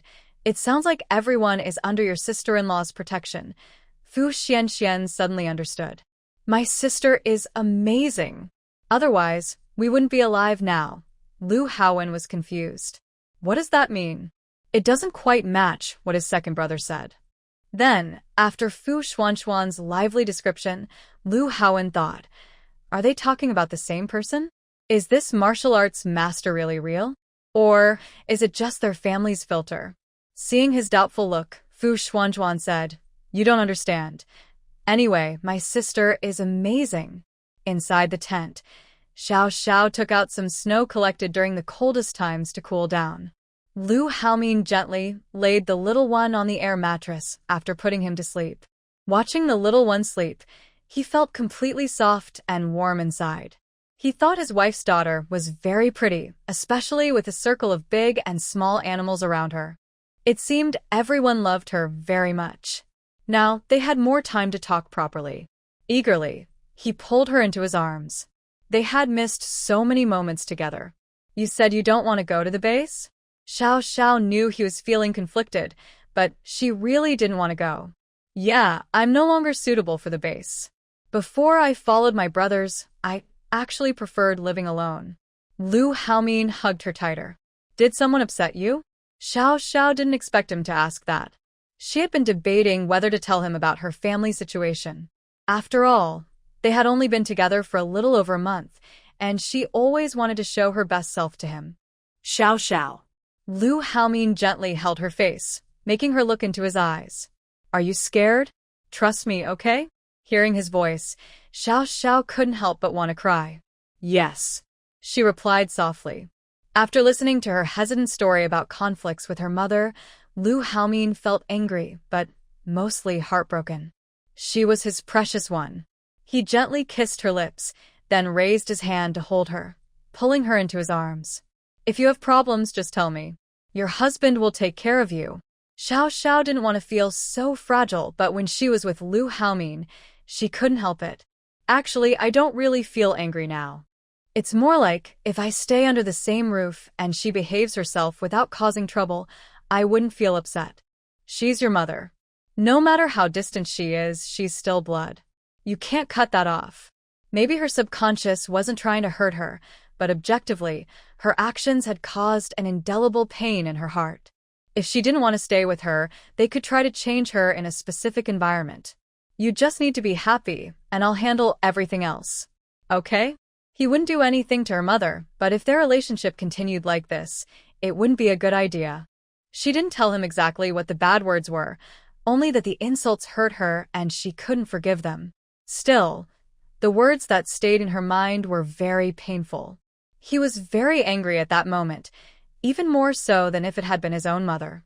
He wished the two of them could be inseparable, like conjoined twins, and couldn't bear to see her hurt. Fu Xiaoxiao nodded silently and didn't speak anymore. She just wanted to stay in his arms. Is this problem really a problem?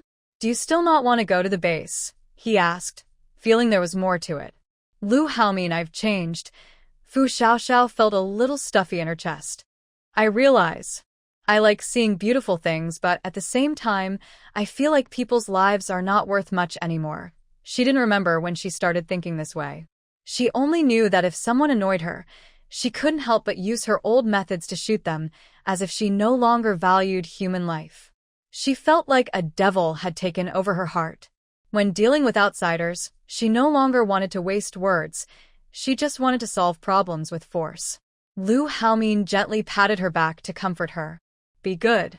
You don't have to carry everything alone anymore. I'm here. Fu Xiaoxiao knew it wasn't just about carrying things alone. Her mindset had truly changed. Lu Haomin, I want to be selfish. He hugged her even tighter. I kept thinking when I was in the first year of middle school, why you still hadn't come. If you had come, I wouldn't let you go, then I won't go. Right now, only she was in his mind. Whatever she said, he listened. If she didn't want to go to the base, he wouldn't go. He would find a way to create a safe place for her. Anyway, the world was already full of scars, and he wasn't an important government figure. Whether he went back or not wouldn't make a difference. Fu Xiaoxiao sat up straight and looked at the man who was full of her. Her eyes were bright, like a sudden burst of fireworks, dazzling. She smiled slightly. Lu Haomin, are you willing to pass me a knife when I want to kill someone? Knowing she was joking, Lu Haomin still said seriously, I'm willing, but I prefer to be the one to go first when you want to do something. Fu Xiaoxiao's heart pounded, and warmth spread through her body. Too bad. We can't register now. Lu Haomin no longer cared about these things. What he needed was this person, not the paper. Just pretend we registered when we sold the car. Fu Xiaoxiao remembered his words, register then, and found it funny. Back then, everything he said seemed ambiguous to her. It seems that sometimes, fate is real. Who says ordinary people can't have a fairy tale love? Have you always had ill intentions toward me? Yes, I admit it. I've been scheming from the start, and I still am. He truly fears losing her and wants to lock her in forever. Fu Xiaoxiao felt a wave of happiness. Her big eyes curved into little moons. Looking at Lu Haomin's greasy hair now, she found it annoying. How could her handsome husband be so messy? Go wash up. I'll run some water for you. Without waiting for his reaction, she took out the rain shower set they used on the 4th floor and added a big bucket to catch the dirty water. Luckily, the tent was big enough. Lu Haomin watched her operate and still found it amazing. This space was beyond his understanding. Maybe that's the trouble with science-minded people. They always want to explain everything logically. Will this space hurt you? He hadn't asked her much about the space before. Now that he had free time, he wanted to understand. He was worried that using the space might harm her. Don't worry. It's from Grandma. She wouldn't hurt me. Didn't she give me a warning in advance? Fu Xiaoxiao stood in the middle of the tent, placing a row of screens for cover, then pushed her inside. Lu Haomin looked at her as she followed him in and started to feel confused. Are you in such a hurry? How was he supposed to handle this? The place, the timing, everything was wrong. Seeing her ears turn red, Lu Haomin guessed she was thinking too much. Was she really that eager? What are you thinking? Take off your shirt, so I can see. I think I noticed a scar today. Now it was Lu Haomin's turn to keep silent. He didn't expect her to know. Seeing he didn't move, Fu Xiaoxiao reached out and started helping him. He lowered his head and watched her small hands unbutton his shirt one by one. Her delicate fingers seemed to peel away his shameful cover. You've lost a lot of weight. The open collar revealed a healed scar from shoulder to above his chest, about 5 centimeters long. Fu Xiaoxiao gently touched his chest. Does it hurt? Holding her hand away from her scar, he said, It doesn't hurt anymore. How did it happen? If he could, Lu Haomin wouldn't want to say much. Mostly because it was in the past, and he didn't want her to worry. During the extreme heat, I got cut while stopping others from grabbing supplies. It's not serious, really. Look, it's a shallow cut. Even a shallow cut is still a wound. What about the person who hurt you? Lu Haomin was silent for a moment. I've taken care of him. If the incident on the plane was an accidental killing, then during the heat wave, it was a full-blown fight. Real weapons, real danger. More than half of his team of 20 was involved in the fighting.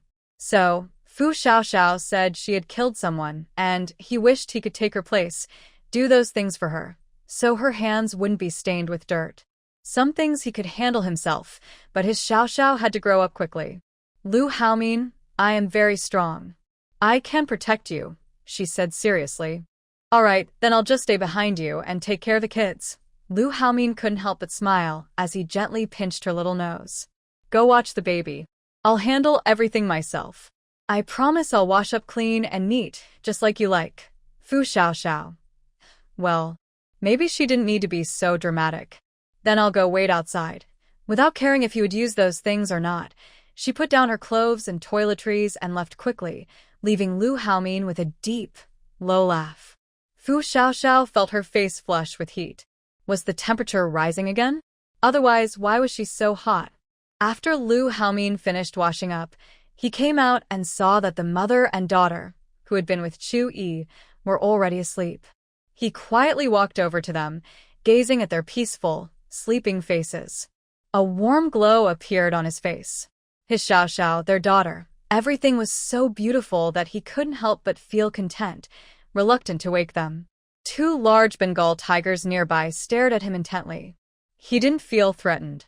Since his wife said they were also their children, then he was a father. There's no reason to be afraid of the kids. It's okay to be cautious now. He'd find a way to make them like him. No need to worry. Outside the tent, everyone had finished eating and drinking, and they had registered. However, they had to wait until later in the evening for news. Everyone was excited and didn't want to leave, so they gathered in small groups to chat. Seeing Jiang Xinyu frequently glance around, the innocent Fu Yuning stepped forward and asked, Big sister, what's wrong? Do you not want to rest inside the tent? Should we get you a small fan? Jiang Xinyu looked at the person in front of her with some dislike, but she wasn't feeling great either. She replied softly, No, I'm just bored. Thinking for a moment, Jiang Xinyu asked the young girl to sit down. May I ask how you all managed to get through this? After all, they had faced many hardships along the way, so it didn't make sense that the others had food and drink without encountering any danger. Fu Yuning looked confused. We just stayed here. When it was very cold, we lit fires to keep warm. When it was very hot, we hid in the basement. Before Jiang Xinyu could finish, she said that she meant to ask, I mean, it seems like you all listened to Fu Xiaoxiao a lot. Did she do something special for you? Fu Yuning looked a bit puzzled by her curiosity, but explained anyway. Big sister Fu is very capable. Without her, we might not have survived until now. Jiang Xinyu didn't say anything. She wanted to hear more, but she wasn't satisfied with these answers. How so? She asked. Fu Yuning organized her words. We encountered many obstacles and robberies along the way. But because of Big Sister Fu, we all learned to fight back. Later, she helped us solve a very serious crisis. That was about it. Jiang Xinyu looked confused. It seemed like she had heard something but didn't fully understand. How could a former graduate student not get it? Can you tell me exactly what happened? She asked. Hearing this, Fu Yuning became more guarded. Although her brother-in-law brought her here, everyone had a silent agreement not to discuss certain things, especially with outsiders. When her brother-in-law came to ask if there was any news about Big Sister Fu, no one said anything. It was because her brother-in-law looked a bit like Big Sister Fu, and everyone thought he resembled Chu Yi, which led to subsequent events. Otherwise, her brother-in-law and Fu Bo would have missed each other. What do you want to know? Jiang Xinyu didn't expect it to be so hard to get a simple girl to talk. Exactly, what kind of person is Sister Fu? I'm just curious. After all, our team leader is handsome and wealthy. I want to know what kind of girl he likes. Fu Yuning. Thinking I'm naive because I'm young and I haven't been to high school? You look so obvious you're up to something. Maybe you like my brother-in-law and are jealous of Sister Fu? She felt like she was figuring things out. Our team leader is handsome and rich, but Sister Fu is also great. She's beautiful, kind-hearted, adorable, and has a strong personality. Jiang Xinyu takes a deep breath. That's not what I meant. I just envy them. They seem very compatible, so I wanted to ask. What's there to ask? You said they're a good match, which means they're a perfect pair. Why make it complicated? The reason is simple, they like each other. Otherwise, how could they have a child together? This sister is really silly. Sister Fu must be very good, so her brother-in-law likes her. Jiang Xinyu. Haha. Is that so? Fu Yuning. Isn't that right? Do you think Sister Fu isn't good? Jiang Xinyu. No, of course she's good. Then that's settled. If you think she's good, what's there to ask? You're just joking around. Jiang Xinyu no longer wanted to chat with this little troublemaker. So, how does Sister Fu live so well? Look at you all, dirty and messy, but she's clean and seems to eat well too. Are you trying to cause trouble? Jiang Xinyu. No, I'm just curious. Are you the one causing trouble? Trying to get ahead, Jiang Xinyu's heart was about to explode with frustration at this little troublemaker. I'm not that kind of person. Jiang Xinyu. Ugh. Little troublemaker. If Fu Yuning knew she was being called a little troublemaker, she would definitely retort, You're the little troublemaker, you broken woman. But right now, she just found her boring and didn't want to bother with her, so she turned away. Jiang Xinyu felt very upset. Everyone here was so strange. Why was asking a simple question so hard? Thinking about how she was all alone and unsupported in the team, she felt a wave of loneliness. I don't know how the family of 3 inside the tent is doing now. They are probably still talking to each other. It's amazing that after being apart for so long, their feelings are still so strong. Do I really have no chance at all? She truly likes second young master. Why can't he see her? When Chu-yi woke up, she saw her father sleeping beside her, holding her mother. Her big eyes were full of curiosity. This was the first time she had a stranger sleeping with them. Feeling the movement on his hand, Lu Haomin immediately opened his eyes. After he regained his senses, he remembered where he was. Seeing the fierce look the white tiger gave him and Chu-yi's surprised eyes after he knocked her down with his arm, Lu Haomin quickly got up and picked her up to comfort her. Good girl, I'm sorry. Thank you for protecting her, he said, then gently rubbed Lu Ba's head, but she avoided him with dislike. In the past year and a half, she had developed some habits.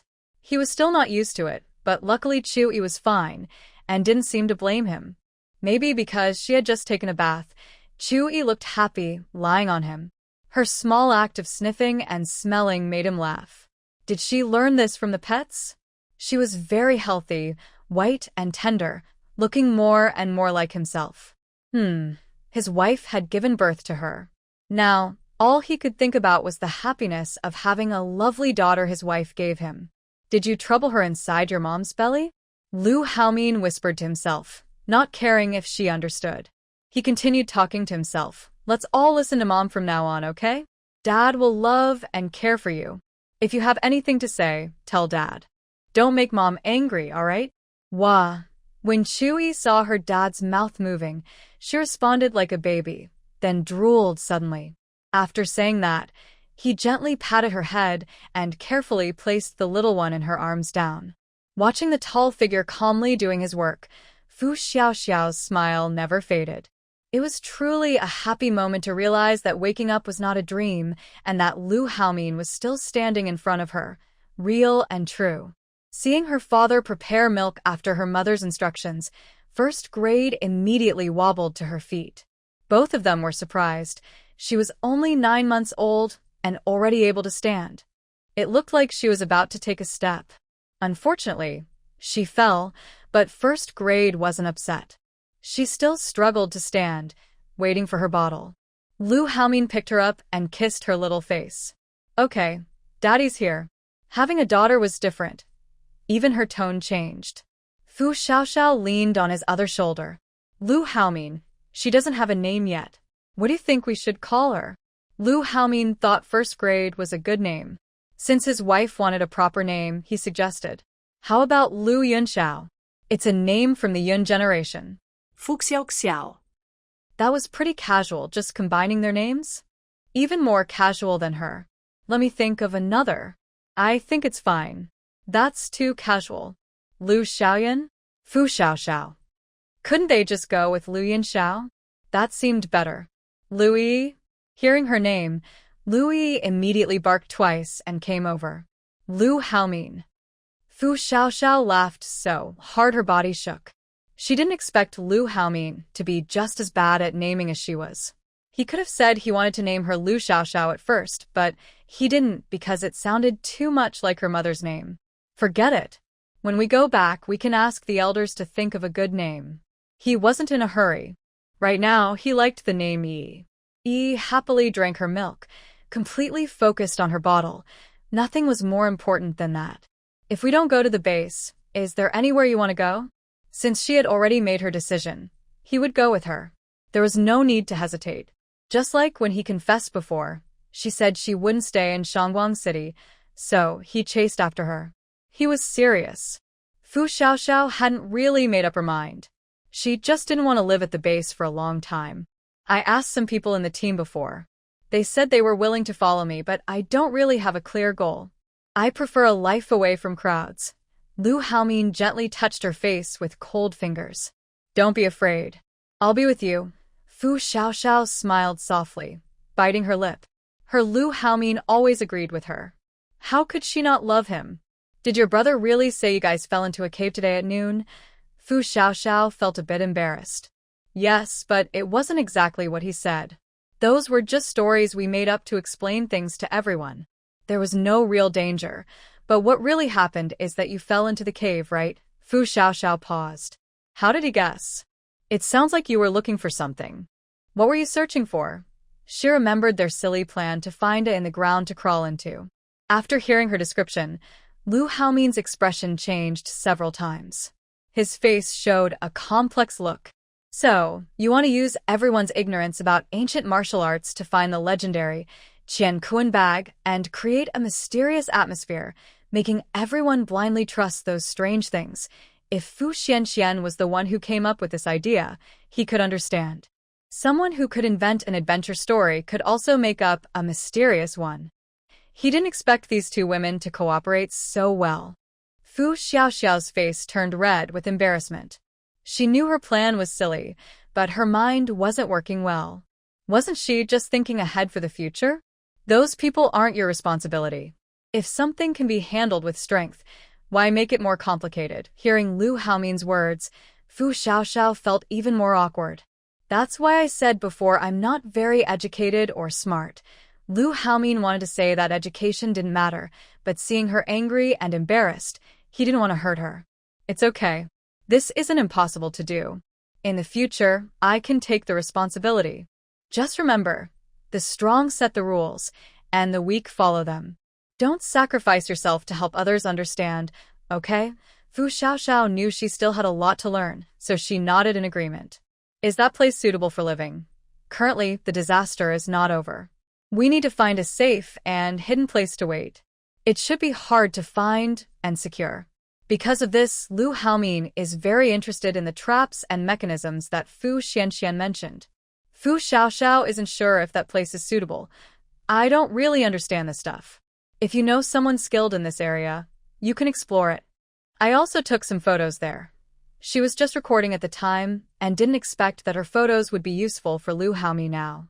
After seeing the photos, Lu Haomin thinks that archaeologists might find this place more interesting. But right now, with continuous disasters, survival is more important than archaeology. We should go back to Shangwang City, gather the supplies and the RVs, then send people to check out the terrain. My parents are still waiting for us. Let's go back and say hello first, okay? Since he wants to establish his own base, he needs to bring some people back. He still has many subordinates there, and he needs to gather a team. These things shouldn't be her worry, but collecting supplies still requires his wife to go. Fu Xiaoxiao has no objections. They have already agreed that Lu Haomin can bring people out to find her, so they must have been worried. It's right to go back and report safety. But she asks, are those supplies still there? She thought that many would have been lost in the earthquake or donated earlier. Otherwise, Lu Haomin would have used some to support his people. Many are still there. You left me a lot. I used the money you gave me to buy more supplies later. The losses are minimal. Surprisingly, it turned out to be a good deal for him. Even if he gave half of it to his grandfather and uncles, there's still plenty left to support the team. Will your family agree for you to come out with me? Although Lu Haomin made the decision himself, his family can't just be left behind, right? At least, she has always found it hard to be decisive about leaving. Trust me, okay? Lu Haomin gently ruffles her hair. This little woman still lacks a sense of security. Seeing his more handsome, slightly thinner face, Fu Xiaoxiao still feels her heart race. Okay. After finishing her milk, little Baozi lifts her small bottle. She drinks it all. Fu Xiaoxiao generously kisses her little baby. Before she can get up to wash the bottle, she notices Lu Haomin looking at her expectantly. Fu Xiaoxiao. Is this what she thought it was? Looking down at the young boy with big eyes, the first-year student, and then at Lu Haomin, who has the same eye shape. Fu Xiaoxiao leaned in and kissed his cheek. Lu Haomin's eyes and expression showed a clear smile. Fu Xiaoxiao helplessly packed up the things in the tent and also asked Lu Yi, Lu Er, Lu Qi, and Lu Ba to go outside and get some fresh air. The two of them quickly dressed up. Even on their own territory, Fu Xiaoxiao prefers to cover himself well when he appears, and Lu Haomin simply wears a hat after his shower because the clean, fresh feeling is very obvious. The hat helps hide his smooth hair and avoids attracting attention. Seeing the family of three appear, Lu Haowen, who was chatting with Fu Xianxian, was momentarily stunned. Why does he feel his brother looks different under the light? Could this be the power of love? At this moment, Lu Haowen didn't expect his brother to just take a shower and suddenly look so handsome in a new outfit. It makes them all look like coal miners. Jiang Xinyu, who was quietly acting like a quail, was also surprised. This change was so obvious. Before finding the person, his state was very different from now. It was like a complete transformation. He felt like he was becoming more of a clown, but he was still unwilling to accept it. Lu Haomin sat next to the younger brothers with a first-year student in his arms. I plan to go back and gather the team. Lu Haowen? I don't want to wait here in the base for the end of the apocalypse. I want to build my own strength. Jiang Kaiho, worried about missing any news, immediately came over. What do you mean? You're not going back to the shelter? Lu Haomin. I will go back, but only to report safety. After that, I don't plan to stay there forever. They discussed this matter, and Lu Haomin didn't say that Fu Xiaoxiao didn't want to stay inside. Instead, he analyzed the current situation and environment. Lu Haowen also knew that all the countries on Earth had experienced some changes in their tectonic plates. He knew that refugees from other countries had already moved near the central base. Restoring everything to how it was before would take a long time. Now, the plague has reached the Tibet region, and the more people there are, the greater the danger if an outbreak occurs. You are thinking, Lu Haowen. Yes, I believe my earlier analysis was correct. Although we can now live well in the shelter thanks to Grandpa and our uncles, and a base has been established there, many people are still watching us. There's no harm in leaving now. Since even his younger brother supports the idea, Lu Haomin thinks it's best to act quickly. After all, who knows when another disaster might happen? Jiang Kaiho sees that they've decided on their plans so fast and feels a bit anxious. His family is in the shelter, and he can't discuss it with them now. He asks, "Are we going back tomorrow? Let's wait a bit to see the personnel information from the base. If everything looks good, we'll prepare to go back tomorrow." Lu Haomin also wants to act quickly to make arrangements, or it might be too late if the plague spreads. Fu Xiaoxiao didn't expect such a quick decision. The efficiency is impressive. But what about those trying to find their family members? It seems everyone still needs to have a meeting. Before the next day, in the evening, Huayu City base sent news. Everyone was both excited and scared. Most people felt uneasy, including Fu Guosheng. He also went to register today, hoping to find out if his relatives and friends are still alive. When the results came out, some were sad, others happy. She didn't expect her mother and brother to still be alive. When she heard the news, she hugged the person next to her and spun around. If that person hadn't been a bit tall and heavy, she would have carried them around the yard. Lu Haowen didn't expect to be lifted and spun by a woman. When she put him down, he was still stunned. Then he saw her realize she had the wrong person and quickly ran to her second sister-in-law, lifting her instead. Lu Haowen felt his heart pounding faster and wasn't sure if it was because of embarrassment. Fu Guosheng was surprised to find only news about his two sisters and 4 nieces and nephews. Others said they weren't on the list. But he knew that if they weren't listed, the chance of them being in trouble was higher. Now, a 50-year-old man was kneeling under a display stand, crying uncontrollably. Qin Yujiao also checked her family's information and found only her older brother and a nephew. She felt very sad too. Most of the others did not receive their family members' names. Now, the camp is filled with sobs. Nothing is more heartbreaking than having a glimmer of hope only to be disappointed and fall into despair again. Unfortunately, Jiang Jiutian's grandmother was not found. It seems the little guy is with Fu Xiaoxiao and the others. Li Yu didn't know how to comfort them. He only said that the list was just a registration, and perhaps others haven't joined the base yet. But few people believed this. Later, there was news from Beihuan City. Besides Jiang Yusheng, who found his father's name, everyone else's reports were completely silent. No news at all. However, Beihuan City is quite far away, so it's understandable that families didn't go there. Liu also couldn't contact the other small camps and bases for now. Since some people found their relatives, the question was how to find others. Going to Hualu City was easy because it was on the way, but for Beihuan City, they could only go themselves or wait until the others returned to figure out a plan. Some people without news of their families discussed what to do next. But no matter how they talked, they couldn't stop Lu Haomin and the others from leaving tomorrow. When they learned they would meet their in-laws, Qin Yujiao was nervous. Her first reaction was to look at her daughter, hoping to see from her attitude whether she wanted to go. Unfortunately, Fu Xiaoxiao was busy teasing Chu Yi and didn't see her. As if knowing her thoughts, Lu Haomin smiled and said, "Auntie, this time I want to hold a simple small wedding ceremony." A wedding? Qin Yujiao was stunned. Could they still have a wedding now? But this wasn't the time to oppose. Besides, she had no right to object. Did they want to repeat the past? Then, what should I prepare? Marriage was already decided. She only needed to give her blessing, not make sarcastic remarks. Hadn't she always hoped her daughter would get married soon? This was a happy thing.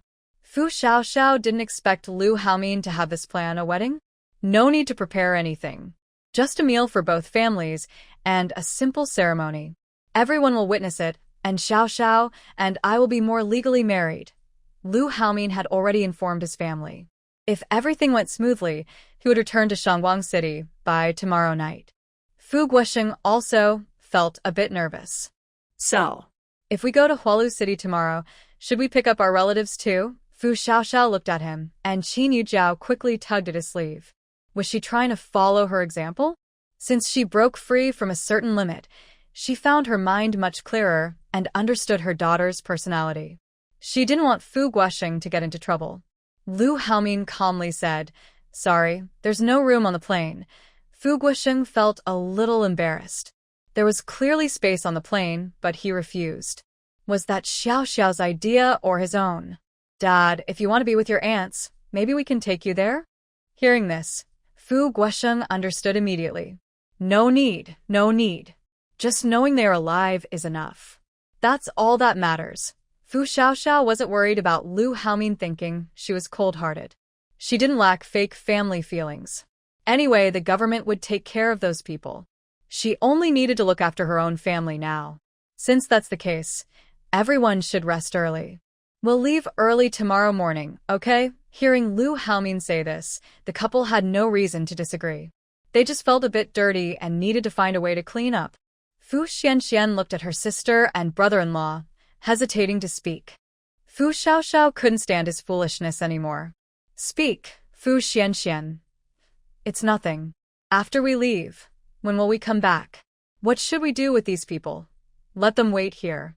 When we return, if that cave is still okay, we'll bring everyone there. If it's not safe, we'll find another place." She still had many building materials in her space. Even if they needed to build something later, it shouldn't be a problem. Fu Xianxian also knew this was the best option for now. "Okay, I'll go tell them." After saying that, he left the tent to find them.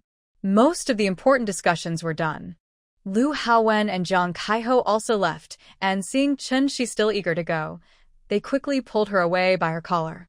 Hey, what are you doing?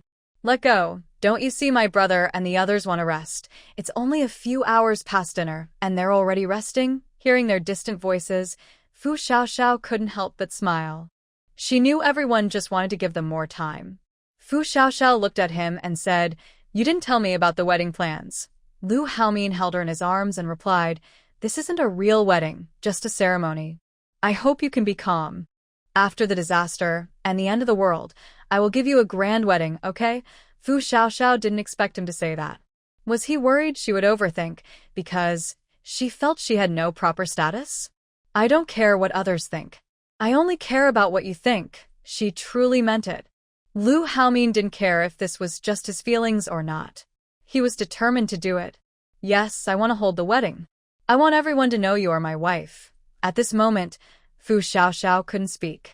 He really thought of everything. How could he be so good? She wanted to kiss him. She was so eager that she just did it. But just as their lips touched, Chu Yi in her arms suddenly let out a loud "wow," pulling them back to reality. They forgot that he was still a minor. They looked at each other and smiled. No rush, there's plenty of time. The next morning, everyone in the basement came out to see off the group. This farewell was different from before. Everyone felt a bit nervous. They wished well for Fu Jia and Chu Yi's father, hoping they would reunite happily. But now that they were leaving, everyone was worried they might never return. The disaster had made everyone anxious. Fu Xiaoxiao left some medicine for Zhang Yisin just in case. The rest would be discussed when they returned. When the helicopter flew over the Hualu city base, Qin Shi's mother and younger brother were already waiting in the lounge. When they saw their loved ones, they hugged and cried. But because of the time, Qin Shi quickly pulled them onto the plane to catch up later. As the helicopter took off again, Fu Guosheng looked down at the crowd below and felt a mix of emotions. They were all city residents. He didn't know if his family was among them. Since they had taken Qin Shi's mother and brother, maybe they could also take his family? But he didn't dare to ask. He could only silently pray that they would have a good life. If possible, after the disaster ended, he would come back to find them. Meanwhile, on the farm's planting and breeding base, two people resting looked up at the sky. "Big sister, do you see? The leaders are so capable. We're working ourselves to the bone here, freezing and starving, but they have planes flying around, checking on the people, eating well, and living comfortably. Why bother worrying about that? Could you really be capable of being a leader?" "TSK, I have no talent. Last time, someone finally asked about Xiao Xiao, and I thought our good days were coming. But it turned out we were just assigned to do some work. If we're working, at least choose something easier. We're really useless." Haha, that girl is also unlucky. I wonder if she's dead or not. Who knows? Don't think about it. Others haven't even had a chance to work yet. It's too tiring. Then let's rest a bit longer. I also feel tired. If Xiao Xiao hadn't died and those people found her, would she come to pick us up? Would she dare not to come? If she doesn't come, Guosheng would definitely come if he's alive. Don't worry. Yeah. On the plane, Fu Guosheng didn't realize he and his two sisters had already missed their chance. After a few hours of flying, he was excited to see the military base approaching. It was his first time entering a military area, and everything looked grand and heroic. They passed by some buildings under construction earlier. Now, seeing the army green camouflage buildings, planes, and vehicles, he couldn't look away. When the plane landed smoothly, Lu Zhentian and Qiao Xinran, waiting nearby, immediately went to greet them. How could they not worry after being separated from their son for a year and a half? Now that they found him and he was brought back, their hearts finally settled. But when they saw Lu Haomin carrying a little baby who looked exactly like him, both elders staggered. Qiao Xinran pulled Lu Zhentian aside. What? Did I see that right? Lu Zhentian also felt like thunder was rolling in his head. Maybe, perhaps, you didn't see it wrong. Thinking of something, their anger surged. But since they just found him, they had to hold back the urge to hit him. Lu Haowen, just off the plane, saw his family walking toward him with worried looks. He quickly greeted them. What's going on? Qiao Xinran saw her youngest son looking much thinner and darker, which meant they had suffered a lot outside. What about Xiao Xiao? Seeing Xiao Xiao being helped off the plane, Qiao Xinran's eyes turned moist. She immediately went to check on her.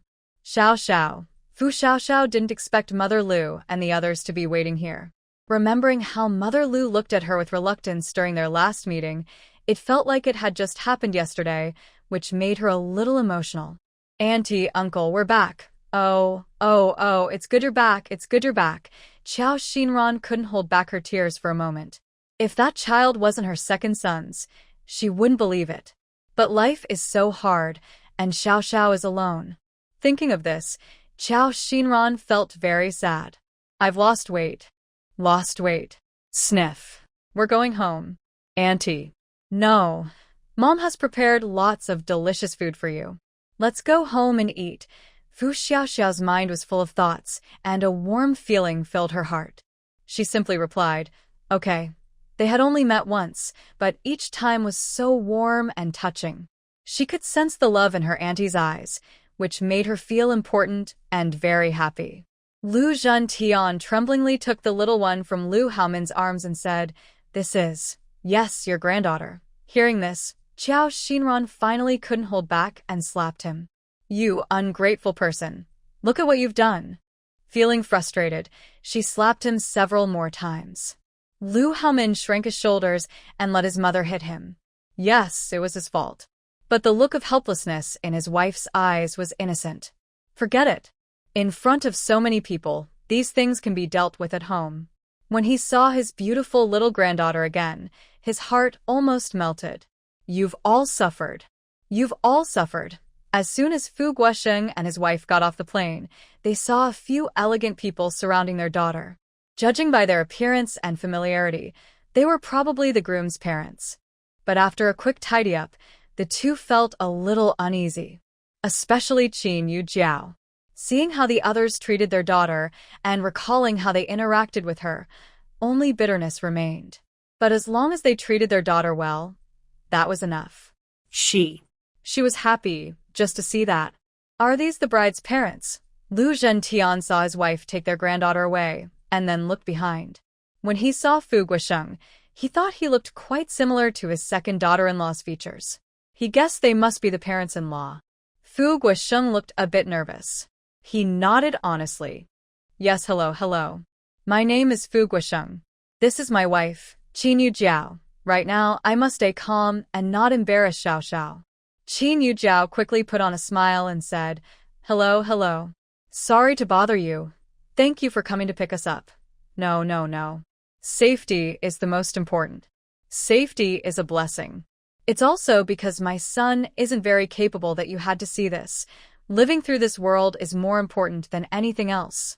As for the second son, who caused trouble before the end of the world by getting a girl pregnant, everyone just feels ashamed. No, no. After the people on the plane gradually got off, everyone exchanged greetings and then headed back together. The group dispersed to their own places. Chun-Shi and the others had nowhere to go, so they had to follow their best friend's family. Honestly, when 4 large, heavily armed animals got off the plane, Lu Zhentian was very surprised. No wonder the second son asked for an extra car in his message. They thought it was because there were many people, but it was something else. Just seeing those tiger claws exposed made them nervous. After a year and a half outside, what had they been through? When they returned home, Qiao Xinran grabbed the broom kept outside the door by the housekeeper and started hitting her second son. The more she looked at her granddaughter, the more she liked her, and the more she liked her, the more she felt sorry for her, and the more she felt her second son deserved a scolding. By the time they reached the house, she couldn't hold back anymore. Mom. Wait. Give me some face. Lu Haomin wasn't thinking about taking it anymore and quickly ran away.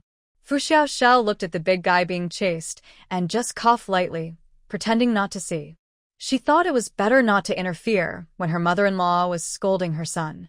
Chun-Shi, Fu Xianxian, and the others watched this scene with their mouths open. Even Jiang Jiutian couldn't help but hug his aunt's thigh. Lu Haoyu and Lu Haowen didn't say anything. Letting their mother vent a little was understandable. Let her hit him. He really deserved it. Lu Zhentian, holding his wide-eyed daughter, calmly said to Guosheng and the others, "Please forgive us, dear relatives. Let's go inside first." He didn't expect his wife to still hold back at the door. If it weren't for the soft little baby in her arms, he really wanted to hit someone.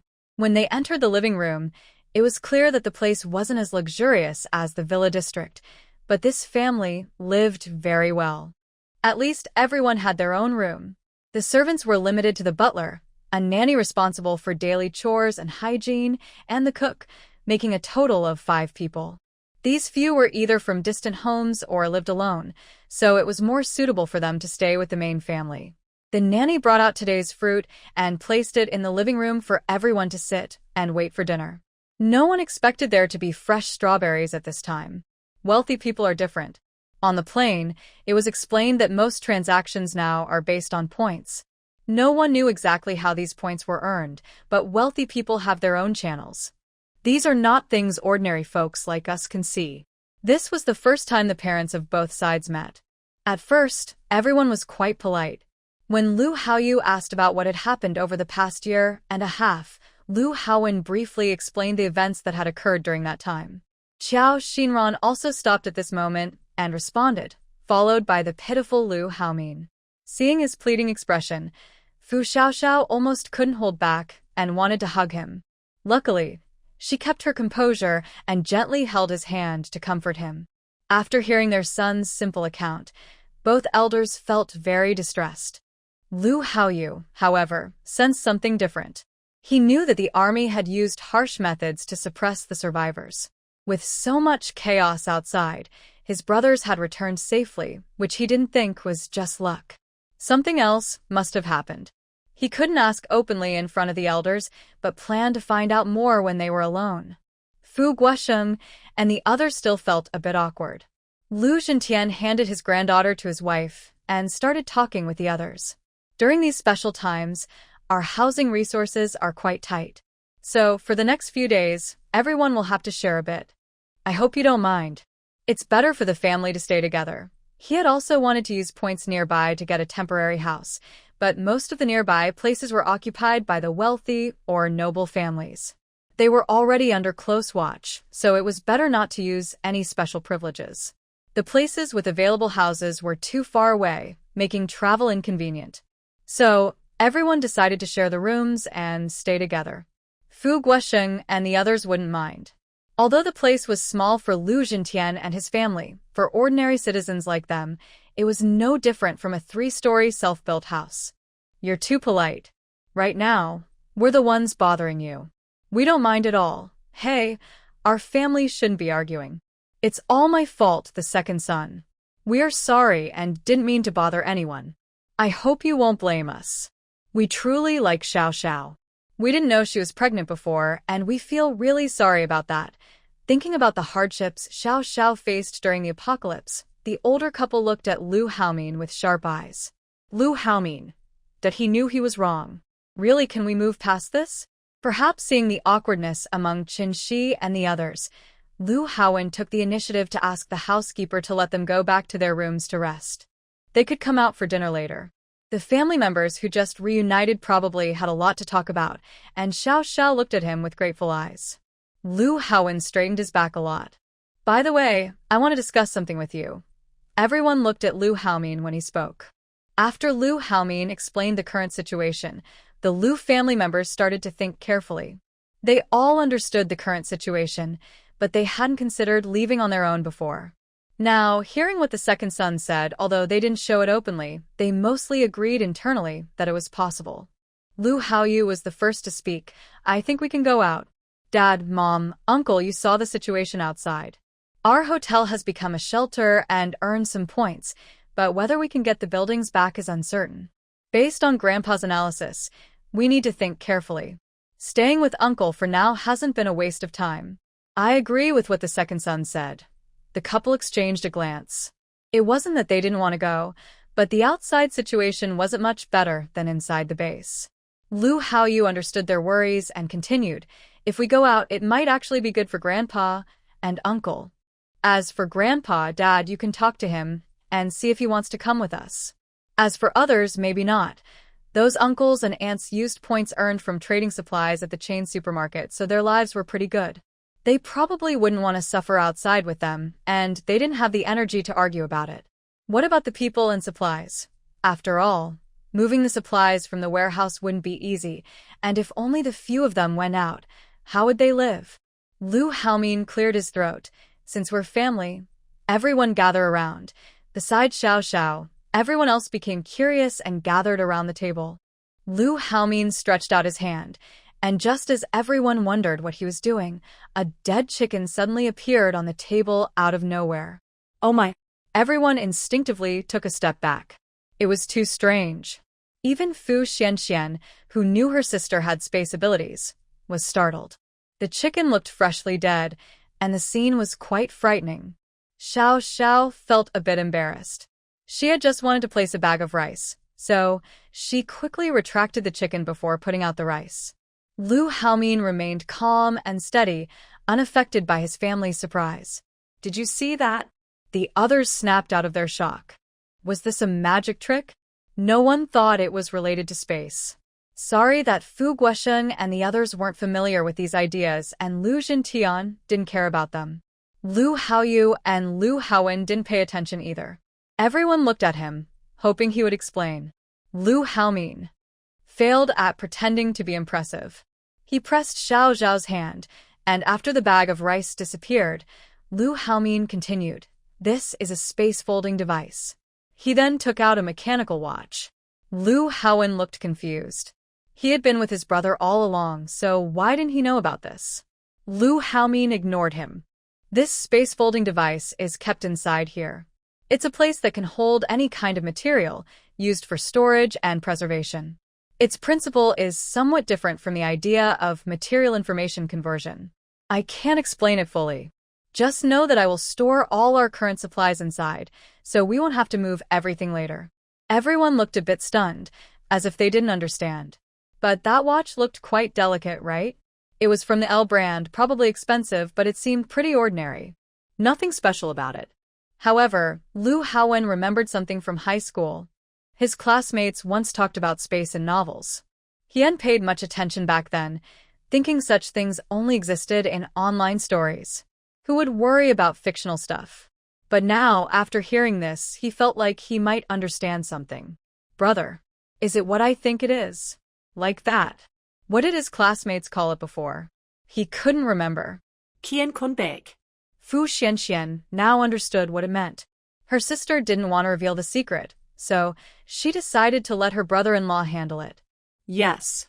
The bag of heaven and earth. Seeing that the others still looked confused, Fu Xianxian used her editing skills to explain to everyone. Learning such a big secret made everyone feel nervous.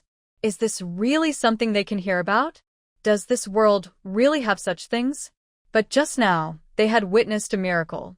Does that mean they can live well in this end-of-the-world situation? Lu Jintian and the others' hearts were pounding. This matter had to be kept secret. No, brother, we've been together all along. Why didn't I know about this? Lu Haowen couldn't understand. Then they saw Lu Haomen looking very happy. This was given to me when I reunited with your sister-in-law. I also loved it so much that I studied it to find out what it was. Everyone. What can I say? Is this some fairy tale? Xiao Xiao really lost out. Lu Jintian and his wife looked at their second daughter-in-law with real sympathy. It was bad enough not to enjoy good things with his second son, but now they finally had such a treasure, and he gave it away. Who can they argue with? Maybe we should return it to Xiao Xiao. Lu Haomen. I can't return it. Once I bind my pheromones to it, I can't transfer it anymore. Everyone. Qiao Xinran slapped him again. If you dare to hurt Xiao Xiao, I will cut you up and feed you to the dogs. Lu Haomen dodged behind his wife, showing his teeth exaggeratedly. Can't you see how I feel about Xiao Xiao? Fu Xiao Xiao felt uncomfortable under everyone's sympathetic gazes. She could only awkwardly touch her nose. I believe Lu Haomen. If he really hurts me, I will deal with him myself. Just don't stop me when the time comes. Qiao Xinran looked at her and thought she was a silly second daughter-in-law. Xiao Xiao, don't spoil him. Many men just talk. Don't believe everything they say. Fu Xiao Xiao / Lu Haomen. Is she her biological mother? What about the men present? As long as someone wants something, there's no need to worry about whether talented people are willing to follow them. A few people quietly discussed the matter of leaving. Seeing that Fu Guosheng and the others didn't join, Qiao Xinran decided to talk with a couple about the details of their wedding tomorrow. Fu Xiaoxiao sensed several damp, curious looks. Seeing Lu Baiji's pitiful expression, she guessed it was probably because the delicious smell in the kitchen made their stomachs rumble. When asked about Lu Haomin's room, Fu Xiaoxiao quickly took them back to their room to eat. Watching the little creatures of various sizes follow Fu Xiaoxiao, Qiao Xinran still felt a bit worried. Are you sure these are okay? Earlier, they had obediently sat behind the second pair of seats. It was fine not to see them, but now that she saw them, she still felt a little nervous. Fu Xianxian was not worried at all. Auntie, don't worry. These are all things my sister has raised since she was little. No one knows them better than her. Raised since childhood? And so strong? What do they eat? Before she could think more, dinner was ready. Lu Haomin called Fu Xiaoxiao down to eat together, leaving those little creatures to do as they pleased in the room. They hadn't had such a rich meal in a long time. If it weren't for worrying about embarrassing Fu Xiaoxiao, everyone would have liked to eat the plates too. After eating and drinking enough, Qiao Xinran took out a wooden box, and everyone resting on the sofa looked at it curiously. She opened the box and said, "This is a gift from our Lu family to the daughter-in-law. If it weren't for a natural disaster, these would have been given to Xiao Xiao a long time ago." Mother Lu sighed. "Although it's a bit late and not very formal, here we want to sincerely propose marriage. We hope you will marry Xiao Xiao into our family.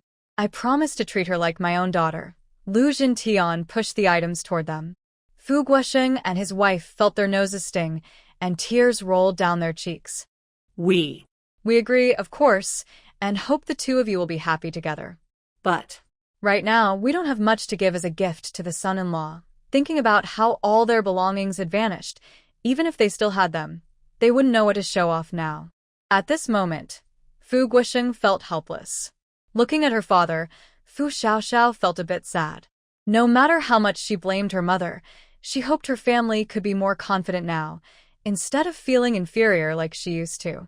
Qiao Xinran quickly sat next to Qin Yujiao. "Oh, dear parents-in-law, our family isn't arguing anymore. Don't forget, Xiao Xiao gave birth to a big granddaughter. And that thing, it's also something we owe your family. Besides, the items in this box might have been valuable before the end of the world. Now, after the end, I'm worried you might dislike them." Qin Yujiao wiped her tears. She didn't want to cry, but she couldn't help it. Her relationship with her daughter had become like this because of her own actions. Still, she hoped her daughter would marry into a good family. No, I only wish that the young couple. No, their whole family can stay safe, healthy, and happy. That's the biggest wish of U.S. elders. That's exactly right, Xiao Xinran said, patting her hand for comfort. Although the gift is small, we are now one family. From now on, the young couple should call each other by their first names. Instead of calling us uncle and aunt, they can just call us mom and dad, okay? Lu Haomin was completely relaxed. Dad. Mom. Brother Xian, Fu Guosheng and Qin Yujiao nodded in agreement. Fu Xiaoxiao held back tears that were about to fall. Dad. Mom. Big brother. Third brother. Seeing their happy family reunion, Qin Shi also happily sent her best wishes to her good friend. If it weren't for those treasures opening her eyes, she might have been blinded by the family heirlooms brought out by Mother Lu. Qin Yujiao looked at the jade in the box and thought of her son-in-law and his two brothers. Dear mother-in-law, is this all for Xiao Xiao? She didn't dare to say the rest aloud. Yes, that's right, she replied, clearing up her family's doubts. These heirlooms were given to me by my mother when I got married. I divided them into several parts. This part is for Xiao Xiao. Tomorrow morning, when she goes to pay respects to her grandfather, she can choose 2 pieces to take. Later, the old master will give our family a name for the clan register. Grandpa will definitely like our Chuyi. When the time comes, he'll give Chuyi a very generous gift. Lu Haowen played with his little niece, laughing happily. Hearing about tomorrow's plans, he casually added his thoughts. Lu Haoyu felt a bit speechless about his younger brother. Everyone knew about the grandfather's welcome gift, but at this moment, what use would it be? When it came to visiting the old man, Fu Xiaoxiao felt a little nervous. After all, people from big families usually have many rules. Even though the world has changed, she still hopes to leave a good impression on the elders.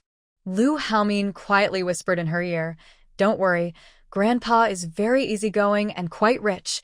Fu Xiaoxiao sighed internally. You might not believe it, but I think no one in the world is richer than me. However, gifts from elders carry different meanings, so Fu Xiaoxiao was still looking forward to it. After that, except for the men of the Lu family, everyone else went back to their rooms to wash up and rest. The welcoming banquet ended here. In the room, Qin Yujiao looked at Fu Guosheng, who had just finished showering, hesitating to speak. Seeing his wife's expression, Fu Guosheng was worried. She might start acting up again. What are you doing? Don't try to act fancy. I tell you, it's rare for everyone to be together, so don't cause trouble. Qin Yujiao glared at him. What did I say? Did I do anything wrong? Just pucker your lips, and I can guess what you're going to say next. Qin Yujiao didn't want to pay him any attention, but no one else was speaking, so she turned back. I think the son-in-law's family isn't ordinary. I just worry my daughter might get hurt. Fu Guosheng was silent. You're overthinking. Come on, look at what kind of strength my daughter has now. Do you think she can be hurt? Isn't it because the son-in-law took her golden finger? I'm worried he'll make Xiao Xiao upset in the future. She's already learned how to use her golden finger. Thinking about this term, it was something their son had explained. But he said, all right, since Xiao Xiao dared to give it, she must be sensible. She's grown a lot, isn't she? Qin Yujiao thought she had indeed grown, but she still felt she was a bit naive. However, she didn't dare to show off in front of them now, so she kept her thoughts to herself. Don't think so much. Isn't it good to get along well with them now? You'll all be living in the same place in the future. You're not blind, are you? It seemed. True. They were building their own base now, and if something really happened, she could support Xiao Xiao, right? But just thinking about supporting her, she felt she might not be able to do it. Xiao Xiao probably could handle herself. Enough, stop overthinking. Don't talk about sons-in-law. Even if a group came, I think I couldn't beat Xiao Xiao. What's there to think about? Qin Yujiao. All right, I was being too sensitive. On the other side, after discussing with his family and returning to his room, Lu Haoming saw Fu Xiaoxiao sitting on the bed waiting for him. Why aren't you asleep? Lu Haoming stepped forward, pushed aside the circle of Lu Si's family sitting nearby, sat next to her, and pulled her into his arms. Are you worried about tomorrow? Fu Xiaoxiao shook her head. No, I just wanted to wait for you. Lu Haoming paused, looked down at her in his arms. Did you want something? Fu Xiaoxiao. Could she just be waiting for him? Yesterday, she was quite serious, and he thought she had become more mature and steady after so long. But one sentence brought her back to her old self. Be good. Not tonight. When we are more stable later, we can do it. I'm afraid one time won't be enough, and I might be too harsh. Fu Xiaoxiao. Why does she seem so eager? Annoyed, she pushed him away. I didn't want anything. I'm going to sleep. I don't want to bother with you. Seeing her shy expression, Lu Haoming's lips curled slightly. I know. It was me who wanted it. Fu Xiaoxiao. Shut up. I don't want to talk to you. The next morning, except for Lu Zhenyu, the rest of the Lu family took Fu Xiaoxiao and Chu Yi to visit the old master's house to pay respects. The others would meet officially during the evening ceremony. The old master's place wasn't far. It was just a few minutes' drive. Initially, when Lu Zhentian brought the old master to live together, everything went smoothly. But after discovering there was no earthquake, he insisted on returning to his old house. His words were, "There is a generation gap with you young ones." Everyone knew he missed Grandma. Although the house was old, it wasn't badly damaged by the earthquake. It was near the military zone, and some old servants still took care of it. They felt more at ease, especially during the coldest times, when they tried to send supplies to the old master. They also wanted to return to the villa area, but that entire zone was now sealed off because of nuclear seawater contamination. To be safe, even though the elevation had increased, no one was allowed to live within 5 kilometers of the sea. When they arrived, Fu Xiaoxiao saw an old-fashioned building. It didn't look like the large, deep courtyard houses of ancient times. Instead, it was just a 2-story small house with a yard. Inside, the plants and flowers were mostly withered and yellow, showing no signs of life. However, there were 2 pots of iron trees at the entrance of the small house. The housekeeper Feng, who was accompanying the old master, quickly came forward when he saw them. Master and Madam are here.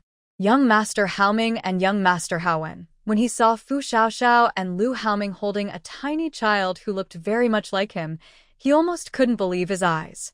Old Feng, this is Haoming's fiancé, Xiaoxiao, and their daughter, Qi baby.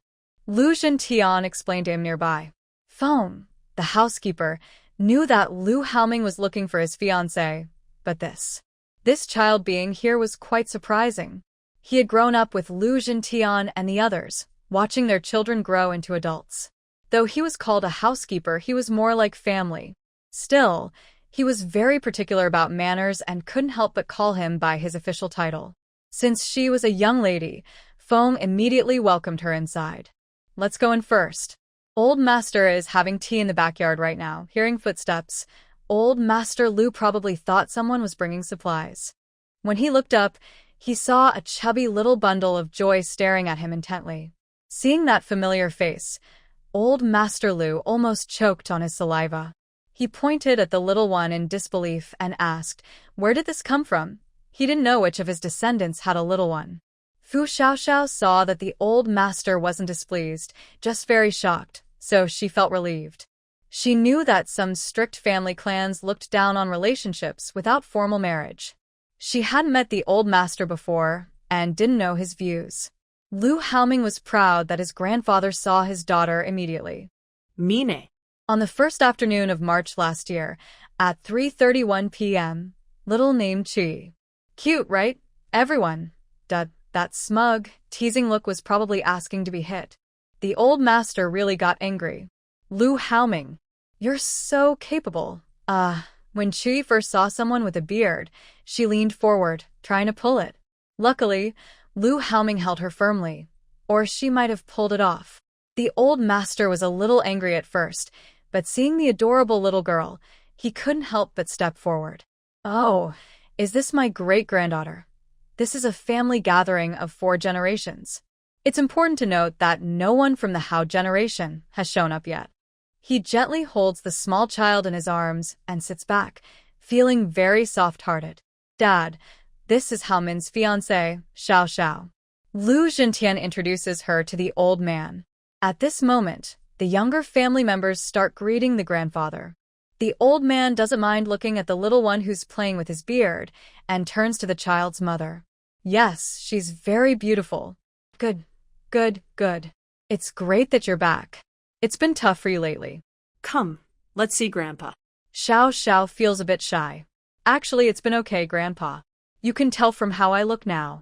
Hao Min and the third brother have been worried about you while they were out looking for me.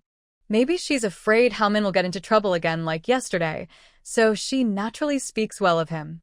Do I not know him? This kid has always had big ideas. He's not a well-behaved boy. Hao Min. What's wrong with me? Where? Point it out. But since it's Grandpa, it's better not to upset him. They all sit around a table in a circle. Dad, you know the current situation. So, we plan to hold a simple ceremony this afternoon.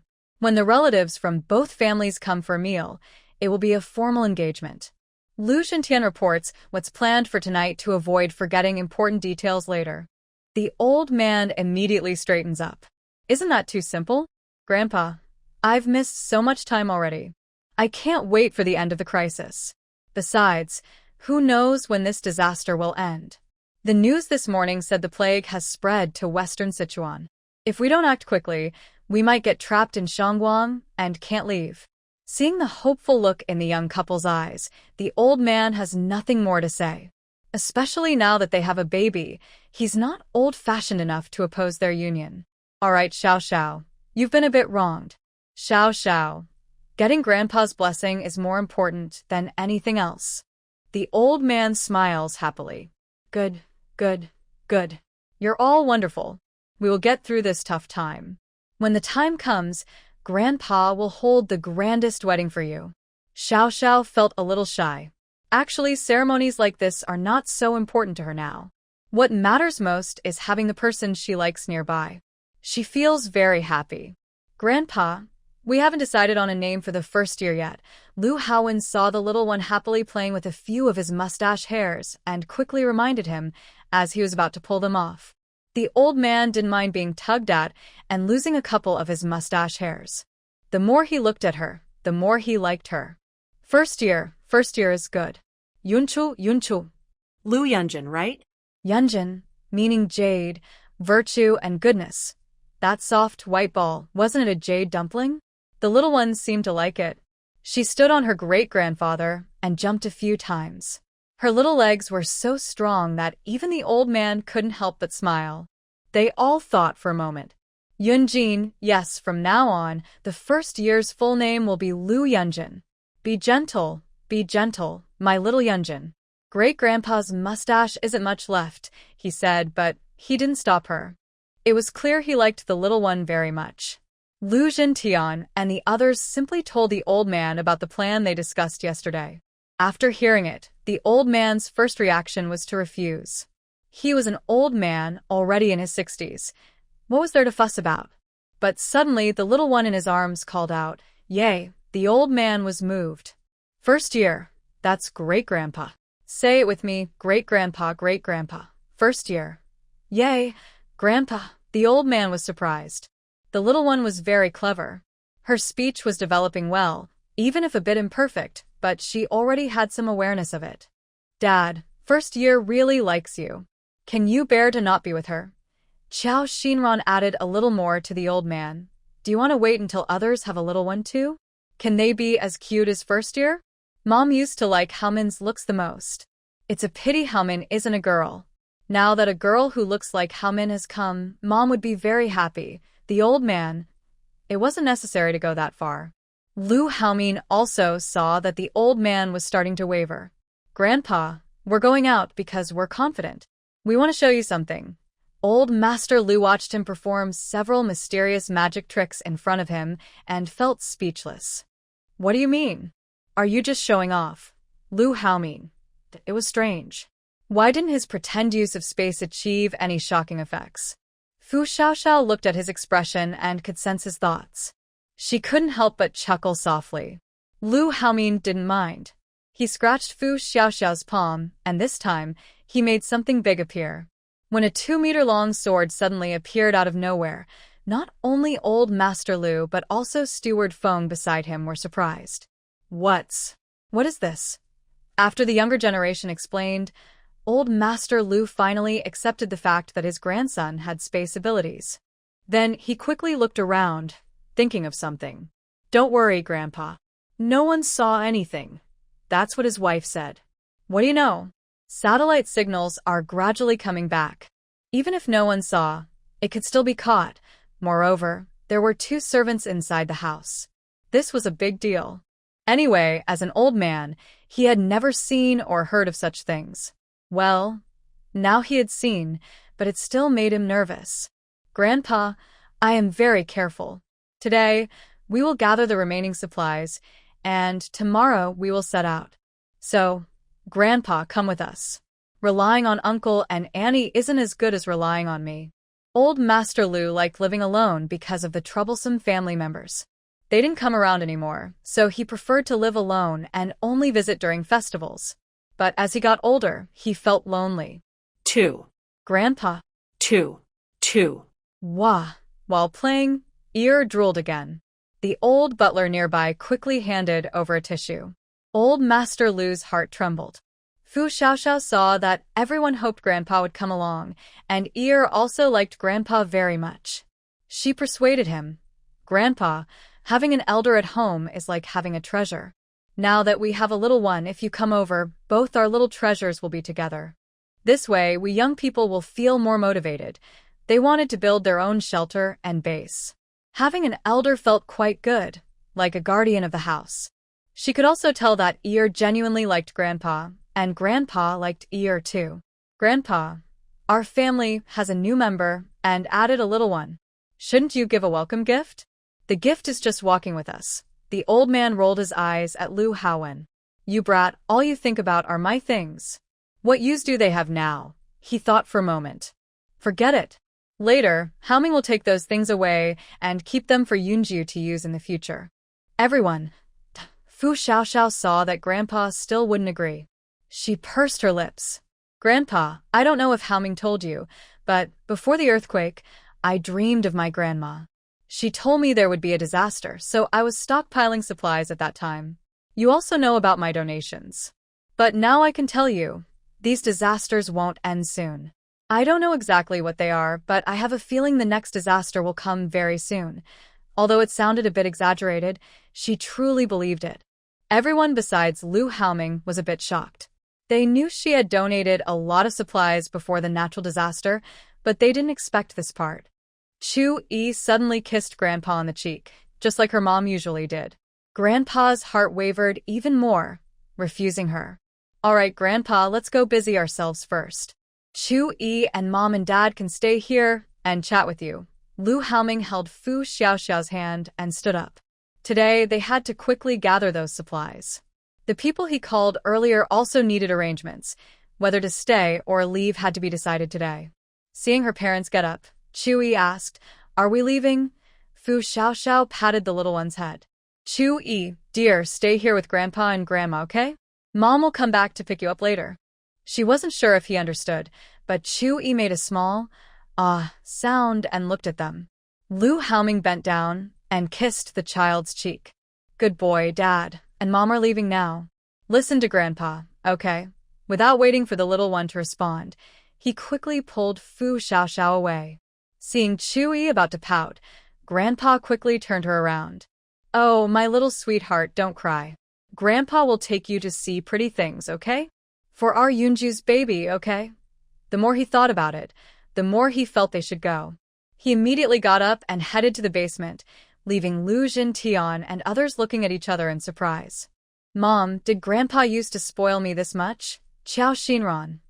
Grandma might be fond of it, but Grandpa. Never mind. Housekeeper Feng thought it was pretty good.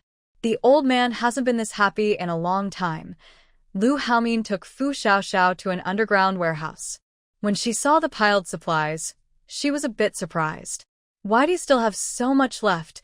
Based on what he said these past 2 days, he has quite a few people to support. You left me a lot before. Later, I had those funds exchanged for supplies and didn't get a chance to donate them. I also gave some to my grandfather and others. Plus, don't underestimate capitalists. They're not as poor as you think. Lu Haomin thought his wife could be so naive. Fu Xiaoxiao. But she meant she was a bit silly, which made her feel a little upset. Seeing her upset, Lu Haomin quickly tried to comfort her. Fu Xiaoxiao didn't want to talk to him.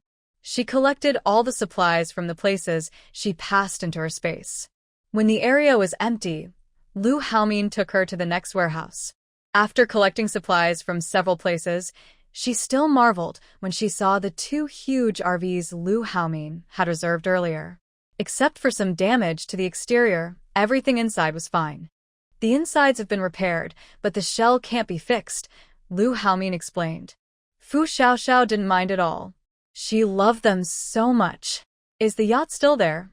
Everyone tends to have some expectations, right? But unfortunately, after the earthquake, it disappeared. All right, she was overthinking. But We can go get other things. Then, Fu Xiaoxiao followed Lu Haomin on a plane to a small island and collected a warehouse full of heavy weapons. She was still stunned after collecting them. How did he get these? Why could he get such things? I just collected guns and bullets, right? Fu Xiaoxiao confirmed again. Lu Haomin hugged her and kissed her deeply until she was breathless, then released her. Are you sure? Fu Xiaoxiao nodded blankly, confirming. You really are a dog. All these were obtained during Zhuexi's extreme cold period. At that time, everyone had discussed their responsibilities before setting out.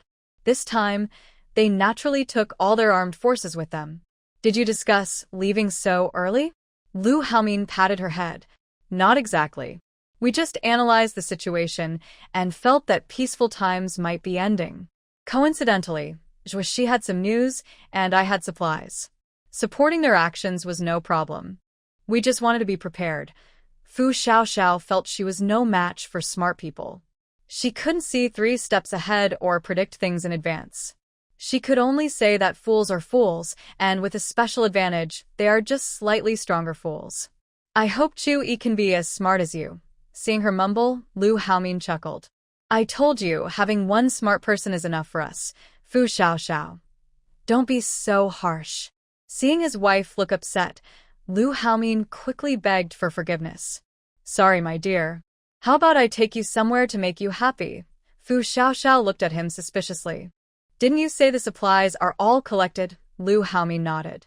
Yes, but now we can gather some unexpected gains. When Fu Xiaoxiao followed Lu Haomin to a basement, she tried sensing the other side of the wall based on his hint. Then she asked, Gasoline? Yes, take it. The more, the better. Without wasting words, Fu Xiaoxiao collected everything completely. You like this, right? It's our family's, Fu Xiaoxiao.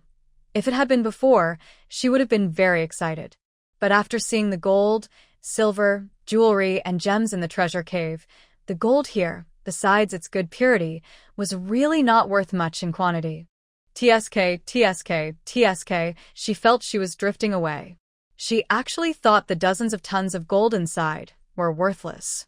After collecting most of the items, it was already late. On the way back, Fu Xiaoxiao suddenly remembered the H2. Lu Haomin, is that Hummer still there? She hadn't seen it in the past 2 days. Could it be scrapped? Lu Haomin didn't answer, his expression a bit heavy. Judging by his look, it was probably scrapped. It's okay, just a bit of a pity. It was a symbol of our bond. It's just a bit regretful. She wanted to keep it for a lifetime. Lu Haomin pursed his lips tightly, seeming to want to say something but holding back. Afraid he was upset, Fu Xiaoxiao leaned her head against his shoulder and rubbed it. What's wrong? We're still alive, and that's enough for us. Lu Haomin drove the car with one hand, while using his other hand to gently hold and her small hand. He said, let's go change clothes first. Fu Xiaoxiao understood his meaning and prepared for the ceremony. When the two arrived at the venue hand in hand, Fu Xiaoxiao was completely shocked by what she saw. She thought it was just a simple family gathering, but what was in front of her? Her family and friends, Lu family members, Lu Haomin's friends, and some people she didn't even know. all with expectant looks in their eyes. There were also staff moving around the venue, and a flashy off-road vehicle decorated with bright lights, which she had been talking about earlier. The stage was surrounded by beautiful flowers, and a red carpet stretched from the entrance all the way to the stage, as if guiding them toward a happy future. This Doesn't look much different from a real wedding. Fu Xiaoxiao's heart beat faster. She turned her head and saw a hint of nervousness in Lu Haomin's eyes. She realized that this was not just a wedding, but an important turning point in their lives. Here, in front of family and friends, they would solemnly promise to each other and work together to create a beautiful future. At this moment, her heart was full of hope for the future and strong love. When the music announced the arrival of the bride and groom, Lu Haomin took a deep breath. His palms, already slightly sweaty, still held his bride's hand as they slowly walked toward the stage. Everyone around saw Lu Haomin dressed in a white shirt and black trousers, holding hands with Fu Xiaoxiao, who was wearing a white, one-shoulder-long dress. Her simple makeup and adorable height difference made them look like a perfect match. 2 words, a good pair. A young girl dressed like a lucky doll, seeing her parents, started shouting happily, "Mommy, Ma, Papa." Lu Haoyu patted the little girl and said, "Good girl, let's watch Mom and Dad have their ceremony, okay?" The little girl didn't understand what her uncle was saying, but when she saw her beautiful mom, she wanted to go closer. She was a true fan of looks, confirmed. Seeing so many people watching them, Fu Xiaoxiao suddenly felt a little nervous. After Lu Haomin and she stood on the stage, he slowly knelt on one knee. His hands trembled as he took a black velvet jewelry box from his pocket. Fu Xiaoxiao didn't expect Lu Haomin to be even more nervous than she was. Watching his trembling lips that couldn't say a word for a long time, she finally couldn't hold back and reached out to help him. The guests offered kind smiles. She opened the box, revealing a 10-carat lady's diamond ring and a men's diamond ring. Isn't this the one he drew himself? Didn't he say it would take over 2 months to make? When did he prepare this? Lu Haomin finally found his voice. "Fu Xiaoxiao, marry me, Fu Xiaoxiao." The guests, there was a brief moment of silence, then everyone burst into laughter and cheered, "Marry him! Marry him! Marry him!"